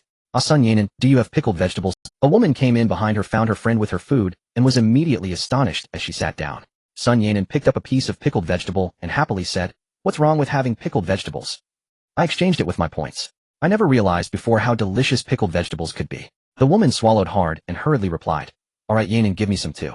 I want to eat something flavorful right now." Sun Yanan said, "Sigh, I'm a bit tired today, even my arms are sore." The woman understood immediately, saying, "Alright, at most I'll help you with a massage when we get back." Sun Yanan replied, "Half an hour, you know." The woman huffed, "Then I want a full pack of pickled vegetables." Sun Yanan rolled her eyes at her, saying, "With your technique you want a whole pack. Just half a pack, and if not, forget it." The woman pouted but had no choice but to nod. They knew that labor was currently undervalued. This was only possible because their relationship was good, otherwise others wouldn't be inclined to massage her. Although the director would set up libraries and massage parlors in the shelter for entertainment and leisure. At the current stage, apart from formal residence, refugees certainly couldn't afford such services. Even if they needed massages, they could only help each other out. Sun Yanan took half of the pickled vegetables and shared it with the woman. The woman immediately picked up a piece and put it in her mouth. "Delicious. Yanan, how many points did you earn today?" "Aren't pickled vegetables 10 points a pack?" the woman asked curiously. Sun Yanan nodded. "Yes, pickled vegetables are 10 points a pack. We completed 10 points worth of tasks in 8 hours today, plus 3 points for each hour of overtime." The woman said, "That's good. Although it's tiring, we can earn points in the future." Sun Yanan smiled and said, "Don't rush." The director said that if we work 4 hours of overtime, we'll get rewarded with 50 points worth of fruit. The woman's mouth fell open in envy. "Doesn't that mean you can earn over 70 points in a day, eh? I want to go too." Sun Yanan said, "There's definitely no chance this time. It's impossible to let everyone go process the fence. We'll have to wait for a better task next time." The woman sighed. "If only I had come in earlier, even a day earlier would be good." Sun Yanan replied with irritation. "I wish I could have come in earlier too. Who wouldn't want to come in earlier? If I had, I might even be a formal resident by now. Why would I care about a pack of pickled vegetables?" Meanwhile, in the formal residence dining area, Zhang Ing, Wang Yue, Wang Ing, Lu Wan, and Wang Yu sat together to eat. After all, the shelter had its hierarchy. Even if they might not seem imposing now, their natural authority and work would gradually reflect in their daily lives. Especially in the apocalypse, the sense of class existence was still very strong, much like in ancient times. Thus, to feel at ease, the few of them generally sat at the same table during meals. The women happily ate their meals as their food rations were still quite good. Although not as great as before the apocalypse, they had it much better than the refugees. In fact, a person's happiness often doesn't depend on how well they are doing, but rather on how much worse others have it compared to them. As the saying goes, comparing oneself to others can lead to misery, comparing goods can lead to discarding. After finishing their meals, the 4 women were about to leave. Wang Yu waved her small hand. "Everyone wait, I have something to give you all." Saying this, she pulled out several items from her small bag. She had snacks and a piece of fruit for Zhang Ying, sanitary napkins, and a piece of fruit for Wang Ying. She also had a set of underwear and snacks for Wang Yu. One might think this was a bit funny to give such things before the apocalypse. But after the apocalypse, especially in the shelter, these items weren't cheap. Altogether, she spent 280 points. Moreover, these are just what a few girls need, and Wang Yu clearly did some homework. "Oh, it's my favorite snacks and fruits. I was craving these for a long time last time. Thank you, Yu."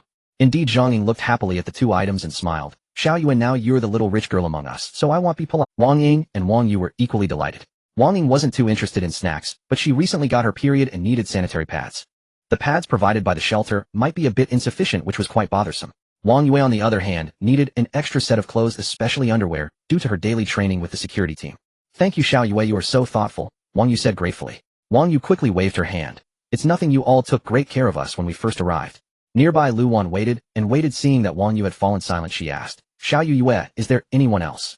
Wang Yu smiled and said, "What do you mean, anyone else? Are there many people here?" Lu Wan got annoyed. "You little Yue, are you pretending to be foolish? Who was the one that took care of you when you were in need?" Wang Yu immediately interrupted, then smiled. "Pang, if you call me Sister Yue, you'll get what you want." "If I knew you were childish," Lu Wan scoffed, but then turned around and said, "Sister Yu." Wang Yu responded with satisfaction, "Ah, that title sounded so pleasing. What about the stuff?" Lu Wan asked immediately. Wang Yu pulled out the last item from her bag, a packet of sunflower seeds, and said, "I prepared this for you earlier. Since we're on duty tonight, we'll share the seeds equally." Lu Wan felt insulted, her dignity trampled. How could it turn into just a packet of seeds when everyone else had so much? Of course she liked sunflower seeds, but this was far from her expectations. Especially since this packet was exchanged for a call to Sister Yu. Heaven knows how much courage she had to muster to say that, how much dignity she had to sacrifice. "Alright, let's go." Wang Yu was still unaware of Lu Wan's thoughts, who might be overthinking things. She whispered something in Lu Wan's ear. Luan immediately brightened up, supporting her best friend as they left together. In the small villa, after a hearty dinner, everyone enjoyed a comfortable shower and then gathered in the living room. Tang Xin and the two little friends were watching cartoons. Ruan Jing was reading a book. Li Shui was more gentle today, sitting close to Zhang Wen, listening to him discuss increasing security at the north and south gates and the isolation rooms. Lu Feifei sat quietly on the sofa listening, as well waiting for Zhang Wen to finish. Li Shui said, "This is not a problem. The security team now has a significant number of people. The main tasks are patrolling and duty, so setting up security booths at the north and south gates won't be an issue. But what about the construction? It might be a bit slow if we build it ourselves, and the residential buildings are a bit far from the walls. What's your opinion?" Zhang Wen, sensing the lovely fragrance of Li Shui, said, "It's best to build the security booths at the edge of the walls for better management. Of course it shouldn't be a permanent structure, that would be too troublesome. The shelter seems to have those detachable security booths which would work well. As for the isolation rooms, it's even simpler. We're currently processing stainless steel fences, so we can conveniently create a few isolation rooms, just cover them with a piece of metal or a board." Zhang Wen nodded. "That makes sense." Li Shui shot him a glare, but did not wait for further explanation. Zhang Wen laughed. "What kind of look is that?" "I said it makes sense, so let's do it as you suggested." Li Shui looked at Zhang Wen with a charming gaze. "Were you trying to annoy me before? You used to say my suggestions made sense, but never followed them." Zhang Wen smiled and replied, "The you from before is definitely different from the you now." Li Shui's face immediately flushed, her beauty overwhelming. She gently leaned her head on Zhang Wen's shoulder, saying nothing more. At this moment, Lu Feifei said, "Zhang Wen, take me with you tomorrow when you go out. I can protect your safety." Hearing this, Ruan Jing, who had been reading, joined in. "I think so too. Even though you are quite capable, having one more person is always beneficial." Zhang Wen shook his head. Having one more person indeed adds strength before the apocalypse, but now having more people can increase the danger. This noon, AI encountered a group of people who attracted a horde of zombies because they were too many, resulting in casualties. If they hadn't abandoned their companion, they would have been completely wiped out. So it's safer to be alone when zombies are around. Once I clean up the territory near the shelter in the next couple of days, or encounter a stronger enemy, Feifei, you can come out with me, and everyone can explore outside the city together. In the morning, I gained 142 vitality points yesterday. Now the vitality points have reached 302, getting closer to activating the next function. Apocalypse Shelter System, host Zhang Wen, vitality points 302, residents 3030, total population 96, functions 1. Territory 1, Shan Shelter, level 1, 300 meters. 2. Wall, level 1, wall, 5 meters high, 1 meter thick. 3. Warehouse, level 1, 300 cubic meters. 4. Defense Arrow Towers 4, 688 arrows, Gallo machine gun, 11000 rounds. 5. Resident Management, 30 people. 6. Medical, not activated 7. Sub-territory, not activated 8. Director's Protection Room, established 9. Custom, not activated 10. Zombie Killer Body, level 1, 3 hours a day. Zombies, ignore time. PS Dear friends, the system data is really tedious. I worry about being criticized for writing too many numbers, yet I'm also afraid you find it too abrupt, so I'll control its appearances to about 10 chapters, and it will be the simplest mentioned, simpler than above. Looking at Ruan Jing, who was peacefully sleeping beside him, an overwhelming tenderness surged in his heart. Regardless of the floods raging outside, all he needed to do in this life was to live well. Of course, last night Zhang Wen also kept his promise and had a good meeting with Ruan Jing, educating her on the importance of safety and defense. There's no need to elaborate on the meeting process. Zhang Wen only remembered that at the beginning there were still disagreements. Ruan Jing seemed a bit unconvinced, somewhat aggressive in her demands. To persuade Ruan Jing, Zhang Wen debated with her for most of the night, and when his strength was nearly exhausted, Ruan Jing finally realized her mistake and broke down in tears. Zhang Wen concluded the meeting since she acknowledged her errors. Gazing at the alluring sleeping figure, Zhang Wen couldn't help but kiss her several times until Ruan Jing fully awakened. "Get up, it's time to rise," Zhang Wen said with a smile. Ruan Jing gave Zhang Wen a playful glare, but obediently got up. She knew that Zhang Wen usually wouldn't bother about whether they overslept unless there was something important. Zhang Wen indeed had something to discuss with Ruan Jing. He led her to a building adjacent to their small villa. Zhang Wen asked, "Has this building been searched? Do you have the key?" The area around their small villa was off limits. Zhang Wen was aware of whether the building was occupied, but he didn't know if it had been searched or if there were keys available. Zhang Wen hadn't concerned himself with that. It was always Ruan Jing who took responsibility. After all, within the shelter, aside from the supermarket and some supplies from other shops, Zhang Wen had little interest. He disregarded the meager supplies in the residential building, finding them unworthy of his attention, and focused on directly stocking the supermarket's warehouse. "It has been searched, and there are keys. Do you want me to get them?" Ruan Jing replied that all the keys for the buildings and storefronts discovered in the entire shelter were with her. Buildings that were unoccupied and had already been searched were locked up completely. She also had spare keys for the supermarket dormitory and the temporary security team's guard room. "Go get them," Zhang Wen nodded. Ruan Jing said nothing more and returned to the small villa to fetch the keys. Zhang Wen led her to a room on the 3rd floor and unlocked the door with the key. The room was quite empty, with any useful supplies already taken. Ruan Jing was still a bit confused, not knowing why Zhang Wen had brought her here. Seeking thrills. As she thought of certain scenes from their time together, Ruan Jing couldn't help but have that idea suddenly pop into her mind. Her face reddened as she tried to dismiss the thought, realizing he had indeed influenced her. However, Ruan Jing quickly understood she had overthought it, surprised, yet not frightened by what lay before her. In the previously empty room, dozens of bags of rice suddenly appeared. Your reaction is a bit underwhelming, isn't it? Zhang Wen remarked as he looked at Ruan Jing. Ruan Jing smiled at Zhang Wen and said, if it were someone else they would definitely be astonished or scared, but you forget I was one of the first to follow you.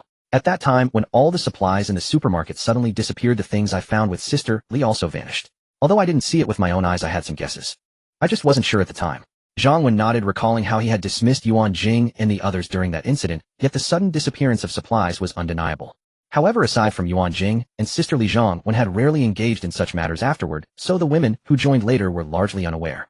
The reason Zhang Wen chose to reveal this ability to Ruan Jing was that she had now fully earned his trust, coupled with the fact that official residents could neither betray nor harm him. Moreover, it was necessary to free up some space in the system's warehouse. Of course, Zhang Wen only explained that he had some supernatural abilities, including spatial powers, without going into detail about the system. It wasn't a matter of distrust, there was simply no need to elaborate. Subsequently, Zhang Wen began continuously releasing food and supplies from the system's warehouse into different rooms. There was no choice. Aside from the supermarket, there weren't any designated warehouses elsewhere in the shelter. Furthermore, these supplies required a certain level of confidentiality. Thus, he could only choose the residential buildings surrounding the small villa, which, despite being residential, could still hold quite. This residential building had a total of 8 floors with over 10 households on each floor approximately 6 to 700 square meters. Based on the load-bearing standards of residential buildings, they could easily support 200 kilograms per square meter. A single floor could hold at least 120 tons of supplies. Currently, the total capacity of Zhang Wen's system warehouse was around 300 tons, with approximately 200 tons of supplies inside. Of course, Zhang Wen wouldn't store all the supplies outside. Even cunning rabbits have 3 burrows. Moreover, the system warehouse was always the safest. Thus, it was essential to retain a certain quantity of supplies in the system warehouse, ensuring that Zhang Wen wouldn't panic in the event of unexpected incidents. Furthermore, some items with shorter shelf lives, such as seafood, meat, vegetables, fruits, bread, milk, etc., needed to be preserved in the system warehouse, otherwise they would spoil in no time. The items that could be taken out mainly included rice, cooking oil, condiments, dried fruits, and daily necessities. He took 2/3 of each of these items and placed them outside. In this way, Zhang Wen's system warehouse released approximately 100 tons of space. Ruan Jing was extremely pleased to see so many supplies. These items would be enough for the people in the shelter for quite some time. When they returned to the small villa, everyone was awake. Zhang Wen wanted to keep the spatial matter low-key. Ruan Jing was very discreet in her actions, which reassured Zhang Wen to let her know, and naturally, she wouldn't spread it around. Uncle Director. Little Tong Yao happily bounced over, her dark eyes fixed on something behind Zhang Wen. What? Ruan Jing, puzzled, playfully pinched her daughter's little face. This was an action Zhang Wen often did. But now she was genuinely in a good mood. Little Tong Yao shook her little head, escaping her mother's grasp, but her little face showed a hint of disappointment. What's wrong? Zhang Wen asked curiously. Tang Xin replied with a wry smile. What else? Isn't this all you're doing? Yesterday you said you would get a big fish tank and lots of beautiful fish for Xiao Yao to keep. She was so excited last night that she barely slept and dragged me out of bed early this morning. Zhang Wen hadn't spoken yet when Ruan Jing immediately scolded with a stern face. Tong Yao, how can you be so inconsiderate? Didn't your mother tell you that there are man-eating monsters outside? So many people have already died and pets are almost gone too. Where do you expect Uncle Director to find fish for you? And it's so dangerous. Zhang Wen quickly interrupted Ruan Jing, picking up the little Tong Yao, who looked aggrieved, and said to Ruan Jing, why are you blaming her? This was indeed my idea yesterday, not something the little one asked for. Then turning to little Tong Yao, he said, Uncle hasn't gone out yet today. When I return later, he'll bring you lots of beautiful fish. Zhang Wen had this idea. It stemmed from seeing a shop with a large fish tank filled with beautiful fish during his outing yesterday. There were silver dragon fish striking goldfish, and they were still alive. However, at the time, Zhang Wen had been preoccupied with the abundance of vegetables in the market. Those pet fish might be expensive, but they weren't edible. Plus, they were few in number and troublesome to catch. Zhang Wen hadn't paid any attention to them. Only when he saw little Tong Yao looking sad did he remember. After all, it was a... Moreover, he thought it would be nice to keep a tank of beautiful fish in the small villa, something pleasing to the eye. It could also help alleviate everyone's in off-world emotions. Fully armed, and with his alarm set, Zhang Wen stepped out of the shelter. He mentally outlined the tasks he needed to complete. First, he would drive the truck to the store he had spotted the previous day and load the fish tank onto the vehicle. Then he would head east and west to the designated assembly points, places he had announced the day before, to pick up survivors, particularly any women among them. If time permitted, he would then seal off all entrances and exits along those 2 directions. Amid the watchful gazes of the women at the shelter, Zhang Wen swiftly drove the truck out. From inside the shelter, Zhang Wen had already surveyed the entrance via camera. Only a few zombies lingered there. The creaking gate and the engine's roar drew them in. Without hesitation, he accelerated straight over them. Familiar with the neighborhood, Zhang Wen skillfully navigated around impassable routes and soon arrived at the shop. Ignoring the swarm of zombies trailing the truck, he strode inside. A towering aquarium, nearly 1.8 meters tall, leaning against the wall immediately captured his attention. Its base was layered with pristine white pebbles like polished jade. A miniature rocky hill rose from within, thickly draped in lush green flora, resembling an enchanted forest submerged in water. Two sleek silvery dragonfish glided gracefully through the water, accompanied by other vibrant specimens, crimson obsidian and rosy-hued, drifting lazily in serene harmony. Logically, the fish should have perished long ago due to the prolonged power outage. Yet Zhang Wen noticed a dual-mode AC/DC oxygen pump beside the tank, instantly understanding how they'd survived. Such pumps could sustain oxygenation for an extended period even after power failure, and the tank's self-regulating ecosystem, including aquatic plants, had further ensured the fish's resilience. After securing the aquarium with basic protective measures, Zhang Wen lifted it onto the truck. Fortunately, his strength had greatly increased, and recent daily workouts encouraged by Tang Xian's companionship had made the task manageable alone. Just as he prepared to depart, Zhang Wen suddenly spotted a large pharmacy across the street. Yesterday, his search had focused solely on food. Medicines had escaped his notice. Unlike in his past life, when medicine sometimes held greater value than food, this time things were different. The shelter had previously housed a small pharmacy, and Zhang Wen now possessed common remedies for colds and minor ailments in his system inventory. Moreover, the medical function of his system would activate soon. Glancing at the time on his phone, he realized it was still early, and promptly entered the pharmacy. Though he personally lacked urgent need, medicine remained extraordinarily precious in the apocalypse. Not only could these supplies serve as high-value trade goods with other shelters, but even within his own, dispensing them in exchange for labor points would allow survivors to afford treatment, a mutually beneficial arrangement. This strategy would not only motivate the displaced to work diligently for points, but also effortlessly recirculate those points back into the shelter's economy. After all, even before the collapse, the exorbitant profitability of healthcare was widely known. Many people avoided hospitals unless absolutely desperate. In this new world, Zhang Wen had no intention of relinquishing such profit. Within moments, he emptied the entire pharmacy of its stock. The pharmacy also held abundant traditional Chinese herbs, including ginseng, deer antler, velvet caterpillar fungus, and bird's nest, luxurious tonics he had never tasted. Though unnecessary for his own constitution, sampling them seemed a pleasant indulgence. Besides, delicacies like bird's nest could nourish his women, enhancing their beauty and vitality. Already radiant under his care, they bloomed daily with youthful luster. Yet more beauty was never unwelcome. Beyond medicines, Zhang Wen also discovered a charming little gift suitable for... After all, having brought a present for young Tong Yao, he couldn't neglect her elder counterpart. Meanwhile, as Zhang Wen gathered the pharmaceuticals, at the Peach Spring residential complex west of the shelter inside the three-story survivor stronghold, where they'd gathered the previous day, Zhao Xiaoxue and Wu Xian stood whispering in the restroom. Zhao Xiaoxue, Sister Xian, you truly won't leave with me. Wu Xian, Xiaoxue, didn't you tell Ning Wei yesterday that you wouldn't go? Then why are you leaving today? Zhao Xiaoxue, Sister Xian, do you really think they'd let me walk away if I'd insisted yesterday? She continued softly. Sister Xian, come with me. To that shelter. These people here are utterly untrustworthy. Next time we venture out for supplies, they might abandon us without warning. Wu Xian hesitated deeply, then sighed. I've grown accustomed to them now. I truly don't wish to start over somewhere unfamiliar. In truth, though Wu Xian had been startled at first upon hearing Zhao Xiaoxue's decision, she quickly succumbed to Before, within their group, Zhao Xiaoxue had reigned as the goddess of the young men. Her presence magnetized every male gaze, drawing them instinctively into her orbit. Though fairness was outwardly maintained, those men habitually offered Zhao Xiaoxue their rations and water. Even when she consistently refused, they persisted with quiet devotion. With Zhao Xiaoxue gone, Wu Xian would ascend as the group's new goddess, and her life would grow markedly easier. Naturally, such thoughts remained carefully unspoken. Secretly, she fervently hoped Zhao Xiaoxue had departed swiftly, and prayed the shelter dwellers were villains, ensuring she'd never return. Ultimately, Wu Xian agreed to cover Zhao Xiaoxue's departure, escorting her personally to the stronghold's main gate, while others were preoccupied elsewhere.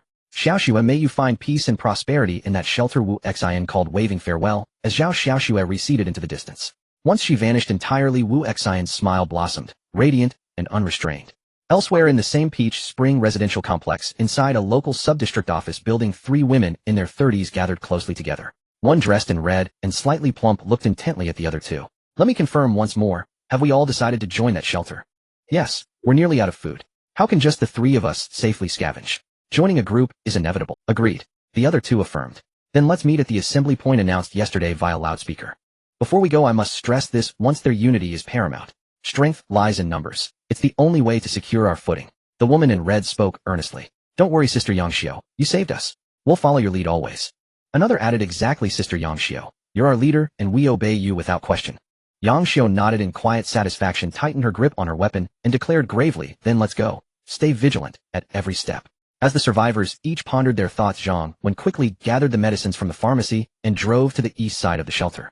After yesterday's announcement, some people had already left this place. Yet a few remained keenly awaiting Zhang Wen's arrival. In a 7-story residential building named Happiness Tower, 2 men, a woman, and an elderly man stood on the 6th floor watching as Zhang Wen's truck drove in below. "Honey, he really has come again," the woman named Song Ping said nervously.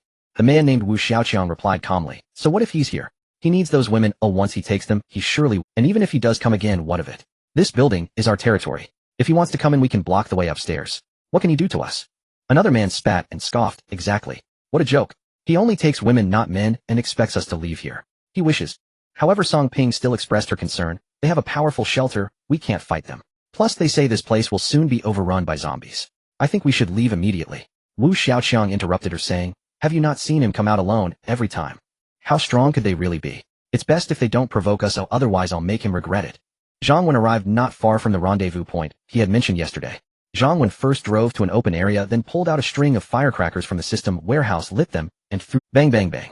The sound of firecrackers erupted. Ho ho. Following that, the nearby zombies became active immediately, heading toward the sound of the firecrackers. Zhang Wen quickly drove away, shaking off the few zombies that had followed him. He hurried to the rendezvous point. "Is anyone? If you are, hurry out and get in the car." The gathering place was a fast food restaurant, which was quite large. There were no zombies. Soon around 10 women ran out from the restaurant. One of the women asked, "Are you the one sent from the shelter inside the wall to pick us up?" Zhang Wen did not get out of the car, but merely glanced at the women.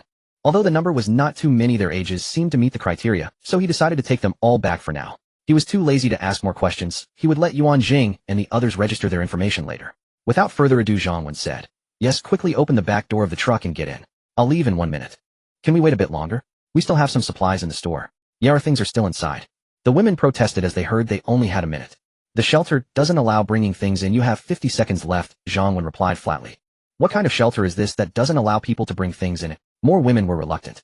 However, a few hesitated and immediately opened the back door to get in the car. With one taking the lead, several other women quickly climbed aboard. In comparison to their belongings, their lives were undoubtedly more important. 8 out of 10 women got in. The remaining 2 women stood there hesitantly, feeling reluctant to leave so readily. One of the women said, "Sisterly, go grab our things, and take anything else that belongs to others. Since they don't want them, we won't give them back. Let them run so fast." The woman named Sisterly quickly replied, "Okay, just keep an eye on the car for me." After saying that, she turned and ran swiftly back into the store. At this moment, Zhang Wen started the truck. Why should he take disobedient women to the shelter? He wasn't in a position of needing people anymore. Since they had yet to understand their circumstances, let them gradually figure it out. The woman who had been watching Zhang Wen immediately noticed and ran up screaming, "Don't go. We haven't gotten in the car yet." Zhang Wen couldn't be bothered with her. If she wanted to die, she could run into the truck. The woman ultimately dared not truly block the truck's path, merely watching helplessly as it drove away. Soon after, the women from the store came out carrying several backpacks. However, seeing the empty storefront and the woman outside jumping up and down cursing, they were dumbfounded. Before long, the cessation of firecracker sounds attracted a horde of zombies. The female survivors in the east were settled. Zhang Wen immediately drove to the west, employing the same method, but there were more people in the west. A total of 15 women boarded the truck, including a 7 or 8-year-old girl. Zhang Wen's criteria for recruitment were that the age must not exceed 40 and must not be disabled. There was only an upper limit on age with no lower limit. In other words, children were also acceptable. Of course, very young children, who cried a lot, likely wouldn't have survived until. Thus, when the little girl boarded the truck, Zhang Wen did not say anything. At the same time, Zhao Xiaoxue, Yang Xiao, and a few other women were also in this group. Feifei take a few members of the security team to wait at the south gate. Zhang Wen contacted Lu Feifei via intercom to save time on the road. Then, with a truck full of 23 survivors, he quickly returned to the shelter. Upon entering the shelter, Zhang Wen first checked the friendliness of all the women in the truck. Though not high, it did not show any malicious intent. He then called Lu Feifei, instructing the security team to lock the back of the truck. Since he had to go out again, he decided not to let them out yet. After he returned, he would bring the women out to register their information. The locking of the truck was naturally to prevent any of the 23 women from being infected by zombies. Now that the isolation room was not yet ready and Zhang Wen had to go out again, although Lu Feifei was very capable, he did not want her to take risks. As for what to do if someone in the truck was infected, they would just have to pray and deal with it themselves. Just like what had happened before, these women had no feelings for his shelter, and he did not know them yet. Therefore, there was no need to consider their well-being at every turn. Since they had survived until now, they naturally had their own way. The members of the security team were the best of the lot in the shelter and the most loyal. They would certainly carry out Zhang Wen's orders decisively. With Lu Feifei in charge, Zhang Wen was not afraid of any major issues. After making arrangements, Zhang Wen checked the time. There were still about 2 hours left. There was enough time. He exited the shelter this time, using a small door since he wasn't driving. After going out, Zhang Wen found a bicycle and took out a loudspeaker. The vast horizon is my love. The flowers bloom at the foot of the lush green mountains. What rhythm is the most vibrant? He turned the volume to the maximum, and a lively square dance song immediately echoed through the skies. Nearby zombies swarmed in as if they had been injected with adrenaline. Zhang Wen remained unhurried, only starting to ride the bicycle once the zombies were at a certain distance. An increasing number of zombies joined the horde. As Zhang Wen pedaled ahead, he casually snapped photos of cars along the roadside and stored them in the system warehouse. The reason Zhang Wen aimed to release the supplies from the system warehouse today was to use them for storing cars. A small car weighs about 1.2 to 2 tons. Zhang Wen currently had around 200 tons of capacity left in the system warehouse, so collecting 100 cars was completely feasible. There were plenty of cars on the road, and although Zhang Wen was only collecting them while biking, he was still quite fast.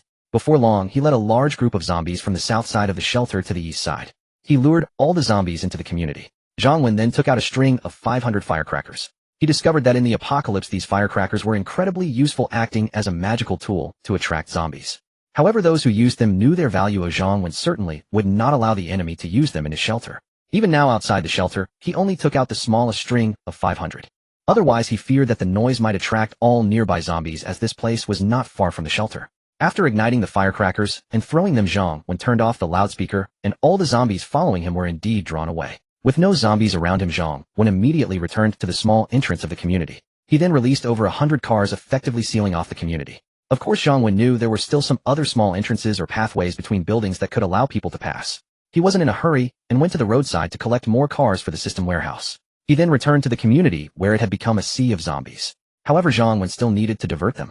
Zhang Wen arrived in front of a residential building and opened the front door on the first floor. He then took out a small firecracker, ignited it, and threw it inside. The firecracker exploded, but only for 7 or 8 seconds. But that brief moment was enough to attract some zombies. They ignored Zhang Wen standing at the door and rushed inside the building. Seeing that 3 or 4 dozen zombies had entered, Zhang Wen quickly closed the building's door. He then took out chains and a lock from the system warehouse and thoroughly secured the front door. Next, Zhang Wen used the same method to lure dozens of zombies into each building in the community and then locked the doors. As for whether there were any survivors left in the residential buildings, Zhang Wen didn't care to know. He had already given them a chance, but they failed to seize it. He only knew that whether it was the current survivors or anyone daring to enter this place in the future, they would undoubtedly face certain death. Because all the entrances and exits of the community were blocked, making it impossible to move, and there were a large number of zombies inside the community. Each residential building would also have a group of zombies sealed inside. Regardless of going out or coming in, every place was a dead end. Of course, this was for others. For Zhang Wen, if one day he needed to use this territory, it would be quite easy. He could first clear the blocked cars into the system warehouse, and then use sound to lure the zombies away, resolving the situation in the community. Zhang Wen began blocking all the entrances and exits of the community, since he wouldn't need to enter again soon.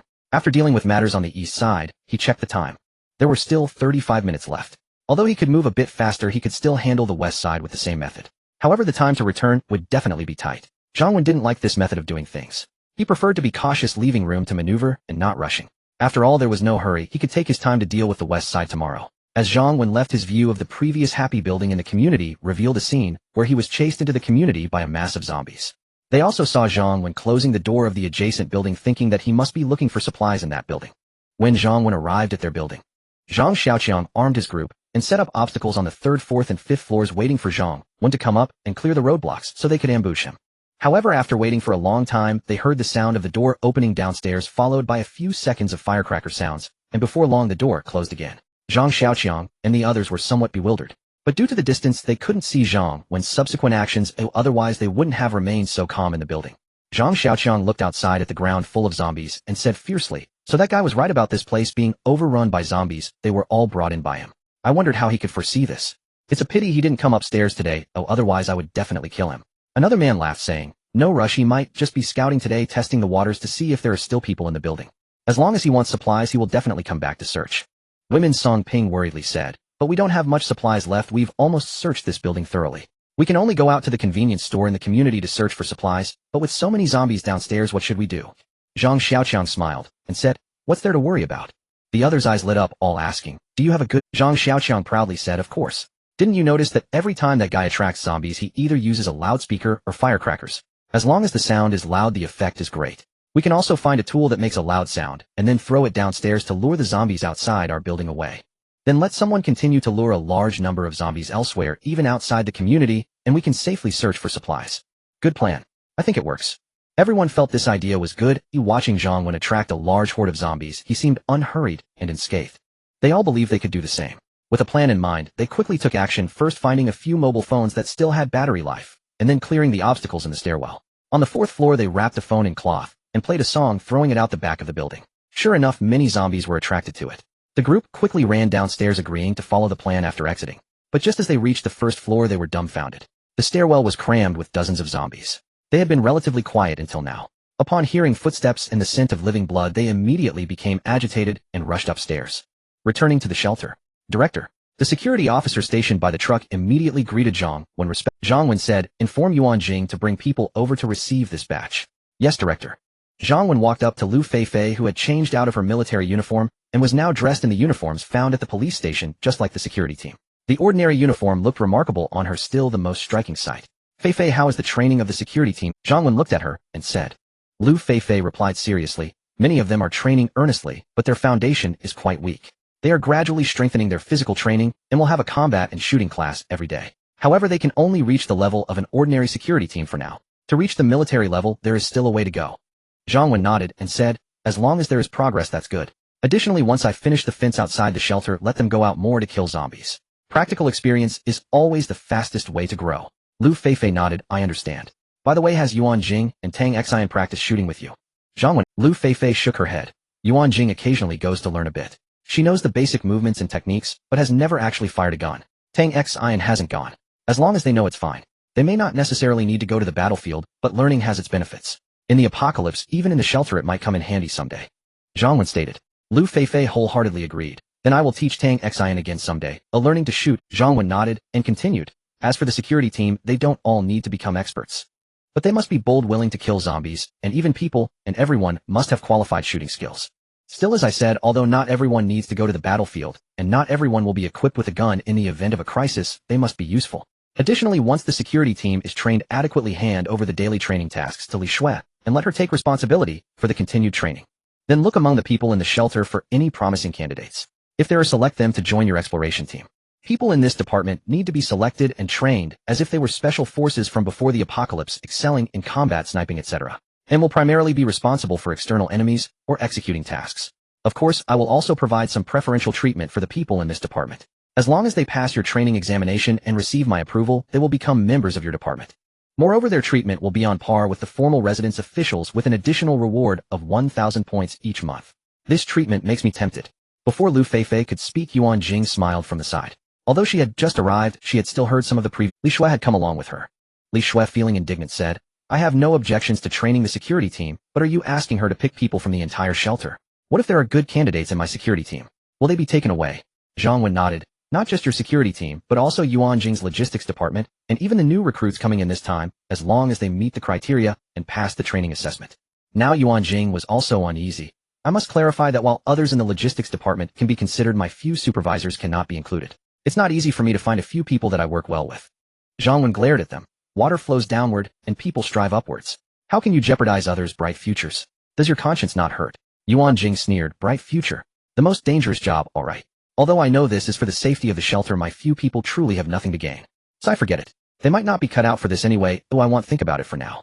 Ruan Jing knew that Zhang Wen's decisions typically wouldn't change, and they were just joking and discussing. "All right, let's first settle the people in the truck. It's almost time for lunch." Zhang Wen stopped joking and said. Since the people in the truck hadn't stirred for so long, it was certain they hadn't been infected by the zombie virus. Upon receiving Zhang Wen's order, the security team members promptly stepped forward to open the truck doors. The ones who had been anxious in the truck immediately jumped down. However, everyone had just entered the shelter and was aware that it was the apocalypse, so they didn't dare to complain. "Everyone, please come here to register your information and undergo a hazardous materials check." Lu Wan, a slightly plump beauty brought by Ruan Jing, spoke to everyone immediately, along with a few members from the logistics department who had been waiting nearby. This is the normal procedure for joining the shelter. Generally, information is registered, mainly recording age, specialties, work before the apocalypse, and experiences afterward. Any special circumstances will also be documented. There is even a possibility of announcements throughout the entire shelter. As for the checks, they mainly assess for any hazardous materials and supplies, as well as any injuries or disabilities. All items brought in except for the clothes on their backs will be confiscated. "Whose child is this little girl? Is no one claiming?" When Lu Wan registered the little girl, she asked several times, but received no response. At this moment, a woman raised her hand and said, "Leader, this little girl came with us. Her mother was bitten and killed by a zombie, and we were entrusted to bring her to a safe place. So we brought her here."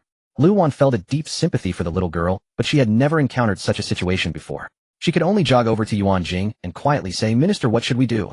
Should we keep this little girl?" Luan was still somewhat afraid of Zhang Wen, or one could say she respected him, so she could only seek help from Ruan Jing. At this moment Ruan Jing's eyes were also a bit red. Although she had never been outside the shelter, she had experienced quite a bit herself. Moreover, many of the women brought into the shelter from outside had also endured various tragic fates. While Ruan Jing had previously felt some sympathy, it had only been a passing feeling. However, upon hearing about the little girl, she inexplicably felt a deep sadness and a desire to cry.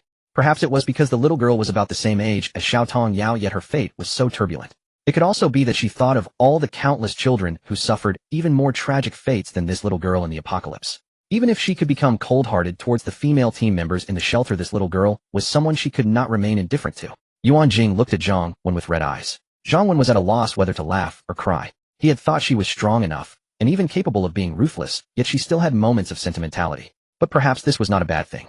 In the apocalypse, even if one were to be a bad person, they must be a bad person with principles. Otherwise they would no longer be human. Of course, this is as long as it is within their capability and does not bring danger to themselves or those around them. Take this abandoned little girl for instance, as she posed no danger whatsoever.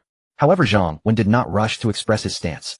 He said to Luan, "Let's complete the process first and discuss the rules and benefits of the shelter with them afterward." Understood, Director Luan replied immediately. After all the procedures were completed, Luan explained the rules and benefits of the shelter to the newly arrived women. Zhang Wen looked at them and pointed to the little girl, saying, "Since this little girl came in with you, I will give you a chance. Is there anyone who wishes to adopt and take care of her?" "Director, I would like to." "Director, I also want to. Her mother entrusted her to us." Two women raised their hands, eager to adopt and care for the little girl. Zhang Wen nodded, and then said, "But let me make it clear first, the shelter does not support idlers. Anyone who joins the shelter must work to earn their keep. The treatment of the refugees just mentioned was limited, with very little food provided each day. There was once an older sister who brought her disabled younger sister to the shelter, but since the younger sister could not work, they could only receive enough food for one person. As for how the food is distributed and whether it is enough, that is up to them." Zhang Wen continued, "So now those still willing to adopt this little girl may raise their hands." After Zhang Wen finished speaking, the two women who had just raised their hands quietly lowered them. Luan could not stand it any longer and pointed at one woman, saying, "Did you not just say that the little girl's mother entrusted her to you?" The woman with a sorrowful face replied, "Director, my stomach isn't good and I can't go hungry often. Since the food is so scarce, how can I take good care of her?" Another woman shrank her head. Zhang Wen glanced at them and asked, "So, does that mean no one wants this little girl?" "All right, I will announce. Director, I want to adopt her." At that moment a woman in the crowd spoke up. Zhang Wen looked at her. She seems to have a good figure, and her skin appears particularly fair. However, her clothes are quite old, and her face is, although I cannot see her appearance clearly, she seems average. What is your name? You two can only have 1 bottle of water, 100 grams of rice, and 100 grams of vegetables per day. Are you sure you want this? Zhang Wen looked at the girl, and she nodded. Director, my name is Zhao Xiaoxue, and I want to adopt her. Zhang Wen nodded, and said nothing further. Then he looked at everyone. The conditions have been clearly stated. Is there anyone unwilling to stay? Zhang Wen had not said this for after all, he no longer had to personally handle the specifics of recruiting. However, since he had intervened today, he reiterated. It was as if he was reminiscing about the time when he recruited Ruan Jing and the others. No one replied. Then it's settled. Take them down and settle them in. Zhang Wen lost interest and said to Luan. Luan quickly nodded, and the group left under the escort of the security team. Once everyone had left, Ruan Jing said, Zhang Wen, if no one had adopted the little girl, you wouldn't have sent her away, would you?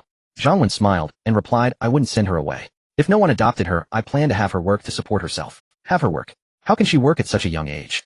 Ruan Jing looked at Zhang Wen, finding it somewhat amusing, thinking why can't she work? She could help us as a little assistant for Zayatangio. Or as a little nanny, or a study companion, anything works. Making her play with Zayatangio would be her job, Zhang Wen said. Thank you, Zhang Wen, Ruan Jing said, looking at him with gratitude. This thank you was spoken on behalf of the little girl, and also for both of them. If it weren't for Zhang Wen, not to mention her own well-being, Zayatangio could have ended up just like the little girl, or even in a more tragic situation. Alright, why are we being so sentimental today? I can't just say thank you. Let's see how you perform tonight. You all head back first. I will drive the truck back. Is there still material on the truck?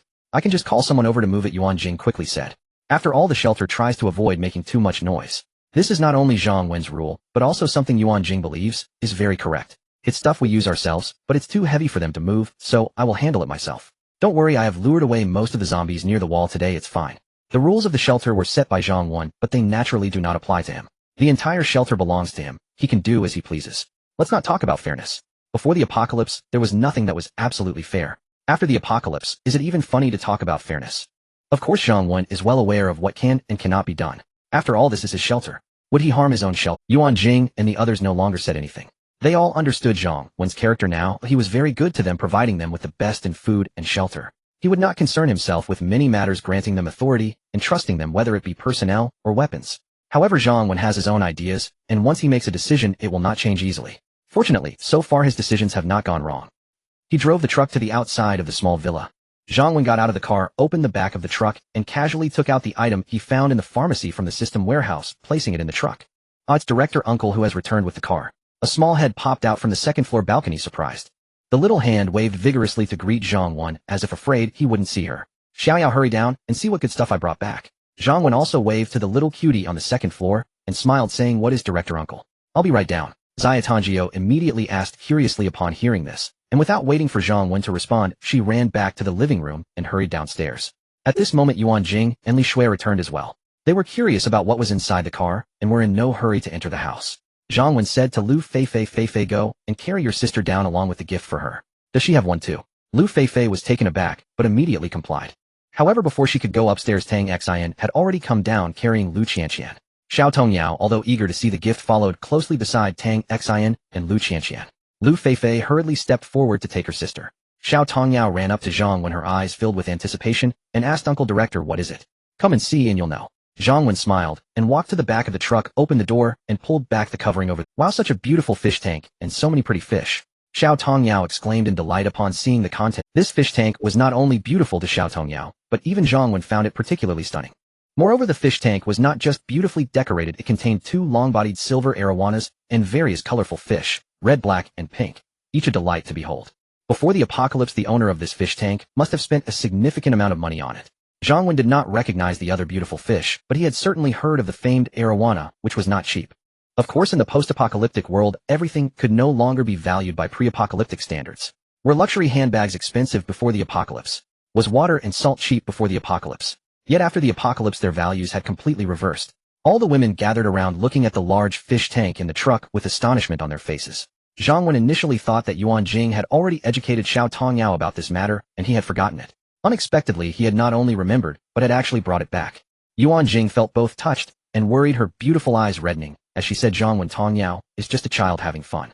It's really unnecessary to indulge her when it's so dangerous outside. What will we do if anything happens to you? Don't worry, I'm very capable and aware of my limits. Zhang Wen chuckled, praising himself. This was just a matter of convenience. Not only did Xiao Tongyao like it, but he did as well. Moreover, this is primarily about farming in the apocalypse. He didn't have to desperately hunt zombies for supplies. Everything he did was mainly to enjoy life. Anything that could improve the quality of life was a good thing. After all, if these ornamental fish died, who knows when he would encounter them again. In the post-apocalyptic world, no matter how rich or capable you were, many things from before the apocalypse could never be obtained again. So what do you think? Do you like it? Zhang Wen laughed as he picked up Xiao Tongyao. Xiao Tongyao happily kissed Zhang Wen on the cheek excitedly, saying, Uncle Director, I love it. You're the best. Goodness, earlier she only had one best, and now there are several. That shows just how happy she is. From now on, you must not only admire them every day, but also take good care of them. Don't let them die. Feeling the admiration from the little one, Zhang Wen's mood improved.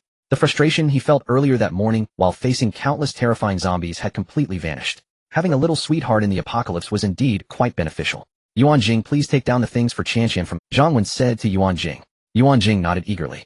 Li Shui and the others also went up the mountain to help. Soon the items were brought down. This is a wheelchair, quite high-end.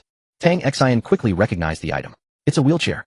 Zhang Wen nodded, not keeping it a secret anymore. Let's assemble it for Qianqian to use. Ruan Jing and the others immediately got to work, and following the instructions they quickly assembled the wheelchair. Then they helped Lu Qianqian sit in it. Lu Qianqian clearly had used a wheelchair before, as she quickly learned to maneuver it skillfully. This brought a lovely smile to the usually quiet girl, as she no longer had to rely on others to carry her everywhere. Watching her sister fondly caress the brand new wheelchair with a radiant smile, Lu Feifei felt happy, but a hint of concern crossed her face. She looked at Zhang Wen several times, hesitating to speak. Zhang Wen quickly noticed her unusual demeanor. He walked over to her and softly said, Don't worry, I will keep my promise. The wheelchair is just a temporary solution for your sister. Within a week, she will be able to walk on her own. Lu Feifei nodded gratefully, as she had just been a bit concerned about this.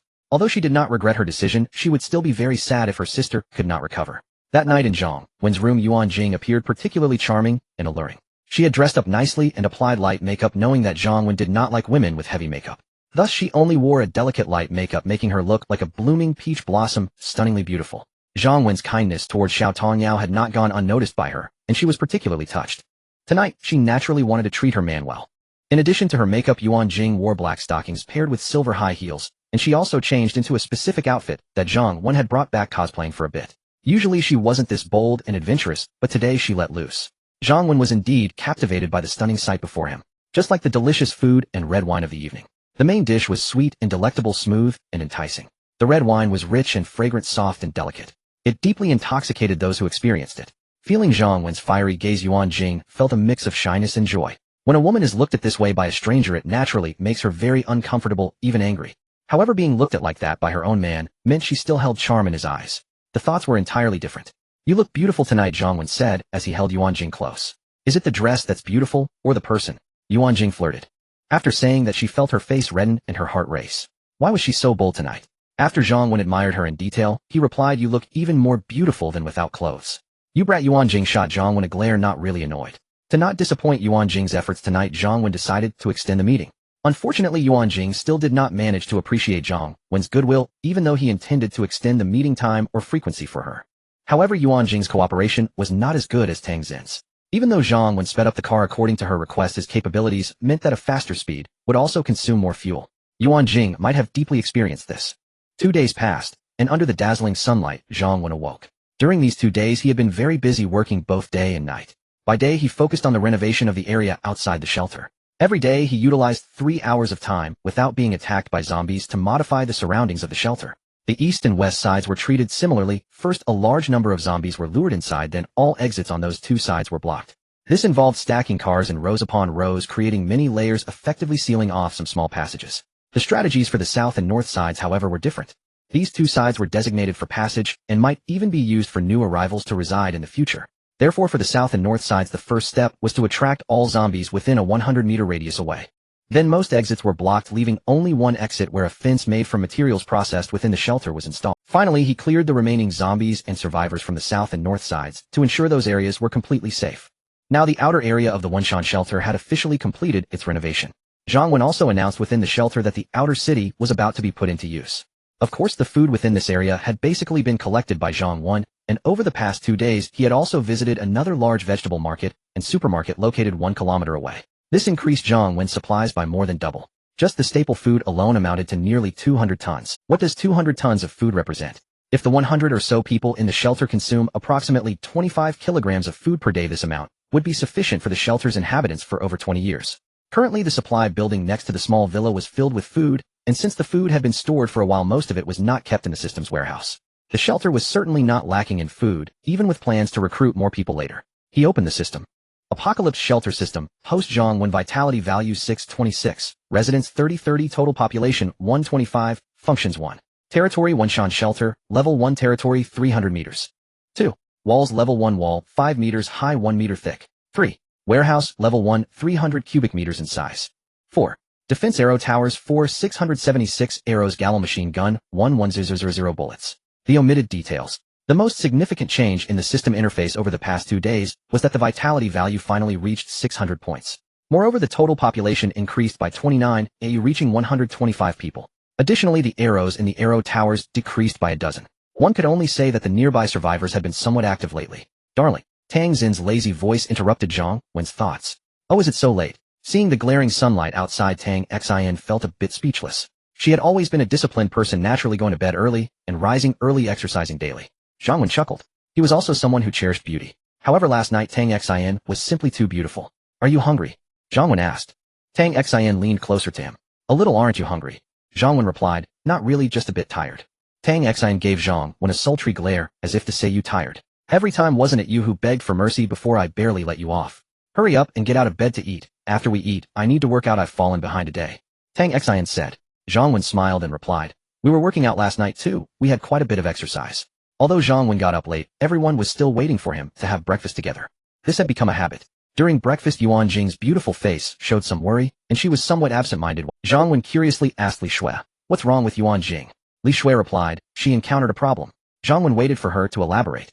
Li Shui continued, now the shelter has no electricity or water, the rest is manageable. However, with more people, the accumulation of household waste has become a headache. Previously, we piled it up at the recycling point, but later it became too much to handle and smelled bad, so we dug a pit and buried it. However, the shelter's space is limited, so we can't bury it for long. Also due to the lack of electricity, the fuel for cooking and boiling water, as well as the gasoline for the generator, is running low. Not to mention the toilets.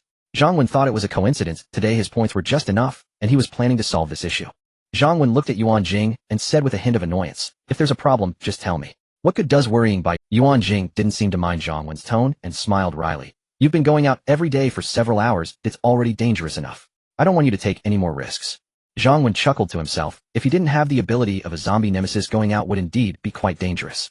However, even with the ability, it wouldn't greatly help with the above problems. Regarding the issues of water and waste, Zhang Wen had been wanting to resolve them for a long time, and now the vitality value was sufficient. He opened the system and deducted 600 vitality points to activate the environmental infrastructure function. Zhang Wen looked at the newly activated environmental infrastructure. This infrastructure mainly had 3 functions: waste disposal, biogas power generation, and sewage purification. In simple terms, with these functions, the shelter's water, electricity, and waste management were all set. The only downside, environmental infrastructure at level 1 was designed based on the number of formal residents within the level 1 territory. For instance, in terms of power generation, it could produce 300 kilowatt-hours of electricity each month. For example, in terms of water purification, it could purify 60 tons of water each month. This water and electricity would certainly not be enough for all the people in the shelter to use freely.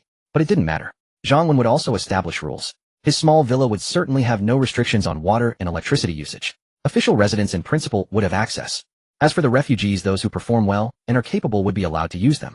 They certainly wouldn't be given resources for free. However, Zhang Wen felt it was appropriate to adjust the exchange points for a few types of supplies. For instance, bathwater and rice. The rainwater collected last time was still quite a lot. Even without rainwater, there would still be 60 tons of water each month. Rice and other staple foods were also in abundance, almost running out of storage space. However, no matter how much it was, Zhang Wen wouldn't give them excess supplies for free. If they wanted these supplies, they would need to work hard to earn points in exchange, but he could lower the cost a bit. For example, previously taking a bath cost 100 points, and 100 grams of rice cost 10 points. Many women in need had too few points in hand. Currently, these 2 resources were too abundant. After all, he was still a director who thought of the residents shamelessly. Zhang Wen decided to temporarily change the cost of bathing to 50 points per bath and 100 grams of rice to 5 points. After all, the rainwater would start to smell if not used for a while, so it was a small benefit he could give them. In the future, when the shelter has more people and the rainwater is gone, he would raise the points again. "Is anyone there? Can you help us? Is anyone there? Please save us." Zhang Wen had used walkie-talkies before and knew that different channels could receive signals from outside. Sometimes out of boredom, he even hoped to encounter others. He had never met anyone before, until today when the walkie-talkie suddenly erupted with violent static. Then a woman's voice emerged, faint strain distorted by interference. Her voice sounded weak and breathless. Rare as human contact was Zhang Wen pressed the transmit button. "Where are you? How many people are with you? How many men? How many women?" After releasing the button, silence returned, thick and absolute. But soon an agitated voice crackled through the speaker. "Big brother, I'm in Unit 305, Building 75, Shanghai Bay Garden on Guinan Road. It's just my friend and me, both women. 2 male survivors live next door. Can you come save us?" Shanghai Bay Garden. He knew the place. It lay roughly 5 or 6 kilometers away, relatively close to the city center. Before the apocalypse, that distance meant little. Now the roads toward downtown were choked with abandoned vehicles, rendering passage nearly impossible. Moreover, foot traffic remained high, and so did the number of zombies. Most survivors sought escape from the city, or at least from its heart, who would deliberately venture inward. Still, Zhang Wen could go. He feared no zombie horde, nor did stalled traffic deter him. He could ride a motorcycle or bicycle instead. Yet round trip would exceed 10 kilometers. Why should he risk it for her? Truth be told, his shelter lacked neither people nor women. Even beautiful women posed no scarcity for him, unless they possessed both striking beauty and rare practical skills. Only then might he consider it. And obedience was non-negotiable. When Tang Xin and Li Shui had first arrived, he'd granted them time to decide, because they were already within the shelter and time was his to spare. But this woman lived far away. If he traveled all that way only for her to refuse, as Li Shui once had, he'd have squandered precious hours. "Big brother, are you still there?" Hearing no reply, the woman grew anxious and called out again. "I am, but I'm too far. I can't make it. Try someone else." His offhand reply plunged her into. She'd contacted other men via walkie-talkie before, yet each upon learning her location declined to come. "Please, big brother, we truly need help." She refused to yield. "Give me a reason. Perhaps I'll reconsider." "My friend is a hugely popular livestream hostess. She promises to sing for you personally if you rescue us." Zhang Wen felt no attraction to influencer faces. Their world was chaotic and personal performances held no value anymore. Even A-list stars' voices fetched no price in this new world. Not interested. That reason isn't enough. It doesn't justify the risk. "My friend is Sun Lulu. No, I haven't. And I don't care." She was stunned. Her friend truly was a top-tier internet celebrity, radiant, gifted, beloved. Previous men upon hearing that name had nearly leapt to action. Alas, distance had thwarted them. What do you do? Zhang Wen asked. Livestream hosts held no appeal for him, unless you were a doctor, mechanic, soldier, or similarly useful professional. I'm Yilan. I ran a self-media channel before the collapse. His interest waned instantly. He asked casually, are you beautiful? Yes, came the reply. If I go to you, you'll become mine. Do you agree? She fell silent. Yilan was undeniably lovely. A life of effortless grace adored by many. Proud and ambitious, she'd long been the object of envy. Driven by career, she'd sworn off marriage entirely. In the old world, she'd have rejected such a demand outright, and perhaps delivered a swift lesson in self-defense. Now she hesitated. Their food had run out long ago. Their two male neighbors who'd harbored intentions toward them had generously shared scraps from their scavenging runs. But now even those men struggled to find sustenance. The neighborhood's stores had long since been stripped bare. Leaving the compound was the only alternative. Yet several survivors who'd attempted it lay dead, bones scattered, flesh devoured. No one dared try again. Yilan didn't hesitate long before making her choice. She pressed the transmit button. Big brother, if you get us out of here, I'll be yours. But the walkie-talkie offered only. Zhang Wen had never been deeply intrigued, and her delayed reply confirmed her reluctance. Reluctance was disqualified. He'd already stowed the walkie-talkie away. Beauty alone meant nothing. He had no shortage of beautiful women. Those who stayed with him, however, he cherished deeply. That said, if he found someone he desired, he wouldn't let her slip away. Though his standards grew ever more exacting, flawless figure, radiant skin, exquisite features, these were merely the baseline. She must also be a good woman. As for what that entailed, well, one had to judge for oneself. Big brother, are you still there? Big brother, I accept your terms. Big brother, please say something. Yilan kept calling, but despair settled in as the walkie-talkie remained deathly still. After finishing his meal, Zhang Wen reflected the peacekeeping squad, trained rigorously now, impressive even. It was time to elevate their capabilities further, especially their armaments. Currently most carried only police-issue gear, no firearms. Just stun batons, spears, and the like. Even marksmanship drills lacked live ammunition. True precision was forged only through relentless practice, and that required bullets. Moreover, the outer wall of the shelter was nearing completion. Venturing beyond it remained relatively safe, but not absolutely so. They needed superior weapons. The outer zone itself formed a natural shooting range, ideal for honing accuracy against zombies or hostile survivors alike. All preparations were in place, except one: weapons. Massive quantities were essential, especially firearms and ammunition. A glance at his system revealed a weapon factory module, customizable but requiring 700 vitality points to activate. At level 1, it could produce cold weapons, pistols, and automatic rifles. Had the shelter lacked defensive infrastructure, he'd activate it immediately, without hesitation. But now he preferred to conserve vitality points. The system's arsenal could wait. For now, he'd seek existing arms, and he recalled a special police tactical base located 3 or 4 kilometers from his shelter. It would be well armed. Securing those weapons wouldn't just strengthen his forces, it would deny them to rival survivors. Given its proximity, if any organized faction seized that arsenal, his shelter would face grave danger. Coincidentally, the outer wall's construction had just concluded. It was time to explore farther afield, and formally demarcate the boundaries of his subsidiary territory. Before going out to find weapons, Zhang Wen planned to take the female members of the security team to the outer city for some experience. Zhang Wen, accompanied by Li Shui, Ruan Jing, and several key members of the shelter, arrived at the training ground. This was a simple modification made by Lu Feifei based on the existing site. More than 10 women from the security team were engaged in military training. Currently, the security team has a total of 30 members. There are 18 official residents and 12 refugees. Usually half of the members are responsible for duty and patrol, while the other half undergo training. They rotate every 2 days. Additionally, Zhang Wen required all official residents, even if they are not part of the security team, to undergo a period of military training. Basic combat and firearm shooting skills are essential. Lu Feifei was currently training them on shooting techniques. Although live ammunition cannot be used, yet you can still solidify your fundamentals. To become an excellent shooter, the gun's sight must not waver. Even a slight movement of a few centimeters can cause significant deviation when shooting. Lu Feifei, a former special forces soldier who underwent strict hellish training, would not immediately impose the same level of training on the women, but she still held them to high standards. For instance, when practicing shooting, she would create a model gun by attaching stones to a gun. This way they could practice the proper gun-holding posture potentially for several days. Additionally, she borrowed a non-functional handgun from Zhang Wen, allowing the women to practice gun-handling, shooting stances, and disassembling firearms. Of course, only official residents in the security team receive shooting training, as they are absolutely loyal. Refugees usually undergo cold weapon training and hand-to-hand combat training. Today, with the outer city opening, Zhang Wen came to assess their progress. He approached Lu Feifei and said, "Gather everyone together." Lu Feifei nodded and addressed the training women. Everyone stop training and gather. Lu Feifei strictly followed military protocols in training them. They have already begun to show results. Upon hearing the command to gather, the women quickly moved, forming 2 neat lines according to height. Stand at attention. A line to the right. Watching this scene, Zhang Wen suddenly recalled his own military training. However, back then he was not in good health. Military training felt like hell for him.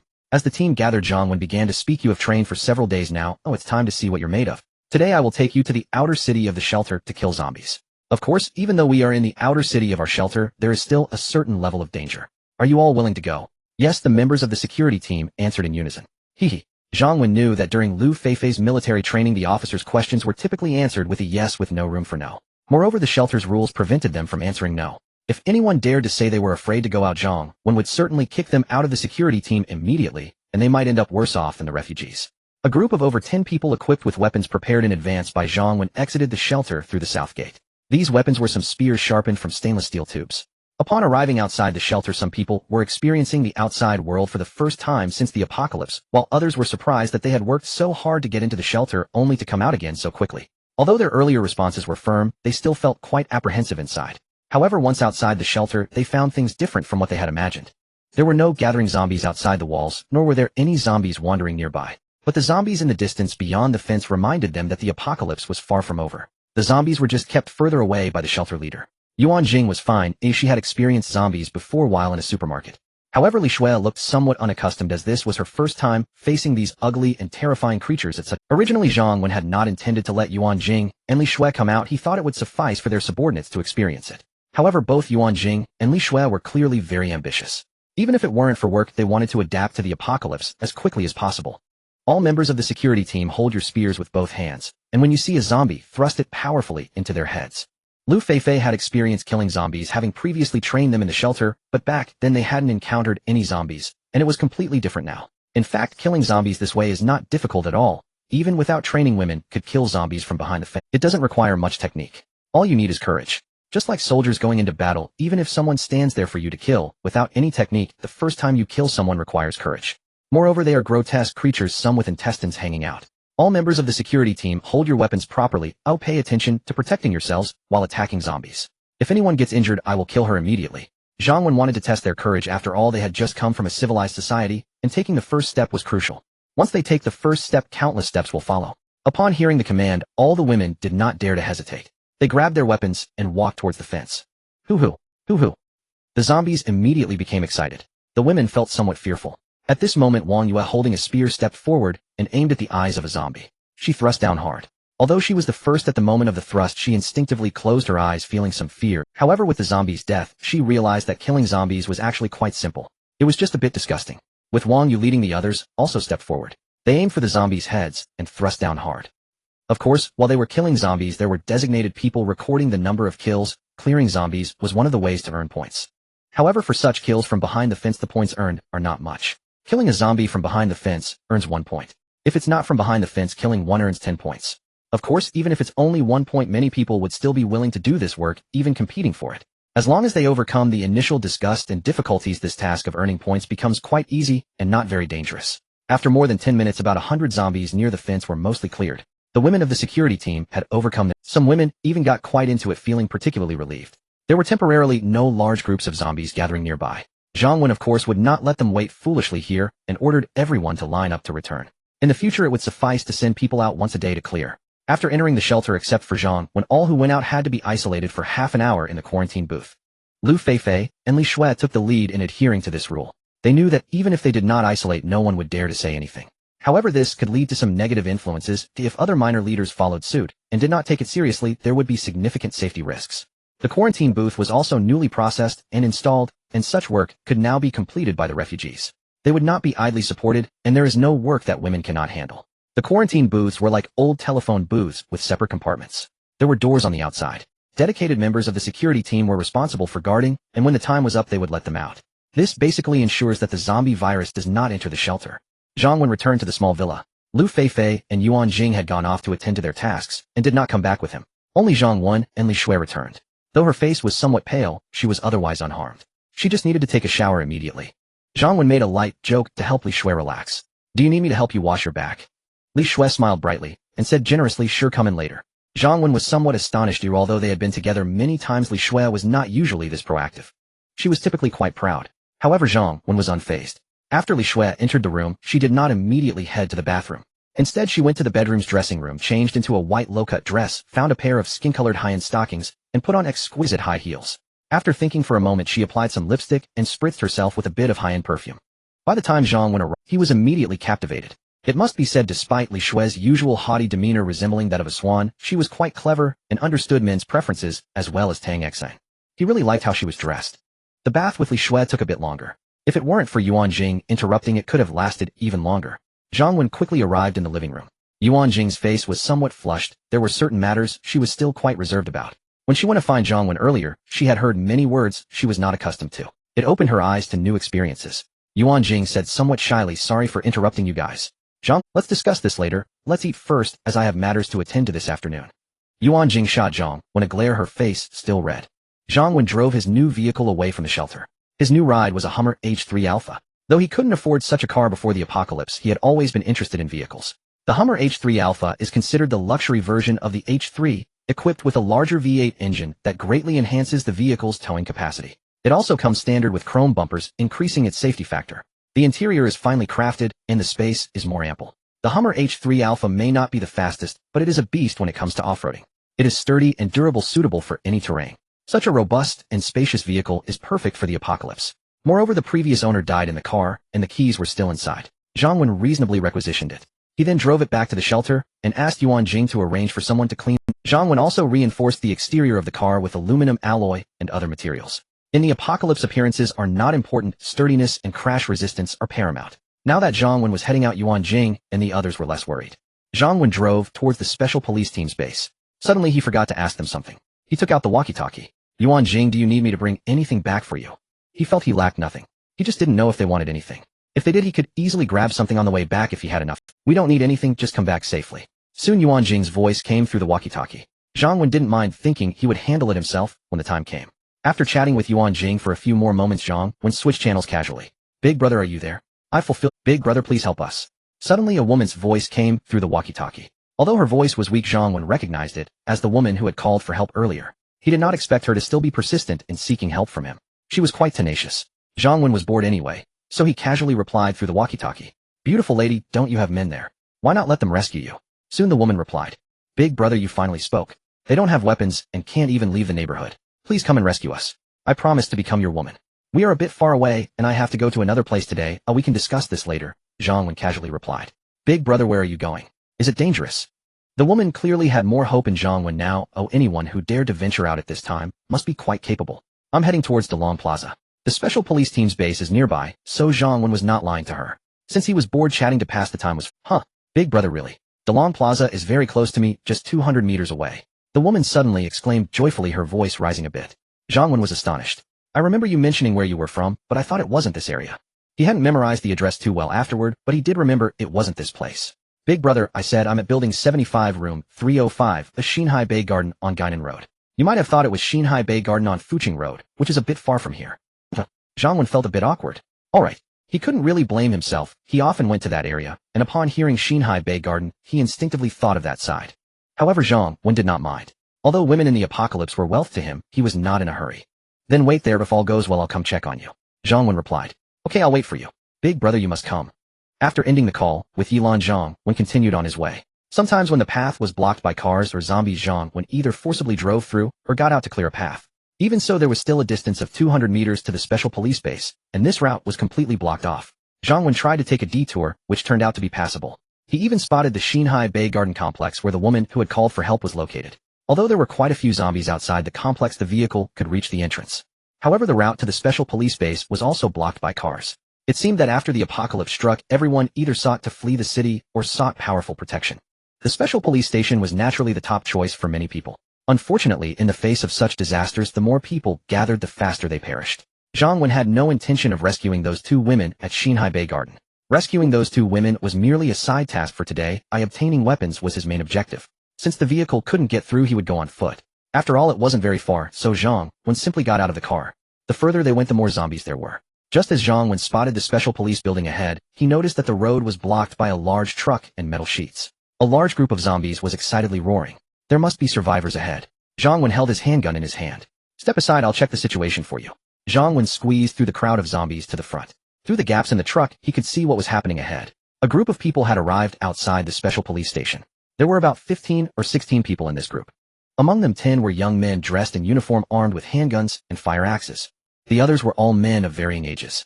There were students around 18 or 19 years old, young men in their 30s, and elderly men in their 50s and 60s.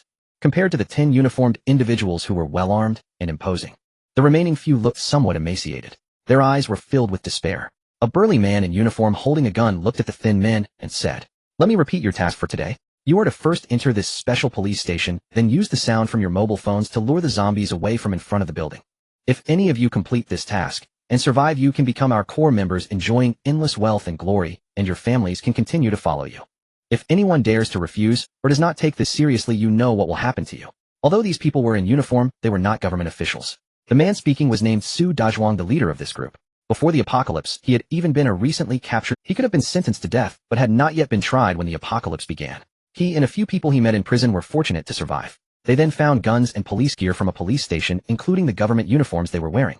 They established a base in a community and continuously accepted survivors to strengthen their numbers. Because they wore uniforms, some survivors were very willing to join them. Unfortunately, they did not realize that they were joining those who joined their group, if they were particularly skilled or criminals from before the apocalypse, could become core members. Otherwise, the rest would be slaves. They would imprison all the men, and when it was time to search for supplies, those men would be sent out first.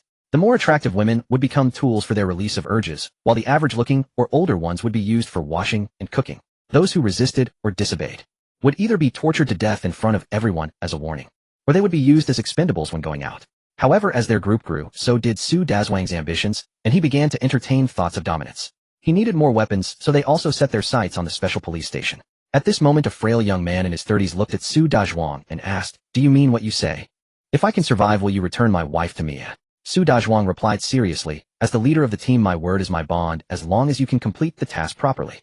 Brother, you and your wife have only been with us for 2 days, and she is still well. But I can't guarantee that for long, so today is your only hope." In the previous 2 days, he had consumed over a dozen people just to barely lure away the zombies outside the special police station and temporarily isolate a safe area. Now there were not many male slaves left. Su Dazhuang needed them, so he appeared particularly merciful. After all, these people would use their lives to lead the zombies away from the building. It could be said to be a life-and-death situation. Without offering some hope or kind words, how could they have any motivation?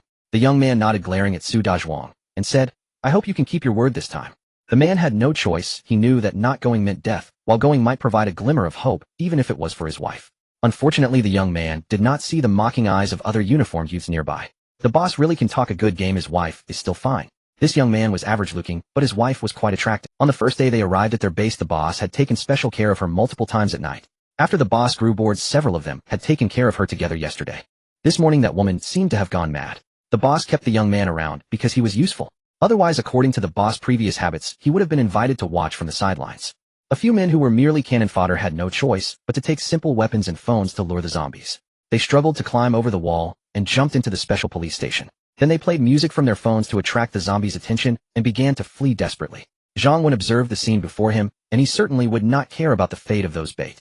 He was now thinking about how to quickly eliminate the 10 uniformed thugs. In this apocalyptic world, one cannot afford to be naive about dangerous individuals. Even those who believe in leaving a line for others have gone to hell. What Zhang Wen needed was to completely annihilate them while their attention was drawn to those bait luring the zombies. Zhang Wen had an idea. They were numerous, only a fool would confront them heat-in. Zhang Wen reached for the truck in front of him, and in an instant the truck vanished. Zhang Wen quickly hid behind a nearby car. Without the truck blocking the way, the large number of zombies that had been obstructed by it immediately rushed towards those people ahead. A young man in uniform was the first to notice the anomaly and turned pale, exclaiming, "Boss, the zombies are coming." Su Dazhuang and the others had been attentively watching the situation inside. Suddenly, hearing his subordinates alert and realizing the sound of zombies was getting closer, they finally recognized the severity of the situation. Damn it! The large truck that was originally used to isolate the zombies had suddenly vanished, and a massive horde of zombies was rushing towards them. But now was not the time to dwell on this bizarre event. Su Dazhuang immediately said, "It's too late to run now. Everyone follow me, kill the zombies while we scale the wall and enter the special police station. As long as we get a hold of a lot of weapons, we won't have to fear these zombies anymore." Originally, some were thinking of fleeing to their base, but after hearing Su Dazhuang's words, they felt it made sense. With so many zombies right in front of them, if everyone thought about escaping, they would not be able to run at all. So everyone took out their weapons and began to kill the zombies. They quickly moved towards the wall. Su Dazhuang, being the leader, had some abilities. When it came to killing zombies, he was unhesitating and ran the fastest. Unfortunately, the situation was too sudden, and a few people immediately fell victim. However, their sacrifice bought Su Dazhuang and the others a little bit of time. Su Dazhuang had already reached the base of the wall. Just as he was about to step on an object to climb over the wall, a gunshot. Su Dazhuang fell to the ground in response. Damn it, there are enemies, and the truck must have been taken by them. The few remaining survivors finally realized what had happened. Why had the truck suddenly disappeared, and the zombies suddenly appeared, avenging the boss? Someone shouted. Bang! Bang! Those armed with guns immediately fired a few shots in the direction where Zhang Wen was hiding. They heard the gunfire coming from that direction. Unfortunately, they didn't see Zhang Wen, who was hiding behind a car. How could they hit him? Some driven by instinct to kill Zhang Wen first ignored the zombies. Oh. Out of 10 thugs, only 3 were still alive. These 3 harbored a deep hatred for Zhang Wen, wishing to tear him up. But now a large number of zombies stood between them. They had no way to seek revenge. They could only kill the zombies in front of them and jump over the wall to hide inside. Bang! Just as one person climbed over the wall, another gunshot rang out, and the person fell back down. The remaining 2 felt despair. At this moment, they were more desperate than those they had tortured to death. Zombies were in front, and enemies were pursuing from behind. What could they do? In 10 minutes, all 10 of them were finished.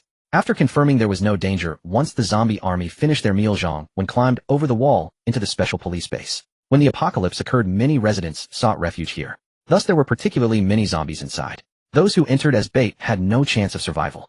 However, the more zombies there were, the safer Zhang Wen felt. He could move freely. Soon he found the weapon storage of the special police. Opening the weapon storage, Zhang Wen couldn't help but feel a surge of excitement. Various weapons and equipment dazzled. Zhang Wen casually picked up a gun, a Type 95 automatic rifle, which could also be used as a submachine gun. A good find. There was also a Type 88 sniper rifle which used the same ammunition as the Type 95 rifle, very convenient. He even discovered several LR-4A high-precision sniper rifles known for their accuracy and often appearing in famous TV shows and movies. Such sniper rifles were typically only equipped by special police units in addition to the aforementioned powerful weapons. Zhang Wen also saw submachine guns with silencers, Type 92 pistols, tactical vests, combat uniforms, bulletproof vests, bulletproof shields, gas masks, and more. Although some of the equipment was also found at the police station he had searched earlier, the special police's equipment was definitely. For instance, the walkie-talkies used by the special police were significantly different from those of regular police officers. They could transmit clearly even at high altitudes or in basements covering longer distances. As Zhang Wen stored the weapons into the system warehouse, he took a look around. There were 40 automatic rifles, 18 sniper rifles in total, and a large box of 300 rifle rounds totaling 330 boxes. This was the main arsenal. Zhang Wen quickly collected all the other equipment without bothering to check. After finishing with the weapon storage, he went outside and found some zombies in special police uniforms, either holding weapons or some lying on the ground. He couldn't be bothered to pick up the ordinary equipment, just grabbed all the automatic rifles. This added another 16 automatic rifles along with some ammunition. At that moment, Zhang Wen saw 2 black behemoths in the parking lot. While these are good finds, armored personnel carriers designed for anti-explosive transport, far superior to the modified off-road vehicle he had. They were remodeled based on the Ford F-550 with tires and outer armor, even the glass meeting Class A explosion-proof standards. They could transport at least 10 soldiers at a time, equipped with observation and shooting holes. Moreover, Zhang Wen was fortunate to find the keys for both vehicles on the corpses of the zombies in the armored vehicle. When he exited, the system warehouse had cleared enough space to accommodate these 2 big guys. Naturally, Zhang Wen was after leaving the special police base, Zhang Wen was in high spirits. This trip had yielded great rewards. Looking at the time, only an hour and a half had passed. With another hour and a half left, that woman called Yi Lan was indeed lucky. Since there was still time, and he was in a good mood today, he decided to pay her a visit. After walking past the congested area, Zhang Wen released an armored personnel carrier from the system warehouse. This thing was sturdier and more imposing than the vehicle he had arrived in. Driving to the Shanghai Bay Garden community, he noticed many zombies outside, and quite a few inside the community as well. No wonder the survivors couldn't leave. Yi Lan, I'm almost at your building, you can come down now. Zhang Wen notified Yi Lan in advance through the walkie-talkie. After crashing through a few zombies, he drove into the community and finally found Building 75 after a round. Just as he parked, a small drone suddenly flew above Zhang Wen's armored vehicle. It circled around his car before flying. Zhang Wen wasn't worried because it was a civilian drone with no lethal capabilities. However, he did want to get a few for himself. Using them for patrolling around the shelter would be excellent. Big brother, we're too hungry to move. Can you send us something to eat? Yi Lan's response came through the walkie-talkie. Zhang Wen frowned, but thought for a moment. You stand by the window first, let me see how you look. At that moment, in room 305 of Building 75, 2 starving young women stared speechlessly at the walkie-talkie. This man was indeed very realistic. If they weren't pretty, would he not come up to save them? Yet the 2 were too hungry and scared. The woman, holding the walkie-talkie, reluctantly stood up and walked to the window. Then she waved downwards. Big brother, I'm waving. Can you see me? At this time, Zhang Wen was holding the binoculars he had taken from the special police station, so he could clearly see the woman. The woman by the window seemed to be in her late 20s, dressed in a women's suit with short hair and a fairly attractive face. She appeared refined, competent, and confident, a standard urban beauty. However, to Zhang Wen, this woman barely scored 80 points and her average figure didn't meet his standards. Didn't you say you were very beautiful? Why do you seem average? If you can come down, come down. If you can't, I'll leave. Downstairs, Yilan was showing her most charming smile. Hearing the voice from the walkie-talkie, she nearly smashed it in anger. Average? Was he talking about her? Although Yilan had always been a career-focused person and a single woman, she had had several boyfriends before. Each one had been infatuated with her, obeying her every word. She had always been the one to break up with them first. How could he say she looked average? Yilan was almost in tears. Although she was not as beautiful as her stunning live streaming, she was far from average, right? Even the other woman beside her, seeing Yilan's gritted teeth, couldn't help but laugh.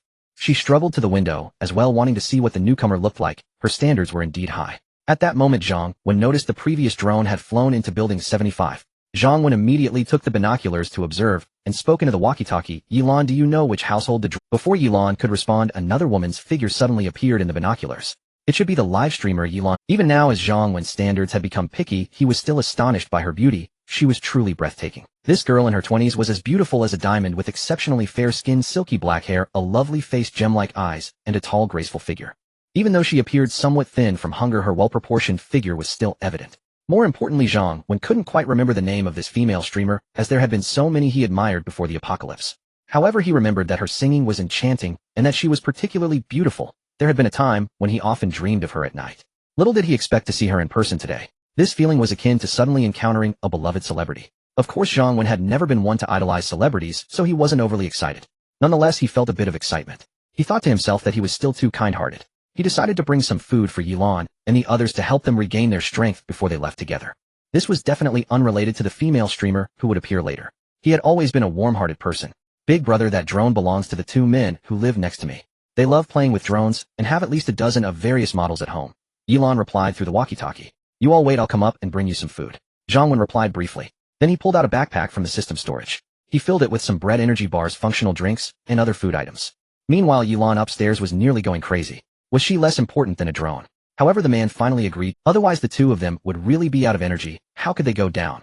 Lulu, we can finally leave. Yilan's son Lulu, however, expressed some concern. From your conversations, this man doesn't seem very easy to get along with. Yilan shrugged it off. What can I do? I'm just so hungry that I'm scared if worst comes to worst, I'll just have to be his woman. Saying this, she became a bit indignant. Others wouldn't even want me. Knock knock. At that moment, a knocking sound came from outside the door. So soon. The two of them hurried to the door. Ingwei, Li Xiao, Jia, why are you two here? Outside the door stood not Zhang Wen, but the two young men next door who loved flying drones. Yilan, while we were patrolling with the drone, just now we saw you talking to a man in a police car. Did you find someone for rescue? Can we go with you? Ingwei was the first to speak. He was somewhat attracted to Yilan's charm, and after some deliberate flattery, they had become friends.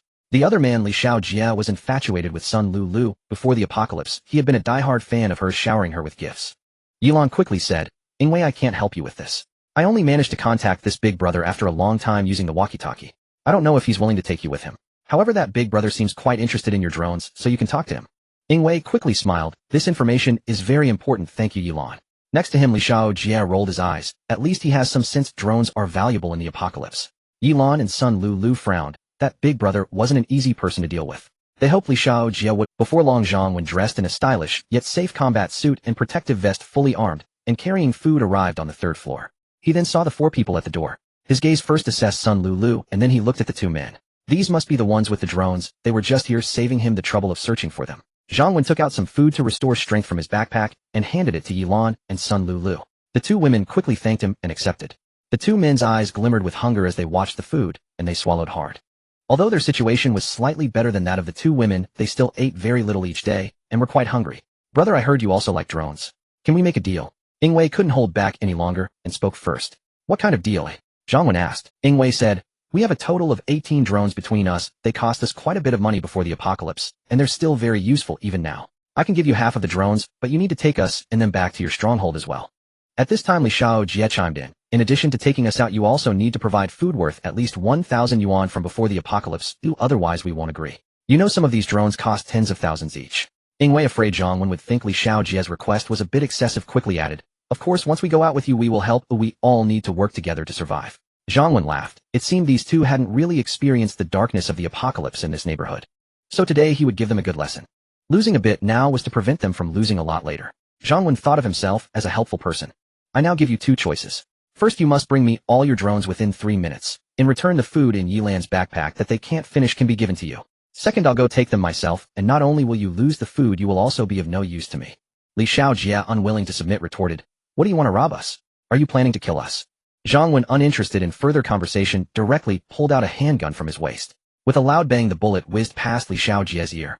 Zhang Wen's speed was too quick. Li Xiaojie and the others didn't have time to react. The loud noise made Li Xiaojie's ears ring, and he was left paralyzed on the ground from shock. A yellow liquid slowly flowed down between his legs onto the floor.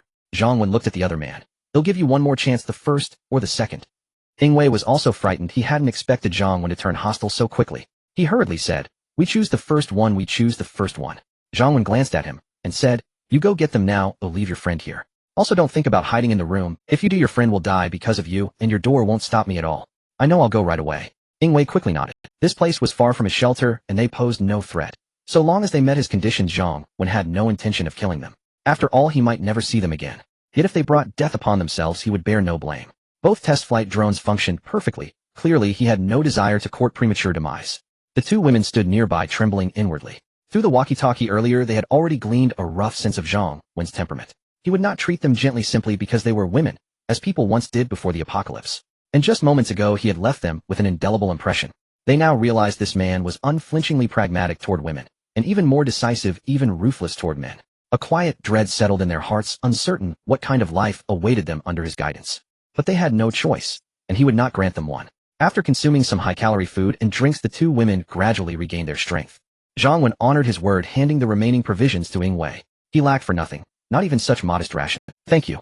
Yingwei accepted the food and offered gratitude. Though it was technically payment, at least Zhang Wen had spared their lives and kept his promise. Seeing Zhang Wen give the food to Yingwei eased the women's anxiety somewhat. At least it confirmed he possessed moral boundaries, far from a wanton killer. Zhang Wen instructed Yingwei's group to enter the building first, then escorted the two women downstairs. Outside the ground floor entrance, a horde of zombies already encircled the vehicle. If he fought his way out with the two women, Zhang Wen feared not for himself, but for them being bitten. He had already invested time and resources. He refused to let them perish at the last moment, rendering all his efforts futile. Fortunately, this scenario posed, "Wait here. When I call for you, rush out immediately and board the vehicle." Zhang Wen instructed the women, who dared not object, and nodded hastily. Under the women's astonished gaze, Zhang Wen strode out the door, utterly indifferent to the swarm of zombies beyond. With casual precision, he dispatched two that blocked his path, then walked a short distance before retrieving a string of firecrackers. He lit the fuse and hurled the firecrackers into the distance. Crackle pop. A sudden raucous clamor drew every nearby zombie away. Zhang Wen swiftly returned. "Come out. Board the vehicle now." The women watched his seamless, unhurried movements with awe. Calm, composed, utterly in control. Truly a formidable man. They dashed outside without hesitation and climbed into the imposing, battle-ready armored personnel carrier. Ding-ling-ling. A mobile phone rang sharply. Seated in the driver's seat, Zhang Wen pulled out his phone and silenced the tone. No need to check. No one would be calling him now. This was the custom alarm he set each time he ventured out. A signal that his zombie slayer physique had only 30. It was time to return to the shelter. Yet Zhang Wen remained unrushed. If all went smoothly, he could easily make it back within half an hour. Even if he failed to return on schedule, it mattered little. His habit stemmed from one unwavering principle: absolute safety first, mastering the art of cautious survival to its utmost. Occasional delays held no peril. With his current abilities and arsenal, whether against zombies or fellow survivors, Zhang Wen had little left to fear. Li Shui dispatched personnel to clear the zombies outside the north gate. "I'll be returning shortly." Zhang Wen relayed the order over the walkie-talkie. With so many residents now at the shelter, such minor tasks hardly warranted his personal attention. The return route, having been traversed once already, proved relatively smooth. Upon receiving Zhang Wen's instruction, Li Shui at the shelter immediately deployed personnel to the north gate.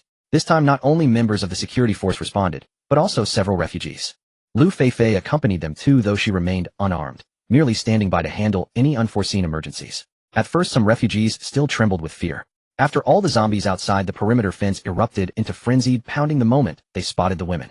Leading the charge, security force members raised their long spears and thrust them cleanly into the zombies' skulls. Their movements were swift and practiced. Habit had long since extinguished fear. Under their confident guidance, even the newly recruited refugees gripped their weapons tightly, shut their eyes, and stabbed forward. Aside from mild nausea, it truly was simple, and each slain zombie earned valuable points. Their motivation surged accordingly. They grew increasingly zealous. Yet 10 minutes before these women emerged to slay the undead, 3 young men stood at a distance just outside Wenshan's shelter. "Xiangzi, are you certain this settlement holds many women?" asked the youth with short-cropped hair, voice hushed. "Of course I am. Do you think I'd miscount in broad daylight?" Xiangzi snapped back. "Then did you see whether they carried firearms?" the short-haired youth pressed. Xiangzi replied, "No. I saw only spears and fire axes. Not a single shot fired." A tall, powerfully built youth beside them grew impatient and grumbled, "Damn it, Xiangzi. How long must we wait? Will they ever come out?" Meng Ge, don't fret, they will emerge. Then you may choose freely among a dozen women first. Though Qiangzi had spoken brusquely to the short-haired youth earlier, his tone toward Meng Ge now held unmistakable deference. These three had survived together since the cataclysm. Before the apocalypse, the short-haired youth was Li Liang, warehouse manager of a food distribution center. Qiangzi's real name was Lu Xiaoqiang, an ordinary food delivery rider.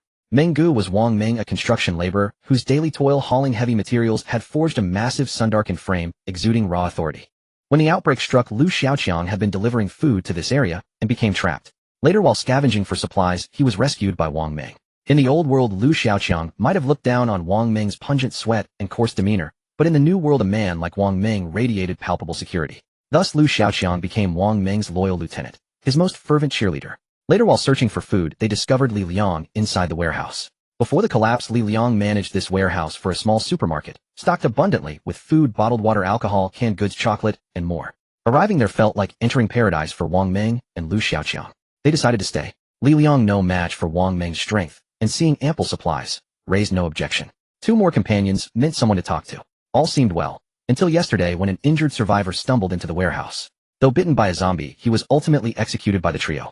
Yet the dying man's final words unsettled them deeply. He too had been a courier before the fall, trapped alone in a high-rise after the outbreak. Starving, he sought food at a residence, only to find a beautiful young widow at home. She dismissed him with contempt, refusing aid and driving him away. At first he dared not act rashly, but hunger soon overwhelmed reason and the apocalypse showed no sign of ending.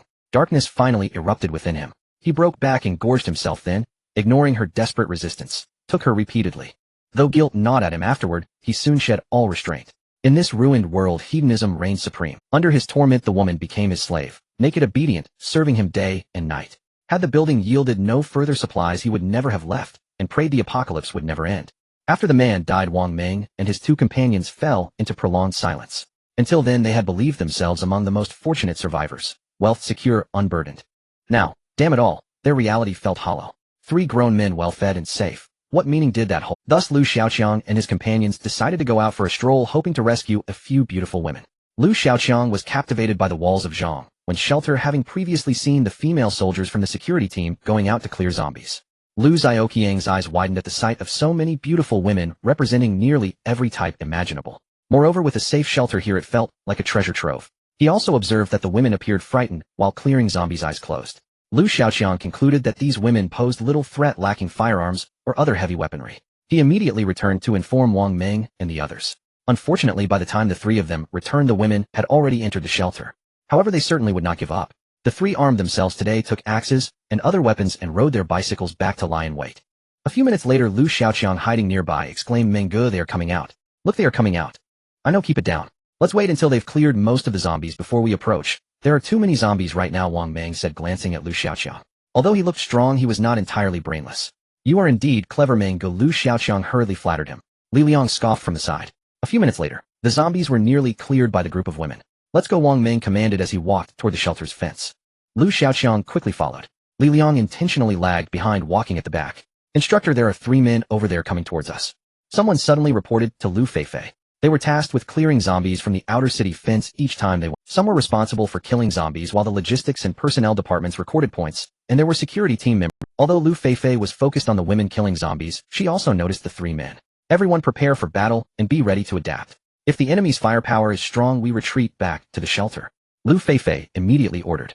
At the same time, she contacted Zhang Wen and Li Shui in the shelter via intercom. "Whoa, that woman is really stunning." Wang Meng, nearing the fence, instantly lost his composure upon seeing Lu Feifei, quickening his pace significantly. "Hello, beautiful." Just 10 meters from the fence, Wang Meng was preparing to engage the women inside in a friendly manner. Although they were armed, peace could still be achieved. Oh. But suddenly 2 arrows shot towards Wang Meng and his companions at high speed. They had no time to dodge and fell to the ground with a scream. Li Liang, following behind Wang Meng, was paralyzed with fear and turned to run. He was lucky to have intentionally lagged behind, avoiding triggering the arrow tower's defenses. Inside the fence, Lu Feifei and the others, prepared for battle, were dumbfounded. What was happening? Where did the arrow? It seemed no one in the shelter used bows and arrows as weapons. The arrows just now came from those tall towers. Some women who witnessed the event quickly reported. Were those the suddenly appearing towers? The director hadn't explained their purpose. It turned out they were indeed arrow towers capable of killing enemies. When Zhang Wen returned to the north gate of the shelter, the zombies outside the fence had been thoroughly cleared. Lu Feifei notified him of enemy intrusion. Zhang Wen had yet to respond. Lu Feifei informed him that 2 enemies were dead and 1 had fled. "It's all right. Zhang Wen saw the two bodies and didn't bother with them. The zombies would handle the corpses. As for weapons, those outdated cold weapons were everywhere, and he couldn't be bothered to collect them. Watching Zhang Wen return in an armored transport vehicle, all the women looked on with curiosity. What was the director up to? Entering the shelter in an armored vehicle, everyone who saw the vehicle couldn't help but take a... Before the apocalypse, sports cars were the most popular. But after the apocalypse, would you dare to take a sports car out? Did the director go to find an arms depot? Even Ruan Jing and the others who came to greet him were filled with curiosity. Zhang Wen opened the car door first, letting Yulan and Sun Lulu out. Then he dragged out several boxes from the trunk. These were part of the weapons he retrieved from the system warehouse upon his return, intended for arming and training the security team. Are there weapons in there? Lu Feifei inquired excitedly upon seeing the boxes. Zhang Wen casually replied, indeed. Ruan Jing and the others were astonished. There were indeed weapons in an armored vehicle. Did he really go to rob an arms depot? Naturally, Zhang Wen wanted everyone to see what he had brought back, so he opened several. Curiously, Ruan Jing and the others gathered around. Indeed, 2 boxes were filled with firearms and ammunition, while others contained combat suits, bulletproof vests, and more.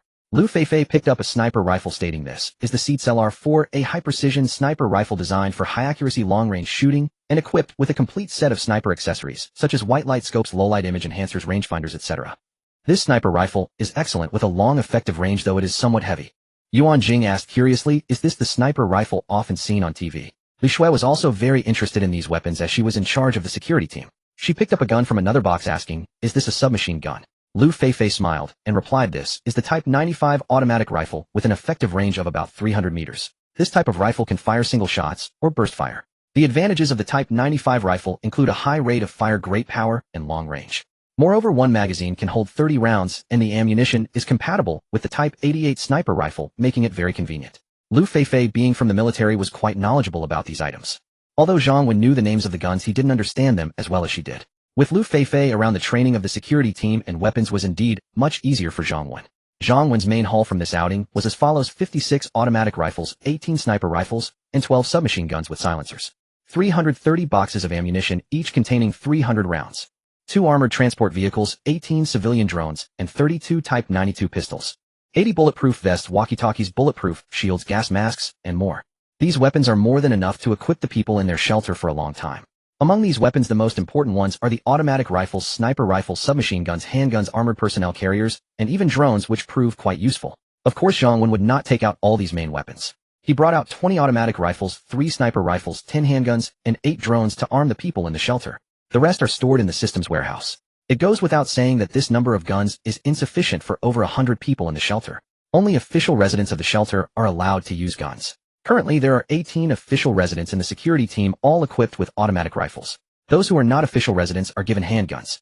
The sniper rifles are designated for Lu Feifei and her special forces. The drones are used for patrols by the security team, making it more convenient.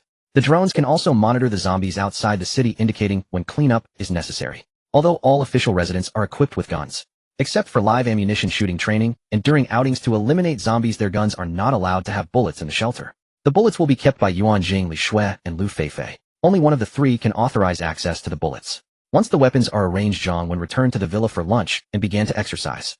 Now, apart from spending 3 hours each day searching for weapons, supplies, and women, he hardly needs to worry about the effect. Ruan Jing, Li Shui, and Lu Feifei manage everything in an orderly manner. Thus, in his spare time, Zhang Wen dedicates time to exercise. Physical fitness is the foundation of revolution. Moreover, the time spent exercising daily not only does not bore Zhang Wen, but instead becomes an endless source of enjoyment. At this moment, Zhang Wen adjusted his breathing while squatting with a barbell. Tang Xian stood beside him, providing guidance. As Zhang Wen moved, his well-built muscles became distinctly pronounced, exuding masculine charm. With the gene serum combined with rigorous daily training, Zhang Wen was no longer the slightly thin man he once was. Every muscle on his body now appeared strong. "Darling, you're getting better and better, but it's about time to take a break. Too much of anything is not good," Tang Xian said, with a faint blush, gazing charmingly at Zhang Wen. "Oh." Zhang Wen gritted his teeth and let out a low growl, slowly completing the last rep. This barbell squat was at 60 kilograms, and he could only do 20 reps at the start. Today's best record was 35 reps, and he managed to surpass his limits every day. Of course, as Tang Xian said, moderation is key, so Zhang Wen left some room for improvement. Otherwise, it wouldn't be good for the muscles. Zhang Wen paused, and Tang Xian didn't mind the odor of his sweat at all. She immediately approached him to massage his leg and abdominal muscles. It felt good. Today, Tang Xian wore a white tracksuit. Although it wasn't tight yoga pants, her well-proportioned figure couldn't be concealed. Among the women in the villa, each had their own merits, but Tang Xian had the best figure and was also obedient and attentive. Ruan Jing was the most feminine, gentle as water. Li Shui exuded an outstanding aura, noble, elegant, and with personality. Lu Feifei was spirited and had a good figure as well. Zhang Wen liked them all, especially since they shared one common trait: fair skin and beauty. Inhaling Tang Xin's pleasant fragrance and enjoying her precise, kneading, Zhang Wen felt like he was in a gentle paradise, a hero in a delicate world. He found a stool to sit on. Then he pulled her closer. Sit on me to massage, standing is tiring. Tang Xian blushed like a peach blossom, becoming even more enchanting. She gave Zhang Wen a slightly reproachful glance, but nodded nonetheless. Isn't this just a massage? Last time Ruan Jing and the others almost saw us. As Tang Xian sat down, her perfect figure deepened Zhang Wen's feelings. His nose was filled with her alluring. Sensing the heat in Zhang Wen's gaze, Tang Xian felt a mix of pride and joy, understanding what such looks from a man represent. However, different people would evoke different feelings in her. If a stranger looked at her like that, she would have been covered in goosebumps. But Zhang Wen's gaze brought her pleasure. After all, he often showered her with gifts worth billions, totaling over 100 billion. Her body and mind were almost melting from the affection, and she had long accepted him. Let's do it tonight. This is still the gym, Tang Xian hurriedly suggested. Actually, meetings can also be a form of exercise, Zhang Wen chuckled. Tang Xian still felt a bit shy, and Zhang Wen pulled. You're all sweaty, let's take a shower. Since this place wouldn't work, they should change to another location. Otherwise it would be a bit torturous. Tang Xian. Zhang Wen embraced her soft body, saying, let's shower together. We need to save water in the apocalypse. Without waiting for Tang Xian to refuse, he pulled her towards the bathroom. Tang Xin's face turned red as she looked around to ensure no one was nearby. Still, she didn't struggle and followed him. Zhang Wen and Tang Xian arrived at the bathroom, filling the bathtub for two with warm water. Zhang Wen gazed at the still shy Tang Xian, who seemed forever captivating. Meanwhile, Xiao Tong Yao, Lu Feifei, and Xiao Wanling were in the entertainment room on the second floor watching a cartoon. Although they may have seen it before, they still watched with great interest. At this moment, Tang Xian came out, but she had already changed into a new outfit. Beautiful Aunt Xian, why did you work out with Uncle Director for so long today? Xiao Tong Yao asked, her eyes still glued to the television, but not forgetting to check on Aunt Xian. After all, Aunt Xian took care of her every day, and she really liked her. Hearing Xiao Tong Yao's innocent question, Tang Xin's face flushed, making her even more charming. However, the older Lu Qianqian understood some things better, and felt a bit shy to speak freely. Aunt Xian, come and watch the sheep, it's so funny. Fortunately, Xiao Tong Yao was just asking casually, and didn't dwell on the previous topic. She then invited Tang Xian. You all can watch, or I'm going to watch a movie. Tang Xian felt a bit tired, she came out to relax. However, she was already past the age of watching cartoons. But it didn't matter, there was electricity in the villa. There were plenty of phones and computers. The best brands and the highest prices were available, and many resources ensured they never lacked movies or TV shows. Recently, she had become captivated by a TV series. If Zhang Wen hadn't called her to work out and delayed her time, she would have continued binge-watching. Xiao Tong Yao didn't mind, although she still thought cartoons were the best. Where's Uncle Director? Xiao Tong Yao asked again. He said he went to find someone for a reward. Oh. Zhang Wen indeed went to find someone. He was looking for Yilan and son Lulu, whom he had previously entrusted to Ruan Jing for arrangements. However, at this moment Zhang Wen remembered. They had not yet received their reward for saving them. When Zhang Wen found Yilan and son Lulu, they were cleaning in the refugee dormitory. Their health was still quite poor and needed recovery. However, as long as they were not Zhang Wen's women, they were definitely expected to work, so he temporarily assigned them lighter tasks. Director. The two women hurriedly greeted Zhang Wen upon seeing him. Although this title felt somewhat unfamiliar, they had suddenly transitioned from being the proud daughters of heaven before the apocalypse to the very bottom of the social ladder now. Though they had only met Zhang Wen for less than a day, they had already grasped his character. He was not a person who adhered to reason. One could see this from the way he forced the two men next door to hand over their drone. As for respecting women and cherishing the delicate, they understood after arriving at the shelter. Zhang Wen would cherish his women, but when it came to other women, while he wasn't as brutal as he was with men, it was still under the condition that they obeyed him and did not violate the rules he set. Otherwise, what awaited them would only be punishment or even death. Therefore, although the two proud daughters felt uncomfortable and unadapted, the environment forced them to accept it. However, at this moment, Yilan felt somewhat conflicted. After entering the shelter, they were taught the rules of the place, and then they had lunch with the refugees. They also witnessed the treatment of formal residents and learned about the treatment of women residing in the small villas. Her heart was truly filled with mixed emotions. When she first contacted Zhang Wen upon hearing him say he would save them, she declared she would become his woman. Yilan was furious and indignant. However, being too hungry, she compromised. Later, when Zhang Wen found them, he asked her to show him from the window. Yilan was speechless, feeling as if she was being selected like a commodity. Then Zhang Wen remarked that she wasn't pretty enough and seemed to look down on her. This made her angry again, as she could be reluctant, but how could he not find her attractive? Yet despite Zhang Wen's lack of interest, she felt more happy that he came for them. If he didn't find her appealing, so be it. She wouldn't serve him anyway. Who does he think he is looking down on her? However, now that she was in the shelter, Yilan began to understand why Zhang Wen found her. Not to mention the few women Zhang Wen had, each was stunning and possessed great figures and charm. Even among formal residents and refugees, there were many women who were not inferior to her, some even more beautiful. He indeed had the right to look down on her. Now she actually hoped Zhang Wen would continue with his previous demands because life as a refugee was truly hard for her. It was vastly different from her previous life. Zhang Wen approached Sun Lulu, gazing at this woman he once fantasized about with her angelic beauty, gem-like eyes, and tall curvaceous figure. He did not expect her to be even more beautiful in person than in the videos. Especially her skin, which was exceptionally good, fair and tender, just like a baby's. Even though she appeared somewhat disheveled and thin, now those features were innate, and with a little nourishment, she would be fine. Sun Lulu, are you a virgin? Zhang Wen asked a rather cliché question which he usually wouldn't ask, unlike with Ruan Jing and Li Shui. Some women, even if they weren't, were still truly good women. Zhang Wen was indeed interested in Sun Lulu, but the impression he had of the circle she belonged to was too negative, hence the question. Sun Lulu was taken aback by Zhang Wen's sudden question and immediately turned as red as blood.